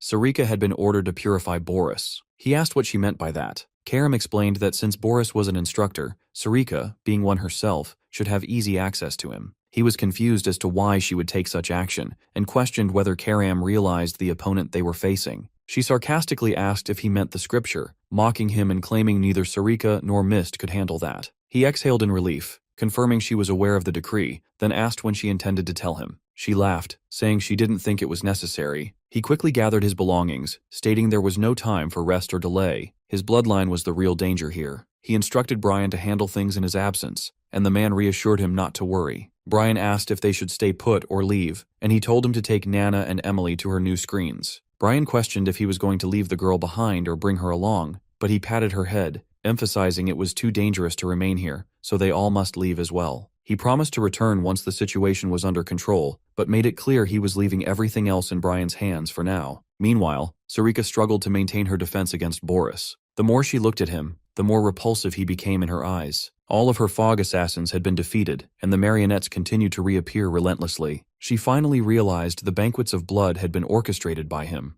These marionettes carried the same aura as those involved in the banquets, but these were significantly stronger. He laughed darkly, declaring this was merely the appetizer and admonishing her not to tire yet. More marionettes pressed the attack. She wielded the rushing fog stone, slicing through as many as she could to carve out breathing room, but he used scripture spells, sending shafts of light like spears flying toward her. She barely managed to evade most of them, and each time she believed she found an opening to strike, he countered immediately with more advanced spells. The number of marionettes continued to swell, and her ability to dodge diminished rapidly. They were learning her fighting style, adapting to her movements, making it far more challenging to maneuver. When one got close enough, he commanded it to detonate beside her. The explosion hurled her off balance and trapped her within a cluster of others that simultaneously exploded. Exhausted and weakened, she left herself open for an attack. He called upon the scripture to summon a massive warhammer and launched it directly at her. The hammer crashed into Sarika, driving her deep into the ground and shattering everything beneath. She lay there looking beaten while Boris mocked from above, murmuring quietly to herself. She finally understood.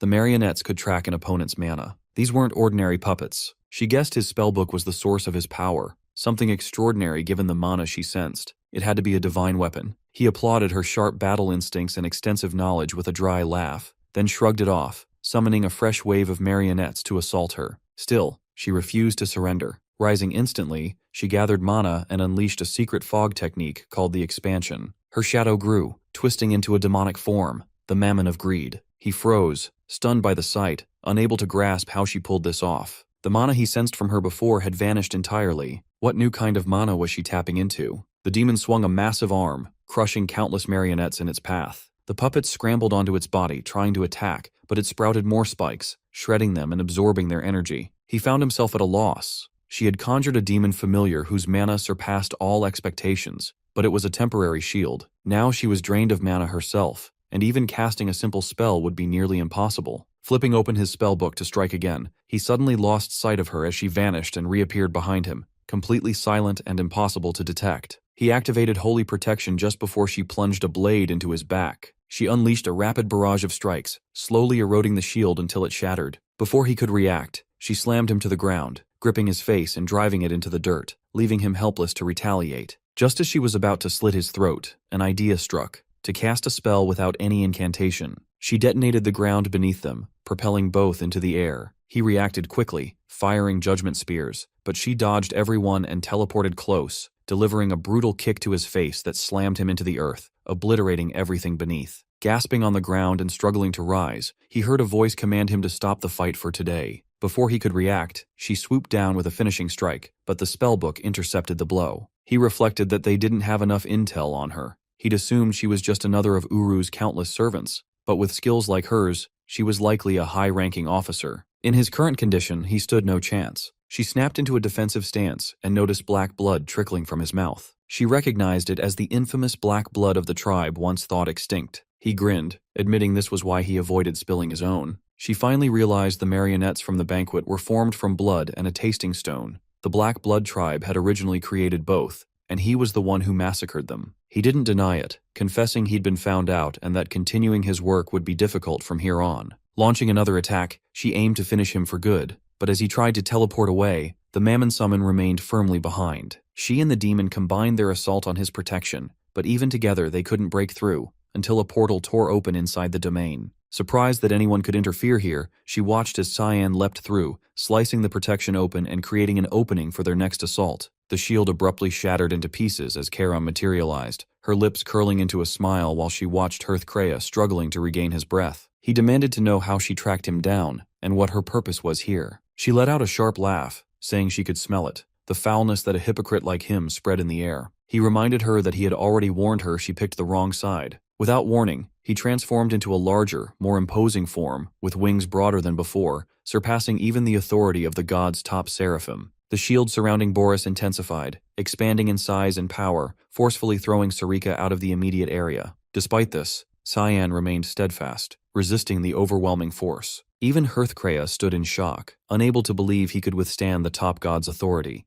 a power the angel couldn't endure even with the demonic sword's aid. Boris offered to assist in defeating him, pointing out that the demonic sword's wielder was right before them and must be eliminated immediately. Hearthcrea tried to intervene, cautioning that they weren't strong enough for this fight. Cyan shouted Boris's name as he tore through the shield and slashed at the angel's book, pushing deeper toward its core, intent on stabbing the seraph in the chest. He finally grasped that the black fog shrouding the sun symbolized Cyan. If this man was a blade destined to become part of Asher's future, then he was a threat that had to be eradicated. He kept repeating to himself that Cyan was someone who must be eliminated. The angel charged forward, preparing a final strike he believed would end him once and for all. Sarika noticed the surge of powerful mana charging in the air and realized Cyan wouldn't withstand it much longer. She knew she had to act before disaster struck. While he and Boris clashed, Cyan activated his unshakable root spell, freezing the seraph in place to prevent any escape. Boris countered by summoning a hellhound, aiming to devour him, but at the last moment, Sarika arrived just in time to rescue him,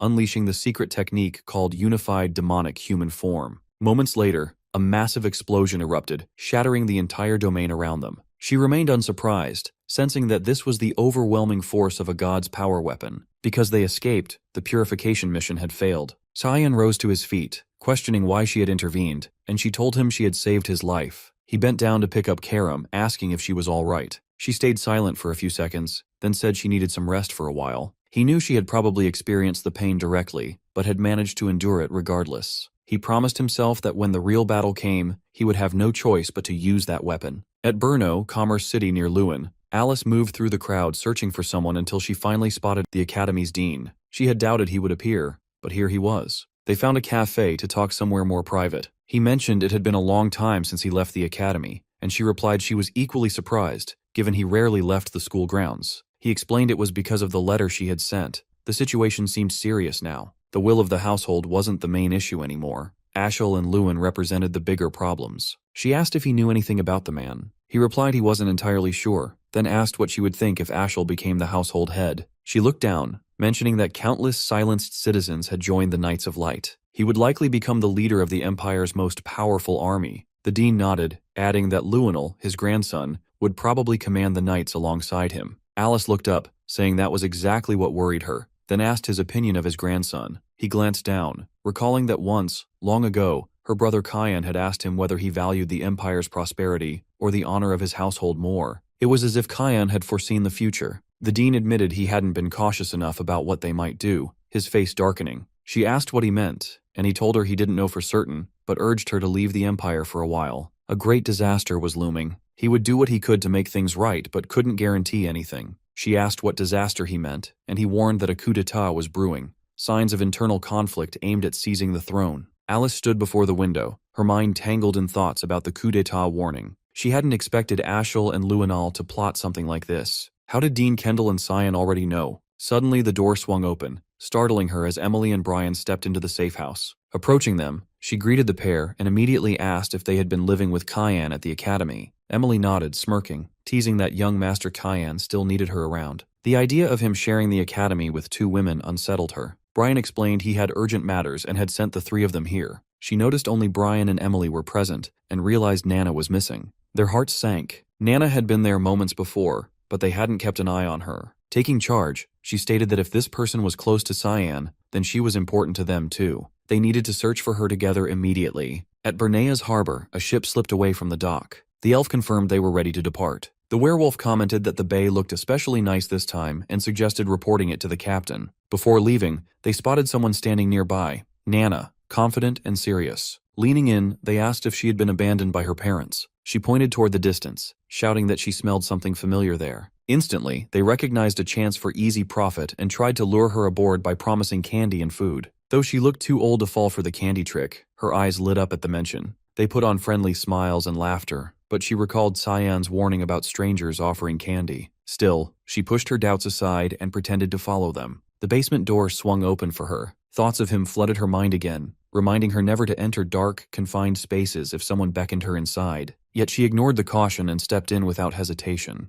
Once inside, the door slammed shut behind her. The elf and werewolf exchanged smiles, feeling lucky to have claimed another prize. Her eyes scanned the basement, but no candy appeared. Instead, rows of cages filled with trapped children stared back. Realizing she'd been deceived, tears welled up. Then she caught the same scent as before and followed it until she found another cage, housing a chained, terrified dog-like creature, a high-ranked monster called Red Ganon. She reached out, gently patting his head, asking how he ended up here and if he wanted to be freed. He barked affirmatively. Without hesitation, she bent the steel bars of his cage. The children behind her pleaded to be released as well. Turning, she flashed them a sinister, twisted grin. Meanwhile, the elf and werewolf approached the captain, announcing they were ready. He commended them, saying departure from the harbor was all that remained. The man introduced himself as Red Ganon, Merchant Unit CEO Tolino. The dwarf asked if they would negotiate their sales again. Tolino nodded, explaining Maurice had gone missing, which meant the Grey Merchant Union was finished. Without having to pay Maurice's fees, they expected increased profits. Plus, the Garam Association paid premiums for younger kids, so bonuses were on the horizon.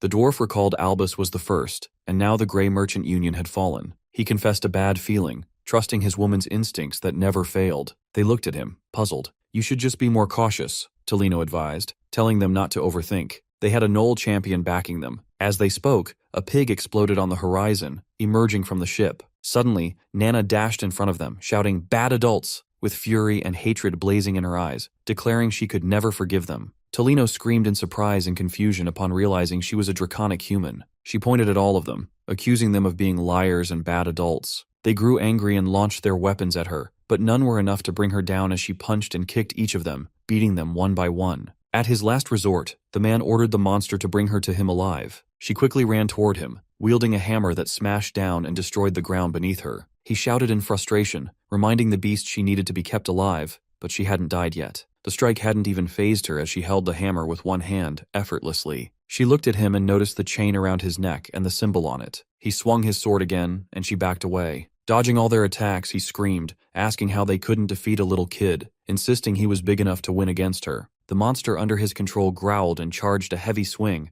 but before landing it, she punched the creature, sending it straight into him. He had no time to react, so the beast fell right on top of him. Elisa and Brian noticed smoke and sounds coming from nearby while searching for her. Brian suggested she might be over there, sensing a surge of mana in that direction, urging them to hurry. Meanwhile, the man was trying to recover from the fall and used a gem, ordering the monster to kill him. His heart dropped when he realized the shackles had been broken, and he no longer had control over it. The beast growled, looking at him with a devious gaze. It approached and crushed his hand by leaning on it. She then confronted the monster, moving closer. She brought a small knoll creature and asked if he was their parent. He smiled upon seeing them. Then she said goodbye as they parted ways. Now she missed Cyan even more after witnessing this wholesome scene. She heard a voice behind her, thanking her for saving them. Turning around, she wondered what to do with all of them. She called out to the man's servants, telling them they needed to take responsibility and bring the children to their homes, but she warned that if they didn't, she would simply eat them. They complied, having no other choice, and took the children to their respective homes. She had saved them all, and wondered if Cayenne would praise her for that. She had finally done a good thing without causing trouble this time, and wished he would. Suddenly, a hand reached out and patted her head. She turned and saw Cayenne smiling brightly. She asked how he had found her, but he said it would be strange if he hadn't, given all the mana coming from her. Seeing no one else inside the safe house, it was obvious she had been missing. He told her with a warm smile that he would find her no matter where she was,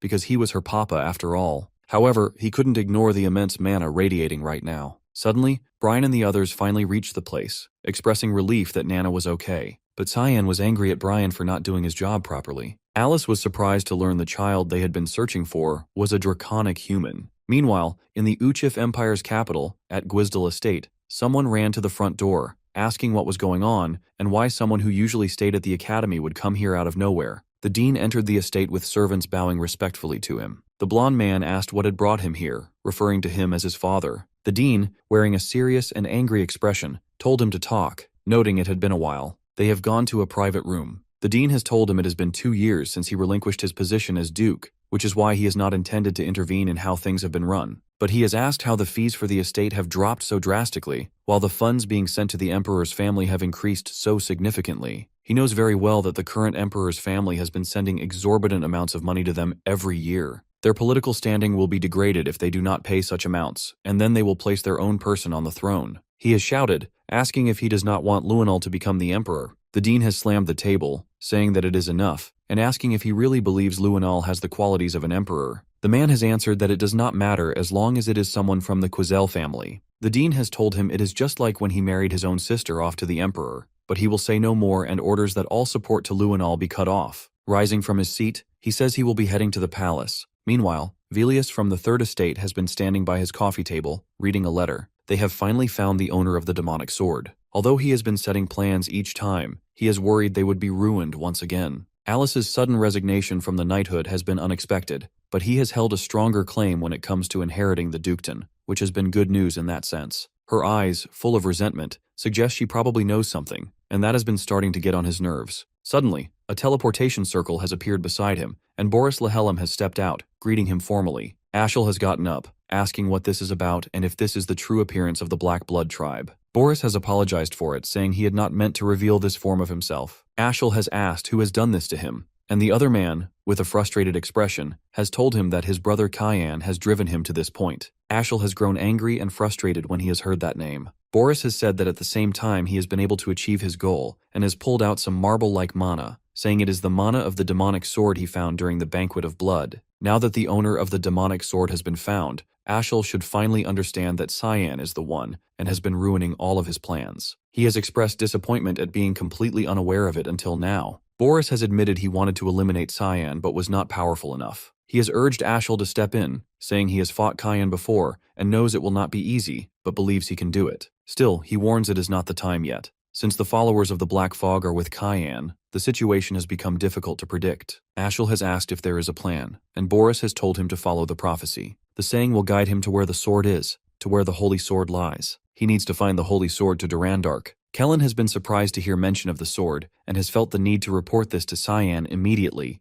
but before he can move, Boris has appeared behind him, calling him a rat and grabbing him by the neck. Ashel has confronted Boris, saying he has found him very suspicious lately and that he has been fooled for the longest time. Meanwhile, Lunav has been reading many books but has not found what she is looking for. The ancient texts she found in Instructor Boris's lab that day have been written in an ancient language, and if it were not for the spell forcing her out, she could have found out more. What she has managed to learn so far is that only 2 books in the world are written in that language, the Divine Scripture and the Demonic Scripture. It has seemed more like the Divine Scripture, but why would something like that be in his lab? She has not found anything yet about the contents or use of the books. Now she thinks her only option is to look in the Garam Association's archive of forbidden texts. Suddenly, she has been surprised from behind by Princess Erin. The princess has asked what she has been thinking about so deeply that she did not notice her presence. Lunav has asked what brings her here at this time, and Erin has blushed and turned away, asking if she has seen Cyan lately. Lunav has denied it, saying she has been spending most of her time at the library recently. Erin has smirked and asked if she has missed him.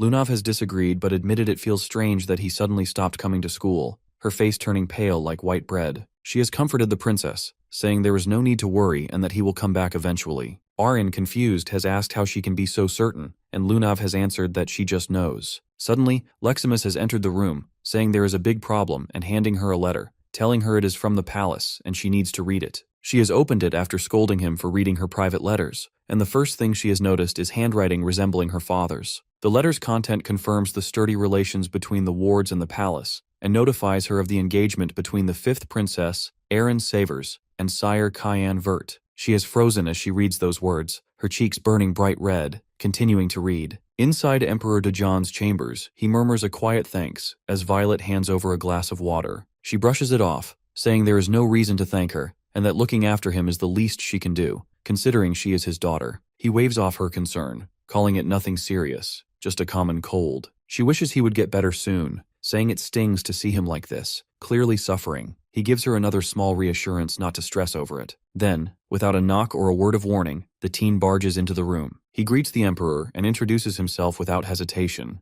Violet quickly rises to her feet, excusing herself so they can speak in private. The dean takes a moment, noting how unwell his host truly looks, cheeks sunken, frame withered, more bones than body. The Emperor acknowledges it, admitting he feels ashamed to receive an honored guest in such a deteriorated state. The visitor asks how long his condition has been this bad, and the ruler replies it started out feeling like a cold, but has not gotten better in the slightest. With a somber expression, the dean says he regrets not coming sooner. The Emperor leans forward, guessing the real reason for the visit, saying he has only ever shown up when the Empire is standing at the edge of disaster. He locks eyes with him, expression sharpening, and asks if this is about Luinal, already seeming to know what is going on. The dean admits it, saying he is in the dark about most of it, but now realizes it is way bigger than he thought. The Emperor charges Mana into his palm, confronting him head-on but saying there is no need to panic. As long as he is breathing, Luinal will not be a threat. The dean picks up on the energy swirling in his hand, intense but erratic, and realizes whatever is wrong is not just on the surface. Between strained breaths, the Emperor adds, there is something else bothering him, how Princess Arin is faring at the academy. His guest tells him not to worry, as she is sharp, driven, and packed with talent, and she will grow into a solid ruler. The Emperor softens, relieved, though unease lingers, as she has always been fragile and quick to tears. Still, he is glad she is doing well. He mentions how much she has changed after meeting a certain boy 3 years back, Cyan, and believes that boy will stay close to her. For that reason, he has decided to have them marry. The dean offers a knowing smile, which surprises him, who figured that would be news, but the teacher already saw it coming the moment Cyan was recommended for the royal dorms. The Emperor lets out a low laugh, then asks for his honest opinion of the kid. Without skipping a beat, the dean flatly replies that he is a disaster, cutting class more often than people eat, and never once seen opening a book. In all his 5 decades of teaching, Cyan is the worst student he has ever had. That leaves the Emperor second-guessing the engagement plan, but the dean changes the tone, saying our MC might be awful academically, but is gifted in ways that matter, and with him around, no one would dare lay a hand on Arin. The Emperor finally exhales, comforted by that, before asking what is really eating at him. His guest stiffens and, after a long pause, confesses he is afraid of what might happen if blood gets spilled between his children. While that conversation unfolds, Violet, having exited the room, bumps into Luinal. He demands to know if she just came from seeing his father and grandfather and what she was doing there. She barely glances at him, saying he should go see for himself and ask them directly. He tries to stop her, saying he is not finished, but she brushes him off, calling him irritating. That ticks him off, and his voice rises, asking if she wants to start something. She throws him a sly smile, saying she would not stoop low enough to hate him. He snaps, asking what the hell that is even supposed to mean. She grabs his face without warning, grip tight, leaning in, and says she thought he, of all people, would understand. Close to his ear, she whispers that she knows what he has done, that he has tried to kill every one of his siblings. He slaps her hand away, warning her to shut up if she does not have proof, then turns on his heel and storms off, announcing he will get answers directly, and next time she should learn to keep her mouth shut. As he walks toward the room, rage burning in his gut, his thoughts spiral. Someone has betrayed him. The question is, who, and how much does Violet know, and what is she plotting? Elsewhere, Princess Arin fumes after hearing the news, wondering how her father could decide something this massive without even talking to her. To protest, she slams her head against the desk, though she admits she does not hate the idea and that it probably makes political sense. But still, he should have said something. Leximus, meanwhile, is practically buzzing, saying he is all in and that he watched her go through heartbreak before, so this feels like fate or divine timing. She lifts her hand dramatically, declaring she will take young Master Cyan for herself. That is when someone barges in, scolding Leximus for making a racket in the library and bothering the princess. The moment she sees him, she grabs her noisy companion and hauls him out. He asks Lunav what is going on with the two of them, but she dodges the question entirely, cutting straight to hers, asking if he likes Aaron. He blinks, caught off guard, and immediately denies it, saying mentally he is in his 40s while she is still a kid. So hell no, that would be gross. She smirks but says nothing. He notices a pile of books spread out over the table and asks what they are for. She explains she is digging into clues from the scripture they spotted in Instructor Boris's lab, which turns out to be written in some ancient dialect. He tells her she probably will not find much here, and if she really wants to learn more about the Holy Scripture, she will have to check the archive of forbidden texts. He points at one of the books, asking if she has read that one. She flips it open and says it is just a travel journal. He draws her attention to a specific line and quotes it, "A mountain packed with sand trees, where demons defeated in the divine war lie buried." Then he asks if she has any idea which mountain it might be. She blushes, admitting she does not know, and asks what that has to do with the scriptures. Sion's expression hardens as he tells her he is not searching for the holy texts at all. He is after the demonic ones, the Lemhi Haram. She looks at him, stunned, mind-spinning, unable to grasp how he knows the titles of both the holy and demonic scriptures. Those names are supposed to be tightly held secrets, known only to a select inner circle within the Garam Mage Association. She quickly says she doesn't know anything about it, apologizes, uneasy. He doesn't press further, just turns and starts walking off, telling her to reach out if she discovers anything related. Once he's gone, she speaks to the presence lurking behind her, calling her out, Lamella. The mage steps forward, bowing her head, explaining she was ordered not to leave Lunav alone under any circumstances. Lunav narrows her eyes, not buying it. It sounds more like surveillance than protection. Her tone shifts, firm and cold. She tells Lamella not to move an inch but to answer plainly. Hearthcrea and Lemmiharam. How many people within the association would even recognize those names? Lamella admits barely anyone. Speaking those names out loud is forbidden. She has no clue how someone so young could know about them. Lunav orders her to pull whatever records she can find on them from the archive of forbidden texts. The mage panics, saying if she goes through with something like that, she could end up dead. Mr. Regens would explode, but Lunav fixes her with a sharp, dangerous stare, reminding her that she too has the power to make Regens furious with just one word. They need to figure out how he learned this. She lays it out clearly. Lamella has a choice to make. The mage swallows her fear, nods, and quietly excuses herself. Message received. Lunav turns her focus back to him, planning to question him herself. Whatever he's hiding, she needs to get closer to find out. Sometime later, he walks alone, still mulling over the cryptic phrase, "a mountain full of trees and sand." He thought maybe Lunav would have a clue, but it turns out she didn't. Guess he's on his own for this one. Then a voice breaks his thoughts. Someone beside him comments he looks like he's got a storm brewing in his head. It's Seth, offering to listen, saying he's a man of high empathy and emotional depth. His whole look has changed, more polished, more socially acceptable. Cheyenne stares, thinking this must be it. Seth's finally lost his damn mind. He tries to leave. He doesn't have time for this right now. Seth's all brawn, no brain, not exactly what he needs at the moment. Then something clicks. Seth's from the desert. He stops, turns back, and asks if he's ever come across the phrase, mountain full of trees and sand, or the name Lemmiharam. Seth laughs, saying it's been a long time since he heard that name. That was the first opponent who ever made him taste defeat. He was just 6 when it happened. He had wandered into some nameless ruins chasing strength. Back then, he didn't have the bulk or the skill. Lemmiharam? A nightmare, massive, wild, and overwhelming monster. He stood no chance, blacked out mid-fight, came to with no injuries, must have bolted on instinct. It was humiliating, but if he hadn't run, he wouldn't be alive now. Sion blinks. Wait, so Lemmiharam isn't a book? It's a creature? Seth nods. No getting around it. He has to see this thing with his own eyes, asking where the ruins are. Seth admits he doesn't know the ruins' exact name, but the region? It was called Nordeli. In the old tongue, Nordeli literally means mountain of trees and sand. Sion freezes, then yells, he needs to go there right now. Seth looks confused. This level of enthusiasm from him is almost terrifying. Seeing him like this throws Seth off. He can't believe it. Sion actually wants to go on an adventure. His thoughts drift back to when his friends used to ditch him, crying to their moms, running away, even when he swore he hadn't broken anything this time. Someone used to dry his tears, telling him not to worry, that someday he'd find someone who liked him just as he was. If he kept working hard, one day he'd find a friend who'd go on an adventure with him. Tears fill his eyes, not from sadness this time. This is that moment. Without hesitation, he agrees, then dashes off, literally breaking through a wall to get packed.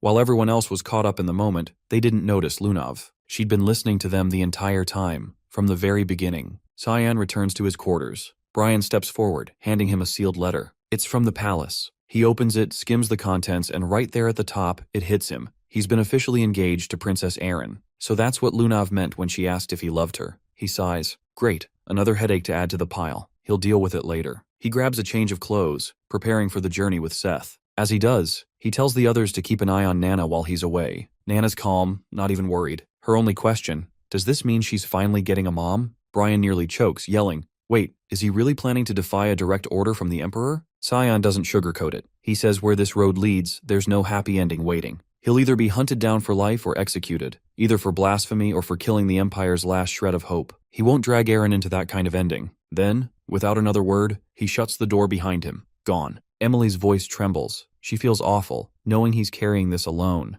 And meanwhile, Ashul, their older brother, is the one playing villain. Brian gently rests a hand on her shoulder, saying they won't let things end like this. They'll give everything they've got to help him. Just then, Nana speaks, but her voice is different, eerily calm, slightly deeper. They turn, startled, and freeze. Her face has shifted completely. She now looks exactly like Cyan. She's shapeshifted. Meanwhile, he and Seth have already crossed into the southeast region of the Sparnia kingdom. Their destination lies to the north. They're flying, literally, on a magic carpet Seth calls Alamut. It's fast, blazing fast. What should have taken days only takes half a day. He glances ahead, voice serious. Does Seth really remember where they're headed? The desert warrior shrugs confidently, saying there's no need to stress. The path's still clear in his mind. All they need to do is get through that dust storm up ahead. Cyan looks toward it and immediately knows this isn't just some harmless gust. But Seth brushes it off. It's just your average Sparnian dust storm. He just needs Cyan to trust him. They black out, and when their eyes snap open again, they're past the storm. Clear skies now. Looks like they made it through the dust wall intact. Seth's awake too, no injuries, just groggy. Cyan glances over and asks how much further they've got to go. His gaze shifts forward, catching sight of something ahead. Seth confirms it's the ruins. Visibility's still bad thanks to the sand, but the place is massive. He mentions the mage is likely the first outsider to ever set foot here, besides himself. Cyan questions that, side-eyes him, not buying it. Says he's picking up traces. Too many people. They weren't first. Tiny figures start moving through the haze, men riding camels and weaving around the ruins, clearly scoping the place. They murmur about heading in and staying sharp. The group halts at an entrance, some sort of door covered in old inscriptions. The pair hang back, watching from a distance. Cyan leans toward him, wondering aloud who these guys might be and saying they should stay on alert. Before he even finishes, Seth breaks into a sprint, diving straight in. The strangers dodge cleanly, unfazed, demanding to know who the hell he is. He stands tall, states his title, Prince of Sparnia, then flips it, asking who they are and what they're doing here. As tension spikes, he blurts out that he's not alone and points toward Cyan's position. They freeze at the name, asking if he's actually present. There's recognition. They clock who both of them are. Now that they know these two are aware of the ruins, they say there's no way they can be allowed to leave. One of them channels energy into his weapon, electric sparks racing along a spear, then lunges at the prince with the charged blade. Seth responds instantly. His hand moves, sand rises, and a defensive mold catches the incoming mana, flips it, and launches it back. The redirected strike obliterates the door behind them instead. The attacker completely whiffs, rattled. He whips around to call his backup, but freezes. Cyan's already dealt with the entire group. Frustrated, the man surges with power, mana flaring around him, but then a voice cuts through the tension. Stop! Cyan instantly recognizes the tone. Lunav steps out of the dust and walks toward them, saying the group's with her, calm but firm. She looks to the guy with the sword and tells him to lower it. He does more than that, dropping to a bow and apologizing, clearly not realizing they were her people. She turns to the mage, asking how he's holding up. He skips the pleasantries, grilling her about how she even knows this place exists. She smirks, teases him, says she could smell him from a mile off. The guy nearby clearly doesn't enjoy the flirting. Elsewhere, Nana has fully shifted her appearance. Now she's basically Cyan's clone. Clothes, posture, everything. Sarika's trying to explain, saying it's a polymorph spell, meaning the girl's nearing dragon maturity. It's not perfect yet, but she's close. Dragons usually use it to disguise their true forms. She adds that Nana's likely never even seen a fully grown dragon, so her reference points are limited. Sarika looks around, wondering aloud where Cyan disappeared to. Brian shrugs, having no clue. She leaves Ned behind and pulls the door shut. Brian finally spots the mage, muttering that covering for him is starting to be a full-time job. Back at the ruins, Lunav says she wants to explore the interior with Cyan. Karen instantly pushes back, saying it's way too risky. She counters, saying these guys are terrified. No one's ever come out alive from inside, so she suggests they stick together. Karen argues back, pointing out that every person here is over 7 stars in mana power. They're not ordinary, and she needs to trust that. Seth raises his hand, casually mentioning he's already been inside and made it back. Everyone freezes. No way they believe that. He doubles down, saying he's serious and offering to guide them in. Mentions there's a swarm of lizardmen guarding the entrance. Cyan perks up at that. Lizardmen? He hears they've already smashed through the front gate. Suddenly, a giant foot stomps into frame. More follow. Dozens of lizardmen swarm the ruins, charging straight at them. The group readies for battle. Lamela steps ahead, positioning herself between Lunav and the oncoming creatures. Meanwhile, Karen and the other fighters surge forward to engage. They go all in, but even at their strongest, it's not enough. The tide of lizardmen keeps swelling. They're burning mana fast, and it's obvious they won't outlast the wave. Then something shifts. Lunav stiffens. She senses an overwhelming surge of mana. It's heavy, unnatural. Cyan taps into the Sphere Void, the same spell he's used before, but this time he fuses it with division magic. In a flash, every lizardman drops. The battlefield goes silent. Not a single monster left. The entire horde gone in a single strike. No one moves. They're stunned. He just wiped out a squad of high-tier beasts in one hit. Seth breaks the silence, irritated, complaining the wipe happened before he could even get his moment. Cyan shuts him down, telling him to quit whining and lead the way instead. The swordsman pivots and heads into the ruins. Lemela watches the structure around them, noting this isn't just a regular ruin. A place like this wouldn't have its own defense system unless it was something else. She explains the whole area is built from condensed mana. That makes it a dungeon. They step inside and come across another sealed door. They try to break the enchantment, but nothing works. The spellwork is unfamiliar. Karen suggests brute force might do the trick, but their attacks don't even scratch it. Seth starts to snicker. The fighter gives him a look, then tells him to handle it if he's so confident. The man casually flicks his hand,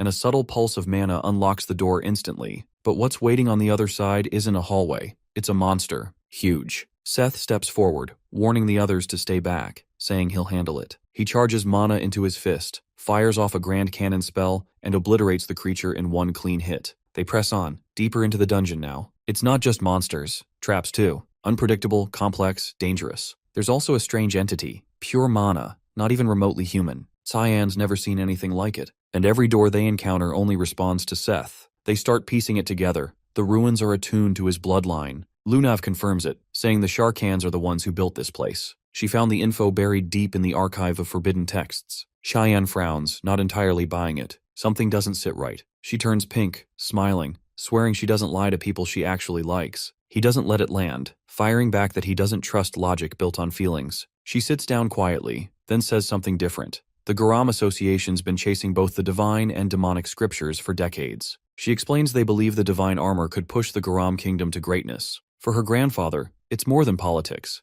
It's damn near a religion. He thinks the armor's the key to ruling the continent. Cyan chuckles, calling it bullshit, saying power like that doesn't save anyone. It gets people killed. Her smile fades. She stares at him, then asks why he wants the demonic scripture. The same question, twice. He smirks, saying he wants to ruin it. Not use it, not fulfill some prophecy, just wreck it. Because wrecking it sounds way more fun than watching another kingdom turn it into a throne. Lunav lights up, eyes wide, smile spreading, saying she's in. She'll help him. He blinks, asking what the hell she means by that. She leans in, saying she'll help get the book just because she feels like it. He groans, telling her to get some sleep. She grins and refuses, wanting to stick around longer. He stands up immediately and walks off, wondering why he's even talking to a 12-year-old about this. Karen's been nearby the whole time, overhearing everything, and he's not loving the vibe. Jealousy rising, anger simmering. They reach the final doorway. Seth steps up and opens it, mentioning it's been a long time since he last came through here. What lies beyond stuns everyone. A massive chamber.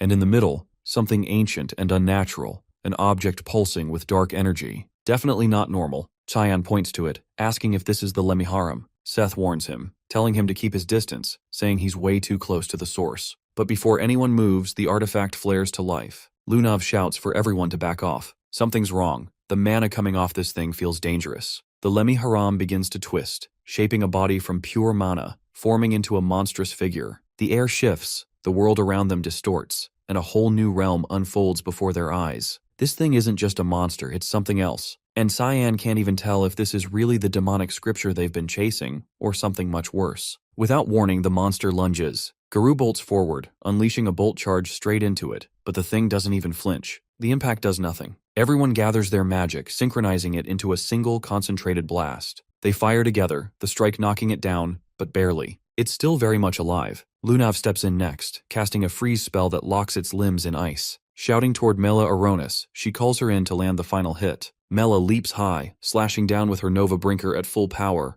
The creature doesn't budge. Then it swipes. Hard. She gets knocked out of the air. Seth retaliates, stomping the ground and channeling his magic into Sandstomp. A whirlwind builds, circling him in a tornado of grit and force. Lunav watches, hopeful. The fight seems within reach, but something feels off. That gut-twisting, sinking feeling she can't shake. The monster smashes through the cyclone with a single hit, like swatting a fly. His magic shatters on impact. It lunges again, but Cyan steps in, activating Obsession Void Sphere. The explosion of dark mana hits clean. This time it falls. No movement. It looks dead. Too dead. Everyone stands there stunned. He might have just ended it, too quickly. Coram watches. So does Garoon, eyes fixed, fists clenched. The fact that Cyan's beside Lunav, it eats at him. Before the moment sinks in, the creature starts shifting. Its form warps, fading back into whatever its original shape was. Then the realm around them collapses. They're back in reality. Cyan looks around, straight to Seth. "Where's the demonic scripture?" he asks. Seth blinks, shakes his head, saying he's never gotten this far before and has no idea. Out of nowhere, bones ignite. Blue flames crackle from the skeletal remains. Spirals of blue wind tear upward from the ground. In seconds, both are swallowed by it. The ground beneath them caves in. Mela grabs Lunav's arm to stop her, saying it's too late, that even Cyan wouldn't survive what just happened. But she doesn't flinch. She looks at the rubble, eyes hard, insisting he's still alive. She tells Mela to help her clear it. The other mage hesitates, unconvinced, but Lunav turns to her, dead serious, saying she feels him. They're linked. She knows he's still out there. Meanwhile, Cyan and Seth aren't in the same world anymore. They've landed in some other dimension entirely. Standing before him now is something else. A creature. Massive. Pure mana. Its name etched into the air around it. The Palarok. Its presence dwarfs everything that came before. He spins around to check on Seth, but what's left of the kid isn't good. His body's charred, twisted, burned through. The last attack hit him head on. Kid didn't stand a chance. Too young. Too human. His body couldn't take it. Cyan tightens his jaw, fury bubbling. The Palarok lets out a guttural roar. No one can see him here. No one to interfere. No rules. He tilts his head, a slow grin spreading, saying he's in a seriously shit mood right now. So whoever this monster is, it picked the wrong person to mess with. They both rush at each other, practically crashing mid-sprint. Cyan draws the fog sword, activates Fog Storm, and slices clean through the beast's body. But he doesn't slow down. His movements keep flowing, unleashing a chain of strikes, a full combo. He cuts off all its limbs, then takes the head. The creature doesn't fall silent. It speaks, telling him he's the first human to ever reach this point. But none of that matters, because in the end, he's going to lose. It explains that death's off the table for it. Regeneration is constant. He'll run out of stamina before the monster runs out of lives. He responds immediately, casting Obsession Void Sphere. The swirling magic devours the creature whole. Then he steps in and lands one final strike, splitting it wide open. At its core is a marble of glowing blue mana. But before the moment settles, the monster rebuilds, its body reconstituting like nothing happened. It laughs, saying he could keep cutting forever, and it still wouldn't matter. The longer it goes, the more drained he'll get. He shrugs it off, saying he doesn't mind,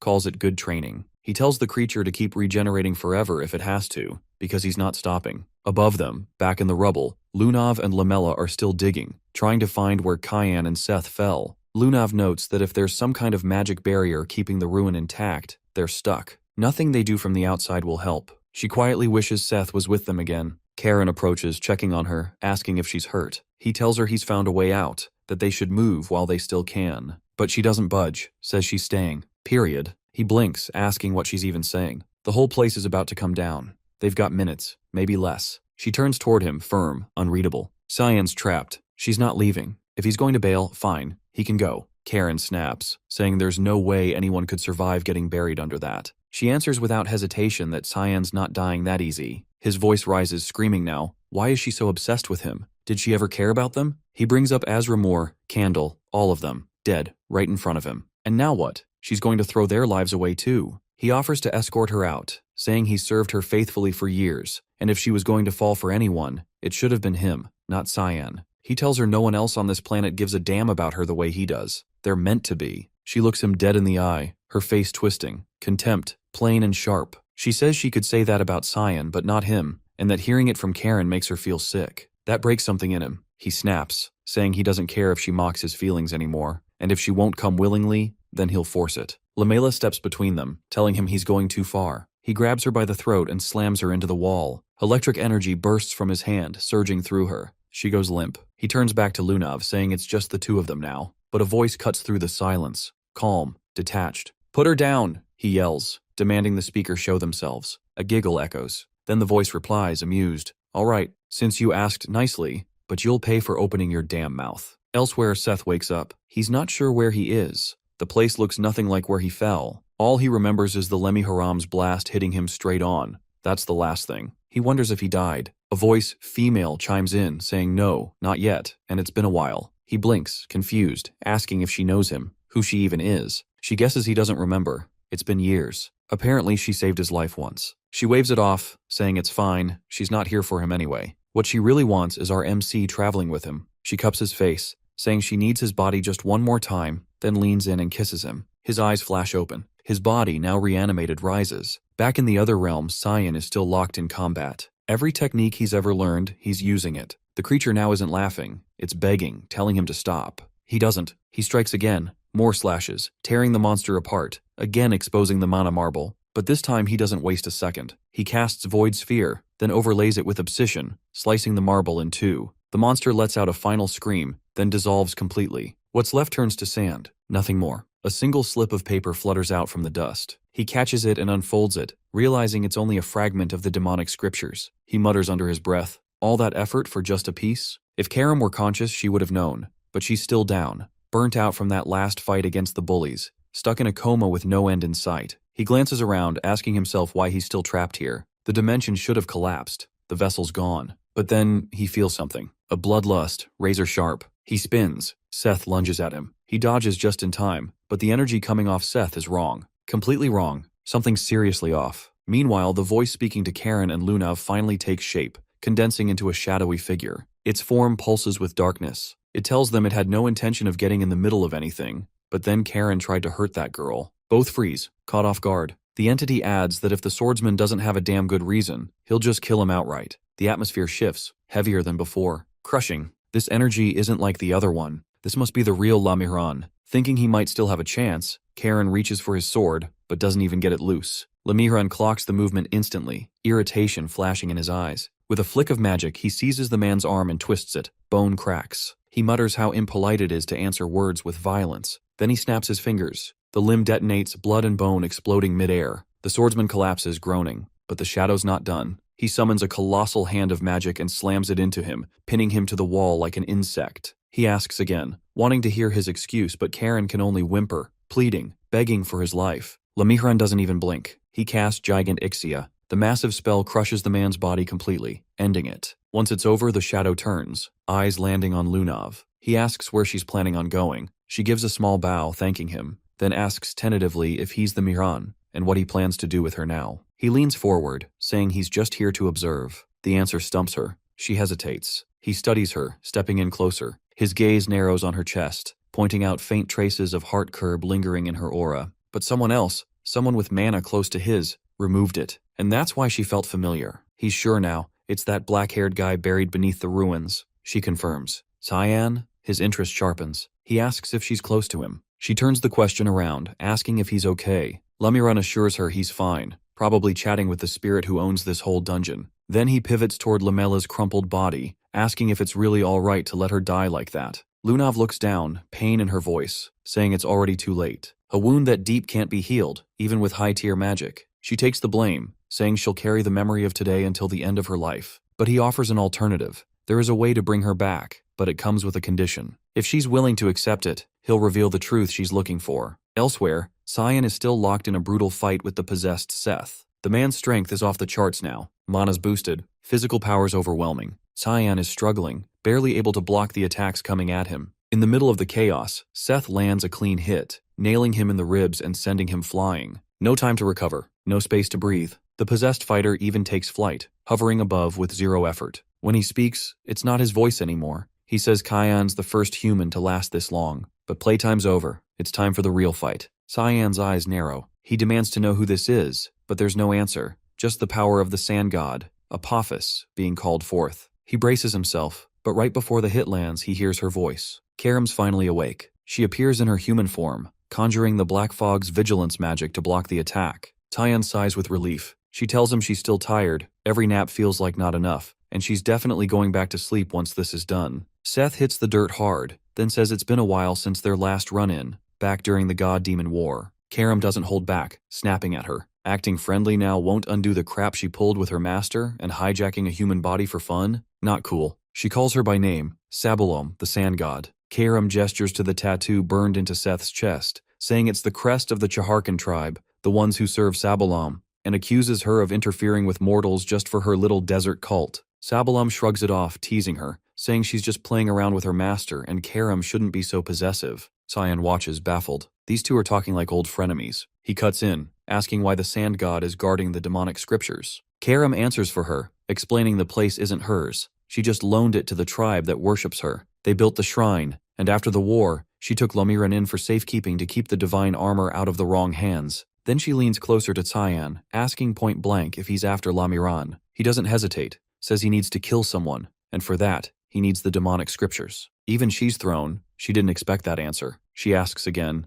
"That's all you want?" He levels his gaze at her, saying if she gets in the way, he'll kill her too, even if she's a god. She bursts out laughing, but his face doesn't change. He means it. She wipes a tear from her eye, still chuckling, then says fine. She's made her decision. She'll tag along, watch his journey. Through Seth's body, he raises a brow, saying stealing a body like that is kind of messed up. She waves it off, saying she's only borrowing it occasionally and won't overdo it. And while she's here, he doesn't need to worry about Seth dying again, especially not from something pathetic, like a cold. Cyan stares at her for a beat, thinking if she's riding shotgun in Seth's body, then he won't die the same dumb way he did in his last life. Not a terrible deal, he agrees. She grins, saying it's time to move. She taps the ground with her foot, and the stone floor begins to rise. Before it lifts too far, she looks back at him, smirks, and says goodbye. The ground beneath them cracks open, then swallows them whole. When it spits them back out, they're exactly where they'd once been, trapped under all that rubble. Seth blinks awake, disoriented, lost. He doesn't know where he is or why he's still breathing.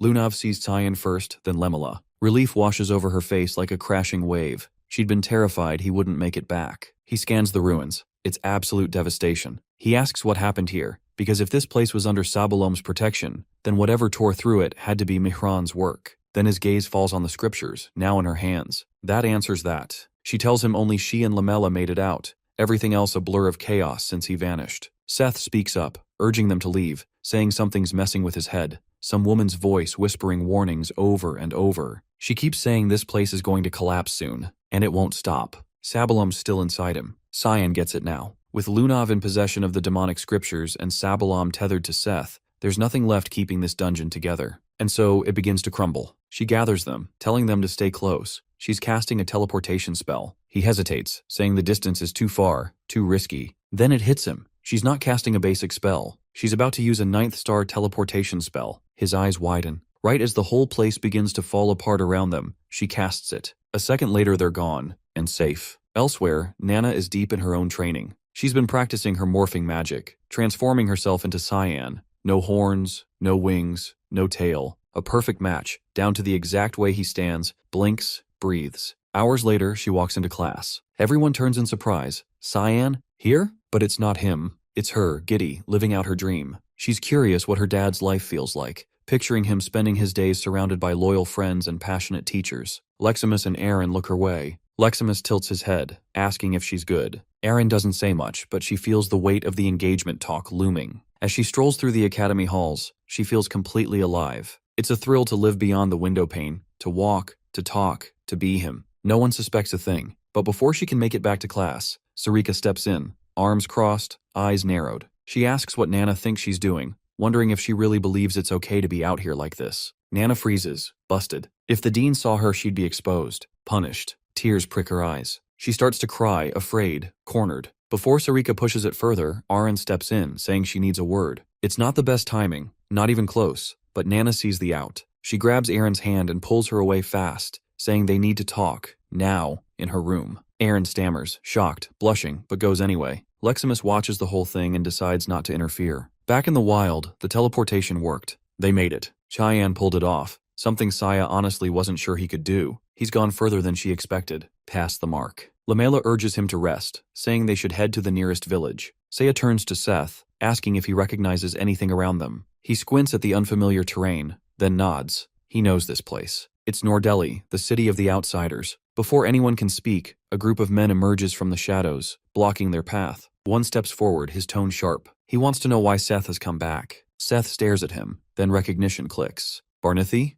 He smiles, takes a step forward, arms open, but the man holds up a hand, halting him. No warmth, no reunion. It's been 6 years. 6 years since he vanished. And in that time, these people have rebuilt, piece by painful piece. Barnithy says if Seth feels any shred of guilt, he needs to turn back. This piece, they bled for it. Don't ruin it now. Seth reels at the words, clearly stunned, and blurts out if they hadn't been tight before. Barnithy gestures toward one of the men nearby, asking if he recognizes him. He squints, puzzled, then gives a slow shake of his head. He's got no idea who's standing there. Barnithy snaps, yelling that the guy is his son. Back when Seth was younger, he knocked out one of the kid's teeth just because he wanted another shot at training. He brushes it off, claiming it was just kids messing around. But underneath, he knows the truth. He never got married, not with all the lives that were lost. But that's not even close to the worst damage he's done. He's made a habit out of wrecking village wells. He's smashed through buildings like it's a sport. No rhyme, no reason. Instead of walking through doors like a normal person, he punches through the walls around them. Cyan doesn't look surprised. She's heard it all before. He's always been a pain since day one, the royal chaos magnet.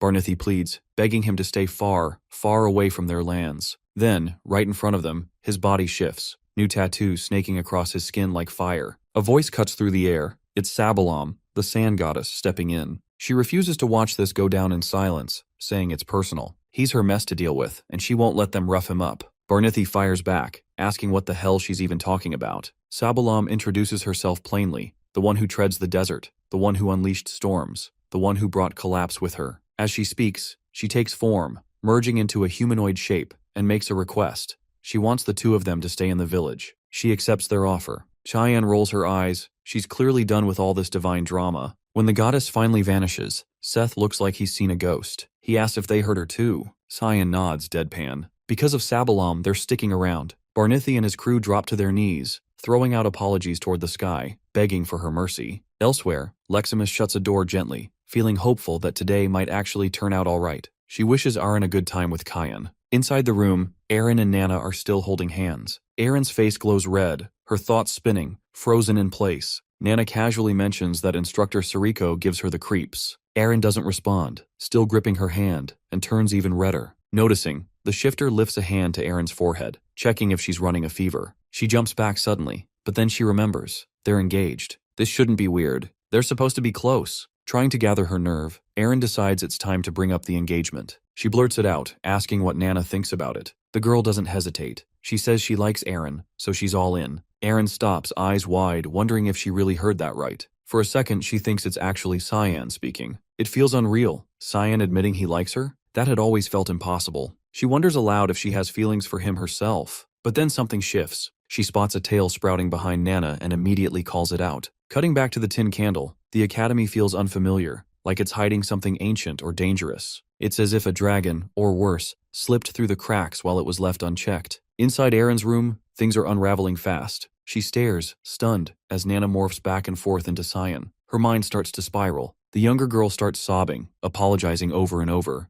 Aaron tries to calm her, insisting she didn't do anything wrong. Nana offers to pass on what Aaron confessed to the real Cyan, but she quickly refuses. She sits down beside her, finally breathing easier. Nana helped her figure something out, but it needs to stay between them. She makes her swear to keep it secret. Then she asks her to shift back into Cyan one more time. Nana nods and transforms. After a quiet pause, Aaron's face flushes bright pink as she stammers out the words, she likes him. She's finally admitted it to herself. Since the moment they met, her heart's been his. But she's also sure she's just been dragging him down this whole time. Still, she's been trying, pushing herself to change. Tears spill from her eyes as she pleads with him not to vanish again without a word. She begs him to stay. Once she's wiped her face clean, she tells Nana never to breathe a word of this to Cyan. But the girl isn't listening. She's staring out the window, murmuring that something's coming. Something big. Something powerful. Meanwhile, Leximus throws herself in front of the dean, desperately trying to block him from entering Aaron's room. She says Aaron's in the middle of something important. He couldn't care less. He tells her to move, then casts a spell to shove her out of his way. He hits the door with another spell and forces it open. Aaron screams, demanding to know why the hell he's barging in. She says she was having a private talk with her fiancé, no less. The dean calmly tells her to step aside, adding that whoever she's speaking to isn't actually Cyan. She quickly tells Nana to run. Whoever this guy is, they're way outmatched. The shifter tries to bolt, but he grabs her by the throat mid-escape, growling and asking how she dared sneak into his academy, swearing she'll pay for it as he charges magic straight into her neck. He summons the Trinesis Holy Lance and fires a searing beam of light straight at her. It hits. The blast lands hard and she staggers from the impact. Outside, both Emily and Brian catch the flash through the window. At first they think it's just lightning, but something about it feels wrong. The unease pushes them to check Nana's room. She's not there. Brian grabs whatever clothes he can find and bolts out to search. Back at the scene, the Dean's relentless, casting one spell after another, keeping her on the run. Nana dodges every blow like a blur, even after taking a direct hit from 9th star level magic. Even he pauses, surprised. This isn't just any dragon. He pulls at the ground beneath her, then slams twin stone pillars into her from both sides. Still, she's not backing down. He watches her, stunned, and asks if some divine being is riding her body. She doesn't feel fully dragon, doesn't act fully human either. So why the hell isn't she fighting back? He wonders if she's waiting for someone. Catching her breath, she quietly says she doesn't believe he's evil, and she doesn't hurt good people. That throws him. How can she tell? She says she can smell it. She can tell who's kind just by the way they carry their scent. Her teacher told her, only fight when it's time to teach bad people a lesson. He presses, wanting to know who this teacher is, asking if it was them who dragged something as unclean as her into the academy. That word hits her like a slap. Her eyes darken and her body begins to shift, scales spreading, posture changing. She's going full dragon. He reacts instantly, casting star judgment with lethal intent, shouting that he won't let her live. She catches the blast mid-air, flings it back like it's nothing, but he's already teleported.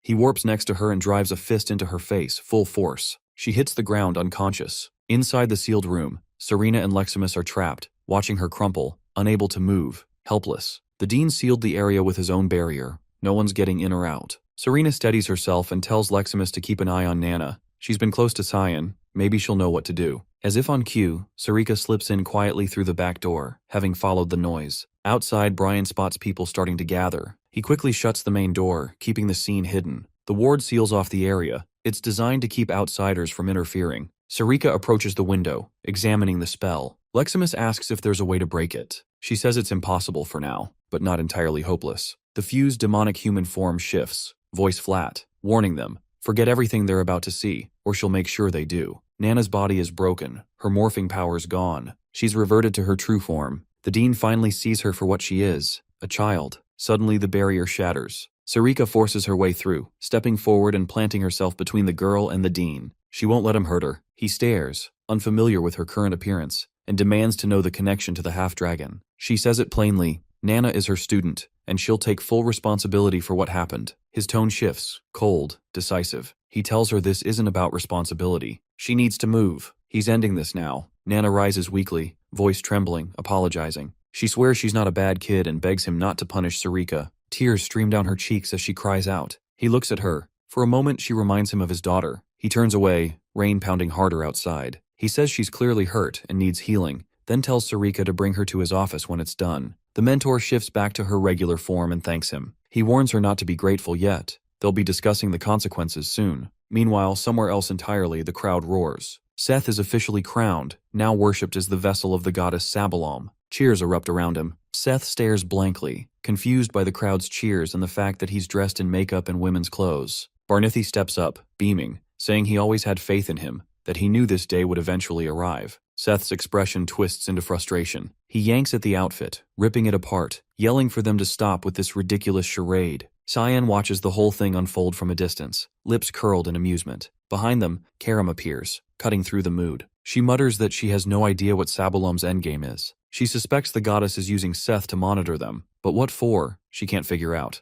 The mage replies calmly that gods aren't allowed to meddle in the mortal realm. They've left her temple. She can't touch them now. Karam shrugs it off and warns anyway. She's possessing his body. That changes everything. He better stay sharp. And, she adds, they're not the only ones being watched. Lunav bursts into the room, surprised to see Cyan already there. She lights up, asking if he's been waiting for her. He nods, saying they need to talk. He asks how Lamella's doing. The girl tells him she was worried. The injuries were severe, but Lamella's pulled through. Another day of rest and she'll be fine. The internal wounds are already healed. Cheyenne brings up the teleportation spell and advanced healing magic. She sighs, realizing why he wanted this conversation. It wasn't about her performance. She was expecting him to ask how she managed to get her hands on Lamerum. In the dean's office, he leans forward, questioning Sarika on how Cayenne managed to sneak a dragonic human into the academy. The instructor looks confused. How does he already know? He says it was obvious. The way Nana endured his spells, only someone like Cyan could handle someone that powerful. She asks, unsure what he plans to do. He says he needs to talk to Cyan, though he already knows how that'll end. Cyan will sweet-talk his way through, and the dean will end up giving him free rein.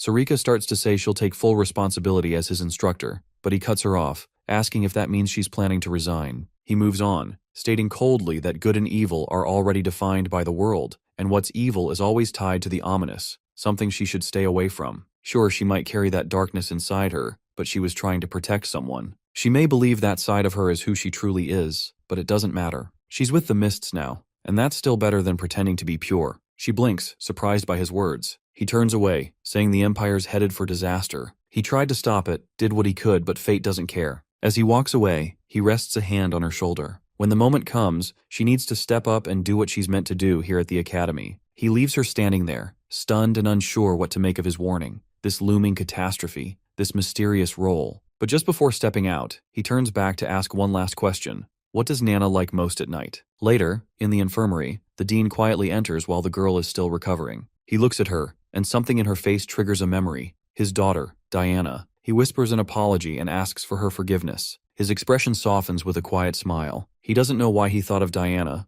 only that he misses her deeply tonight. He gently strokes her face, lingering there for a moment. Before leaving, he places a piece of candy on the bedside table. Elsewhere, Cyan and Lunav continue their talk. He starts to say something, then stops himself. She tilts her head, confused. She thought he needed something. He turns away, telling her flatly that he doesn't need it. Not exactly, and she shouldn't worry herself. Unless she's planning to take it to the Garam Association. Lunav shakes her head. She'd never do that. He meets her gaze, cold and sharp, telling her not to let anyone take it from her unless she wants to die by his hands. He excuses himself, saying he needs to return to the academy. She can come by later with Seth. After he's gone, Lamaram speaks up. He asks if she really likes him. She nods without hesitation, then asks if he understands what Cyan's trying to do. She calls him Lem. He says he doesn't fully get it yet. He's still learning about Cyan, too. He steps closer. She tells him she's all in. No matter what it takes, she's going to help Cyan. He says she's free to do that. As long as she honors her end of the contract, his truth is hers. Then he raises an eyebrow,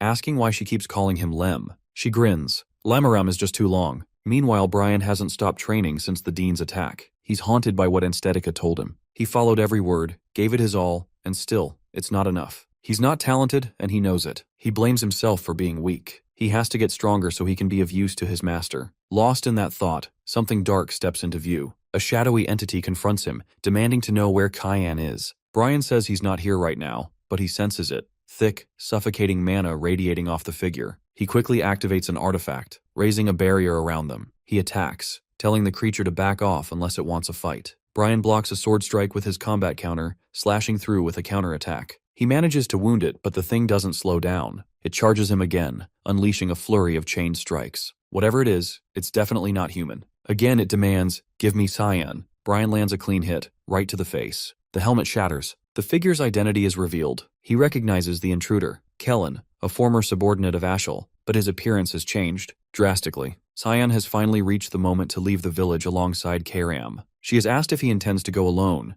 and he has told her that Lunav can return with Seth once Lamella recovers. But he himself has found no reason to remain any longer. She has given a sly look, wondering if he's fine with Lunav being upset. He has assumed she wouldn't care much. Karam has let out a tired sigh and claimed he's destined to end up alone. He has responded without hesitation. Solitude doesn't bother him. The second he has stepped into the teleportation portal, he has landed right in the chaos, caught between a clash erupting between Kellen and Brian. He hasn't been able to grasp the situation. Blood has covered the younger man, who's already taken a bad hit, and Kellen's appearance has completely altered. Brian has shouted a warning, urging him to stay alert. This hasn't been Kellen anymore. The former warrior has lunged forward, aiming to strike, but Karam has reacted fast, calling on the Russian fog storm and tearing him apart in seconds. Brian has looked completely stunned, barely believing how effortlessly the mage has handled it. All he's managed to feel is that he's become nothing more than dead weight. Cyan has turned toward him, pointing out the severity of his wound and advising rest. He has done enough while Cyan's been gone. Now it's his turn to take over. Cyan has approached the fallen Kellen, breathing hard, asking whether he's still conscious. Using what little strength has remained, the man has warned him to stay cautious. Ashel and Boris have already gotten their hands on the holy sword. The news has shocked Cyan. In his previous life, they hadn't reached it this early. The situation has begun spiraling faster than he's ever calculated. Kellen's form has faded, leaving behind only his warning to stay careful. While Cyan has watched him disappear, offering a silent farewell, he's seen what they've done to Karam, turned him into a puppet. He hasn't had to think twice to know who's responsible. Brian has pulled himself up, asking what exactly happened to him. Cheyenne has crouched by the fallen figure, picking up a stone, the seal of Reuniversal, an ancient, corrupted magic that bends a person's mind, forcing them to turn on their own. They've weaponized his shadow self against him. Regret has crashed down. He's realized he should have killed Boris when he had the chance. As long as that bastard remains alive, this nightmare will keep repeating. He can't afford another repeat of the past. He's made up his mind. Boris has to die. He's turned to Brian and told him to prepare to leave. The other hasn't understood what he meant by that, so Cyan has clarified. They're leaving the academy. Their destination, the Vortsduchy Temple of Lumendel. Meanwhile, Ashel has stepped into the palace and approached a woman standing at its center. She has greeted him, acknowledging the time since they've last crossed paths, referring to her as Nafrudit Iris. The woman has smiled, revealing her face, noting how rarely he's used that name anymore. With a puzzled tone, she has asked if he hasn't come with Prince Luanal. Ashel has kept it simple. He hasn't been involved in that anymore. She has smirked in amusement, teasing that the rumors surrounding Prince Violet must hold some truth. He hasn't taken the bait and instead brought up the revelation she's apparently received. Her laughter has echoed as she confirmed it. The holy sword rests on the hill where the scenery of the Guardian can be seen. She has speculated that this scenery must be linked to the estate of the continent's guardians, which is why she's wanted to meet him. She's believed no one else would know its most likely location better than he does. He's admitted he's had a guess. Still, a question has nagged at him. Why has it been located so close? She has stepped nearer, saying that the truth doesn't always lie far off. That's what Lamenter's love has felt like. At the same time, Cyan has faced the dean, presenting a stone and asking if he's recognized it. The older man has immediately identified it. Cyan has explained that he's discovered it inside the academy, but before he's finished, the dean has cut him off, assuming he's tangled himself in more trouble again, dabbling with forbidden magic. Without giving him a moment, the dean has also asked how long he's planned to hide a dragon in his room. The realization has hit Cyan. He's completely busted. The dean's anger has exploded. He's shouted that Cyan's behavior has been insane and that he should leave if this is how he intends to act. Cyan has agreed, admitting things will get worse if he remains in the academy. The older man has slumped back in his chair, surprised at how compliant Cyan has been acting, and asked what's gotten into him. Cyan has explained, the seal of reversal belongs to someone behind the banquet of blood. That person has to be stopped, and he's the one who has to do it. Otherwise, innocent people will keep getting dragged in. The dean has sensed the rage simmering inside Cyan, wondering what has driven him to this point. After a moment's pause, the man has picked up the stone again, preparing to share something unusual. He has asked Cyan if he knows what closely resembles the stone, something called the Days Stone. There's a theory that both originate from the same source, tied to the Black Blood tribe. Though that group has been thought extinct, rumors still whisper of a few remaining in the slums of Exilium, near the capital. Cyan has been taken aback, asking why he's only hearing this now. The dean has handed the stone back, telling him to stop carrying everything alone and that he needs to pay attention. The century-long peace that's held the world together is unraveling, and if they fail to protect that one piece, the academy itself will be lost. The older man's voice has gone firm. He must play his part, and the dean will play his. In a memory from years past, during one of their older conversations, the dean has warned him he wouldn't find anything good in that place. Whether he faced trials or destiny, it wouldn't serve him. That's what it's like to live as someone else's weapon. Now Cyan has understood those words. His past life has held nothing good. Stepping out of the room, those words have lingered. Don't shoulder it all alone. He has wondered if this has been the real advice the dean has given him in this life. As he's walked through the corridor, Sarika has appeared, asking whether he plans to leave and whether he intends to kill Boris. She has been listening the entire time. She has stated that Cyan was always going to be a target. He's asked if she plans to join him. The instructor has declined, saying she would like to, but she's had to stay behind and fulfill her role, especially now that the dean knows her truth. Cyan has asked whether the older man has discovered her real identity, but she has realized that he's known from the beginning. Karam has appeared, pointing out that the dean hasn't earned that title for no reason. He's not someone to underestimate. Sarika has said that he probably has a plan, but she's leaving Boris to Cyan. And as a parting note, she's asked him to pass a message before killing him. Tell Boris to go to hell. Cyan has acknowledged the request, assuring her Boris will suffer hell long before reaching it. In the fields near the Very Duchy, Ashel has found the entrance to the Duran Dark Sword. It has been surprisingly close to the estate. After hours of traveling, he's asked her if it's really the Holy Sword. Both have been struck by the glowing aura and visual force of the weapon. He's taken hold of the blade and called its name. Eris has felt uneasy about how crookedly it's embedded in the ground, but has assumed it's probably fine. Suddenly, A woman's touch has reached him, claiming him as the heir to the god of light and her master. With a flick of her finger, she has hurled him into the air. Anger has flashed across her face. She has cried out in frustration, saying he's taken too long to return. Tears have spilled as she shouted at him, calling him a fool and berating him for leaving her behind. She has pointed at him, promising she will never forget, and never forgive, what he's done. Once he managed to stand, he realized the figure in front of him was nothing more than a child. Ares had taken form within the space, clearly not an ordinary presence. She must have originated from this blade. She must be the spiritual embodiment of Durandark. Her appearance was a surprise. He had never imagined her looking like this. With tears still falling, she motioned to herself and blamed everything on Ashel. Then her voice broke into a scream, wondering how he even knew, as if he'd walked into this moment with the foresight of a prophet. She explained that the wielder of the demonic sword had stolen her power and demanded that Ashel retrieve it as soon as possible. Back at Lewin Academy, Cyan remained by Nana's bedside while she continued to rest, recovering from the last battle. Relief quietly settled over him. She hadn't been hurt too severely. She had survived an encounter with the most powerful mage on the continent, and that fact alone left him astonished. She had reached a point where she no longer relied on him. While he reflected, Brian entered the room, his first words apologetic. Chian looked at him with confusion, but the knight confessed that he'd felt like a disappointment, never good enough to call himself his guardian. The young mage fixed him with a plain look and told him to do better. Rising from the chair, he said there was a destination he needed to reach. Brian asked where he was headed, and Cyan mentioned a location on the outskirts of Lewin, leaving the rest for Master Sarika to explain. He instructed the knight to go on ahead. He'd catch up later. The shift in Brian was instant. He lit up with energy and determination, ready to take on whatever came. Just before leaving, Cyan turned back to acknowledge him. If it hadn't been for Brian, Nana wouldn't have grown the way she had. That much was beyond even his reach. He told the knight he'd done well, then walked out. Down the hallway, Emily rushed after him, holding a lunchbox and a strange monster-themed hood. She called out, saying she'd packed him food, but he had already disappeared from view. Elsewhere, within the Northern Asians' quarters, Rygans, the leader of the Garam Association, stepped inside. He turned to his subordinates, demanding confirmation that this had been Karen's last known location. Under his breath, he muttered about the younger mage's ambition. Such bold goals, wasted in a place like this. He reached down to retrieve an artifact and activated it with a spell designed to summon the dead. Mana surged through the ancient runes, reshaping into Karen's form. Rygans wasted no time, asking about the fate of the demonic scriptures. The resurrected mage replied that they had vanished, now in Lunav's possession. The elder pressed further. What purpose had brought her here? Karen explained that Kayan Vert had been hunting the scriptures, and Lunav had joined in to help. Rage ignited in Rygans at that, and he dismissed the younger one on the spot. Turning to his followers, he ordered them to locate Lunav and bring her to him immediately. Beneath Exilium, in the city's hidden pathways, a group of half-humans gathered. They'd been collecting a rare type of mana stone, one too volatile for normal humans to endure. Only creatures like them could handle its power. A half-panther laughed, making a joke about how the city had earned its name, the City of the Dead. A bunny-eared hybrid cut him off, urging caution in his words. Mr. Boris had been waiting for them. Before any of them had a chance to react, Cyan emerged and instantly took down the four-armed one. The others snapped into position, preparing to retaliate, but he sliced through the flames with precision. Their caution turned into full-on defense, but he summoned the fog storm again, cutting straight through the half-panther. Only the bunny remained standing.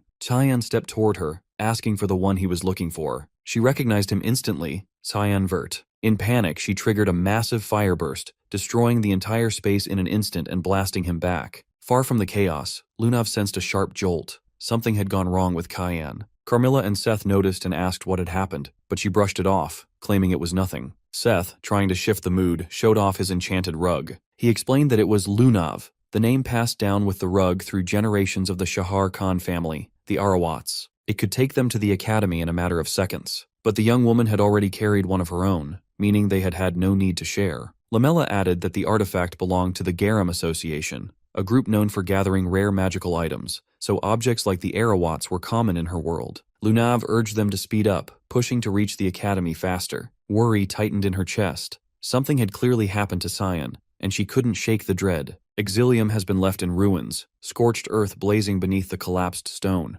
Cyan stood untouched, shielded by the Void Sphere spell. The bunny hybrid ended her life in a desperate final move, igniting herself in the explosion. Scanning the wreckage, he spotted mana stones scattered across the area. The fire won't die down unless dealt with directly, so without hesitation, he conjured the air void to siphon the flames away entirely. As always, Karam took the opportunity to poke fun whenever he did something remotely heroic, telling her to take a closer look. The half-humans caught in the blaze hadn't died, they'd vanished. She half-joked that maybe they'd been reduced to ash, but even she knew that's impossible, not in such a short span. Cyan believed they'd gone underground, likely through a hidden tunnel. He suggested confirming it firsthand, but before taking another step, a crowd formed behind him. A gathering of beasts, hybrids, and other creatures blocked the exit. Their demand was direct. A human like him had no business here. They told him to leave the city. Karam questioned their attitude, irritated they'd turned on someone who'd just extinguished a fire that could have burned them alive. Cheyenne brushed her off, stating simply that they'd never wanted him here. This land, once a quiet beast village, had lost its peace long ago, shattered during the chaos of the god-demon war, when the demon-dragon Leviathan invaded. Though the dragon had been defeated by Ligvez, the hero of the light god,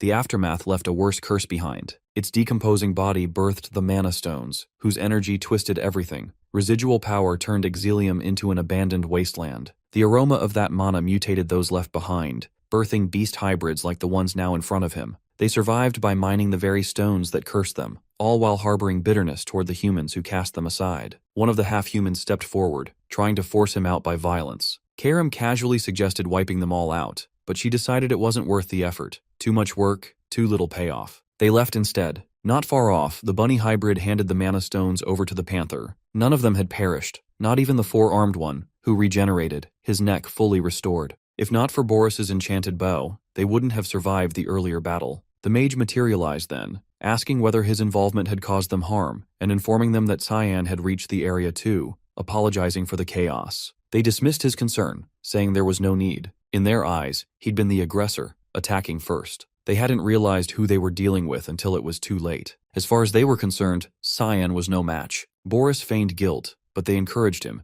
claiming that without the funds he funneled from his palace work, they would have starved. Now's their chance to return the favor. They had his back. He told them not to overdo it, making it clear he'd be the one to settle things with Cyan. The panther lifted the box of mana stones and handed it over. It wasn't a huge stash, but enough. Boris took the box and slammed it down, releasing the stones. The impact triggered a ritual, magic lighting up the ground beneath him. Earth confirmed they were short on time. Someone had already discovered them, closing in. In that instant, while their focus was elsewhere, Cyan launched another attack, but the panther intercepted him mid-strike, flinging him back. He grinned through it, surprised they were still alive. The panther grabbed him and barreled through the wall, dragging him outside. Boris turned to Earth, saying this had been the only viable way to beat him, and began chanting, a call to awaken the Leviathan, the same beast that once raised the village. At Lewin Academy, inside the royal dormitory, Leximus and Aaron lounged together. He noticed her mood shift and asked what had been bothering her. She flushed, looked away, and said she couldn't bring herself to face him.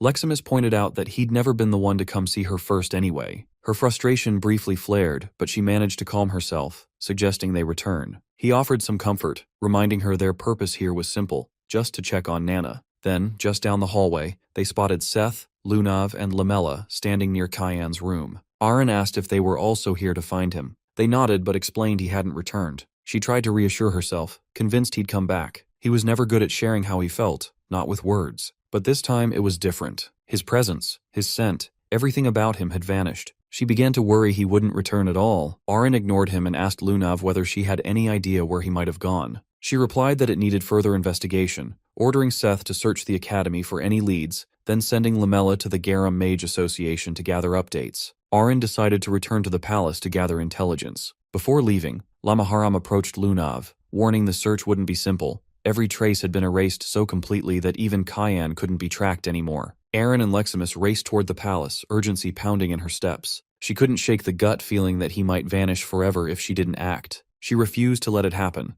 vowing to find him before it was too late. Meanwhile, back in Exilium, Cyan engaged the beast hybrids. He started to suspect that Boris had twisted their mutation, no longer a curse, but a power they could wield. No matter how many blows he landed, their bodies regenerated each time. He accused them of being nothing more than puppets, yet somehow they moved with purpose, with free will. The panther grinned, remarking that a human like him could never grasp what it truly means to exist as a monster, or to survive in their world. Brian has been packing the last of his belongings, preparing for departure. He expressed relief that the safe house is nearly secure. Emily praised his efforts, telling him he'd done well, but then hesitated, wondering aloud whether Cyan even knew they were here, and whether he truly planned to join them later. Brian reassured her that Instructor Erica had said so, and that they'd had no choice but to trust him for now. Still, she couldn't shake a creeping sense of dread. Nana's mood hadn't helped. She'd been visibly gloomy, staring out the window for what felt like hours. She was clearly upset, hurt that Cyan had come and gone while she slept, too late to even realize he'd been there. Brian understood that more than anyone, she'd taken this the hardest,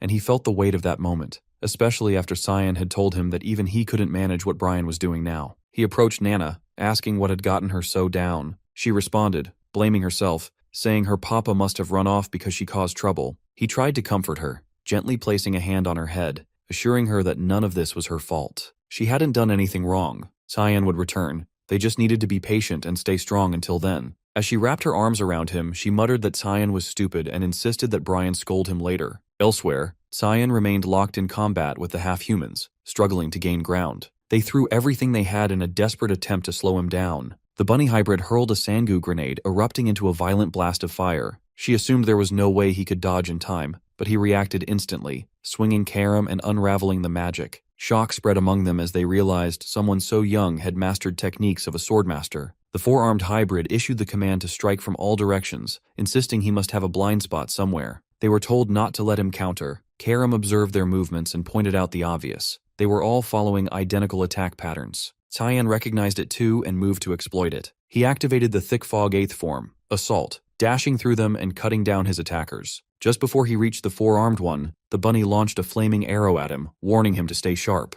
He summoned the Void Sphere to absorb the flames effortlessly. The panther came at him from behind, but he evaded the ambush and appeared behind it instead. In one swift motion, he unleashed Fogstorm, slicing the creature apart. He then decapitated the four-armed hybrid and dashed toward the bunny, splitting her cleanly in half. At last, they grasped the truth. They had stood no chance. The power gap was impossible to bridge. Even so, their bodies began to regenerate, limbs and heads returning. They told him that defeating him was never the goal. Cyan demanded an explanation. If winning wasn't the plan, why start the fight at all? The panther, still grinning, confessed it had all been to stall for time. Suddenly the ground trembled beneath them. He felt the surge of dark mana, a storm of pressure rising from beneath. The ritual Boris had been crafting had finally reached completion. The dragon stirred, and as the sky darkened, Cyan realized the unthinkable. Boris had actually brought Leviathan back, reanimated as a puppet. Karam recognized the beast too, stunned to see it again. Cyan knew immediately that if that dragon ran wild in this era, the consequences would be catastrophic. He decided he wouldn't allow it.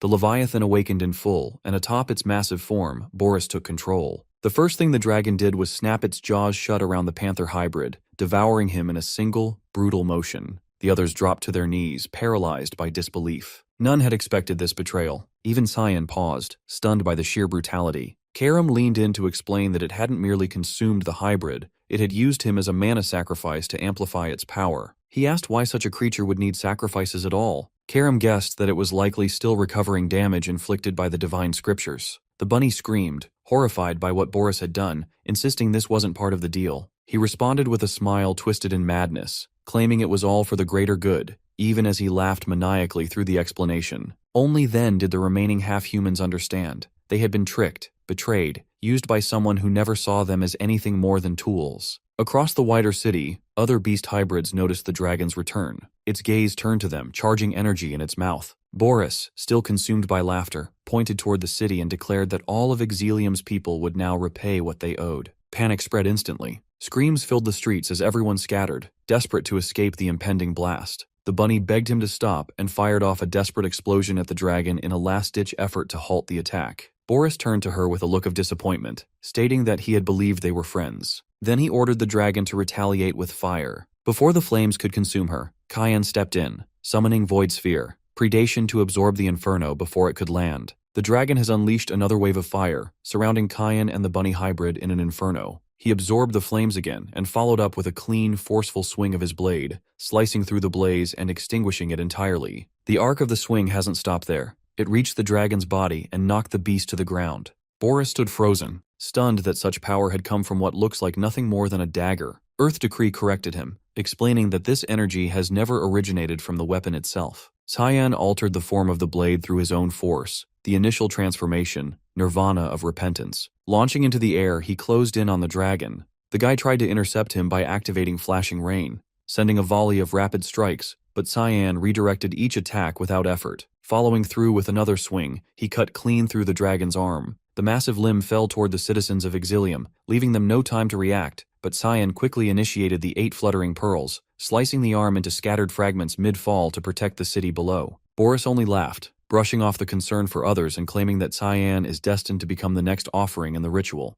The dragon drew in a long, deliberate breath, charging another ominous blast, but Cyan's shield returned to his side. Bracing himself, he engaged a fortified rising fog, neutralizing the magic with a single decisive strike, and hitting the dragon in the process. He then leapt straight to the dragon's head, arriving before Boris could even notice. Cyan confronted him, revealing how long he had waited for this chance. There would be no escape this time. Summoning his ultimate technique, Black Fog, Arc Adamant, an annihilating spell capable of leveling entire cities, he landed the attack before Boris could react. Meanwhile, Lamaram and Lunav continued their search for him until Lamaram suddenly picked up on his energy, declaring that he had located him. Lunav asked whether he'd pinpointed the exact spot, her eyes catching on the transformed appearance of her companion. He gestured to the map, stating the coordinates with certainty and naming the location, Exilium. She recognized the name and questioned why he would go to an abandoned slum. Lamaram admitted he wasn't sure but had sensed an ancient dragon there. He was vaguely familiar with it, but would need to see it firsthand before saying anything for certain.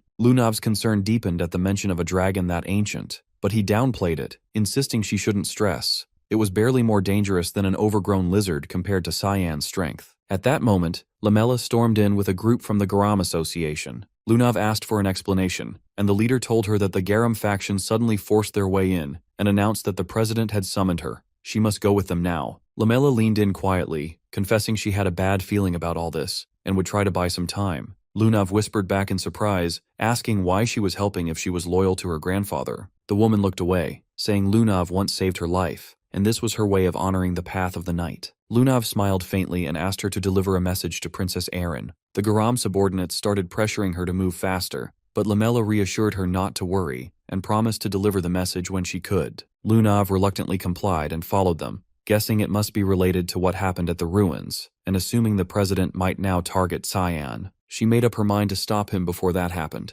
Back in Exilium, the battle was finally over. The dragon lay defeated, permanently he believed. Boris had vanished, apparently disintegrated, but the peace was short-lived. Shouts erupted behind him, accusations flying. People screamed that everything had gone wrong because of him, blaming him for bringing ruin, shouting that it was all because a human showed up. Others hurled false claims, demanding he leave. Karam muttered again that killing them would be simpler, but Cyan dismissed the idea, saying it was fine. This way, his wait wouldn't have to stretch on as long. Hours passed before word reached Luinal Severus. When he heard of Boris's death, fury took over. He cursed the man, calling him a useless bastard, shouting that he rescued him from the gutter and reshaped him into someone closer to human, only for him to die without paying back the debt. Then Ashel stepped into the room, asking if Luinal had sent for him and what he wanted. The Emperor erupted, screaming that Boris was gone and Exilium was ruined. Ashel responded calmly. He had already known. Luinal demanded to know why Ashel hadn't come to him the moment he found out, but the other coolly replied that he had business elsewhere, something more pressing than Luinal, and now he was confident he knew who caused the downfall. The Emperor frowned, puzzled how Ashel could know, but the mage dodged the question and told him to prepare for departure. Their next stop was Luin Academy, and he was already making arrangements. Luinal asked who they were going to see, but Ashel told him to wait and promised to explain on the road. Humiliation settled in. Luinal realized that Ashel held the reins, and he was the one being pulled along. Elsewhere, Boris turned out to be alive, barely. Dragging himself across the ground, broken and gasping, he soon lost his strength and collapsed. Cursing his luck, he mumbled that resurrecting the dragon was a failure and admitted his shame. Had the plan worked, he could have healed himself. Nearby, Earth Decree, severely damaged, spoke to him, telling him it was all right. There was still an offering nearby, one strong enough. Boris looked up in fear, asking what it meant and what it intended to do, but the being told him not to be afraid. This was the will of God. Then it consumed him, sacrificing Boris in order to restore its own strength. In the proximity of Luin, the royal carriage has been rolling steadily toward the academy. Luinal Severus has grown visibly restless, demanding to know the identity of their intended contact. Ashel, keeping his gaze fixed on the passing landscape, has calmly explained that they've come to seek an alliance with the academy's dean regarding Cyan, Luinal's younger brother. The elder, baffled, has questioned what connection Cyan might have to anything relevant. Ashel has revealed that our MC has been the one to eliminate Boris, and that he currently holds the demonic sword while also serving as an assassin for the clandestine syndicate known as the Mist. Luinal has frozen in disbelief, unable to accept it without certainty. The mage has confirmed that the details have come at the cost of Boris's life, and every disruption they've encountered has pointed back to Cyan. The realization has finally settled in. He has played them all along. Ashel has added that a bounty has already been issued, and he's confident the Academy has become aware by now. The Elder, disturbed, has asked for clarification on the bounty. With a slight grin, Ashel has stated that Cyan has been tied to the Banquets of Blood and labeled as the mastermind behind an assassination network. Their crimes can all be pinned on him cleanly. Though the mage has claimed that turning against his brother brings him sorrow, he's convinced that eliminating him has become necessary for both justice and continental stability. This, he said, is simply divine will, an unavoidable path laid out by the god of light. Elsewhere, Lunav has entered a chamber where her grandfather has been waiting. She's demanded to know why he's come all the way to Luan. Reagan, taken aback by her lack of hesitation, has wasted no time and accused her of accompanying Cyan to the Nortelli ruins and assisting in the theft of the demonic scriptures. She's denied any involvement. The Elder, enraged, has accused her of shielding our MC and unleashed a gravitational spell to pin her down. Despite the crushing pressure, she has stood firm, challenging the baseless assumption. Her resistance has surprised him. She's endured mana intensity far beyond his expectation. He's reminded her of her future within the Garam Association, warning her not to be ruled by sentiment. He has then amplified the gravity, forcing her closer to the floor, but she's had enough. She has cast the spell away and declared that he won't extract anything from her. He's hesitated for a beat before snapping his fingers, triggering an enchantment. Tendrils of magic have erupted from the walls, ensnaring her. He's declared that she won't even get the chance to regret this. She's asked whether he intends to kill her, but Regan has insisted that the association's future can't be discarded. Strange glyphs have flared along his arms, runes of Narasha. She's recognized his attempt to fracture her mind. The Elder has vowed to erase the memories he finds useless, hoping to resurrect the version of her he once preferred. Meanwhile, Ashel has been stationed outside Cyan's royal quarters. He's sensed our MC's presence along with his allies. Turning to the Holy Sword, he has asked whether she can trace his location. She studied the sealed door and declared it wiped clean. Someone has purged every trace. Her mood has soured at the knowledge that this has been the residence of the one who insulted her, and she's promised quiet retribution. The mage, conceding that the interrogation strategy has failed, has reminded her that palace troops have already been dispatched. It's now a waiting game. She, skeptical, has muttered her distrust in humans and dismissed the delay as his problem to deal with. Elsewhere within the academy, the dean has just finished reading a sealed letter, muttering to himself about the complexity of the situation. Without warning, Luanel has barged into the room. The dean has greeted him with a cold stare. The visitor, unsettled, has accused him of harboring resentment, denying any friendliness between them. The dean has responded calmly, but Luanel has persisted, blaming him for cutting off Kizel's funding and poisoning his father's perception of him. The elder has refuted it again, claiming he only sought to prevent bloodshed. Fury has crept into Luanel's voice. He insists that others, Violet, Favian, Nerovian, and Aaron, are all clawing for the throne and would stop at nothing to secure it. The dean has dismissed him as pathetic, telling him that the throne belongs only to those who've matured enough to lead, not to those who grasp for it. He's turned away, reminding the young man of his father's efforts to maintain peace and urging him not to unravel it. Luanel, with a bitter grin, has scoffed at the idea. He's pointed to the dean, accusing him of hypocrisy for raising a demon under his roof, and demanded Cyan's location. Before the dean could respond, Aaron has entered the chamber, startled to see Luanel present. She's admitted she had only come to inquire about our MC. The prince has rudely dismissed her, but the dean has promptly ordered him to leave, reminding him that she had requested this audience first. The younger man has protested his rank, furious over being made to wait. The dean has attempted to mediate, but the argument has escalated until Ashel has walked in and announced that the dorm has been found completely vacant. He's declared that Cyan now poses a threat to the Empire and urged the dean to cooperate. Aaron, horrified, has asked what he meant. The mage has explained that our MC has been implicated in the Banquets of Blood and the Exilium disaster, backed by a web of eyewitness testimony. He has turned to the dean again, asking whether the palace has sent him a letter. The elder has confirmed it with a grim nod. Aaron has burst into tears, unable to reconcile the accusations with what she's known of Cyan, insisting he could never commit such disgraceful acts. Ashel has informed her that a bounty now weighs on his name. Beyond the academy's reach, in a quiet outskirt village, a crowd has assembled around a worn-out wall displaying a freshly tacked-up poster. The youngest heir of House Hertz has become the subject of gossip, whispers of crimes and speculation on whether he might show up here next. As the crowd has dispersed, Cyan has stepped forward to collect the poster himself. Karam, standing nearby, has commented that the portrait does him more justice than real life, and asked whether he's pleased with the outcome. Our MC has let out a wry smirk and said that he is. Now, Ashel will come chasing him, craving the Empire's most expensive bounty, just in time to try and play the hero. In the snowy plains of Rowena, Alice hears Cecilia urgently calling out to her. Cecilia rushes over and shows her something shocking, a report claiming that Cyan is the one behind the banquet of blood. After seeing this, Alice can't believe it. Moreover, Alice insists that Cyan would never do something like that, to which Cecilia explains that she saw the news while patrolling and doesn't know what they should do. Alice realizes this is probably why Cyan told her to leave earlier. He must have known something bad was coming. Instead of panicking, Alice tells Cecilia that they should focus on their training, to which Cecilia is surprised by Alice's calm response, but Alice explains that even though she's not completely sure, she trusts that Cyan will handle things in his own way. Right now, she believes it's more important for her to become stronger, so she can be ready to help him when the time comes. Marion, who's nearby, praises Alice's determination and tells her to continue training. Alice agrees and goes back to her practice. On the other hand, Lunov finds herself trapped by the grandfather, who's trying to rip Cyan away from her mind. Lunov's grandfather warns that resisting will only make things more painful, to which Lunov cries out, refusing to let Cyan be taken from her. Suddenly something strange happens, and the surroundings shift into another realm.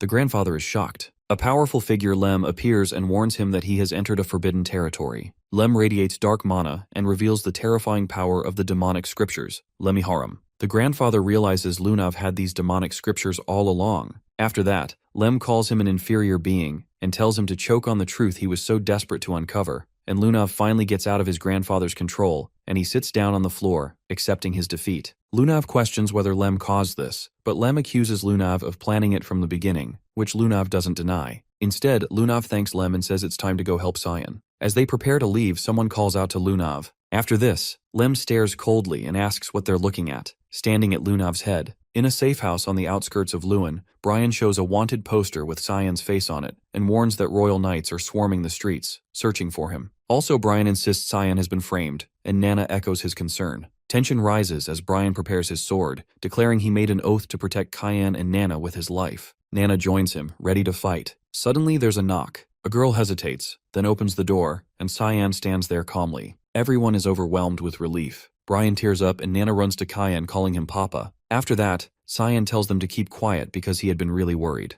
Cyan confirms he's not guilty and says he won't bother explaining himself and warns that this place isn't safe anymore because Ashel now has the Holy Sword, and it won't take long before he finds their location. Cyan says the only option now is to hide inside his other dimension because the entire empire is turning into his enemy. Brian, emotional and firm, declares his loyalty will never shake and promises to protect Cyan no matter what path he walks, to which Cyan accepts it, though the girl thinks Brian gets too serious sometimes, and Nana urges him to hurry. With that, Cyan turns to Lem. Now that the distractions are out of the way, Lem smirks, ready to go wild, but Cyan reminds him there's something specific he needs to do. Lem seems thrilled that whatever it is, it sounds exciting. Lunov's grandfather fumes in frustration after learning the truth that he always believed Cyan had the demonic scriptures, but to find out they were with Lunov all along shocks him deeply. A subordinate rushes in, apologizing for returning without the others, and explains that everyone else was defeated by Lunov herself. The old man angrily realizes that Lunov completely outsmarted them. The subordinate anxiously asks what their next move should be, to which the grandfather thinks that Lunov now has the scriptures, and if they continue chasing Cyan,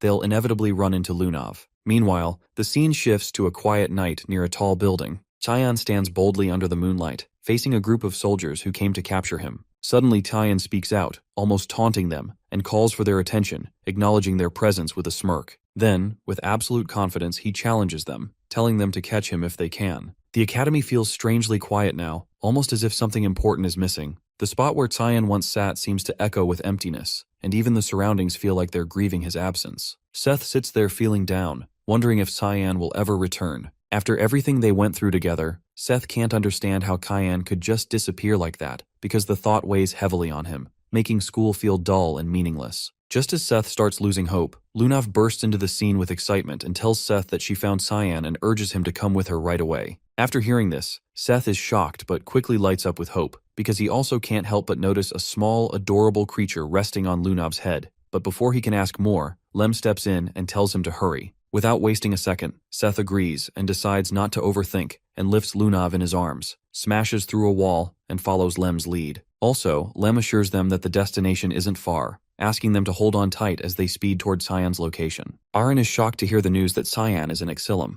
In fact, Lamella tells her that Lunov wanted to pass on this message before she was taken away by Mr. Rygans. After this, Aaron quickly decides to ask Dean Kundal for help, while Lamella quietly takes her leave. But just after Lamella departs, Aaron hears something unbelievable. that Cyan is being blamed for the Banquet of Blood, accused of destroying Exilum, and even being labeled as a member of Mist, a dark organization tied to the evil Black Fog. Aren feels crushed because she realizes she truly didn't know much about Cyan at all, and now everything seems like a lie. All her training, all her effort to grow strong enough to stand by his side suddenly feels meaningless. Indeed, Cyan seems far out of reach now, like he's in a place of darkness where someone like her can never follow. The helplessness makes her feel even worse, and despite being a princess, Aren feels completely useless. Just then, her grandfather Dean Kundal questions her gently, asking how much of the news she actually believes, to which Aren, holding back tears, says firmly that she doesn't believe any of it because Cyan has always supported Aren and always been kind.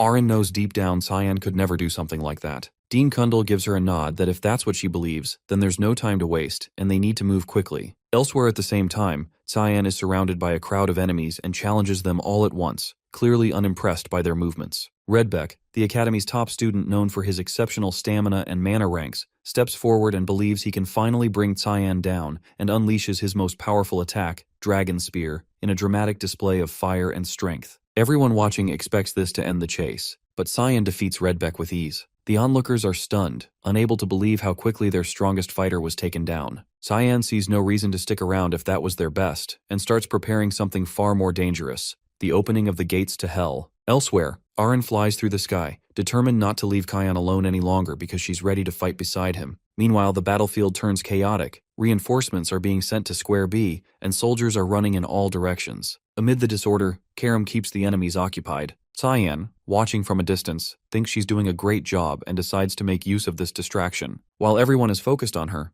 Cyan quietly moves toward the base, knowing that Ashel should have arrived there by now. Also, Ashel Virt gets cursed as a hypocrite. Suddenly, Riggins appears and commends Cyan's sharp reflexes. After seeing him, Cyan is unsure of who this man is, to which Riggins states that while Cyan may not know him, he knows Cyan very well. After that, Riggins introduces himself as Riggins Rainreaver, the president of the Garam Association. Cyan, keeping his guard up, asks what business Riggins has in the Ushif Empire and what he wants from him, to which Riggins appreciates Cyan's directness, noting it's a trait he shares with his father. Without wasting any time, Riggins presents his true motive, that he wants Cyan to marry his granddaughter, Lunav. After hearing this, Cyan is left completely dumbfounded by the unexpected proposal. Riggins offers more like forces Cyan to join the Garam Association, since most of the incidents, like ruining the excavation of the ruins, halting the smuggling, and cutting off connections with the dragons, were all his doing. Moreover, his granddaughter is head over heels for him. Despite the undeniable offer, Cyan decides to turn it down, saying there's no way a 9-star sage can't bring a fruition. He's sure that Riggins has some ulterior motive involving Lunav and him, which he won't allow. Riggins is furious but promises that if he can't have him, then nobody else can.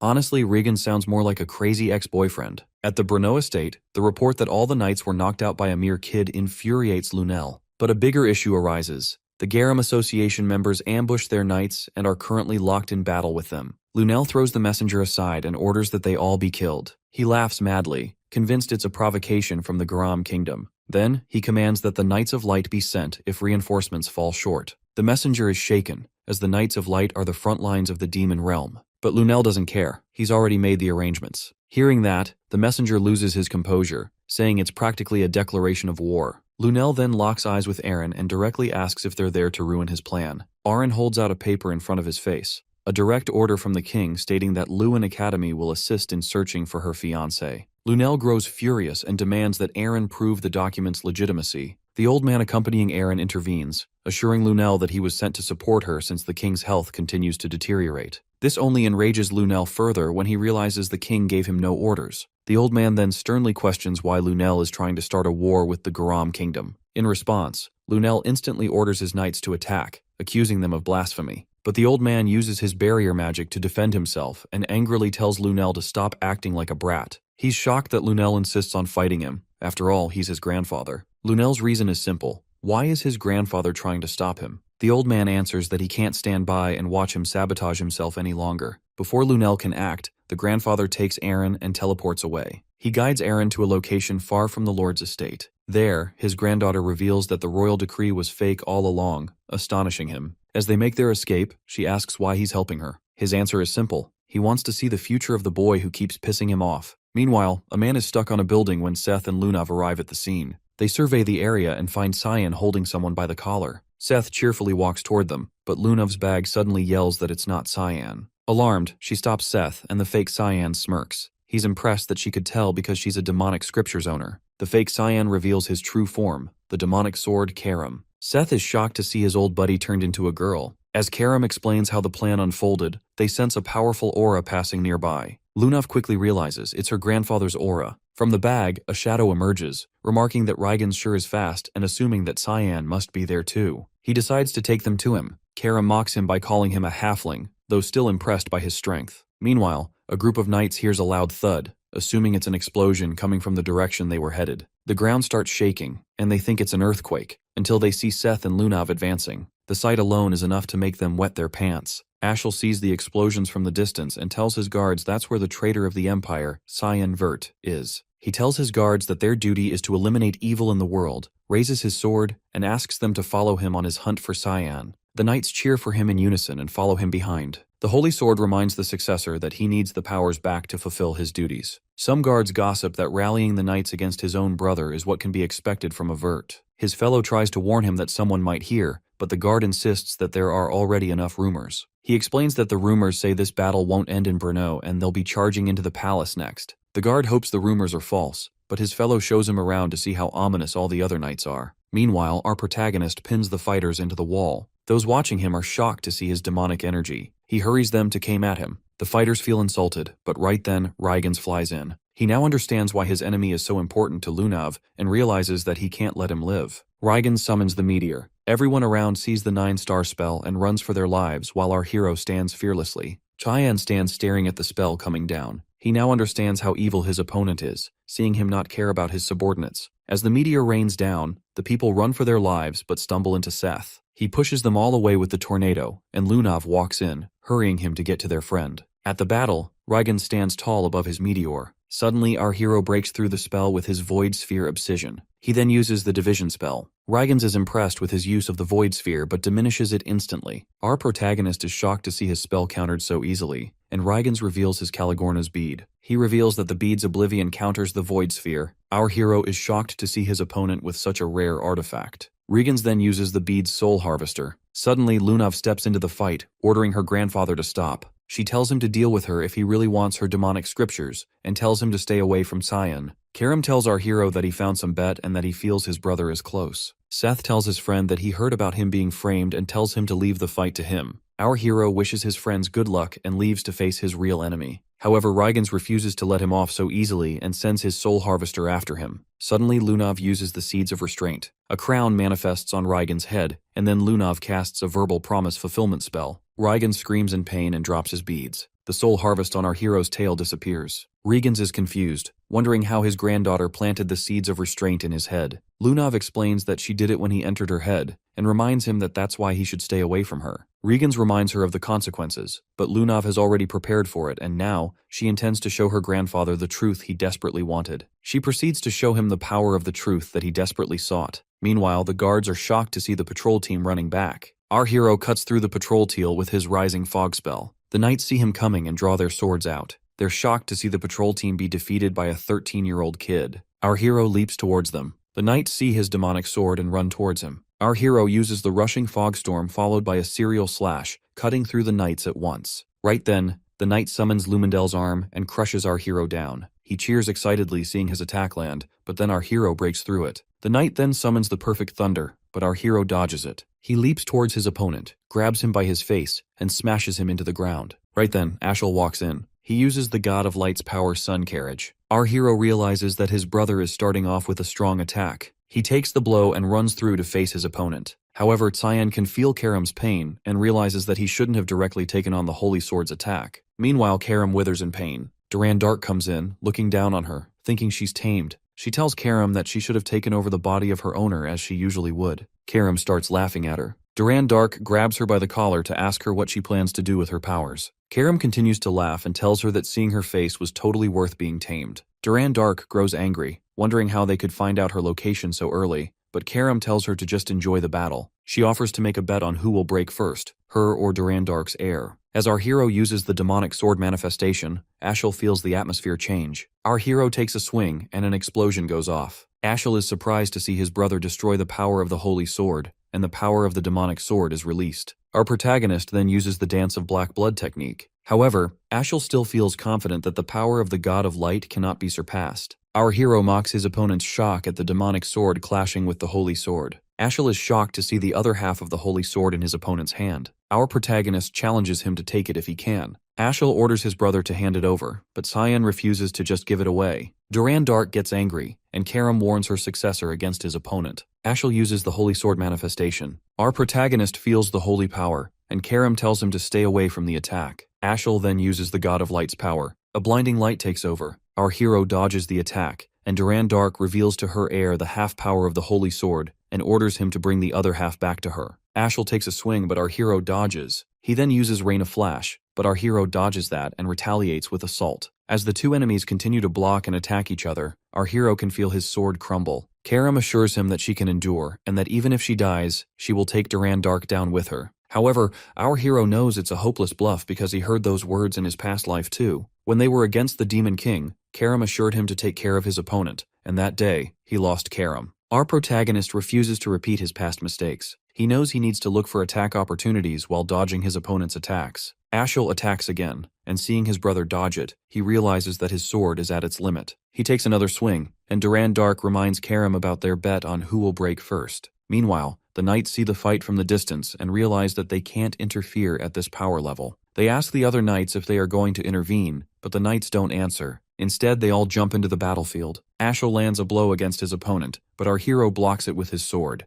Our hero uses his Void Sphere division to hold off the knights. He struggles to keep Boris's knights back. As the two continue to fight, Ashel asks his brother if he still wants to keep fighting, reminding him that he can't win. Our protagonist assures him he's perfectly fine and calls his opponent arrogant. Ashel summons his power and asks for the other half of the power back. He then summons the Holy Lance of Lu and lands multiple attacks against our hero. Meanwhile, the knights are impressed by Ashel's ability to fight. Luenel believes that it's not enough and orders them to use the Light Ray of Divine Punishment. The guards worry that it'll put Ashel in danger too, but Luenel orders them to do it. On the other hand, Lunav continues to torment her grandfather and thinks that the fighting is enough now. She stops hurting him, and Seth tells her that he's done too because the subordinates are too weak. However, Lunav knows Seth is just strong with a god's support and the people aren't weak. Seth acknowledges that it was the woman's help too. Lunav thanks the woman for her help. The woman takes her hood off and apologizes for jumping into the battle too late. But Lunav assures her that she was on time and she helped defeating the association members quickly. Suddenly, a spell appears in the sky and Lunav realizes that the magic weapon is being activated. Seeing that the weapon is used only in wars, she realizes that they're trying to get Cyan.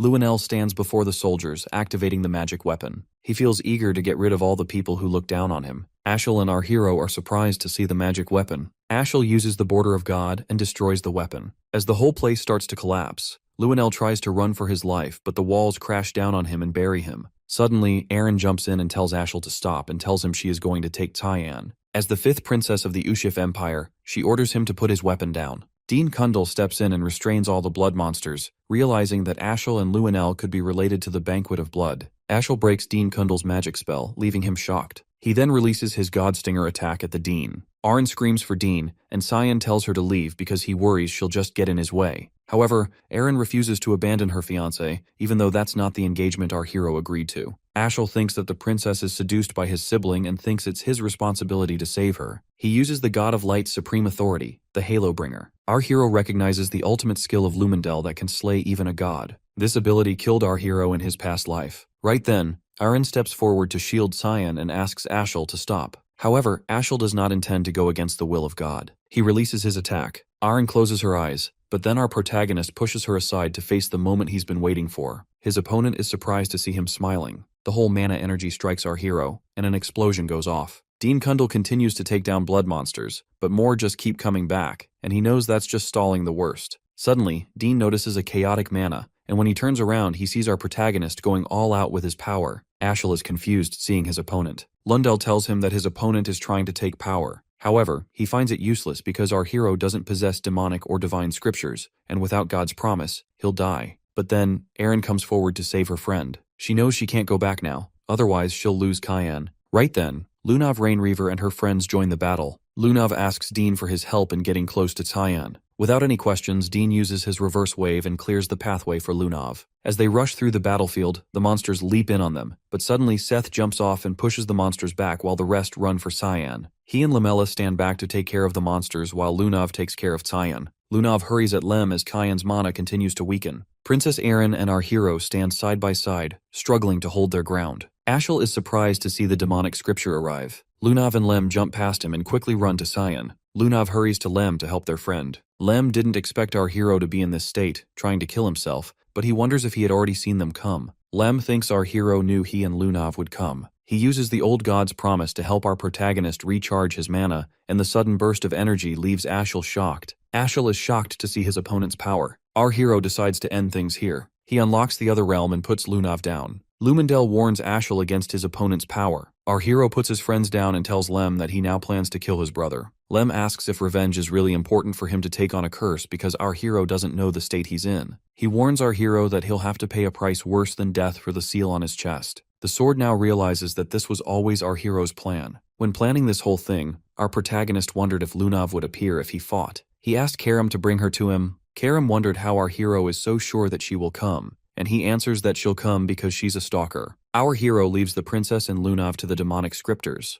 Lem realizes that the prophecy has come true as he watches the pawns fight each other. As our hero raises his demonic sword, he feels something different about his opponent. He realizes that Ashel's powerful god can no longer protect him. Meanwhile, Lamella uses her glare slash to cut through the demonic monsters. She's surprised to see that the monsters have stopped regenerating, which makes them realize their link has been cut off. Dean Kundal walks in, thinking that the monster's power source must have disappeared, and feels glad to see his students okay. However, Seth came to help his friend during his exams, and Dean suspended him for 2 months. Lamella sees the portal to the other realm, thinking that it's the cause for the destruction. She wonders if something can be done about it. The Dean takes a closer look and sees Erin and Lunav passed out. He rushes to them and finds them okay. He heals them with his magic, wondering if they were sent to the other realm on purpose. Dean Kundal realizes that Cyan must have created this realm and wonders what is going on. On the other hand, Ashel is surprised to see himself bleeding. Lundell warns him that his opponent can even devour light now, and he might die for underestimating his opponent. Our hero asks Karam how he feels about this change, and Karam answers that he feels so powerful that he wants to destroy everything. So our hero allows Karam to utilize his power. He uses his Dance of Blood, second form Harvester. Ashel uses his Halobringer. Our protagonist uses his Fog Sword and cuts through the attack.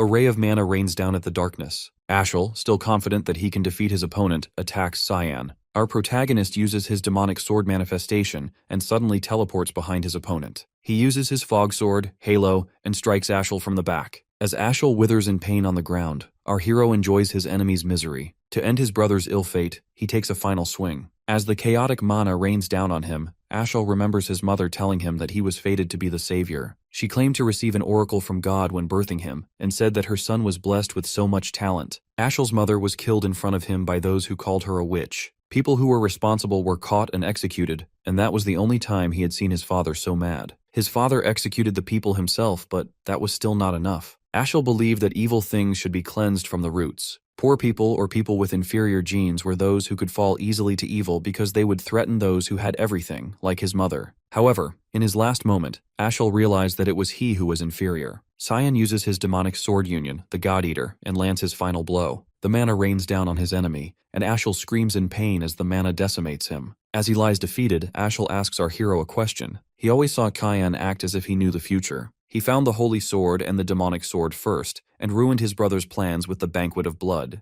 Ashel wonders why his brother had always hated him. Our hero tells his brother that he knows he must be wishing that he had killed his brother when he noticed the potential. He always hated Ashel's thinking. Ashel asks his brother if they were ever close. In his past life, our hero and his brother were close, but Ashel threw it all away. Cyan walks away thinking that it's over. But then, the Holy Sword speaks up. The demonic sword tells our hero that he made a huge mistake by using the demonic scriptures to take the sword's power and warns him that a worse pain will rain down on him. Meanwhile, a man in the hood tells Nana that the dark fog has swallowed the light. Nana tries to fight Brian for her father's safety. The hooded man sees them ignore him like our hero always does. Nana attacks Brian, insisting that she has to go to help her papa. Brian tries to convince her to wait, reminding her that the young master was worried about them. Right then, a woman walks in and tells Nana to sit down. Nana calmly sits down, and the woman tells them again that the black fog has swallowed the light. She knows that there might be a reason why Nana is so aggressive and decides to take her to go check up on our hero. On the other hand, the Holy Sword destroys the other realm. Karam feels that the power is too much and starts to lose his form. Our hero tells Karam to return to the sword. He feels something strange about the seal. The other realm starts to disappear, and suddenly, huge light explosions come down from the sky. From the light emerge the Giants of Light, and they take our hero along with them. Aaron slowly gains consciousness and sees our protagonist being taken away. This was the last memory of our hero that she had.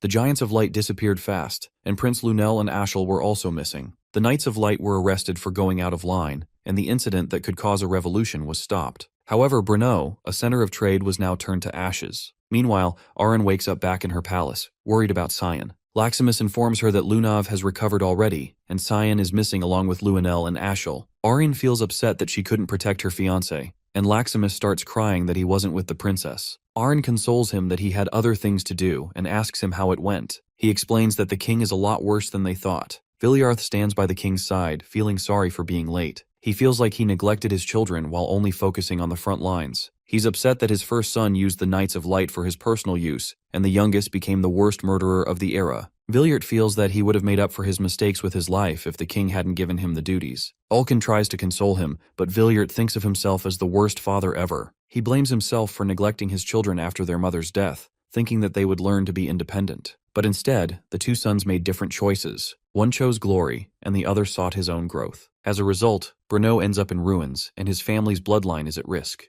Viliarth asks about Alice. Ulkin answers that no one has seen her after the northern gates, and Kraz has gotten into religion and become a monk. Right then, Violet walks in, thanking Ulkin and Viliarth for their service to the king, and tells them that she's brought medicine for him, hoping that the king recovers soon. But the king doesn't seem to show any results. Viliart is impressed by Violet bringing her father's medicine by herself. She pretends to care for the king, wishing for his quick recovery. But after Viliarth and Ulkin leave her alone, she makes the king drink her so-called medicine to put him to sleep forever and rule the empire herself. It turns out that she killed Luenel first. At the battlefield, Luenel was heavily injured, feeling humiliated that they couldn't even kill one kid. Violet tells the guards to look for the injured in the area. He sees her and screams for help. Violet walks up to him and tells him that she has to clean up her brother's mess. Luenel orders her to take him to the palace to get treatment, but Violet refuses to do that. Instead, she plans to clean up after killing him and just tell everyone she couldn't find his corpse. Luenel screams helplessly, but the guards obey her call and kill him on the spot. Back at the palace, Viliarth and Ulkin are both suspicious of Violet's medicine. Ulkin finds her medicine's color and the bottle's shape similar to the elixir Marchand's Sanctification, but he finds the mana very similar to what he felt in the demonic realm. Viliart orders Ulkin to keep an eye on Violet, and strictly tells him to make reports no matter how busy it gets at the front lines. He refuses to let Aaron's security be at risk. After the incident in Brno that killed so many people, everyone worked together to reconstruct the estate. Prince Luenel and Ashel were reported missing, and there were so many rumors of what happened. However, people remember it a bit differently. They believe that Luenel and Ashel died trying to stop Cyan, who went crazy from an evil power. The people saw the battle clearly. They saw how pathetic Ashel looked with the heavenly wings, and how the demon called Cyan took him down. At the end, Cyan brought down the rage of the heavens and met his death at the hands of the Divine's missionaries. To stabilize the chaos in the empire, Violet took over the throne in her father's place, who had grown too weak. Everyone could agree on that decision thanks to Violet's charity work. Arryn knew a different story than that, but she chose to stay quiet because she believed that her silence was the only way to protect our hero, whom she believed was still alive. At the Lewin Academy Great Hall, Erin chooses the magical text as her path. Sarika hands over the diploma to Erin and announces her graduation from Lewin Academy. Dean Kundal is surprised to see that Erin chose the magical text instead of the sword or wand. It's been 3 years since the incident, and Princess Erin has been searching for clues on the Giants of Light. Kundal explains that the Giants of Light are called Nephilim, and they are missionaries of light sent by Lumendel. Sarika is confused, wondering why Lumendel would intervene directly, and Dean has no clue why. There are no records that can tell whether Nephilim are gods or humans. Kundal tells Sarika that Aaron has still decided to stay in the academy because of Kyan and asks if he's okay. Meanwhile, Aaron visits Lunav. The two catch up, and Lunav informs Aaron that President Regans is doing better, but he still has internal wounds to recover from. Aaron thinks she must be worried, but Lunav feels satisfied to have taught Regans a lesson. Lunav asks about the progress on finding Tyan. Aaron explains that he's trying, but she has found nothing except that the Giants of Light are called the Nephilim. The two compete amongst each other to find Cyan first. Meanwhile, the Nephilim hold Cyan hostage for crossing a line that no creation of a god is allowed to cross. As a result, our hero has no right to continue living in the world that they will descend upon. As a punishment, they rain down suffering on our hero that no human can ever experience. Our protagonist takes a leap and lands an attack, but the Nephilim just recover. He then takes another swing and uses his Void Sphere division. However, his power is useless before the gods. As Sion lands back on his feet, Seth steps in. The Nephilim punches our hero and sends him flying. As Kundal holds up a barrier, he feels a strong aura from just the existence of the gods, and he realizes that he can't leave Lunav and Aren here. Suddenly, the Nephilim are shocked as Seth starts to transform, and our hero introduces the sand goddess Sabalom. The goddess threatens to teach them a lesson for laying their hands on her successor. Sabalom tells our hero that the prophecy has been fulfilled, and orders our hero to get out, because he can't win against the gods right now. Our hero asks why she's helping him and how it could benefit her. But Sabalom doesn't want benefits because she just needs our hero to keep his promise. Qian is confused, not remembering the promise. The goddess reminds him that he promised to kill the gods and whoever got in his way. Our hero is shocked to realize that the goddess took his promise. She hurries him to leave because she can't hold on for so long. The Nephilim try to attack Sion, but suddenly Nana jumps in to protect him. As she fights against the gods, our hero tells her that he ordered her to wait. However, Nana wants to help him. Our hero wonders who brought her here, and right then, his hallmaster walks in. She orders everyone to protect the successor, but our hero knows they can't hold off. However, she knows our hero can't even move. Sion realizes he can't fool the hallmaster. He can't move a finger, and Karam is sleeping too. The hallmaster orders Nana to go. Nana picks our hero up and makes a run for it. They open a portal and escape through it. After our hero and his friends escape, Kundal wonders what he's supposed to do with the giants. Suddenly, the Nephilim start to disappear too. Seeing how they all disappeared after Kayan left, the Dean thinks there must be a seal on our hero, and he realizes that he can't be exposed to the public even if he's framed as a traitor to the Empire. Meanwhile, at Ushif Empire Palace's conference room, Violet tells her council that she's going to introduce a mage who will help them. Everyone is surprised, thinking that Kundal has agreed to help them. However, when Violet asked Kundal, he refused to help her in her ambition. He strictly warned Violet to let Eren and Sion alone, and assured her he doesn't care how she writes the story of the incident. Violet knows the old mage doesn't change his mind and assures her men that she found a perfect candidate. Everyone is suddenly surprised to see the mage because they all thought he was dead, but then Boris walks in and greets everyone. Violet informs them that he came back from Demon Sion. She tells them that Boris is an 8th ranked mana user, perfect as the royal mage. As Boris shows gratitude, Violet is shocked to see someone behind him. But suddenly, the image disappears, and she apologizes to her council and starts talking about business. Meanwhile, Luinel, in Boris's body, laughs at them for being fooled by his appearance and measuring his level. He finds this body easier to manipulate than other human bodies. He asks Duran Dark why he didn't get anything. Duran Dark gets angry because getting his powers was all she could do. She stares at her sword, regretting that the prophecy didn't go as they wished, but feeling glad that they got their powers back. For their next move, they both are still thinking about whether to find a new owner for the holy sword to cut through the fog covering the light or to summon. In the other dimension, our hero stops his training for the day. After 3 years, the exiled god's hypnosis on his brand is showing its effect, but once he's out of this dimension, it'll be over in a few days. However, our hero can't stay any longer, otherwise his body will give up. The exiled god asks what he intends to do because if he leaves, the Nephilim will return again. Our protagonist plans to kill the great god Lumendel. However, Karam reminds our hero that he should be planning something like that after defeating the god in exile. He agrees that our hero couldn't even defeat the exiled god in 3 years. The beings he fought in the past life were at best superhumans, and what he plans to face are those who can oppose gods, and for that, the powers of an exiled god are not enough to face them all. Our protagonist realizes that the exiled god is giving real advice and asks for suggestions. The exiled god suggests a path using a spell passed down since ancient times. He continues throwing knives at the map and after a while, finally lands on the right spot. He tells his cheers excitedly and tells his heir to accept the prophecy with gratitude. Meanwhile, Dean Kundal tells Sarika to take care of Aren because she has been locked up in her room for 3 years and collecting ancient tomes. He worries that she might end up finding Cyan. Sarika knocks at the door. Aren answers the door. Sarika greets her and tells her she assumed Leximus would answer the door. Eren tells her that Leximus is off to another chore and asks why she's here. Sarika tells her that she's come to offer her help,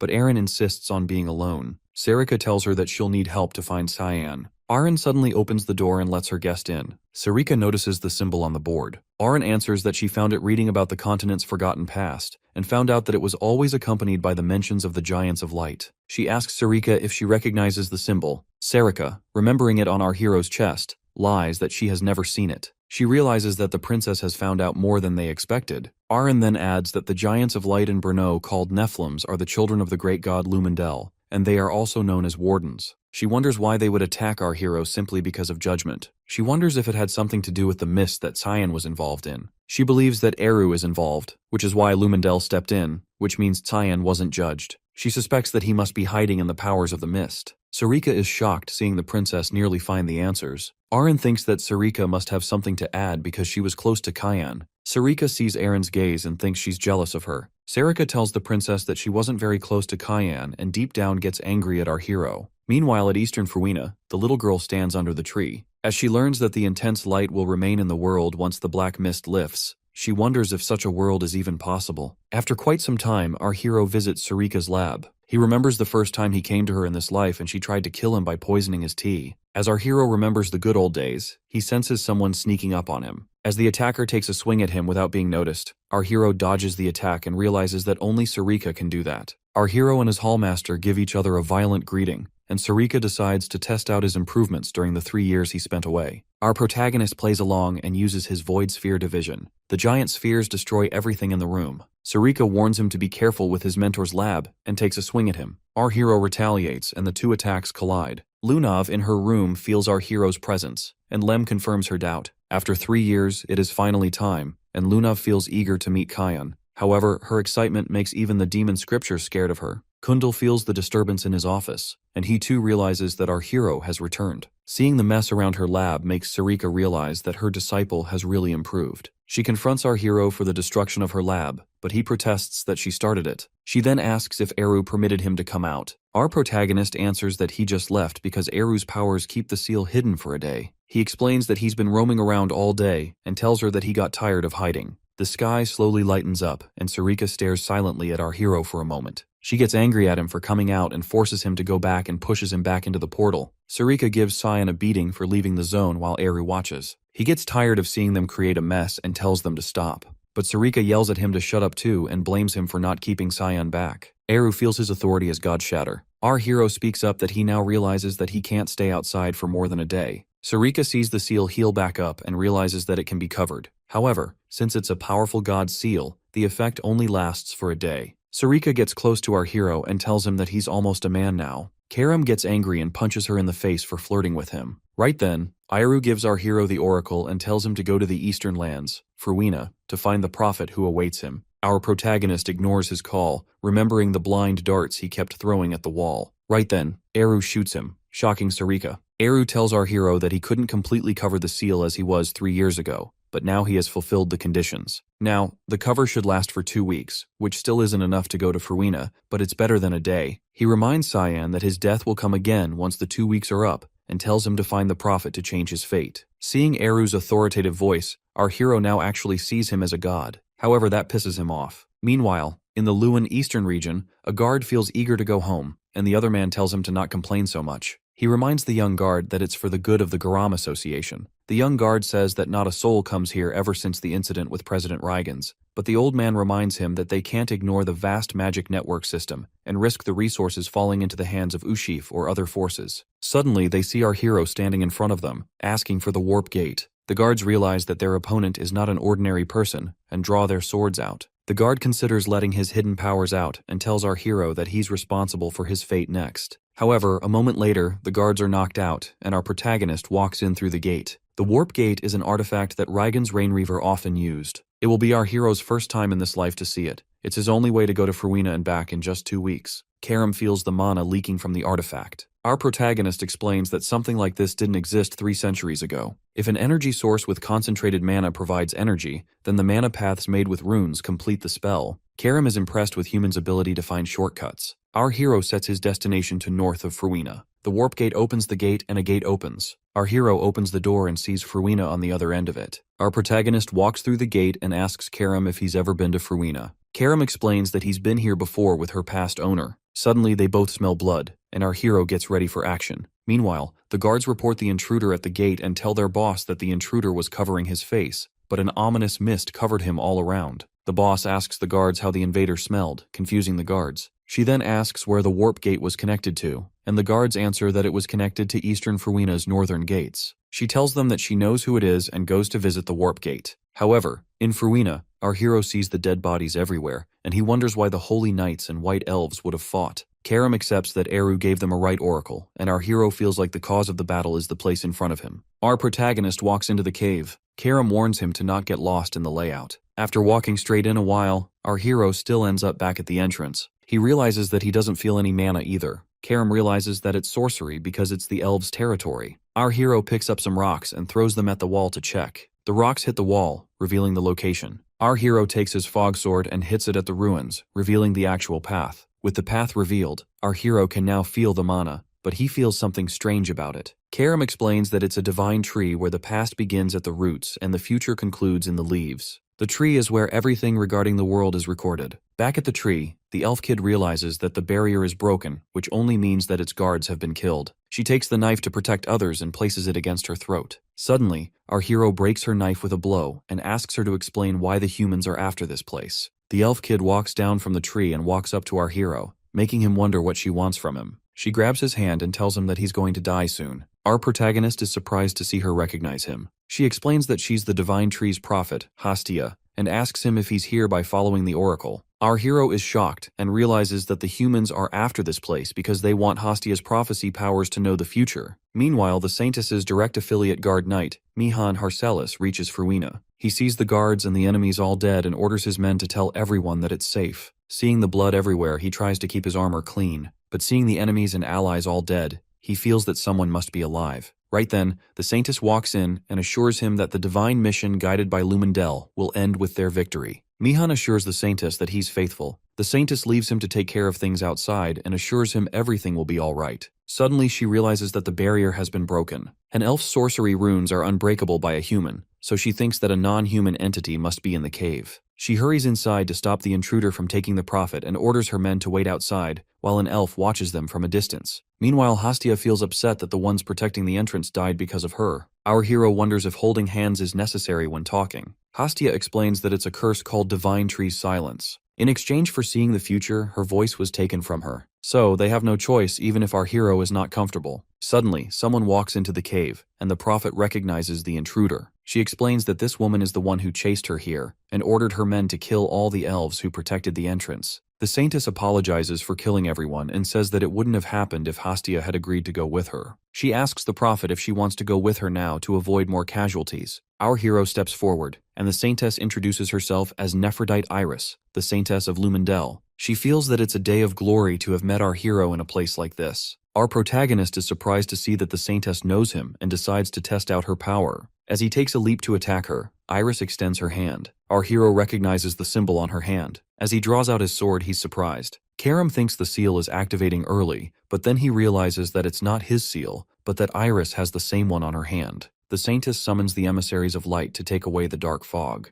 The Nephilim attack our hero, and while they fight, the Saintess grabs Hastia to take her away. She now realizes that they need to touch in order to talk. Suddenly, Hastia is surprised to see that the Saintess is an elf, and asks why she's betraying her own kind. Iris tells her that she wants her prophecy powers. Our hero falls to his knees after the battle, and Karam informs him that the Saintess took Hastia. The light emissaries stand above him. Our protagonist gets angry for having his plans ruined. He takes a swing and breaks their shield apart, and instead of dying an easy death, he decides to fight the Nephilim. Meanwhile, Iris walks out with the elf prophet. Hastia asks her if the prophecy power is really worth so much that she's willing to kill her own people and warns her that she'll lose her voice. However, the Saintess remains true to Lumendel's mission. Hastia then tells her that she's going to die. The Saintess thinks she's trying to get him scared, but the elf kid explains that it's a prophecy, a future she saw. Suddenly, Iris hears someone scream at the end of the cave. She runs to find Mihan struggling. Mihan tells her to stay back. He uses his Holy Stroke Vigilante to attack his opponent, but the intruder pulls a giant boulder before him to block the attack.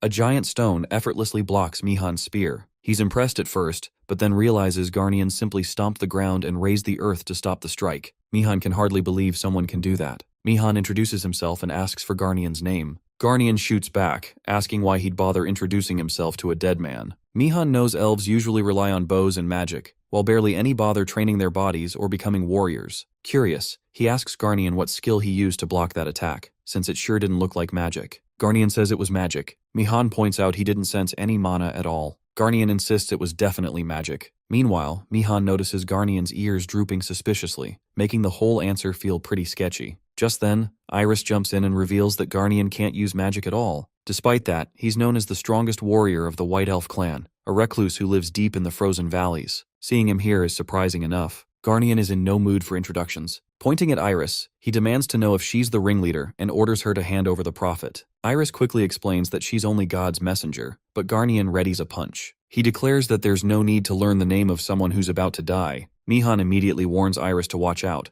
but she suddenly pulls a dagger to Hestia's throat. She then threatens Garnian, saying that if he kills her, she can't guarantee the prophet's safety either. The threat works. Garnian stops at once. Burning with rage, he snaps his own dagger in half and calls the situation pointless. The threat didn't work. Mihan can only stare in shock. Garnian just crushed solid steel with nothing but raw strength. With a cold glare, Garnian warns Iris that she's going to die regardless. Iris starts sweating heavily under the pressure. Hestia then asks what she's waiting for instead of running away. Iris loosens her grip and takes off. As she runs, she tells Mihan to handle things here while she goes to request reinforcements from Lord Rumendel. Mihan is shocked as she is not going for reinforcements. She's running away in pure panic. Garnian says the same thing, and Mihan immediately snaps back that he already knows, so he can stop repeating it. Then Mihan boldly steps forward. He declares that he doesn't need reinforcements because he wants to challenge the strongest warrior of the White Elf clan. He starts introducing himself as the strongest spear of the Knights of Light and a disciple of Grandmaster Duke Wallace. Unfortunately, Garnian couldn't care less. Before Mihan can finish his grand introduction, Garnian drives a fist straight into his stomach. Mihan can only curse his luck as he's attacked mid-speech. The punch launches him high into the air, cutting the introduction short in the most painful way possible. With Mihan out of the way, the savage elf turns toward the supposed ringleader and orders Iris to stop right there. Iris is drenched in sweat. Mihan, a man who was full of confidence, didn't even last a moment against this monster. Then she crashes right into our boy, who happens to be chasing after her. Casually carrying the severed head of a Nephilim, he asks why she's always in such a hurry. That only makes Iris panic more. She quickly asks what happened to the Nephilim and wonders if Cyan really defeated God's sentry. Cyan apologizes, but says he never believed it was a real Nephilim to begin with. Now Iris is sweating even harder. She asks how her Nephilim could possibly be fake. Cyan explains that if it was real, it was an incredibly poor imitation. Its equipment broke far too easily, and it couldn't even regenerate after losing its head. He then suggests that if she's going to copy something, she should at least do a better job.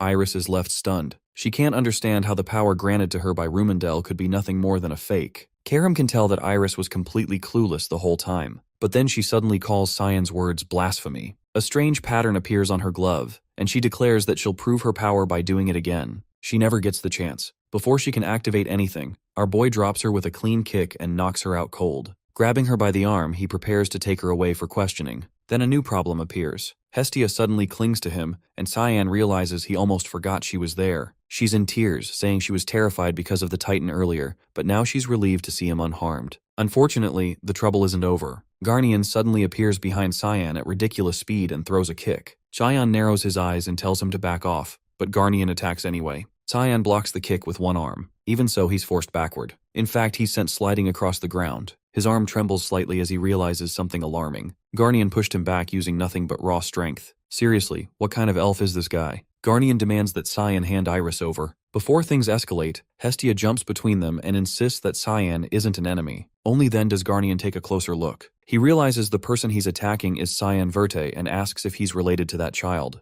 That single question catches Cyan completely off guard. Cyan wonders if this muscle dude just hinted at his big sister Alice. Later, in the elf town, an elderly elf introduces himself as Elfuus. Elfu thanks our boy and welcomes him to the town. He tells our boy to make himself comfortable here, but the way Hastia is glued to our hero's hand, our guy suspects the invitation was meant for her. He asks Hastia what's up with that clinging, and she drops the bomb that he literally has to touch her to hear her speak. Garnian suddenly butts in just to call our boy rude. Our assassin immediately turns to Garnian and asks how he can hear Hastia. Garnian then reveals he received a blessing of foresight from Hastia, which makes him superior to Cyan. Elfu steps in to cool things down, saying Elder Garnian might sound rough, but it's his way of welcoming Cyan. Our buddy clearly isn't buying that, so Elfu respectfully adds that outsiders almost never show up in Elfland, so Cyan can understand the bluntness. Our guy asks about the Saintess. Elfu says he will ask why she stabbed them in the back. Scene cuts to two guards outside a massive cell. Inside, the Saintess sits chained. Elfu walks up and skips betrayal, asking about Cyan Verte. He wants to know why Cyan showed up against her.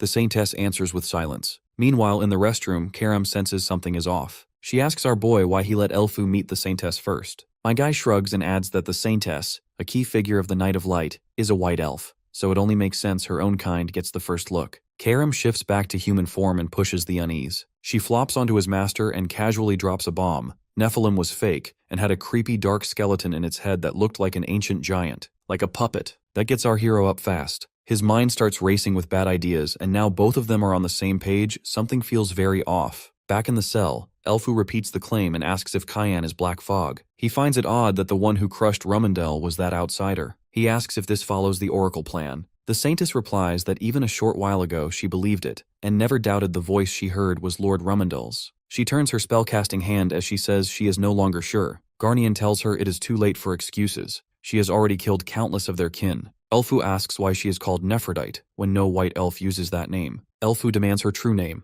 The Saintess is about to reveal her true name, then a voice speaks to her. I hereby bestow upon you a new prophecy. Her eyes widen as it calls her name. Elfu wonders if she's okay because her face has certainly turned pale. Out of nowhere, a surge of mana slams into them, so Garnian snaps at everyone to stand back. The voice commands the Saintess to kill. The eyes on her hand glows and she summons a giant skeleton, forcing Garnian to pull back. The monster is so big the huge cell breaks with its explosive force. However, Garnian still maintains a composter, but the skeleton beast mere arm is the size of the entire door. The summoned beast is a boss-level titan. It roars to scare the enemies, but Elfu commands Garnian not to get distracted and save the townspeople. Right then, the building started to crack. Garnian curses as it starts crumbling. One huge boulder is about to fall off a few folks, but Garnian pops out of nowhere and lifts it up with sheer strength. Everyone starts to evacuate and Elfu presses them to move fast. Meanwhile, the Titan is asking for the Prophet's direction, but it sees no one. It plans to destroy the whole place to force her to come out. Before he begins, a fog blade slices its head in one sonic strike. Then an attack of 8 fluttering petals completely subdued the Titan, and of course, it's Cyan. He made a boss look like it was spawned by mistake. Historia feels the building shake and runs outside, sensing a huge surge of mana. She freezes at the sight of an ancient giant barely functioning and wonders what happened to Sir Cayenne. Meanwhile, our lad is fully convinced the Saintess will not summon that useless Titan again. Karam points out that summoning a beast in such a tight space is basically suicide.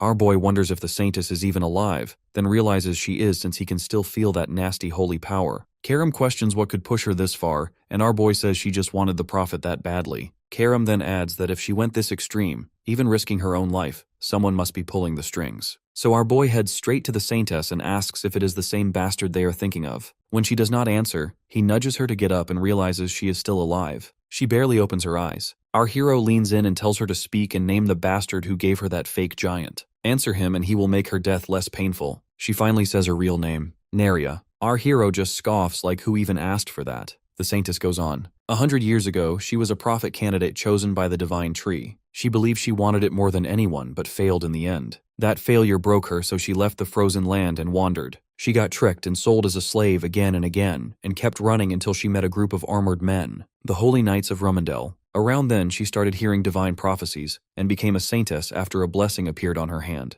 Our boy calls it all fake, just a setup to sell some holy dream and stretch her life like a tool. He grabs her hair and says he only cares about the voice she hears. That shocks her. He tells her that voice is no oracle. She asks what it is supposed to be. Our hero switches his tone and tells Boris to quit hiding and show himself already. The Saintess almost gets chills. Suddenly, a man appears lounging on a throne. He says as expected, you never disappoint, Black Fog Tyan Verde. Then he casually drops that Boris is already dead, and he is far older. Our hero is confused. The ancient guy just snaps his fingers and says they will meet soon and he will be waiting. Suddenly, the glow in the Saintess' eyes fades as she screams in pain and then collapses to the ground. She dies just like that. But the real concern is the ancient being our boy knows nothing about. Our hero asks her if she knows anything. Right then, Hastia comes sprinting over and she latches onto our boy, thanking he is still alive. She admits she was honestly worried something could have gone wrong with him. Soon after, Elfu arrives too and says he now feels even more indebted and thanks again. Hastia says they both did well, adding that it is actually comforting that the two of them are elders of their kin.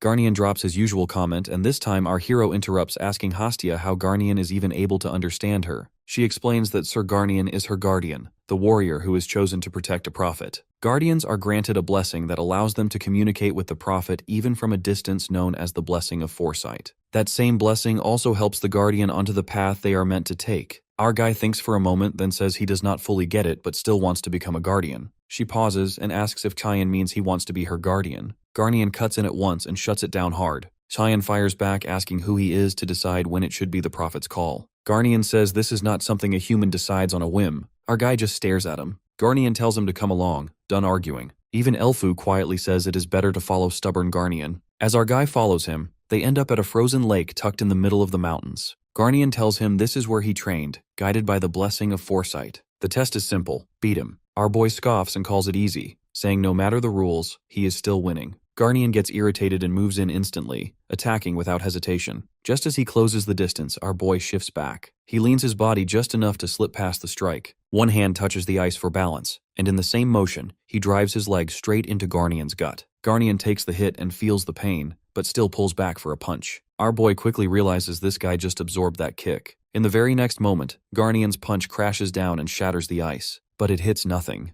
Our boy is already gone. The frozen lake cracks. Garnian is left sweating, realizing Cheyenne dodged it clean. What he does not realize yet is that Cheyenne is already above him, ready to drop the next hit. Cheyenne deliberately throws a lighter punch at Garnian's face, though it still smashes the ground apart with explosive force. Garnian asks if Cheyenne pulled that punch on purpose, figuring a direct hit would have straight up killed him. Looking at the massive crater in the lake, he admits Cheyenne has clearly gone past the limits of a normal human. Then he half-seriously wonders if Cheyenne is planning to go around killing gods next. But our boy brushes that aside and simply asks if that settles it, if he is now the better pick for the guardian role. Not long after, the prophet officially declares him her guardian. She sits on her divine tree and starts casting the spell, but nothing happens, and our boy gets annoyed that he cannot hear a thing. Hastia turns to him and asks if he can hear her now. Cheyenne says yes, and she confirms that from this moment on, he is her official guardian. But instead of reacting properly, our boy casually asks about tomorrow's weather. That completely throws her off and she just stares, confused. He repeats the question and she admits she has no idea about the weather. Our guy instantly concludes that foresight might not be all that impressive after all. Hastia tries to recover, saying she can at least predict snowstorms and heavy rain. But our boy is clearly not convinced and starts thinking becoming a guardian might not help him much. Right then, Hastia says to follow the goddess of water, claiming his path will reveal itself there. She just got this prophecy from the divine tree, but our boy already turns away and tells her not to just say whatever pops into her head. She nearly breaks down, begging him to believe her. Then she adds that the tree mentioned someone from his family waiting there after many years. That finally makes him pause. This time our boy actually believes it, because that can only mean one person, his sister, Lady Alice. Then our boy calls out, asking about his sister Alice. He wants to know where she is. Elfu explains that after she left for the temple of Lady Aquentis, there has been no contact at all. Our guy double-checks if Aquantis is the goddess of water. Elfu nods and says the goddess lives somewhere in Fruina, guiding water spirits. But her identity is hidden behind a veil, so no one actually knows where her temple is. Our hero then turns to his so-called prophet and asks if she knows anything. As expected, she just stands there blank again. Cheyenne straight up calls her useless, and that immediately pushes her into tears. Karam says she knows the location. When he asks for details, she just tells him to follow her. Our boy narrows his eyes, already wondering what she is up to. Still, he says his farewells to the elves and leaves with her while Hastia can only watch him go. As they walk, he glances back and sees the elf town slowly vanish under camouflage magic. Karam says they've reached the spot, and our guy feels the temple is oddly similar to where Karam was sealed. Anyway, he placed his hand and the stones started to shake. They start to join in until a fancy door gets into shape right in the middle of nowhere. Right then, Hastia comes, yelling for our boy to stay. She tells him they need to stick together, and she needs something to confirm. Karam appears in her human form and goes straight to scare this lil prophet. Hastia started weeping and shaking in horror, wondering if this scary lady is the true form of a demon blade. Karam makes even menacing faces to scare her away. Meanwhile, our boy just reaches the door, leaving them behind. They immediately beg him to wait and run behind him. Inside the maze, the paths twist endlessly until Hastia says to follow the water to find the way. Cheyenne doubts her, so she insists she is a prophet, which only reminds him she cannot even predict the weather. While they argue, Karam just stands there like a glitched NPC since she cannot hear Hastia at all. They reach the waterfall and it is way bigger than expected. The entrance sits on the other side, but there is still no path across. Then our boy suddenly warns them about incoming danger. Hastia tenses up while Karam cracks her knuckles ready to throw hands. In the swirling water, a red-eyed monster glides below. It rises and towers over them, clearly trying to flex its ridiculous size. Our boy asks what this thing is, and Hastia says it is the ruins guardian of the relic serpent. Meanwhile, Karam is already stretching like she has been waiting all day to fight. She summons her sword and says this will not take long. The serpent locks onto her and gives chase. Its long body helps it hound Karam nonstop, but she knows it's slow, so she swings her fog blade and slices off its tail in one clean move. Then another slash takes out its venomous fangs. The serpent drops its guard and ends up getting its whole body stabbed and battered. As it collapses, Karam still wants smoke, so she starts hitting it with sharp words. The relic serpent basically begs her to stop spitting venom after already winning. Then our boy walks in, asking the serpent if it saw any women come here. Karam feels Cyan just hijacked her moment. The serpent tries acting tough and loyal, but a solid beating from our boy fixes that fast, and it spills about an outsider who came here recently. Cyan asks why she came. This time the serpent admits it has no clue, and practically begs Cyan not to beat it again. Our hero beats it anyway, making Hastia see him as her ultimate guardian. When Cyan goes to threaten the poor thing again, a voice cuts him off. It's her guardian asking how he even found a place no human should reach. Hastia speaks up, calling her Lady Marianne. The name makes our guy think he might have just run into someone rare and actually worth the hype. Marianne steps forward and says it's her first time meeting Cyan, but wonders why he feels familiar. All our boy knows is she's the elemental dragon of Fruina, ruler of spirits and the strongest of the ancient dragons. My guy knows she's wrong since they already met in his past life when he entered Fruina searching for Karam. She kicked Cyan out back then. He still remembers her exact words and honestly didn't expect to see her again. While Marianne and Hastia greet each other, Karam starts shaking. Our hero wonders what just happened, but she steadies herself and points at Marianne, telling our boy the reason she brought him here is to kill her. The blade is trembling with rage, so Marianne asks Karam if she hasn't grown at all, and if she's really doomed to repeat the same mistake. Cyan wonders how these two even know each other, and maybe Karam should explain before swinging at anyone. Marianne doesn't wait and moves in to educate Karam. With a lazy flick of 2 fingers, she drops mountain-like pressure on our hero's arm. She praises his endurance, but my guy shuts her up instantly. He couldn't care less about her. He's busy humbling Karam. Marianne is caught off guard since our boy isn't fazed by her divine energy at all. Hastia quickly apologizes, saying his guardian is only here looking for Lady Alice. The moment she hears Alice's name, the pressure lifts off our boy. Marianne asks how he knows Alice. Our guy casually says she's his big sister and asks where she is. Marianne replies Alice was here but left long ago. He asks why she came, and Marianne just shrugs, saying she has no clue. Then she adds this place is the holy water source blessed by Lady Aquinas. If he came for Alice, she suggests he leave. Our boy sighs and agrees there's no point sticking around. Hastia looks at him like that's it, but Cyan says staying longer is just wasting time. Then, out of nowhere, he asks Marianne if she's got beef with his demon blade. Marianne dodges, saying he should ask the blade himself. Our boy notes Karam's been suspiciously quiet lately. Deciding that's a problem for later, Cyan grabs Hastia and launches upward. The speed almost rips his soul out for a quick trip. Just before leaving, our boy glances back but says nothing. As he goes, Marianne admits she had thought about this moment, just didn't expect Cyan to actually show up. Behind the door, a woman notes he's no ordinary guy and has leveled up a lot. It's Alice. Marianne asks if she's still hiding until she gets stronger. Alice admits she used to drag him down, so now she wants to power up before facing him again. Marianne then drops the bomb that Cyan already sensed her presence. Our guy, casually reading her mind, but chose not to call her out since she chose to stay hidden. As they leave, Marianne quietly hopes they'll cross paths with Cyan again soon. As Alice steps into the pure water, she pleads to Lady Aquinas, already bracing herself to take in that power. From a distance, Mariana and her relic serpent watch, stunned that Alice is pushing far past human limits after just a couple months here. It says the water in this temple holds the essence of the first water the goddess gifted with her own hands. If Alice fully takes it in, she'll inherit the power of the water goddess and become her incarnation. But it won't be easy for a human body to endure any further. No matter how much Mariana supports her, Alice can't just ignore her body's limits. Still, Mariana helps however she can. Her serpent then asks if she is acquainted with the demon blade. Mariana admits she killed Karam's former master. Back to our boy, he wonders why his blade is still quiet after sensing Mariana. He casually hurls it at the door and nearly kills Hastia, who was sneaking a peek at him. He asks what she's doing here. The poor prophet says she was just checking if he's okay. Our guy almost snaps, wondering why a tiny pipsqueak like her is worried about him. She says she saw Tyan's future with her foresight. Our hero instantly asks about tomorrow's weather, and she's blank as usual. Not impressed, he tells the little prophet to go take a nap. But Hastia is dead serious, saying she saw a giant clashing with Cyan in battle. Cut to Eru, casually sipping coffee while Sarika worries, clearly jealous of that lazy vibe. But Eru figures this chill attitude is exactly what makes a god a deity. She sighs and says he used perception manipulation on Cyan's brand, but if he's even a little late, things could go wrong fast. Eru smirks, saying she still doesn't trust Cyan that easily. She says it's way too soon to let their guard down. Cyan shrugs and says he'll just prove her wrong. She asks what he means by that. Eru casts a spell and says those 3 years training with Cyan weren't for nothing. The scene cuts to our boy walking, thinking it's pretty disappointing to leave empty-handed. He came here for a prophet, but there's no way he's dragging that young elf into his fight. Suddenly, Mariana appears, asking if he is leaving. Our guy wonders if the elemental dragon came just to honor him by seeing him off. She says she is here to send him off by force. He smirks and says he can leave quietly without trouble. She says that is a relief since he is unlike his blade.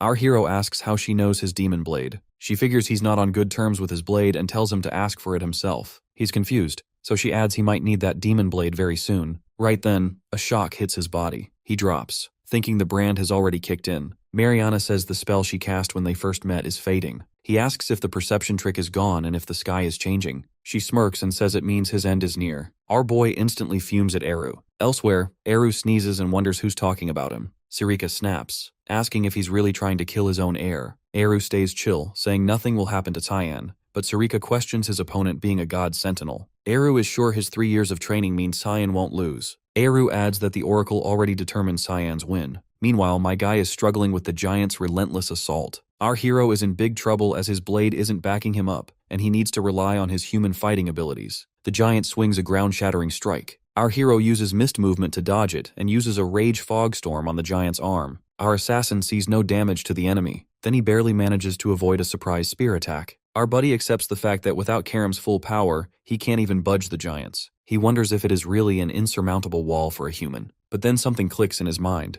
Among the giants, our guy almost looks like an ant that could be crushed by Mariana's overwhelming force. She says Tyann can never surpass the supreme god as a human. She asks our boy if he has any last words. Our black fog turns the blade toward himself. Mariana gets confused. Cyan, knowing if he can't surpass them as a human, decides to give up on being human. And that's exactly what Karam wanted this whole time. Mariana gets it. Cyan is entrusting his body to the demon blade. It's too late to figure that out as our black fog already stabs himself with the blade. Hastia gets chills and senses something happened to Cyan, which takes over his body. Cut to the heated combat ground, the 3 giants already positioned tight. We see Karam enjoy her first breath in Cyan's body. The next second, a powerful strike hits one giant, giving it no time to move. One giant goes down just like that. She loves the taste of this brute strength. The other 2 giants take defensive positions. Karam evolves way above her expectations, and it's all thanks to our black fog. Hastia rushes barefooted to see Cyan. In a flashback, she sits on a woman's lap talking about the blessing of foresight. The woman tells Hastia the divine tree favors the guardian to protect the prophet, not wander off. Hastia wonders if Garnian found his way to her. The story reveals she is the 11th prophet Frisia. She says Garnian earned his path the hard way, and foresight only pointed it out. Hastia loves the idea of being a prophet and telling people their path. Frisia replies it comes with a heavy burden, and you cannot reveal every future. Hastia asks if some futures are off limits. Frisia says anyone with authority of a dead god is unreadable. Pick one as your guardian, and even your own future goes dark, so choose wisely. Hastia says she would never pick someone that hopeless. Now she feels like an idiot for doing exactly that and cannot even find him here. She spots giants fighting, sees her boy, and realizes they are from foresight and must be stopped. Marianne cuts in and tells her to drop it or die trying. Hastia asks why she is here. In the middle of the chaos, Marianne says the giants were sent by the god of light Rumendel to punish thine who was branded. Cyan tried to defy fate, gave his body to a demon blade, and if he wins things spiral out of control, so stop him at all costs. Hastia suggests helping Cyan. Marianne calls it foolish as the foresight she got from the divine tree belongs to the goddess of water. Joining now means the water goddess meddles in the light god's execution. She asks if Hastia can bear that risk since it could ruin Frisia and her kin. Hastia lets go of Marianne's hand and Marianne says she made the right call, leaving it to fate. Back in combat, Karam unleashes a fury of strikes. Second giant drops and one is left. Karam knows the drill. She taps the authority of the god of black fog with arch adamant and hurls an energy spear. It rips through the last Nephilim and wipes it out. Karam flexes, then remembers some unfinished business and shoots Marianne a look. Hastia calls it foolish and blocks the Karam attack with a water barrier. Marianne tells her to stay out of it. Hastia tone flips and she hushes Marianne, saying she needs a word with the demon blade alone. Marianne hears Lady Aquinas in her voice. Karam strains against the goddess of water until she tells her enough. Karam shifts into Karam her real body as she realizes it is Aquinas. The water goddess says thrashing around will not fix the past. Karam tells her to stay out of it. She has every reason to want revenge. Aquinas tries to cool her down, saying her current master would never die that easily. She presses her forehead against Karam and says she will tell her about the path. After some time, Cyan opens his eyes and sees cute little Hastia. Before he asks, she tells him he felt unconscious fighting the giants, and Marianne moved him here. Our boy lies unconscious for almost half a day. All he remembers is handing over his body to Karam and nothing else. Now when he sees his blade, there is no response from it again, which starts to annoy him. Hastia eyes him and asks if he's really Cyan. He fires back with a casual question about tomorrow's weather and boom, instant trust. Then he says he's leaving. She wastes no time and asks to tag along. Words out, the battle rumors already hit the elven lands and made Elfu uneasy. Mariana handled it and put Xian's protection spell back up like nothing happened. Garnian wants the threat like Cyan to be neutralized once for all, but Mariana shrugs since Cyan is leaving Farina anyway. What she can't wrap her head around is why Lady Aquinas even stepped in. Then boom, a massive presence crashes in and Marianne feels the pressure from miles away. Elfu asks what's going on. She just takes off. No answer, sensing Farina is in trouble. Elsewhere, a new character surfaces calm and scary strong. She says she'll land right on target since Cayenne's scent keeps getting stronger every step. Mariana walks up to the newcomer and says she's only the second human to step into Elfland. She summons a sword and makes it clear she won't repeat herself. She accuses the stranger of carrying ominous energy and orders her to leave immediately. Lunav fires back, asking if this is how she treats first meetings, then says she'll leave once she finds the person she's after. Mariana narrows it down, asking if she means a certain human. Lunav asks if he had a smell. Mariana is lost. So Lunav leans in and asks if he smelled like a huge pool of blood in a dark, damp basement. Mariana is even more confused. Lunav adds it's an oddly tempting scent. That settles it for Mariana. This one is trouble. She points her weapon and says she's too late since she felt that child leave just now. She warns the guards to stay sharp and not let that profane half-demon Rem slip in.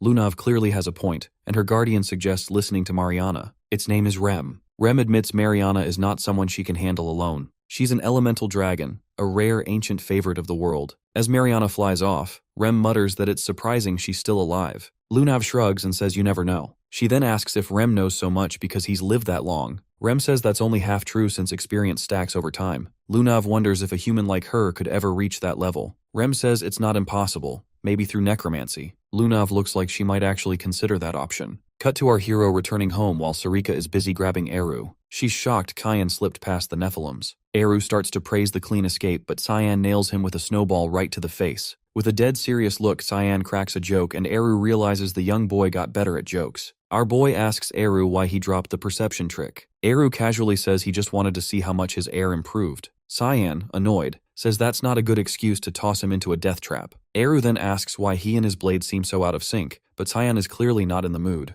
Later, after hearing the story, Eru notes the fight must have been pretty wild. Both Cyan and Sarika silently agree that's on him. Cyan adds Karam has been quiet since then, and wonders if she's asleep. Eru says she likely shut herself off completely and won't wake soon. Plus, she's holding some strange energy. He can't say when she'll return, but Cyan can still use the demon blade, so no issue. Cyan shrugs it off but admits it still bothers him. Sarika then spots a kid behind him and asks what he dragged in. Cyan bluntly says it's an elf and asks her to take care of her. She snaps, asking if she looks like a daycare. The small Hastia tugs her clothes and politely introduces herself. Sarika shuts her down instantly, telling her not to interrupt elders. Hastia panics and apologizes fast. Still irritated, Sarika demands why he brought a prophet kid who should be meditating in the mountains. Cyan says she can see the future, so she might help. Eru suddenly dotes on Hastia, calling her cute and saying she's welcome anytime. Sarika explodes, telling him not to invite more trouble when he already does nothing. She rants that she's buried under the mess he left and losing patience daily, so no more burdens. Cyan quickly agrees, already thinking this won't end well, while Eru happily plays with Hastia anyway. Cut to a stoic statue.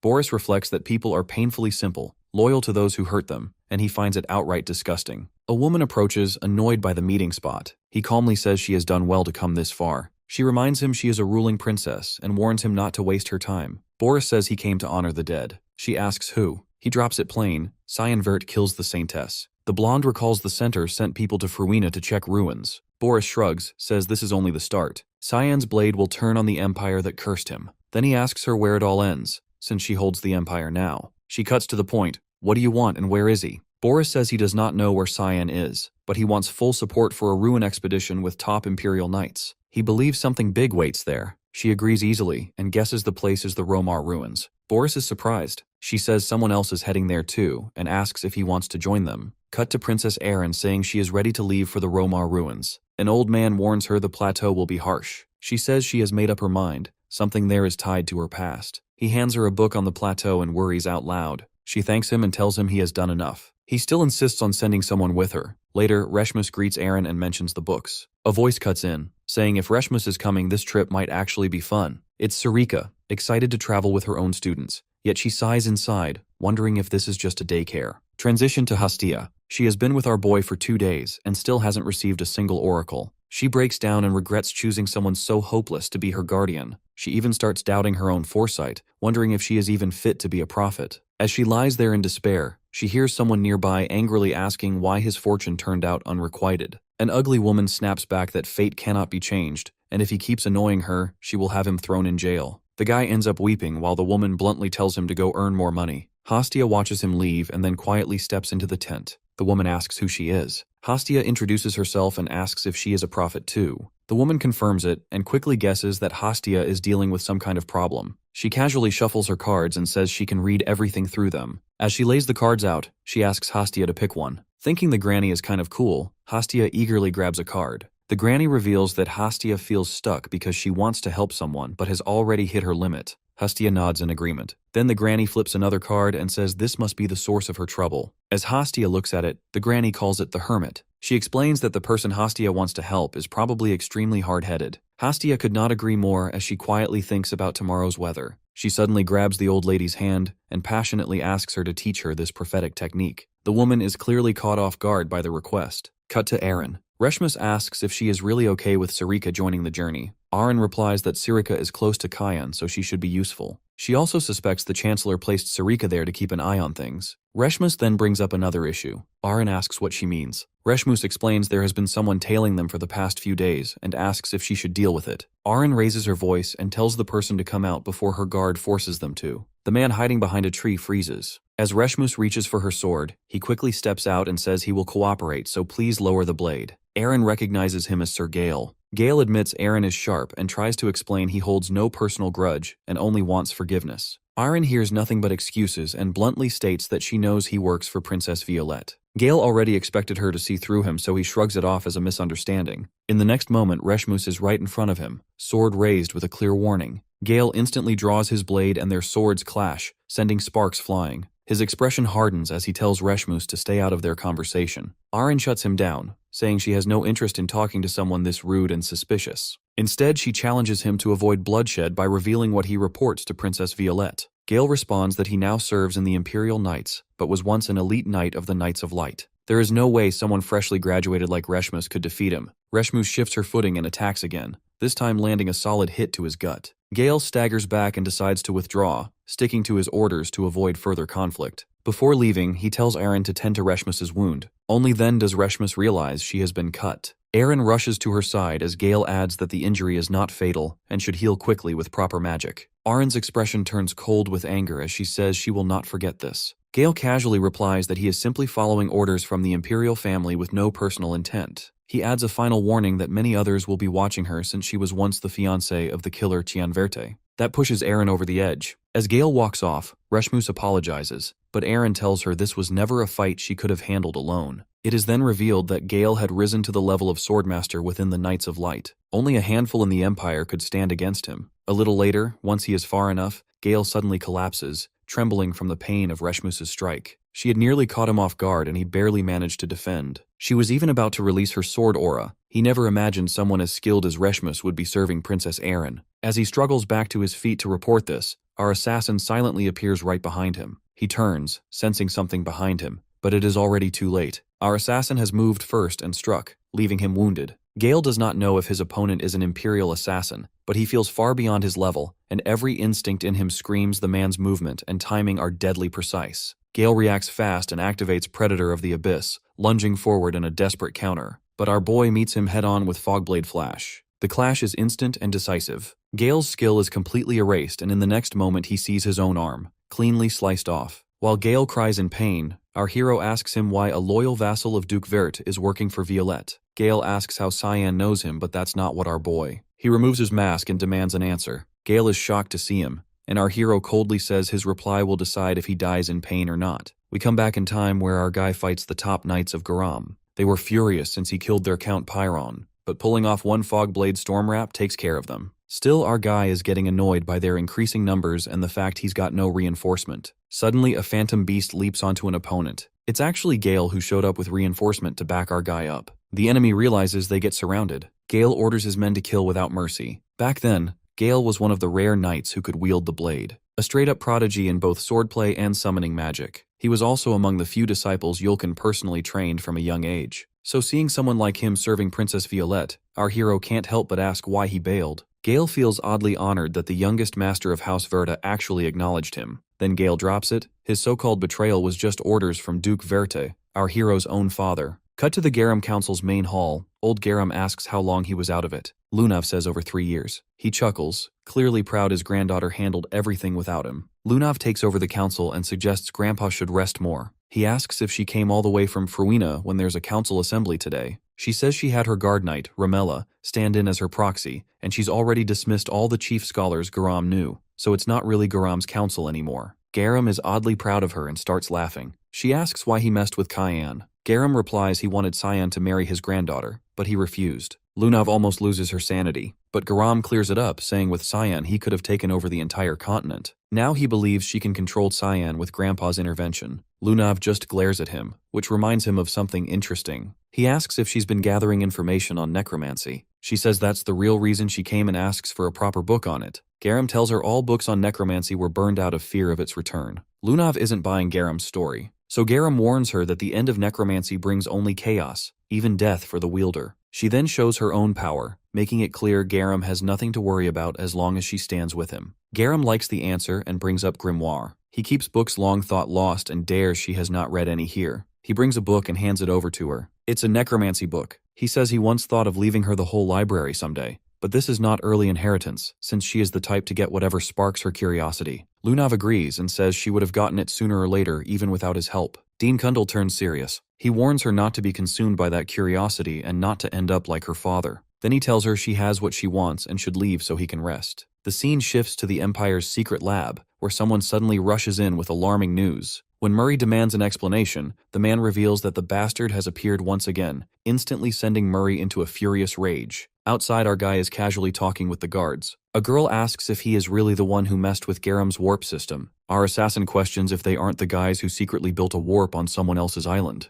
The girl says Cheyenne talking back sounds cute. She is Annie Murray. She says she isn't like her brother and starts to use mind magic on our boy. Her arm grows purple as she throws a dark spell to swallow my boy's inside out. Cyan realizes it's mind destruction magic. Surprisingly, Annie starts to sweat heavily with face all pale. As she looks inside Cyan's state of mind, there is pure chaos. Annie falls as she could hold to watch the horrific sight any longer. The guards accuse Cyan of doing some magic to her. Murray steps in the chat and orders the guards to step back as Cyan isn't someone they can mess around with. One guard asks Murray that his sister has been defeated and whether he will just stand by. Murray calmly says he will not interfere, which stuns the guard. Our hero walks past them, praises his decision, and says he will use this route often so he needs Murray's support, and Murray agrees while sweating heavily. Actually, Murray fears Lady Lunav's death threat for even touching Cyan, whom she calls her target, so he prefers to never see Cyan again. Later, Lunav hears Cyan show up again. Murray reports that Cyan just slipped through the warp gate at the ruin branch. She asks if there are any injuries. He says only one is hurt. She clarifies she means if that man is hurt. He says Cyan passed through the warp just fine, but Murray notes he did seem to have a companion.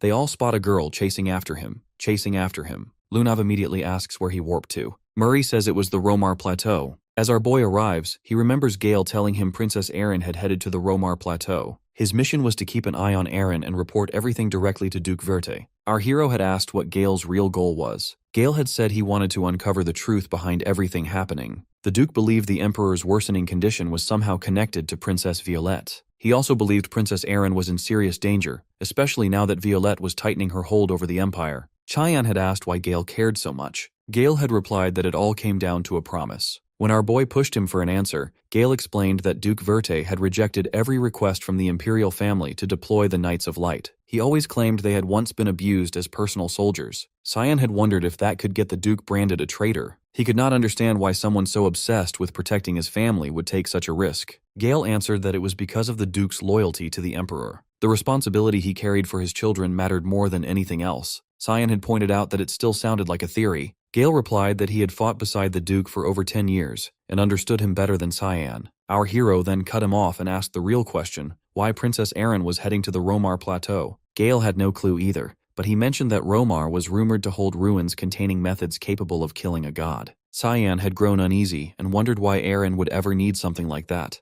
Gale was not sure either, but he thought she might have been trying to find Cyan. After all, he had been her fiancé, and maybe she truly loved him. Gale said Erin had been secretly obsessed with gathering information on Cyan. While watching him, she had learned a few things too. Cyan had asked what she discovered. Gale replied that she found out Cyan was not a demon. The real ones pulling strings were Eshelvert and Prince Ruinel. My guy had brushed Gale's findings off as useless, but Gale reminded him about the accusations placed on him and still offered to help despite his terrible condition. Our boy had felt guilty, so he asked Gale if he would ever be able to use a sword again. Gale casually laughed and said he still had his left arm. Now back in the present, our boy feels bad for what he did to Gale, but then he suddenly stops and calls Hastia out for hiding nearby. She asks how Cyan noticed her, and he replies that her sneaking skills are trash. Hastia gets annoyed and asks that if he already knew she was there, why did he not invite her along earlier? Our hero shrugs and says it does not matter since she is going to follow him anyway. He even mocks her for being useless even with her oracle, which instantly pisses Hastia off. She claims she can predict anything, and instantly lays out her cards.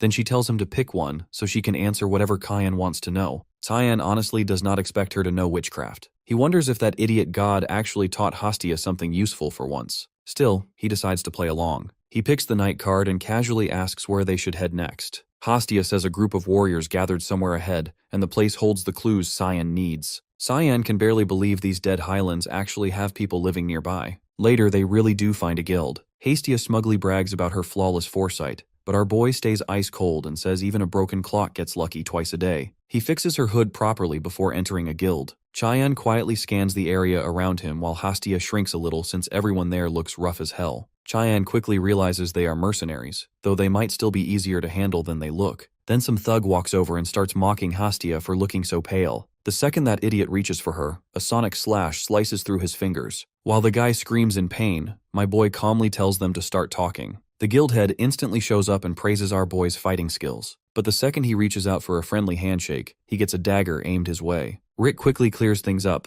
saying he only wants to talk and has zero interest in Hastia. Later, they sit around a table loaded with food. Rick asks if this is their first time here because they clearly are not tied to any guild yet. Then he casually offers them a spot in their rusty sword guild. Our hero shuts that idea down without even blinking. He asks Rick if any weird phenomena happened around here. Rick looks a little disappointed in our boy, but he explains that around 3 years ago, strange mutations started appearing near the Ramia Valley almost like demonic beasts. That is when mercenaries flooded the area since civilians kept getting caught in the mess too. Then our boy brings up the ruins, and Rick immediately asks if he means the Romar ruins. Rick says this is not the kind of topic to discuss with half the room listening in, so he takes our boy outside. But the moment they are alone, his whole tone changes. He asks who Cyan really is behind that shady mask. Add in the questions about the ruins, and now Rick is wondering if Cyan might actually be a spy from the Garum Council. Our hero throws Rick's suspicions in trash by overpowering him in a single move, then coldly warns him that if he does not start talking, he is going to lose his head.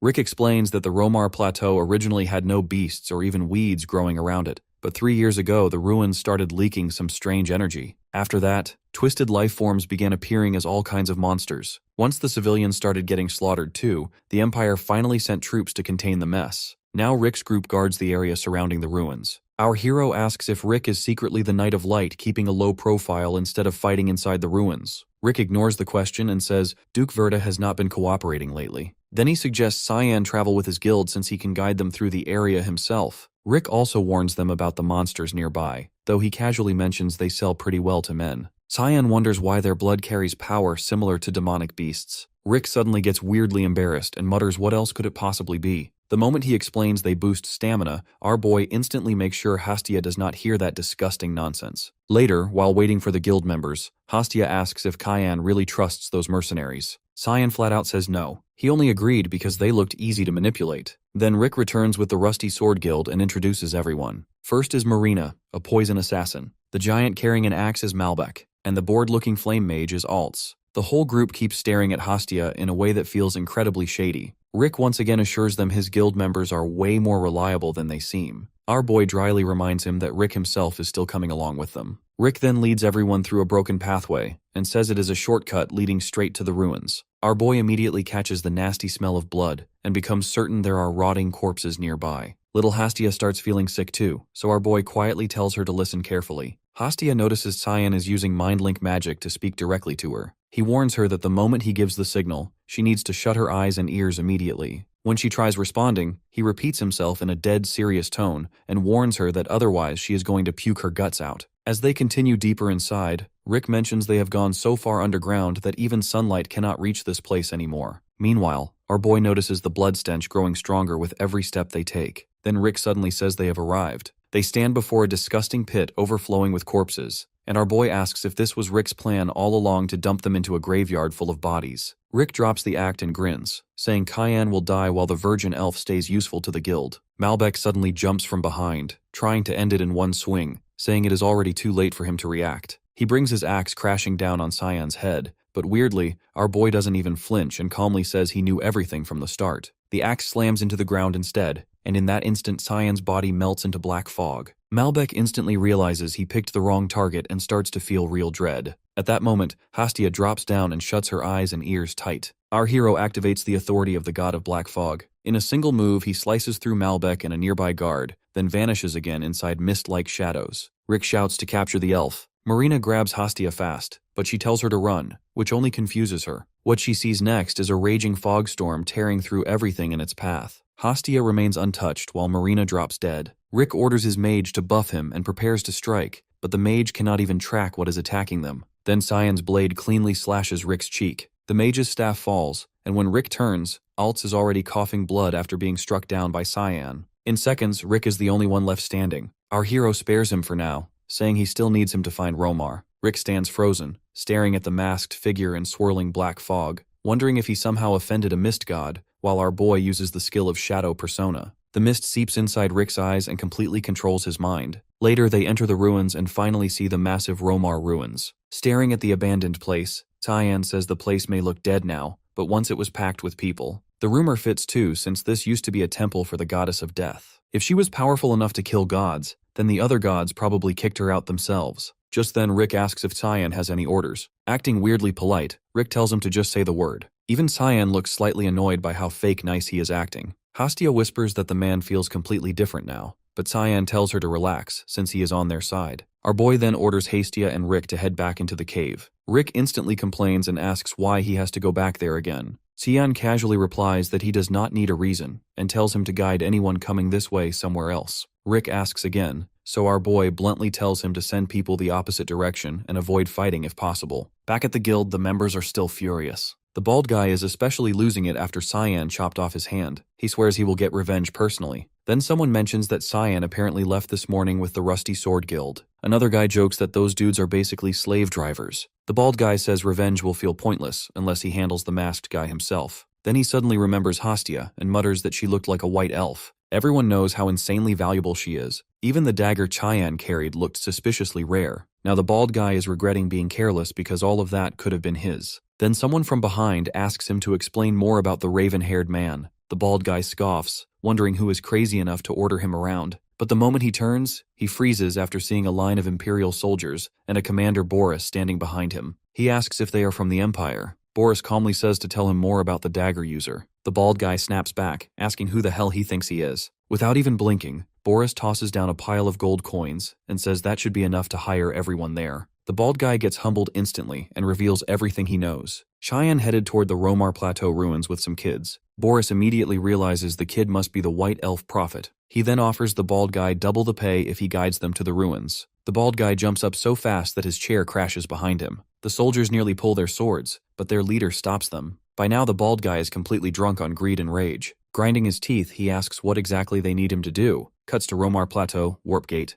Aaron says using the warp gate surely saves time, while Reshmus shivers and complains that freezing weather is impossible to get used to. Lunav welcomes them warmly and says they should ask her for anything they need. She even adds that if bringing Senior Cayenne back takes this much effort, then it is worth it, making Aaron shoot her a cold glare. Back then, Dean Kundal asks Lunav why she plans to skip the lectures. He quickly figures out she is leaving because of Cyan, and Lunav gets surprised. Dean Kundal reveals Princess Aaron already informed him about her trip days ago, making everything click for her. He then asks what she plans to do about her classes, since she cannot dump them on her guard knight like the Garam Council keeps doing. Lunav calmly offers a deal instead. She proposes sharing part of the Warp Gate artifact owned by the Garam Council with the Ruin Council. Dean Kundal instantly realizes the rumors were real. Lunav calls it an academic exchange limited to the Ruin region, with one condition letting her leave whenever she wants. Dean Kundal thinks it over, then throws in his own condition. He says an academy instructor must accompany her. As the two keep exchanging icy stares, another voice cuts in. They seem to be getting along just fine. It is Sirica. She reminds them that this journey is her responsibility, and she hopes nobody causes trouble. She comes on Dean Kundal's order, but she is annoyed by the baby sitting on all of them. Lunav knows Sarika's weakness, but she moves along to protect her Nana. Sarika asks Aaron if she knows this place, and Aaron says she already visited it beforehand. A serious voice suddenly questions why they even came here. It is Rick, eyeing the girls and warning them to turn back while he is still being polite. Otherwise, he says he will not hold back just because they are women from rich families. The three instantly prepare to fight, but Sarika moves first and rushes Rick the moment he lowers his guard. She nearly twists his neck on the spot, making Rick surrender faster than expected. He even offers to guide them, leaving the girls completely confused. Sarika narrows her eyes and asks what kind of trick he is pulling now. Rick quickly claims this place is a nightmare anyway, so guiding them sounds safer than dying alone. Sarika senses zero killing intent from him, which only makes him look more suspicious. Still, she warns him that one stupid move will get his skull smashed in. Rick introduces himself properly, and Princess Erin asks what exactly makes this place dangerous enough to need a guide. Rick explains that taking the wrong path here is basically suicide since the area is crawling with horrifying monsters. Cut to a monstrous vulture chasing our boy while he piggybacks Hastia. Chayan mocks the ugly beasts while Hastia panics and tells him to stop fooling around. Our boy realizes that the second he stepped into the ruins, both demonic and normal beasts rushed him together. Then a giant deer suddenly bursts out of nowhere. Cyan instantly leaps up and smashes it using his fog shadow. Next, he slices through the vultures with his fog blade before hopping onto the back of another monstrous vulture. Meanwhile below, a giant serpent and countless monsters completely seal the entrance. But my boy stays fearless. He kills the vulture beneath him and dives straight into the starving horde below. While Hastia barely hangs onto our boy and cries her eyes out, our hero blasts the door open so hard that every monster behind it gets wrecked together instantly. He yanks his dagger out of a vulture's skull and asks Hastia if she is fine. She is already unconscious, making our boy grumble that she is completely useless anyway. Then he walks toward the creatures to figure out what they really are, because they do not even resemble mutants. They carry absolutely no mana, so our boy casually tastes some blood and realizes they are just normal animals.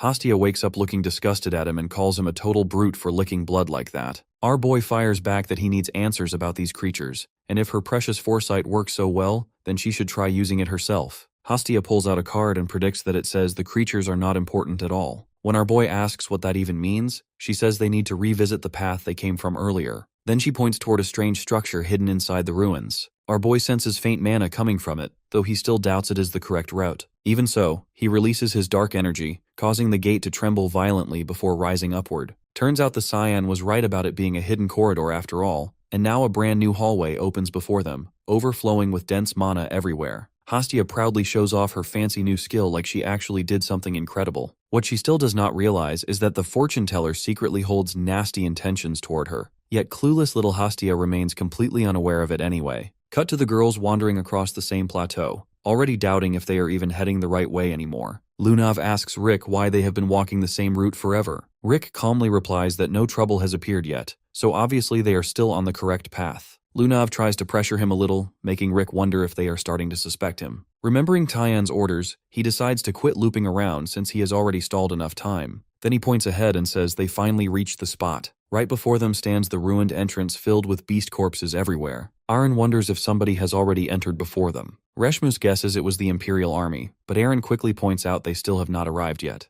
Lunav casually says it was Senior Cyan. Aaron looks shocked and asks how she can even know that. Lunav explains that she can literally smell Cyan around here. Then she urges everyone to hurry because they are already close to finding him. Rick gets quietly moved by Lunav's absurd tracking ability. Just then, Sarika notices another route nearby. Rick explains that it is the main entrance and says they purposely took a shortcut because entering through there would have meant dealing with the Imperial Army first. Sarika suddenly announces she will handle that route herself. When the others ask why, she simply tells them to move ahead before dashing into the main entrance path alone, clearly planning to stall the army herself. The girls stand there surprised for a second, but eventually continue deeper into the ruins anyway. Rick points at the collapsed gate ahead and says, "Getting through will not be easy." A second later, a star-like explosion blasts the blockage apart and clears the entire path instantly. Rick stares in disbelief, realizing Aaron is far more dangerous than rumors claimed. He never expected the fifth princess to possess such ridiculous power. Meanwhile, Lunav notices more monster corpses scattered nearby and points them out casually. Aaron asks where these creatures even came from. Lunav replies that the ruins probably hold the answer. Meanwhile, Rick stays suspiciously far away while urging everyone to hurry over.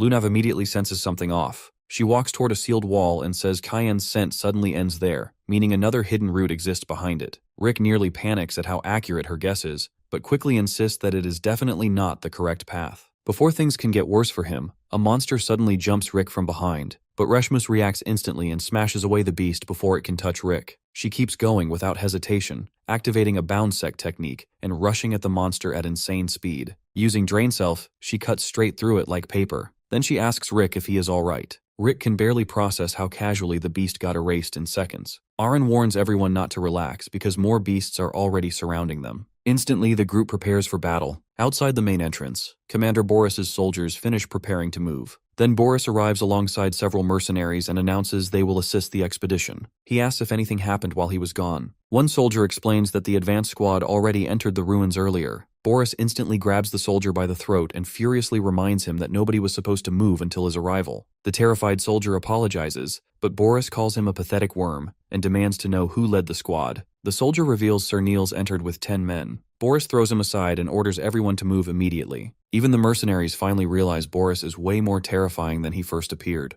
At the same time, Boris feels a strange sense of déjà vu creeping over him. Something inside the ruins feels horribly familiar, and that disgusting energy leaking out makes him uneasy. Cut back inside the ruins. A soldier desperately runs through the corridor before a slash from behind instantly wounds him. The attacker is none other than Sarika. Niels begs for mercy. She coldly stares down at him with completely merciless eyes. Meanwhile, on our hero's side, Hastia drops to the ground because her legs are trembling from pain. Cheyenne gets annoyed and asks why she even bothered following him in the first place. Hastia points out that they have been looping through the exact same path forever. She swears she has already seen the same creepy statue multiple times now. Our boy starts suspecting some hidden mechanism is involved. Hastia nervously suggests the statue itself might be forcing them back toward it on purpose. Our boy agrees that the thing definitely has business with them. Maybe it even belongs to the true master of the ruins. Suddenly, the statue begins crying blood before the scene cuts to a severed monster head nearby. Reshmus stands over the corpse and says that should be the final one. Aaron also mentions she already cleared the monsters on her side too. She checks if everyone made it out safely. Lunav notices one member missing, the guide who brought them there earlier. She guesses the coward probably ran away while everyone else fought for their lives. Since he was useless anyway, she just tells the group to move on without him. Aaron points out they still have no clue where to go next. Lunav casually says that will not be a problem. Right then, her demon Rem suddenly appears to guide them. He admits it is not fully certain, but says it can still sense a familiar energy deeper ahead. Aaron and Reshmus stare in shock because the thing casually talks back to them. Aaron asks how it even knows her. Rem reminds them they already met before, and that it was the one who saved Aaron while she was unconscious. He smugly tells them not to forget that little detail either. Lunav proudly introduces the creature as a demon named Rem, and both Aaron and Reshmus immediately think the tiny thing looks weirdly adorable. Rem jumps off her head and complains that nobody has time to fool around. Then he unleashes Void Flare. Its body twists into a monstrous form before blasting a wall apart with crimson energy in one devastating hit. Reshmus asks why it randomly attacked the wall, but Lunav realizes the creature simply created a shortcut. Rem transforms into a wolf-like form and tells everyone to follow the safe route straight ahead. The scene cuts back to our boy as the entire area suddenly starts trembling violently. Hastia instantly clings onto him, panicking that an earthquake just started. Our boy calmly says Aaron's party probably entered the temple already. Then Hastia notices strange writing carved beneath the statue. Our boy realizes they are ancient texts written in a forgotten language. Hastia somehow reads the inscription aloud, praising the goddess who rules darkness and death itself, Kali. The moment she finishes reading, dark energy starts leaking from the statue. Hastia nervously wonders if this figure could actually be the goddess of death herself. Suddenly, eerie lightning bursts across the area. Hastia freaks out and asks what is even happening anymore. Our boy realizes the text worked like a hidden key that unlocked a doorway. Instantly, both of them get dragged into a completely different dimension that feels more like a strange subspace. Hastia quietly says the place feels disturbingly similar to a tomb. Water covers the ground while our boy notes that this dimension likely belongs to the goddess of death herself. Scared cat Hastia gets chills from every corner of the place, but our boy oddly feels far more comfortable there instead. Then footsteps echo through the darkness. A mysterious figure slowly approaches them and coldly asks who dared enter this place. The stranger then questions whether they are the children Eru and Aquinas. Our boy immediately guesses the stranger must be the master of the temple,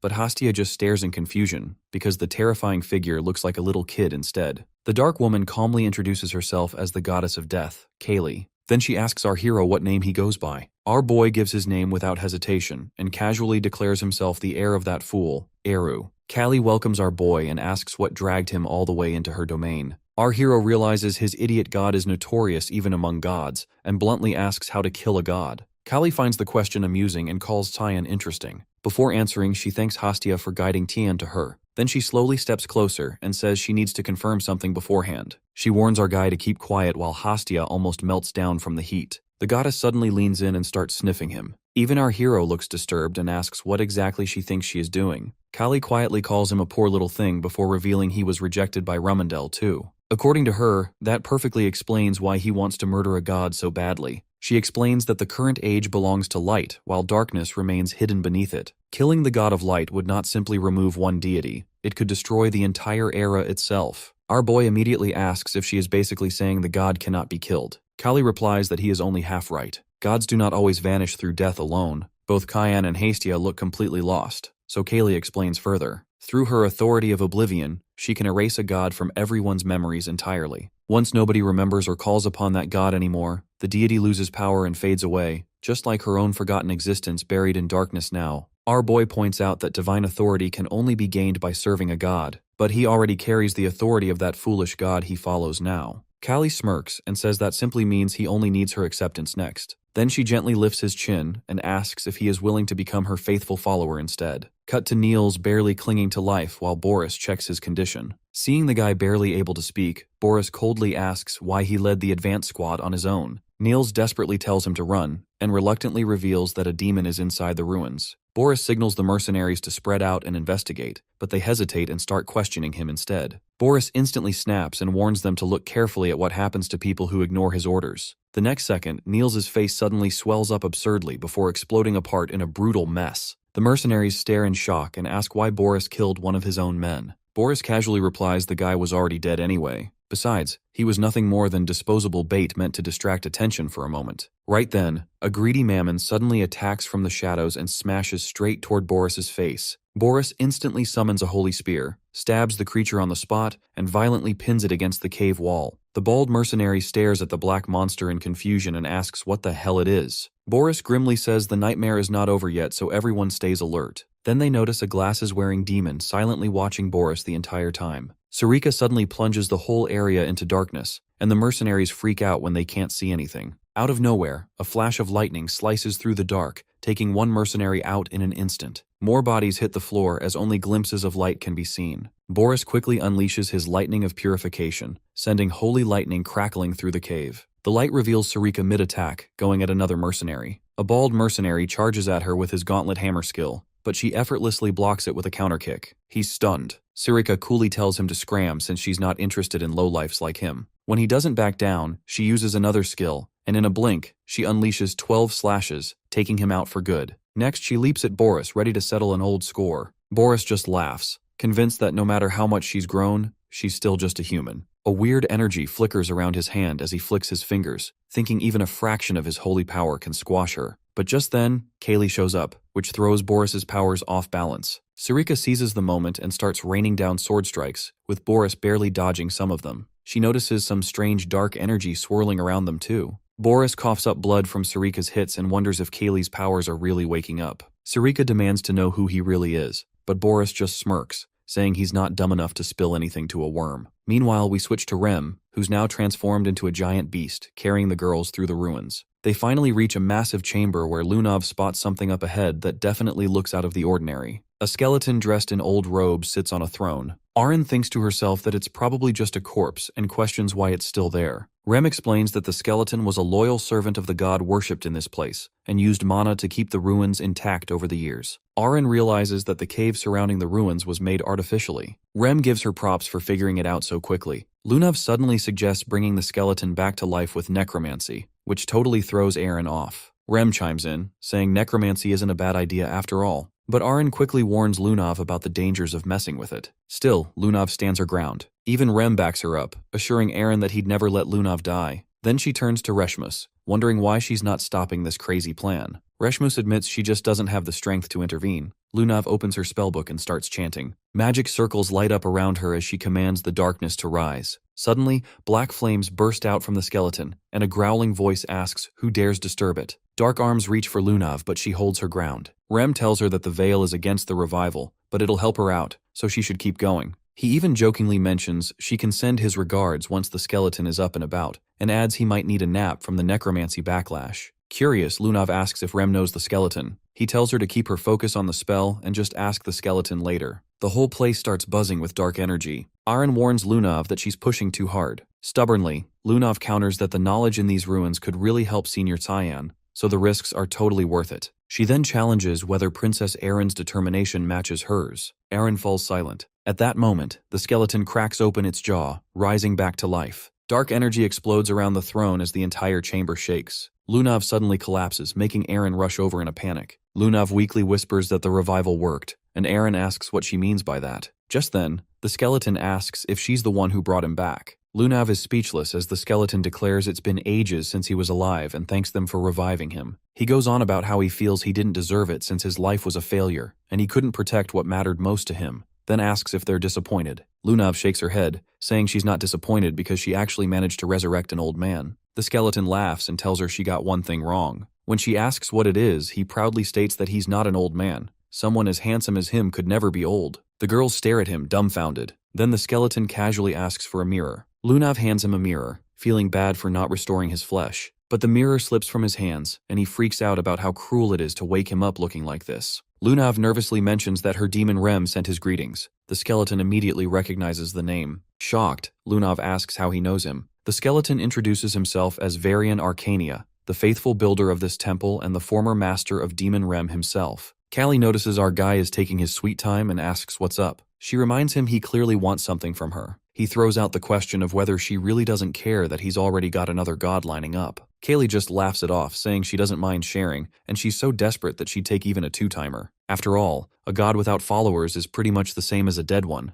Eventually, our guy decides to pledge his loyalty to her, and Kaylee's grinning like she just hit the jackpot, telling him he made the right call. But then his eyes go wide. Hastia freaks out, calling his name as he suddenly disappears into the dark water. Now Cyan finds himself sinking through a weird red pool, totally confused about where he is. As he keeps dropping, he feels a ton of people all around him. Looking down, he realizes it's everyone he's ever killed. The undead mock him, bringing up how he thought he could just live peacefully after trampling over them, saying it's the fate he deserves. They curse Cyan and get a kick out of turning their dying hatred into his curse. Callie calmly asks if their words even make sense. Our hero questions if she really expects him to feel guilty now. She explains that those voices are his buried thoughts, and that guilt is now part of his memories. In the end, she asks if he's actually ready to face them. He just grins and pulls out his dagger, saying he hates all this complicated stuff. Kaylee is left stunned as he nonchalantly says it's way easier to just destroy everything. Then he charges forward, hacking through those memories. Even while he's taking down the undead, he shouts that they can curse him all they want because he'll keep slaughtering them over and over again. As he slices through the blonde guy, he decides he's going to be the curse of this world. Meanwhile, Hastia is nervously sniffing around,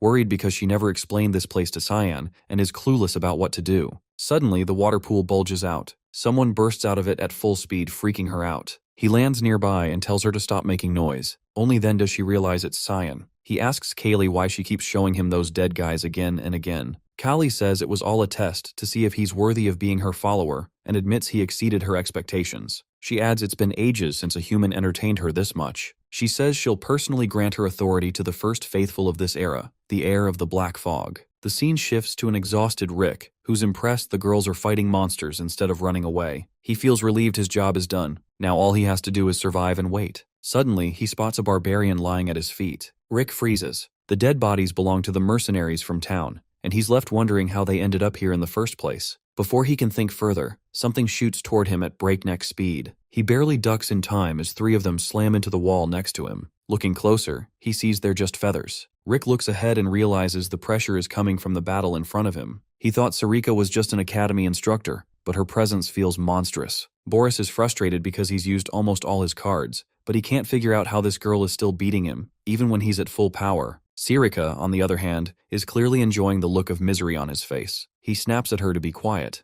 but she just casually explains that the stronger his holy power gets, the more torture this place dishes out to him. The ruins are like a giant vortex of darkness, making him easy prey. As dark energy swirls around him, Sarika decides to finish this for good so Boris won't bother Cyan anymore. She quickly pulls out her daggers and launches a fierce attack. Boris roars that she shouldn't underestimate him and swings back hard, but then he suddenly feels a sharp pain. He looks over and sees 2 daggers already stuck in his wings before he even knew what hit him. Right then, Sarika unleashes her Mistflower Blossom move and lands a heavy blow. An explosion rips through his wings, and Boris screams in agony, sweat dripping down his face as he grits his teeth. But Sarika isn't done yet. She drives her knee right into his stomach and sends him crashing onto a rooftop. Boris coughs up blood, shocked that he's actually losing to a human. She doesn't care about giving him time to recover. Instead, she leaps up again and slams him with her raging fogstorm while he's still stuck with the daggers. Now really hurt, Boris finally realizes that surviving is more important than his pride. He activates Angel Descends, and a blinding light bursts from his body. Sarika can't see through the light,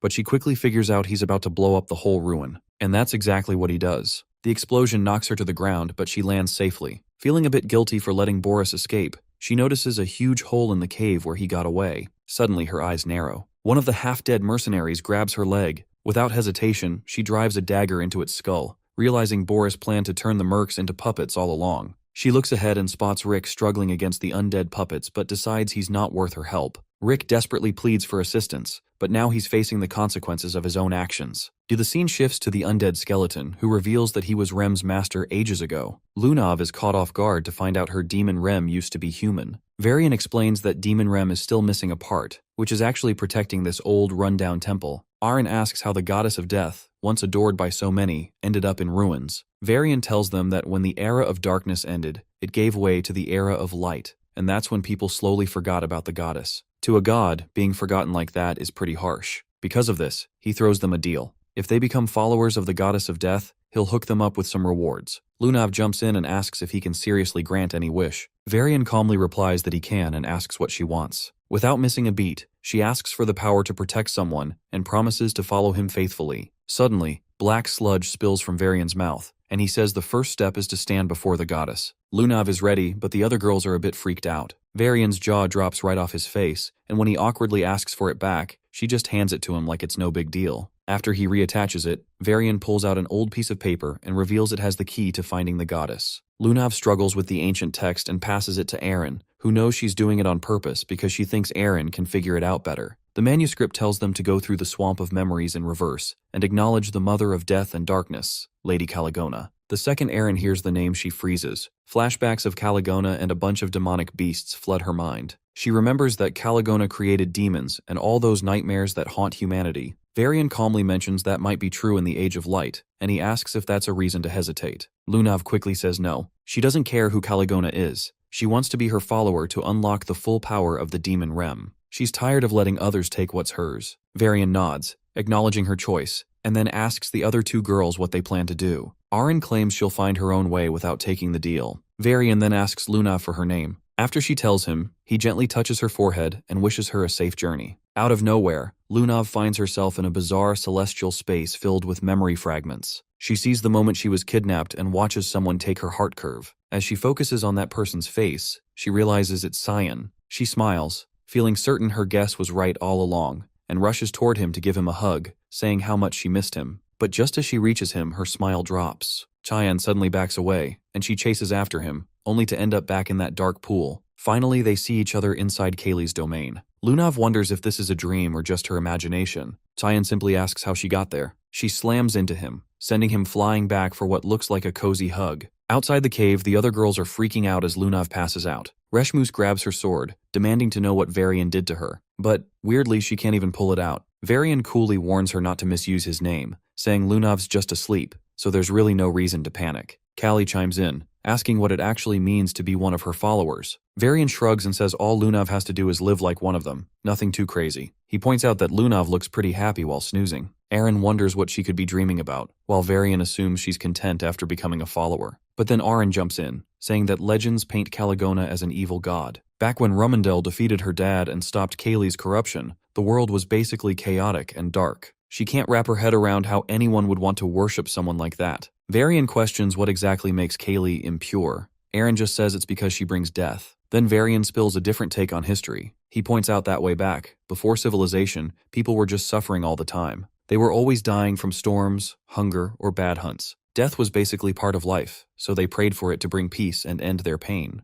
That's when Lady Kali showed up, but not as some monster, but as a savior for those wanting a painless end. Seeing the girls' shocked faces, Varian jokes if they slept through their history classes. He explains that as humanity got better and escaped suffering, they stopped fearing death and moved away from the dark times into an age of light. Aaron starts to realize that this must be that age. Varian nods in confirmation. Now even Aaron is feeling conflicted about what's actually right or wrong. Then Varian hits her with a simple question. If she believed in the era of light so much, why did she even look for the Temple of Death in the first place? Her eyes go wide at that. Varian calmly points out that she probably isn't happy with Rummendell already. Suddenly the whole cave starts shaking. Aaron asks what's going on, and Varian just says it looks like an old friend has arrived. He tells the girls it's time for them to bounce because he has some urgent stuff to take care of. Before disappearing, he can't resist reminding them that at least he's a good-looking guy on his way out. Cut to Boris barreling through the Romar Plateau and crashing hard outside. One of his wings is messed up, and he lands rough on the ground. As soon as he lands, Varian greets him casually, like they're old buddies, asking if it's been a while. Boris instantly knows that voice.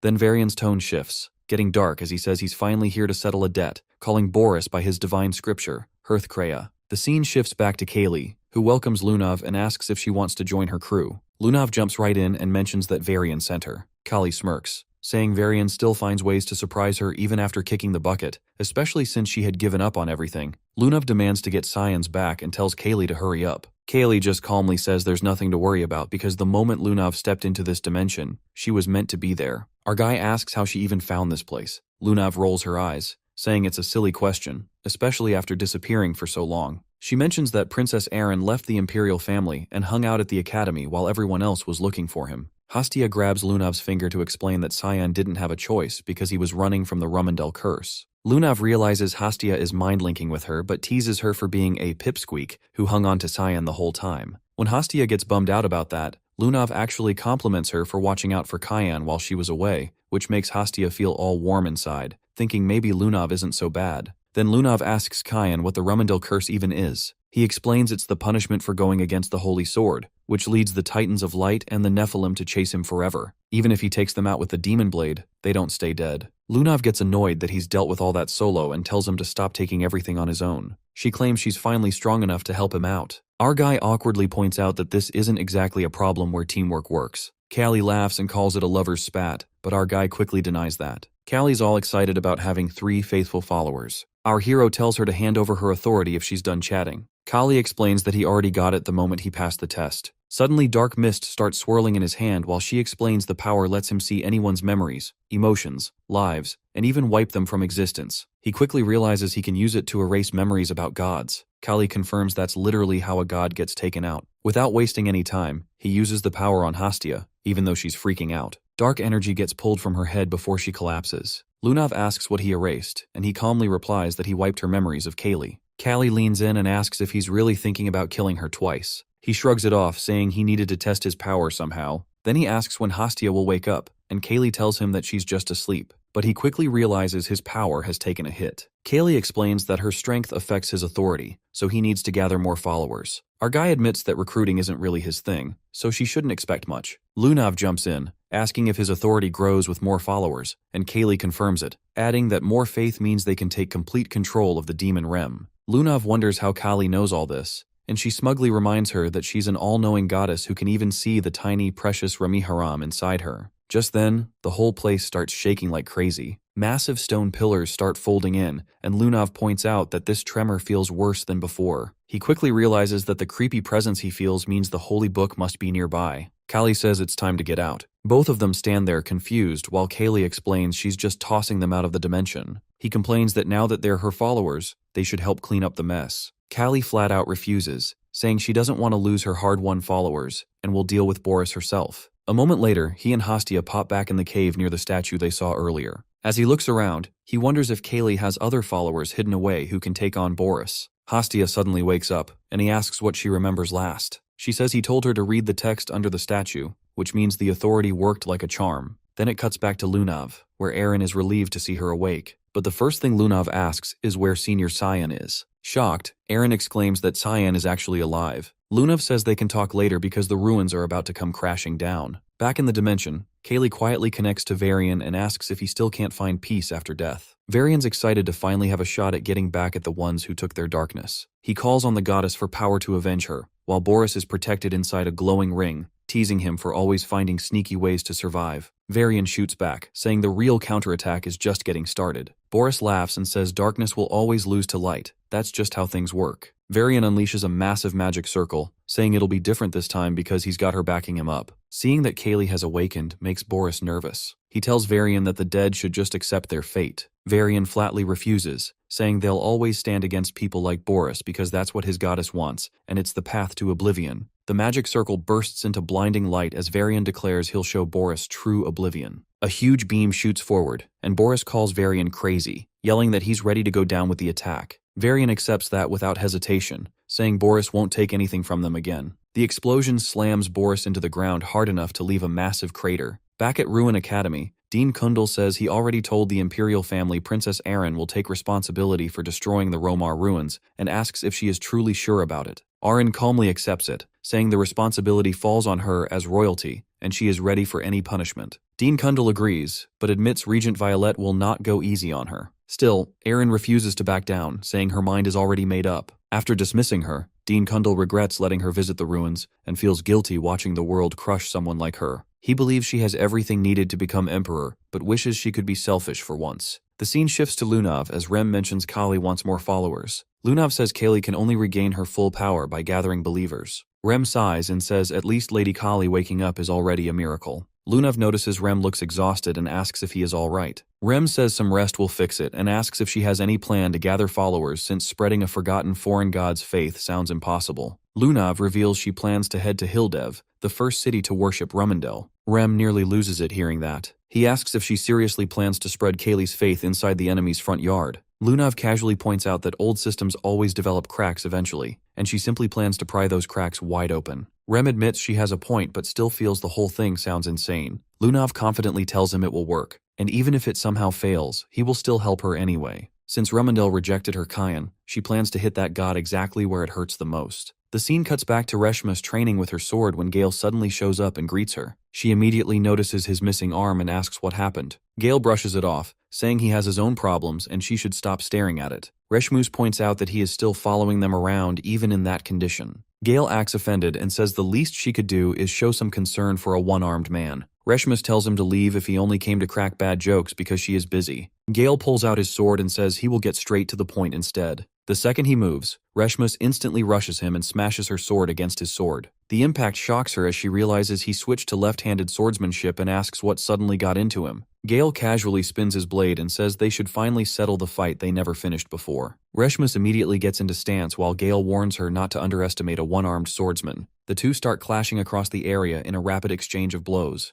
Gale quickly notices her movements became cleaner and more precise with barely any openings left. But the moment she charges mana for a powerful sword skill, Gale simply watches calmly. She thrusts straight for him but Gale ducks effortlessly. Reshmus gets caught off guard as Gale points out her biggest flaw. Her attacks are way too direct. The moment she realizes she left herself wide open, she braces for a slash. Instead, Gale casually kicks her flat onto the ground. He mocks her for panicking while Reshmus angrily asks what the point of all this is. Gale explains that if he truly wanted her dead, she would already be lying there in pieces. He admits she trains hard, but with such stiff textbook swordsmanship, she will hit her limit fast. What she needs now is a proper teacher. Reshmus asks what he means, and the scene flashes back. Earlier, our hero asked Gale to personally teach Reshmus swordsmanship. He points out that Gale clearly saw her talent too. Gale wonders why he got dragged into this instead of the academy instructors. Our boy casually sits on the table and says none of those instructors compare to the best sword in the Knights of Light. Gale asks if he is saying that while Master Yulkin is still alive. Our boy casually replies that Gale will replace him soon enough. Gale asks what happens if he refuses. Our boy immediately threatens to report him to Violet as a spy. Gale calls that unbelievably unfair while our boy reminds him he is already drowning in problems anyway. Gale finally gives up and agrees, though he warns him not to expect miracles. Our boy then asks if there is any news about Boris. Gale reveals Boris somehow survived despite taking a massive injury. Apparently, he has been hiding in secret while recovering inside the Imperial family's offices, with nobody allowed near him. Gale points out how suspicious Boris getting wrecked and the Romar ruins collapsing at the same time looks. When he asks if our boy and Erin were involved, our boy praises his detective skills instead of denying it.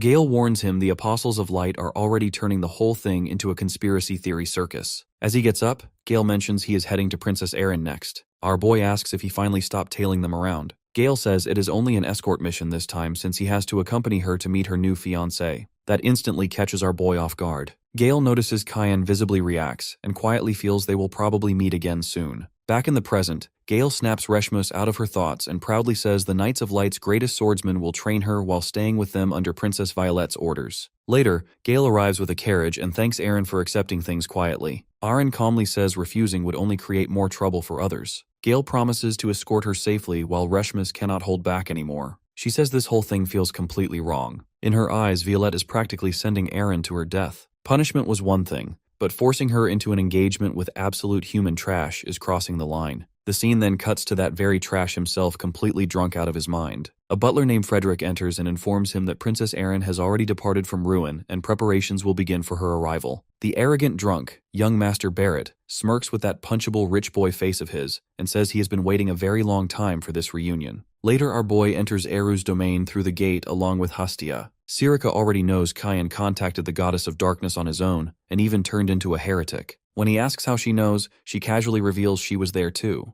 Aaron and Lunav were too stubborn, so she followed them while they searched for him, and even heard Lunav met him personally. Our boy wonders what exactly she is planning. Sirika says no matter how monstrous he may be, having faith in two gods with one body is still insane. But our hero fires back that trying to kill the supreme god was already ridiculous from the start. He never had another option. If there was even the tiniest chance, he had to gamble on it. That shuts Sirika up for a moment before she tells him to sort out his own mess and points behind him. Sitting on the throne is the Goddess of Darkness herself. Kali casually announces that since her temple is gone, she will be staying here for a while and plans to make herself completely at home. Our boy is left stunned while Kali smugly adds that this way they can meet more often. He quickly asks if Eru actually approved this. Kali calmly says he handed over his seat without much fuss. Right then, Eru pops up behind the throne looking slightly embarrassed and insists he is only lending it temporarily out of respect for his elders. Kali instantly realizes that she is far older than Eru, and also someone absolutely necessary if they want to kill Rumendel. She asks if his resolve is still intact. Eru casually says he somehow feels the kid will actually pull it off. Kali calls him as carefree as ever before turning back to our boy. She tells him to prepare himself to end this era, but before that he better start gathering followers for the Goddess of Darkness. Unfortunately, our boy already looks doubtful about that part. Sarika says she already knows the perfect person for the job. He asks Tyan if he knows House Rabihane. Our hero says it is the family near Spanya's outskirts, and she confirms, telling him to find their youngest son who recently entered Ruin and already seems closer to their side. Our boy asks what she means and if she knows him. She says he will understand when they meet and warns him to hide his identity, since he will not be seeing just one familiar face there. This leaves our hero even more confused. Meanwhile, Aaron finally arrives at Ravelon on the eastern border of the UCF Empire. Aaron asks Reshmus if she is tired, but she says she is fine.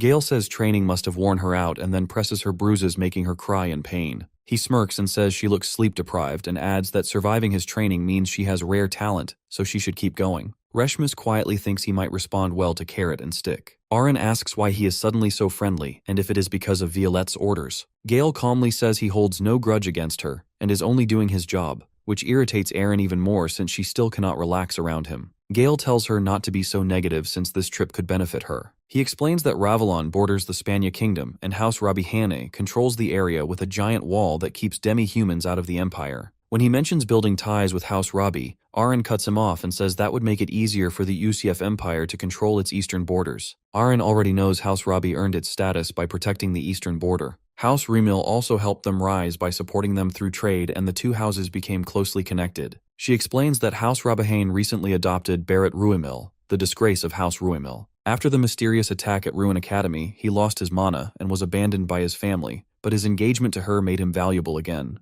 Reshmus says they still need Princess Violette's approval. Aaron replies they have no choice since they can only obey orders from the imperial family. Gale says she looks like her world is ending, which stuns her. He asks if sulking will change anything. Aaron snaps back and asks what he knows to talk so casually, but Gale just smiles and says the world has not ended yet. Since she has not given up either, she should quietly wait for her chance, which annoys them. Right then, the carriage stops as they finally arrive. Frederick greets them outside while Gale quietly thinks it is pretty rude Barrett himself could not bother showing up. Still, Aaron greets Frederick politely and follows him inside. On the way, Gale notices a lone swordsman training by himself. He thinks the guy is definitely working hard, but it is sad the poor fellow has absolutely zero talent. In Gale's eyes, all that effort is basically getting thrown into the trash. Meanwhile, the red-headed swordsman keeps training alone while someone silently watches from the rooftop. It is our boy. He already knows the guy is Shirts, but still wonders what the leader sees in him. Even though Shirts trains hard, his talent is terrible, so our hero decides to keep watching for now. Even late at night, Shirts keeps training, and our boy almost starts respecting his stubbornness. By the time Shirts finally stops in exhaustion,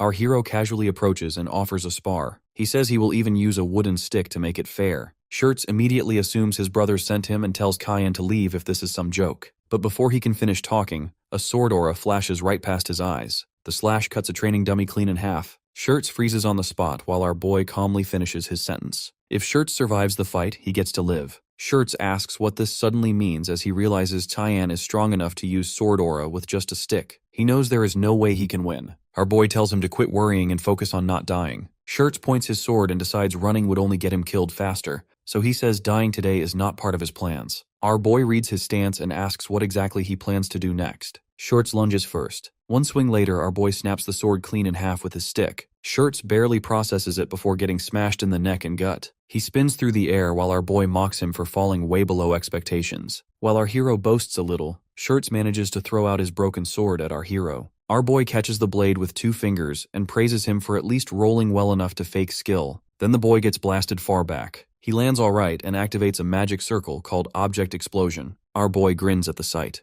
The blast goes off right in his face, yet he walks out untouched, asking if a 1-star spell was seriously the plan. That is when Shirts realizes his opponent has powers of black mist. A second later, our boy stomps his face into the ground and gives credit to the kid for the previous sneak attack. He tells Shirts to become an assassin for having eyes that suit the job too well. The scene shifts to the UCF Empire at Imperial Palace. A servant reports that Princess Erin has arrived at Revillion. The woman listening is the second Princess Violette. She says an engagement is one thing, but letting Erin roam free feels reckless since she could join House Robbie and return for revenge. The third Prince Fabian brushes it off and says there is nothing to worry about. Behind him stands the fourth Prince Nerobian. He says they know Barrett better than anyone, and he will deal with her himself. But Violette says that is no longer enough and reveals Boris barely survived the Romar Plateau expedition, while Erin visited the same place that very day. Fabian instantly calls that nonsense and asks if she seriously thinks Erin reduced council head Boris to that state. Violette says the truth is even worse. She recalls Boris speaking about the goddess of darkness Kali resurrecting him. Completely confused, she asks if the Ruins expedition was ever just exploration and demands to know what happened there. Boris then reveals that Cyan apparently awakened the goddess. That alone chills the room. He warns them a massacre is coming for the Empire and they better prepare before the blood starts flowing.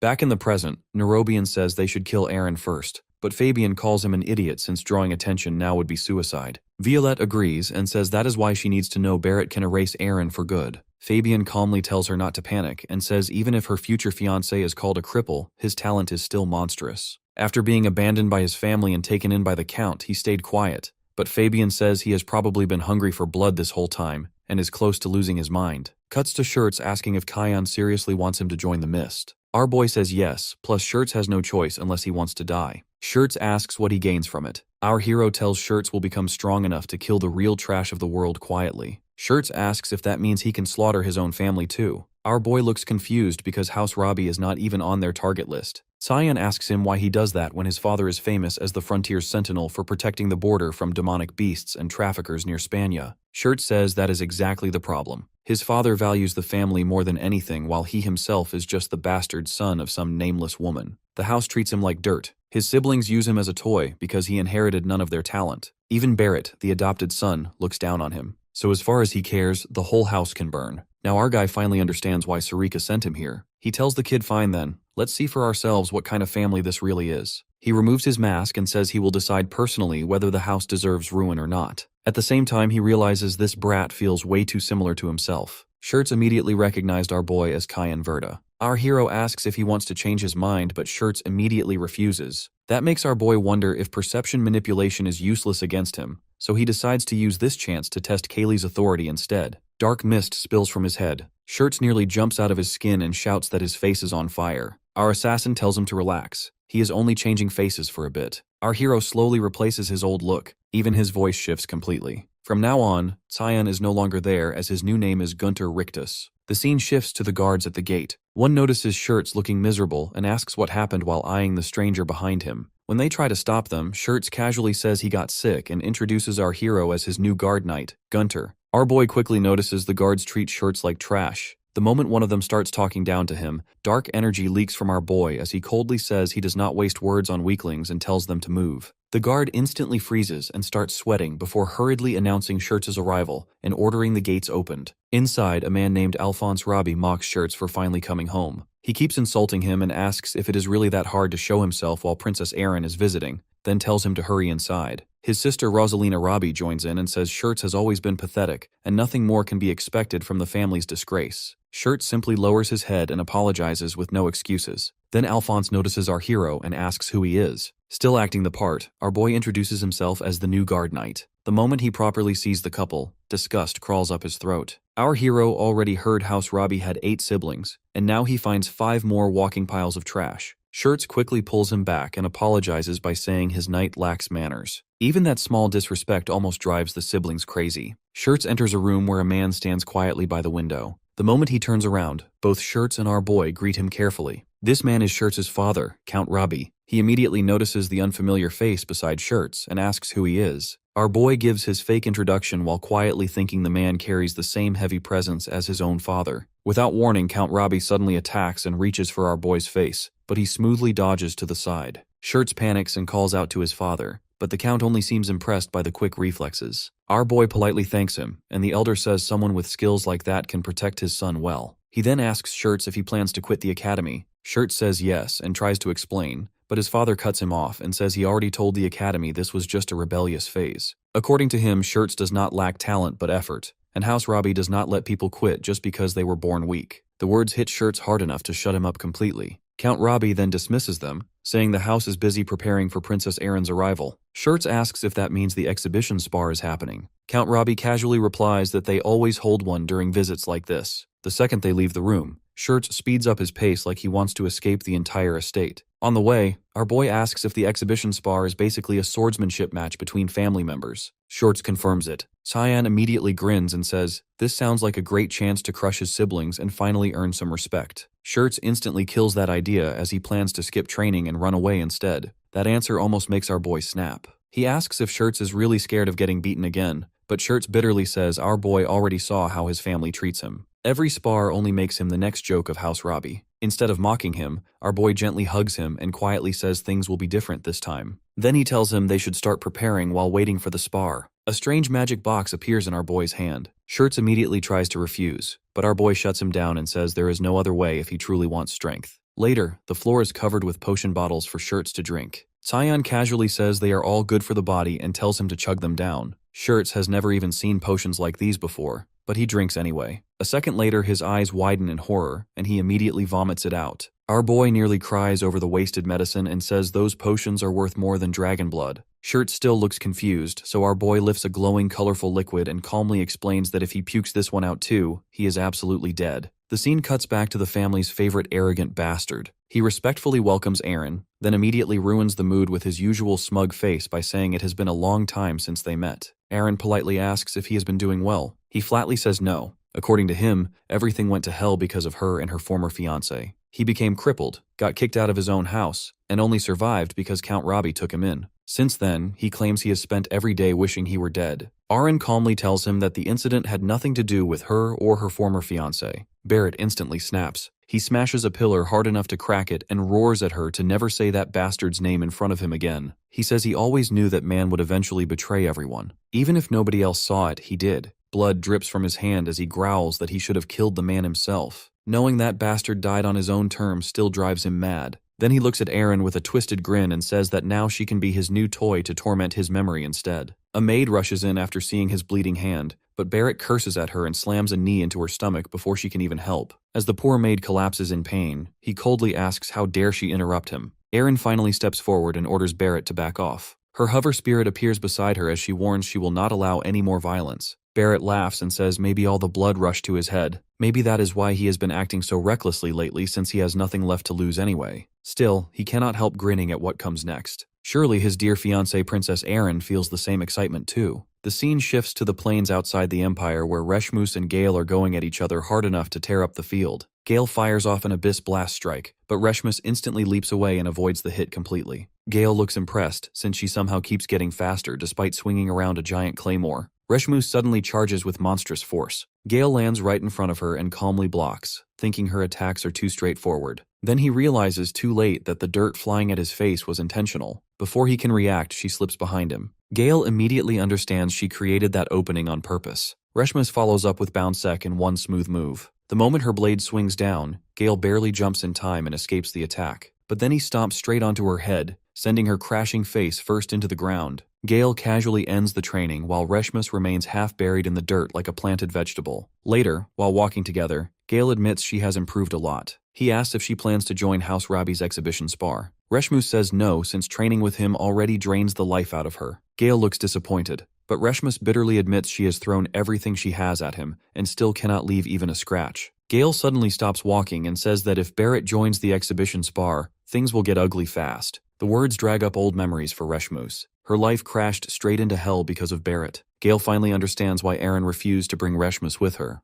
Reshmus looks miserable knowing her princess is about to get married off to trash like Barrett. Gale casually asks what is so bad about some scumbag marrying the person she likes anyway. Then he lifts up his heavily damaged sword, the same blade that somehow always looked brand new before. Gale tells Reshmus her problem is obvious. She fights like someone still too inexperienced and too soft. Even so, he believes she could someday become the strongest swordsman on the continent. He tells her to stop dwelling on the past and focus only on getting stronger. That way nobody will ever dare touch the people precious to her again. Reshmus finally smiles at that, and the two head back toward the Empire together. The next day, a referee officially began the exhibition spar and ordered all participants to take their positions. Alphonse mocks Shirts for not running and actually chose to fight. He says it changes nothing since he will still get mocked anyway. Even his own elder brother looks down on him. Then he glances at Aaron and realizes it has been a while since he stood this close to her. He cannot believe how she accepts all that just over one imperial order. Then his eyes land on the Barrett and turn nasty. A cripple like him must already be suffering enough, but our boy still plans to smash him. The referee starts the match. Alphonse rolls his sword around and mocks Shirts for always being a human sandbag. He even brings up the beatings from their academy days. Our boy already hates Alphonse after hearing he is from Ruin. That alone explains why he is such a disaster. Alphonse activates a new skill called Excel Rush and appears behind Shirts in an instant. Shirts simply turns around since he already decided the fight is over. Then a brutal strike slams into Alphonse, blocking the attack and shattering it into pieces. Shirts says Alphonse is painfully slow. He already read his movements and mana flow, so he beats him down without even using magic. One clean jab lands right on Alphonse's face. Every brother is stunned. Even the Count sits frozen. One punch is enough to send Alphonse crashing down while 3 teeth fly out. As Alphonse coughs up blood, Shirts already knows the bullying at home will only get worse. The pain in Shirts' arm tells him beating this trash is still not enough. Then our boy asks why he is even worrying about revenge. Of course they will come back for payback. Losing once only makes people hate harder. Shirts wonders if he should just lose instead. Our boy tells him to crush them so badly they never dare try again. Leave enough fear behind to haunt them for life. Back in the spar, Shirts drives another jab into Alp's face and slams him into the ground. Even Aaron stands speechless with the other brothers. Rosalind instantly yells for the match to stop before Shirts kills him. Our boy smirks. Now that is a proper impression. Shirts' hand drips with Alphonse's blood as the referee declares him the winner. Rosalind trembles under his stare and nervously wonders if she is next. Just then, the eldest brother, Oliver, breaks the glass of wine seeing Alp knocked out. He says their youngest brother looks frustrated and reminds Rosalind that her reputation as the eldest daughter is on the line. Surely she is not planning to just stand there and watch. Rosalind stays silent. Later, Shirts walks into a room and our boy praises him while recalling the ridiculous look on his sister's face. Shirts gives all the credit to the dragon blood and says he is taking a break. Then he asks who the next fighter is. Our boy casually says it is him. Shirts is shocked and asks if he is seriously joining the sparring matches. Our boy says his target is Barrett since that vermin is participating too. He plans to finally teach him a lesson for tormenting people. Shirts asks if he knows Barrett personally. Our boy reveals he was the one who made Barrett mana impaired. He fed him a mana orb, hoping it would stop him from ruining lives. But sadly, the pest survived and hurt people again. Through Shirts' memories, our hero realizes Barrett kept causing misery. At that point, he decides the problem should have been crushed from the start. Right then, Rosalind storms into the room. Shirts is about to ask why she came when she suddenly slaps him across the face. She demands to know how he dares look at her like that. Then she mocks his unknown mother and tells him to remember his place in the family. She raises her hand for another slap, but this time Shirts catches it midair. He coldly tells her she should stop before something ends up broken. Rosalind instantly starts sweating as fear creeps into her face. She quickly backs down and says she will let it slide for now. Before she goes, she warns him that his guard knight is about to get crushed because Dekao will be facing him. She proudly says Dekao is a quasi-sword saint and his guard has zero chance against him. After she leaves, our boy asks if this opponent is really that strong. Shirts explains that Dekao is the guard knight of his third sister, Saris, a mysterious swordsman rumored to cut even stars apart with a swing. On top of that, the guy is annoyingly handsome, so Saris practically worships him. Our boy remains cold, but Shirts just laughs inwardly since no swordsman alive is beating someone who drinks dragon blood like juice. Soon the Imperial officials call the contestants forward for the next match. Our hero steps into the arena opposite Dekao, beloved knight of Lady Saris. The girls in the crowd are practically melting over him. Dekao proudly asks if he can feel the passionate gazes of the audience. That, he says, is the difference between them. Then he proposes a fair match. Meanwhile, the crowd keeps mocking our boy's rough appearance, though Erin cannot stop staring at him.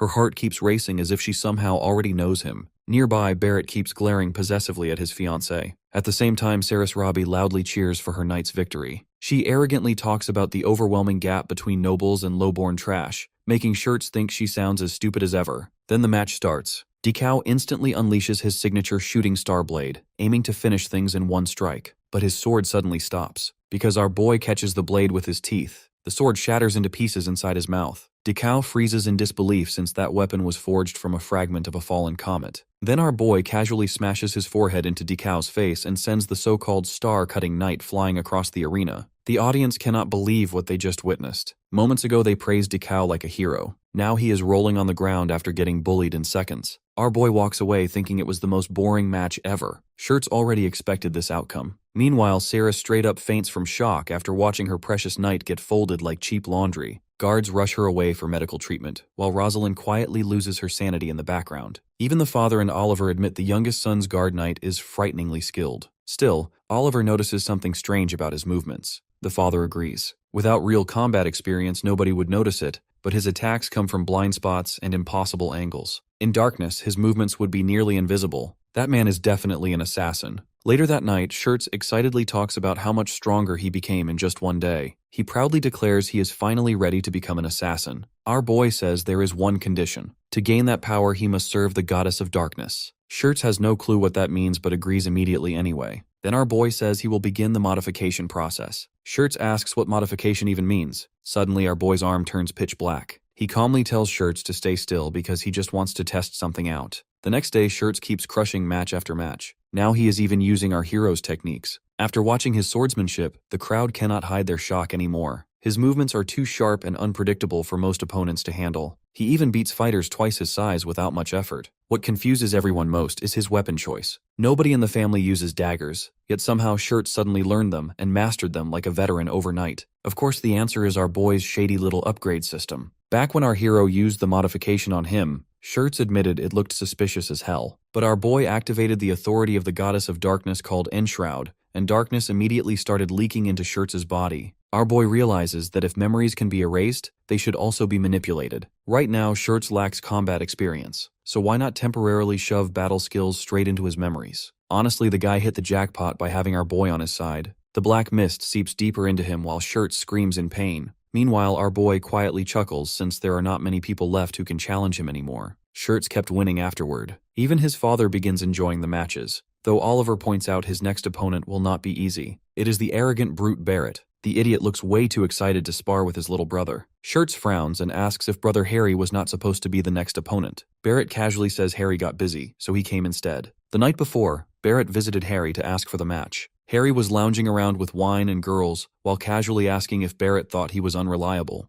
Barrett says he simply got interested. Harry then asks whether fighting Shirts will really be fine. That instantly pisses Barrett off. He warns Harry to watch his mouth. How could he possibly lose to a weak-ass Shirts just because he happens to be crippled? The moment Barrett gets angry, Harry tense up in fear. Barrett says he could erase someone like Harry without making a sound. Then he mocks Harry's house, saying they would never have prospered without House Rumel's support. He reminds him that adoption into the family does not mean he can forget his place. Harry immediately apologizes while shaking. Barrett likes the reaction and lightly punches him before telling him to keep drinking himself unconscious, since he will handle the spar instead. Still, what truly interests Barrett is confirming the strange swordsmanship he noticed from Shirts. Soon the match begins. Even Aaron immediately recognizes Shirts' stance as Tyan's swordsmanship, making her wonder if Kyan himself is somewhere nearby. The daggers clash with the sword. This time, Barrett easily pushes Shirts back. He mocks him and asks where all that confidence went before rushing in again. Our boy quietly watches and wonders what Barrett is planning when the idiot cannot even use mana. Shirts counters with a savage dagger strike, but the moment his blade hits Barrett's armor, the mana completely disperses. Worse, Barrett's sword cuts straight into Shirts' stomach. Even the crowd gasps. Our boy instantly realizes Barrett came prepared. The armor he is wearing is called Cabana, a counter mana artifact. Barrett proudly explains that no matter how skilled Shirts is, he will never scratch this armor, because it is the ultimate bane of magic. It was forged from a rare mineral discovered by the Graham Council. Even Graham refused to use it because it blocks the wearer's mana too, making it useless for normal warriors. But for a mana-impaired fighter like Barrett, it is perfect. He smugly asks if the armor is not fascinating. Surprisingly, Shirt starts laughing instead. That completely stuns Barrett. Shirt slowly stands while clutching his wound and says this actually makes him happy, because it means people are finally acknowledging him. That must be why Sister Rosaline kept trying to suppress him, and why Barrett needed absurdly expensive armor just to face him. Then he coldly says Barrett would never understand what it feels like to live in the gutter. Even while bleeding, he points his dagger forward and says he is genuinely delighted right now. For the first time, Barrett feels chills run down his spine. Then the bell suddenly rings. A servant rushes to the Count and reports that mummies have appeared on the eastern border. Count Robbie immediately orders Princess Erin to relocate somewhere safe. She refuses and says the people need protection first. The match gets suspended on the spot while the officials tell everyone to return home because the mummy attack has begun. Even so, Barrett glares at Shirts and promises to finish him later. Our boy gets annoyed since the fight was finally becoming entertaining before the undead ruined everything. So he decides to check out the mummies himself just to kill some boredom. Outside the Empire, the warriors quickly take formation. Ahead of them, the sand dunes violently explode apart as mummies crawl out from beneath the desert. A massive blast erupts near the front lines and hordes of undead suddenly appear. The guards instantly deploy defensive barriers, while the mages activate large magic circles behind them. Fireballs rain across the battlefield and incinerate waves of incoming mummies. From a distance, our boy watches the battle and realizes something strange. Mummies were originally found only in Spania, so why are they here? Then it clicks. In his previous life, Ravion used to be full of greenery, not endless desert. These creatures must be the reason the land became desertified. He starts wondering if the cause is somehow connected to Eshel's disappearance. Meanwhile, below, Count Robbie notices our boy and asks Frederick what he discovered. Frederick reports that he investigated Gunther at Ruin Academy, but nobody there knows any man by that name. What is even stranger is that the academy students did not even know the young master had a guard knight. Robbie quietly orders Frederick to keep watching. After all, Shirt suddenly became stronger overnight, and his swordsmanship changed completely. Everything points back to that mysterious knight named Gunther. The scene switches back to Shirts, who can't believe he actually kept up with his brother during the fight. For the first time ever, he feels happy knowing he's no longer the weakling everyone used to look down on. Oliver walks over and checks if he's okay. Shirts is surprised by his brother's concern and quickly replies that the treatment was quick and the injuries are minor. Oliver hands him a proper suit and points out that he's been wearing rags, especially with the fifth princess around. Before leaving, he coldly mentions it's just for the family's dignity, but Shirts clings to the clothes like they're the best gift he's ever received. Before heading out, Oliver asks where his guard knight went. Shirts explains that Gunther left earlier because he had some business to take care of. Oliver warns him not to let Gunther roam freely since Barrett has been acting strangely interested in him lately. Still, Shirts isn't worried. He knows Barrett will be the one buried soon. Our boy slides down a wall and hits the ground, where Barrett comes over, clearly impressed by his skills. He casually mentions it's a shame for someone so talented to be working for someone like Shirts and suggests having a private chat. Our boy follows him silently as Barrett leads him downstairs into a secret room that's clearly reserved for close associates. As he opens the door, he jokes that no one would care if someone disappeared in there. Inside the room, a mountain of wine, beautiful women, and enough luxury to make anyone lose their mind. Barrett encourages our boy not to be shy and to indulge in the kind of stuff that most people only fantasize about. He proudly states that every girl there was picked specifically by him. As soon as our boy steps in, Barrett snaps his fingers and tells the girls to treat the guest with all sincerity. One of the girls immediately wraps herself around our boy and whispers for him to relax. Meanwhile, Barrett grabs two girls and heads towards a seat, mentioning they have some serious stuff to talk about. At that moment, our boy calmly activates the authority of the god of black fog. In an instant, all the girls in the room lose their heads, even the one next to him. Barrett freezes in shock while our boy effortlessly expands the darkness and activates his domain, Void. Suddenly, Barrett finds himself trapped in a never-ending dark space, with nothing around except our boy standing right in front of him. Confused, he hears our boy casually ask him what might hurt more. As our boy walks toward him, he says that killing him would be too easy since it would just leave him with a grudge. Then he reveals his face, and the moment Barrett realizes it's Cyan, his desire for revenge flares up. Cyan coldly states that Barrett's sins are too heavy for a quick death, so he's got a better plan. He'll take him out bit by bit. Barrett quickly activates his armor, shocked to see Cyan still alive. He boasts that now he can finally get back at him for messing up his mana. But our boy just gestures with one hand, and Barrett freezes up, unable to budge even a finger. Our boy glances at the fancy armor and comments on how Barrett spent a fortune on it, but it's all useless in a realm created by divine power. He calls for his dagger and, with a smirk, asks Barrett if all his wealth is enough to bribe a god. In an instant, a slash cuts clean through Barrett's arm and armor like they're nothing. Barrett can barely scream. Our guy tells him not to cry because this is just the start. Another quick slash takes off his leg, followed by the other arm. Barrett goes down, helpless on the ground, and our guy mutters that something still feels off about this whole thing. Then it hits him. Out of nowhere, Barrett finds his voice and lets out a terrifying shriek. Our guy stomps on his chest, reassuring him that he'll eventually forget this moment. That terror will just be buried deep in his mind forever. With a creepy grin, he promises to slowly tear him apart from the inside while Barrett sobs like a wreck. Meanwhile, in reality, our guy is just messing with him in his mind as Barrett keeps begging him to stop. Watching this play out, he chuckles and thinks that soon Barrett will probably wet himself just hearing Cyan's name. Then he glances over at the girls and decides they should just forget this whole place and live normal lives. So he wipes their memories too, making it all feel like just a bad dream for Barrett. After that, he casually leaves them all passed out on the floor. Later on, Shirts walks into his dad's room, and his dad comments on how sharp he looks. Shirts happily shares that Oliver bought him the new clothes. His dad nods, saying Oliver likely wanted to encourage his recent growth. He then asks where Shirts picked up such unusual sword skills, and Shirts honestly replies that he learned it all from his guard knight. His dad then reveals why he called him there. From what he found out, his guard supposedly hails from Limberstar. Even worse, Gunther has a reputation as a complete madman whose cruelty scared everyone around him. People said he vanished years ago, and some even rumored that he was dead. His dad quietly questions if a guy like that should really be allowed in their territory. The atmosphere gets pretty tense all of a sudden. Shirt starts to freak out because his dad's look turns intimidating, but he musters up some guts and sticks up for Gunther, assuring his dad that he won't bring shame to the family. After that, the room goes silent, and Shirts feels a wave of cold sweat when he realizes he just talked back to his old man.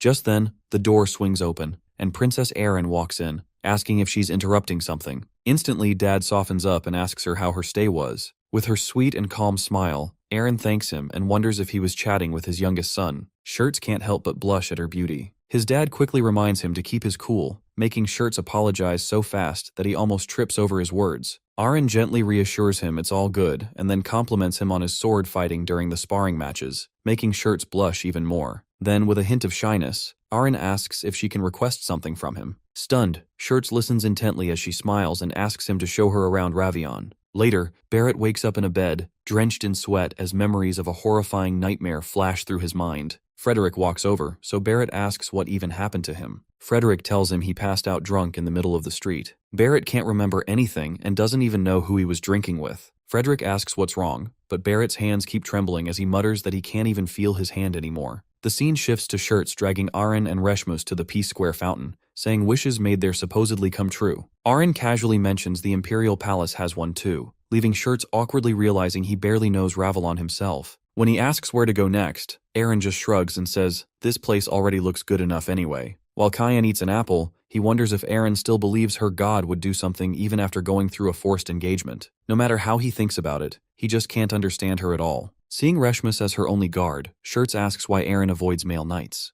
Reshmus explains the princess hates making people uneasy with armed guards in crowded places. She trains herself for danger anyway, and Reshmus simply respects her wish to stay close with normal people, which she's doing right now. Just then, Barrett shows up looking completely exhausted and asks if Shirts has been dragging Arin around Ravillion. Barrett calls these places boring as hell, but Arin casually asks why he's limping. Barrett says he only sprained his ankle a little, then smugly adds that he's glad Arin cares so much about her fiancé. That instantly annoys our boy, but he keeps quiet. Then Barrett notices Reshmus and says she's changed a lot since the last time he saw her. He notices the hatred on her face and mocks her, asking if becoming the princess's escort knight suddenly made her bloodline valuable. Arin finally cuts in and warns Barrett to stop crossing the line. But Barrett ignores her and keeps harassing Reshmus like she's the one pushing him to snap. Then he starts bringing up her miserable past just to get under her skin. Reshmus coldly reminds him that Arin already warned him once, and if he keeps acting uncivilized, she'll personally put him down. Barrett nearly loses it when Shirts draws everyone's attention to his injuries. He mocks Barrett, saying he must have gone too hard during their spar and apologizes for beating him up too badly.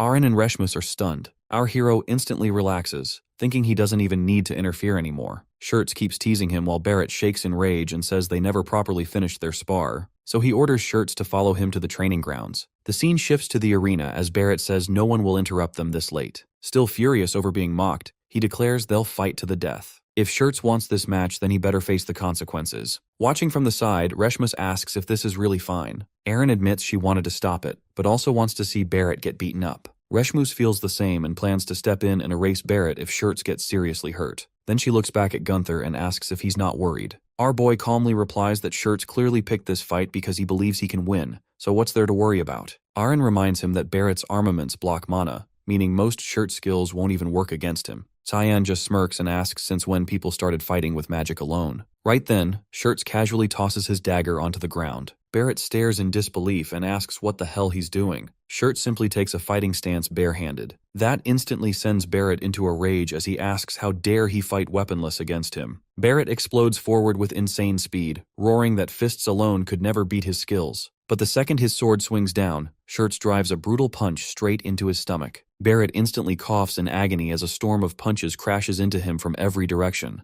Then the final hit lands directly in his gut and sends him flying backward. Shirts admits fighting barehanded was honestly a gamble, but somehow it worked perfectly. Barrett can't even process what just happened. He wonders what Shirts did to him because he suddenly can't gather strength anymore. Parts of his body go numb and he realizes he might actually die. Then Shirts' shadow looms over him as he asks how it feels to be weak. Looking down at his older brother, he says it feels like seeing his old self and admits looking down on someone is not so bad after all. He slowly pulls back his fist, wanting to savor the moment as Barrett begs him to stop. Reshmus realizes Shirts might kill him, so Aaron orders everyone to end the fight immediately. Our guy steps forward and asks if this is better for her since she would not have to suffer the engagement anymore. Aaron freezes, shocked he already knows. She says even without the engagement this is wrong. He still does not fully understand her but says there is no need to interfere since someone else is already moving. A figure suddenly rushes toward Shirts at full speed while shouting for him to stop. Shirts is just inches away from smashing Barrett's face in, but his fist stops at the very last second. Oliver suddenly clocks Shirts with one punch, sending him flying. Even Aaron freezes in shock. Oliver calls the whole thing disgraceful, asking what kind of pathetic fight between brothers they are putting on in front of Princess Aaron. Shirts says they are not brothers. According to him, he is just the adopted kid everyone in the house treated like trash. Oliver warns him to watch his mouth, but Shirts fires back, asking if he somehow forgot all the torment he went through inside the family. Oliver coldly replies that nobody will acknowledge him if he keeps choosing the wrong path. Then he grabs Barrett by the collar and tells everyone to pretend nothing happened today. He also warns Barrett to stop dragging the family name through the mud before politely apologizing to Aaron. Watching all this, our boy realizes Oliver clearly is not on Barrett's side. As Oliver leaves, Aaron immediately rushes over to Shirts to check if he is all right. Meanwhile, our boy notices Reshmus standing there with a blank face like she had been waiting all day for Barrett to disappear. Looking at Aaron, our boy starts wondering if this is her way of choosing the righteous path even when easier options exist. Sure, she is still stubborn as ever, but maybe that stubbornness is exactly what a future ruler needs. Later, our boy asks Shirts where the princess usually goes. Shirts is busy squatting under a ridiculous amount of weight while looking one rep away from death. He explains that Aaron often visits the eastern side of Ravalon,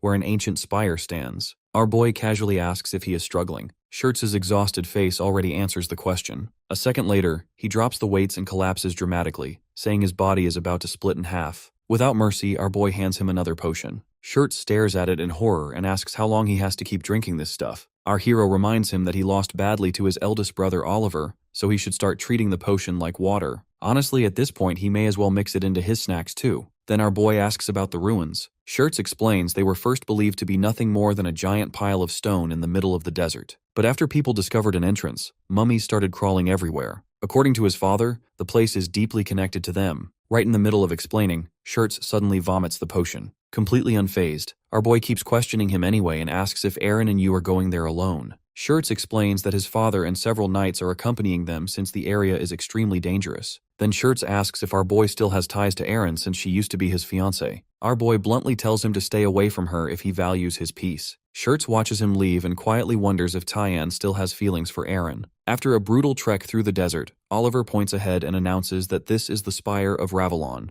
Thanks to the endless dust storms, getting any closer is nearly impossible. A one-eyed guide explains that mummy activity has exploded recently, making the place even more dangerous. Aaron and Schurz quickly realize the storms are probably why everyone connects the spire to the mummies. Thankfully, the guide creates a barrier so the group can move safely. Oliver comments that he did not expect Princess Erin to be interested in a place like this. Aaron calmly replies that ancient civilizations fascinate her. Oliver explains that many people share the same curiosity, but no one has secured a safe route because of the non-stop storms and endless waves of mummies. Schurz confidently tells Aaron not to worry, since they will protect her no matter what. Aaron simply thanks him. She asks whether they will still be safe as long as they avoid getting too close, and Schurz explains that he is only saying it just in case. Oliver notices the two chatting and immediately calls Aaron over. Then he grabs Schurz and suddenly asks Aaron whether she would consider continuing her engagement with him instead. Completely stunned, Aaron asks if things were not already decided with Barrett. Oliver says he knows, but Barrett has gone too far. Schurz instantly starts sweating bullets while Oliver explains that he only considered Barrett because of House Rumill's request. But after today, he refuses to let him disgrace the family name any longer. Then Oliver suddenly starts praising Schurz non-stop, and our boy almost overheats from shock. Oliver talks about how talented he has become and even praises him for helping commoners on the streets. Poor Schurz genuinely starts wondering if he is hallucinating. Aaron accepts the proposal, but explains that permission from the imperial family is still necessary, since she must follow their decision. Oliver casually tells her not to worry about that and thanks her. Meanwhile, the one-eyed guide silently listens to everything. His face stays calm, but internally, the man is absolutely boiling. Back home, Schurz cannot stop replaying Oliver's words in his head. Oliver had openly said that he and Princess Erin looked good together, and even promised to speak with the imperial family himself. To make things worse for Schurz's poor heart, Oliver also admits he was impressed by how he handled Barrett. Then he pats him on the head and says he truly deserves the name of House Robbie, despite growing this far without anyone's help. At that point, Schurz is basically floating. The guy finally got acknowledged. Then he suddenly wonders what Cyan would say about all this. A second later, he decides Cyan would probably poison him for changing his opinion about Aaron. Honestly, fair enough. Still, Schurz decides he should start focusing on his own happiness for once. Maybe he can even tell Cyan he is finally in a good mood, though that immediately reminds him Cyan is literally never happy. The moment Schurz opens the door, Aaron is standing there waiting for him. Aaron immediately apologizes for showing up so suddenly and asks for forgiveness in advance for what he is about to do. Schurz is still confused when Reshma suddenly appears behind him and presses a blade against his throat. Completely stunned, Schurz asks why they are doing this. Aaron coldly replies that this is the only method she has before getting straight to the point and asking when House Robbie started conspiring against them. The scene then cuts to Barrett, who can barely see or even feel his own hands. The one-eyed guide stands beside him before casually stomping him into the ground. Barrett curses blindly since he cannot even tell who is beating him. The strange man mocks him in disappointment, asking how he managed to screw up everything just because he could not make one woman his.